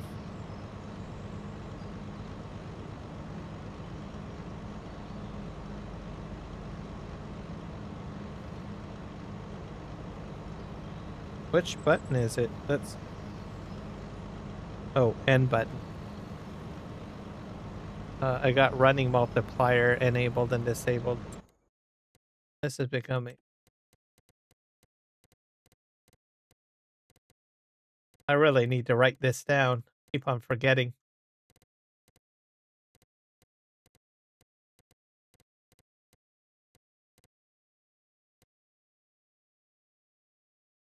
Got change one more. Insert button. I did hit insert a few times. Work.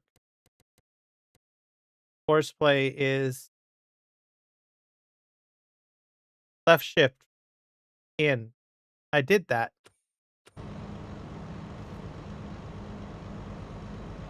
Yeah, it's... Oh. I'm gonna have to change that, I guess. It's trying to do the running multiplier thing. Okay, what about insert? The insert's not even working either. I gotta change that. Let me think here.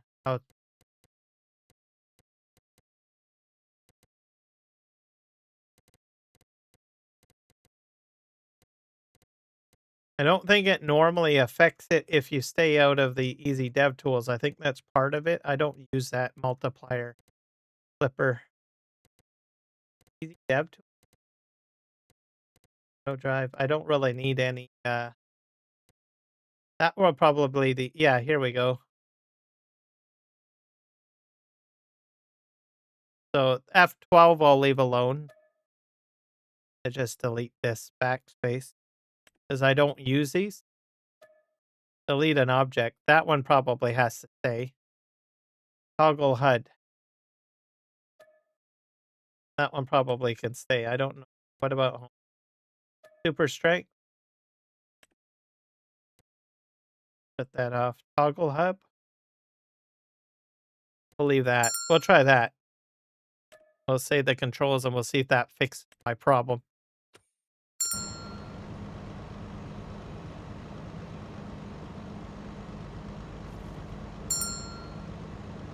Well, it's not doing anything. Running a multiplier still works. That's a problem. Have to redo this. At least now I know which two mods are conflicting with the keybinds.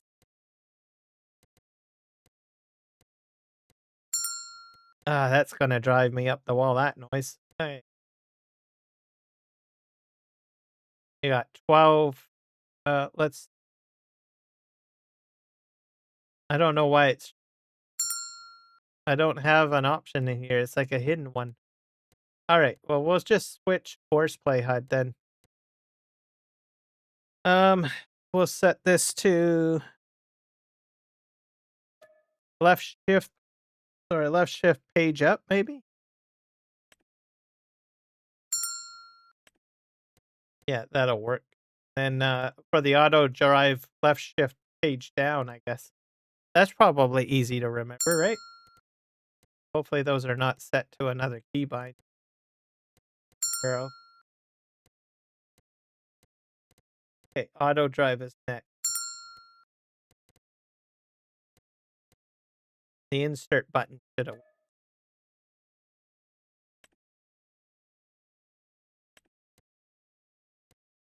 Save controls. Let's see if that works. I'm gonna fix that truck too, whatever the... Assuming trucks. That's not working.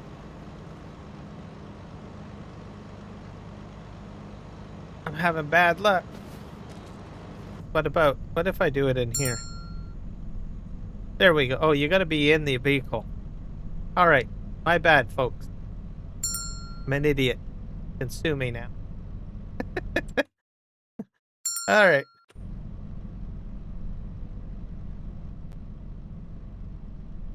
Go in here. This is driving me up the wall. What did you do? Oh boy. That's a problem.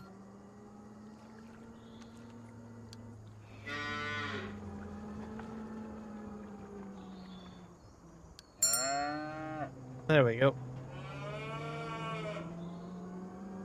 We have another one step. Oh no. That's about it, right?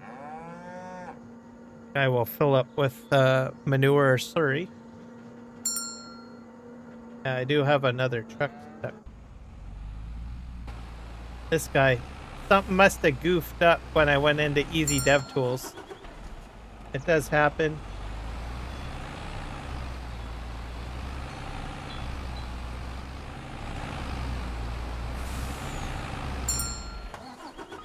Hold on. There. There. That fixes it. Good to go.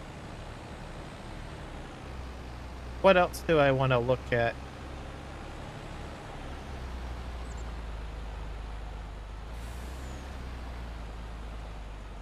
I'm not sure what else I need set up on this map. Some of this stuff should be sold, though.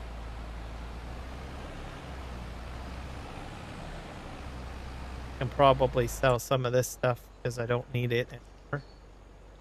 I can sell it from the map, right? That way I can decluster my map, make it look a little cleaner.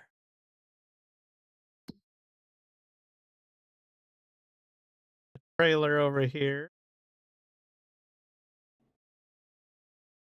I select it.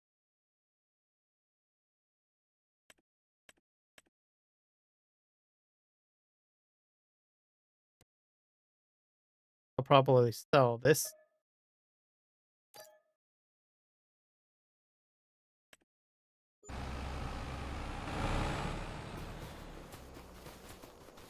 Water barrel. I don't know if I need that anymore. I'll put it next to my sheep for now. Maybe I might do something with sheep or something down the road. I don't. I got greenhouses. I could do greenhouse automation too. I never thought of that. Ah.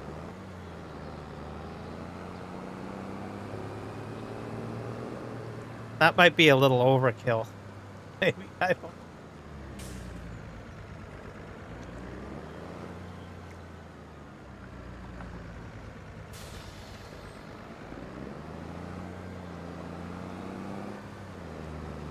I think here. I could probably set up this area with some greenhouse. Got sheep too. All right, let's do that. I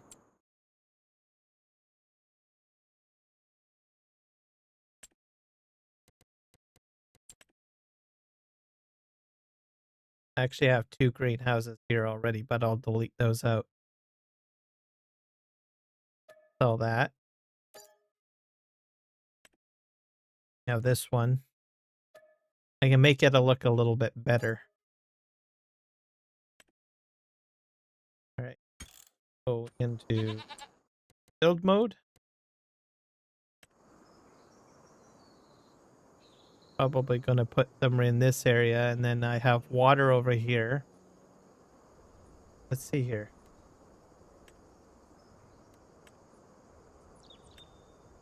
Greenhouse. What kind of greenhouse?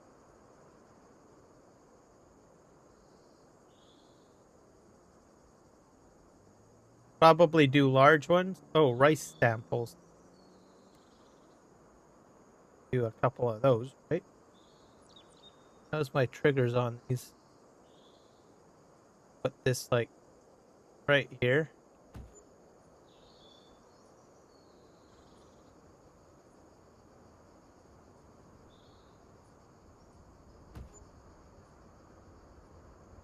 Put a bit of a space. I think 2 of those. We'll probably put some standard ones. What else? Small tarp, medium, large tarp greenhouse. This looks the same.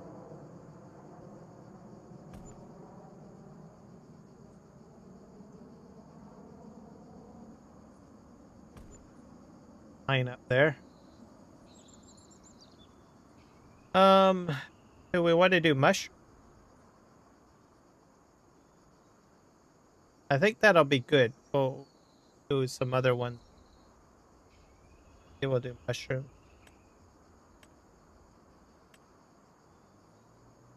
small mushroom farms.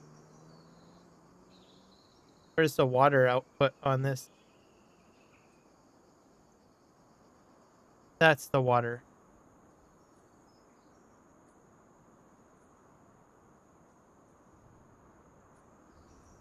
That right there.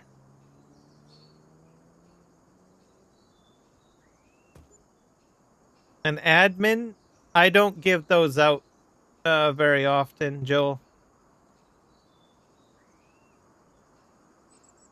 I don't usually do that. I know other channels do. I only do it based on necessity.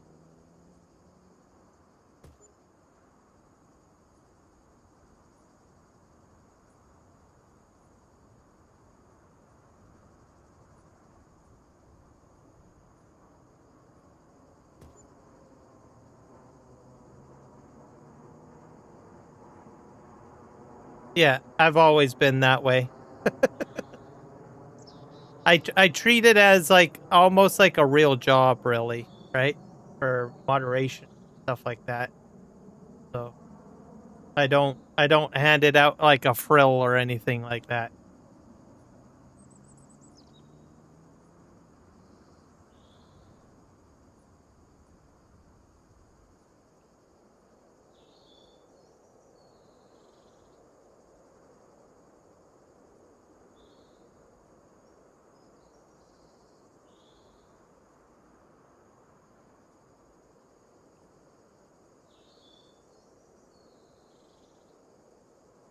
Okay, that's fine.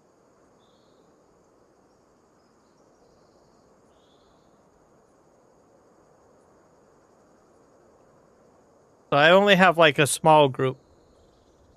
Yeah, I mean I know that there's some that handed out a lot. In a previous like employment, I have been like a paid moderator, so I have a bit of an understanding of it. So I usually have a different perspective than most people, right? So I can't go into total discussion on it, but essentially, I have worked for a very large company in the past as a moderator. So there's a lot of professionalism that's involved with whenever you're doing moderation. So I usually have a different perspective on it. The other thing is there's a lot of legal problems you can run into if you got someone that's not moderating professionally. So that's sort of why I don't usually lean that way. I don't hand it out willy-nilly. I know that there is definitely legal problems that kick in if you have people doing stuff on your moderation team inappropriately. I'm not saying that you do anything inappropriately, but if I do, I want to ensure that I have people in there that understand that it's not a joking matter to have moderation on a channel. So that's why I don't hand it out willy-nilly, essentially.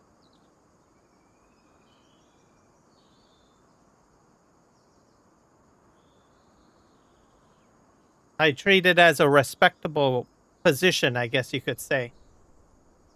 And I'm very more selective at who I need it, and if I need it, right? Most of the time, I don't really need it.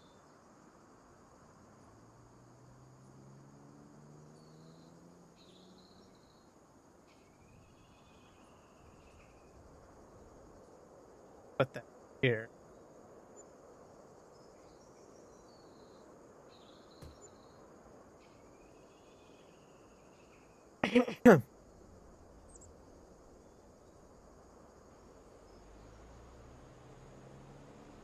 Go do that.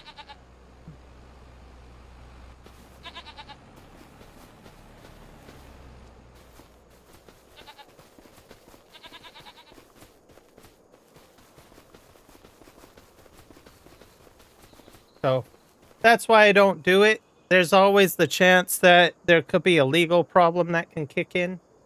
So I have seen that happen. So not to me personally, but I have seen it in other situations, so that's why I don't do that. I have a different approach to how I run my channel based on the company that I've worked for in the past. I won't disclose what that company is because I'm under a non-disclosure agreement. So that's why I won't explain it. But it is a very large corporation, a worldwide corporation. That's why I kind of conduct my channel a little differently than what you'll probably see from others. And I've seen a lot of stuff, essentially more than what most people would have seen.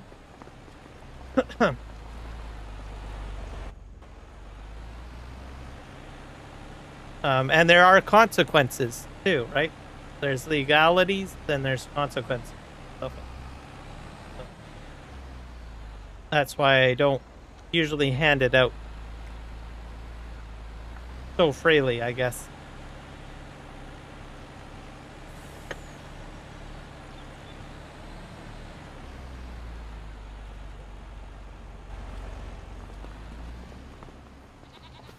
Not saying that I would get sued or anything like that, or whatever you could say, but because I only have a small channel, but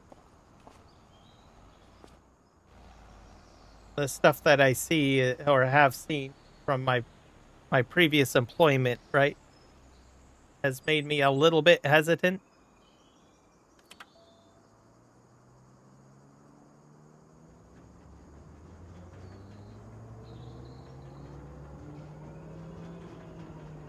Oh, and my non-disclosure agreement keeps me locked in for probably in my entire life. So fully talk about my employment that much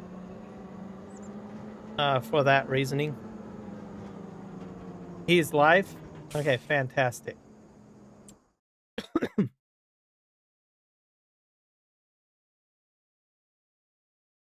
Let me go see, guys.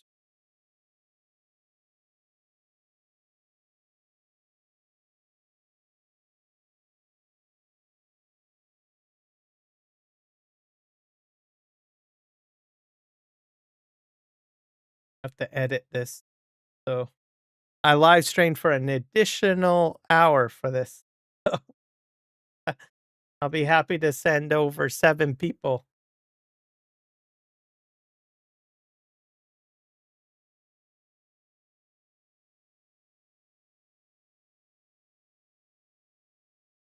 Yeah, he is live. Good job.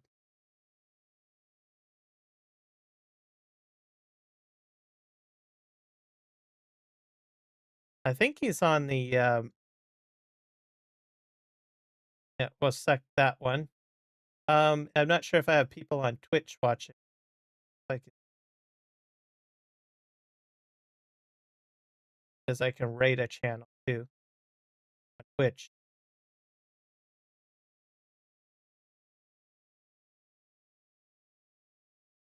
I go into the stream. Yep, I got one person on Twitch. See who I can rate on Twitch.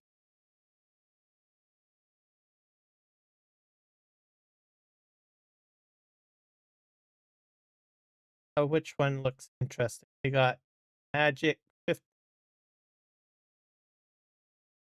That's French.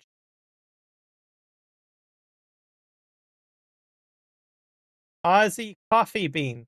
That sounds interesting. That's a cool name. Aussie Coffee.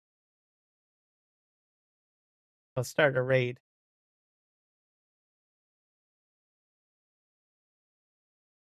All right, that's going. All right, thank you, everybody. I will be over on Kiwi Stream momentarily. So thank you for the subs and for also the channel membership and the super chat today. This has been a fantastic day, and we'll see you guys in the next one.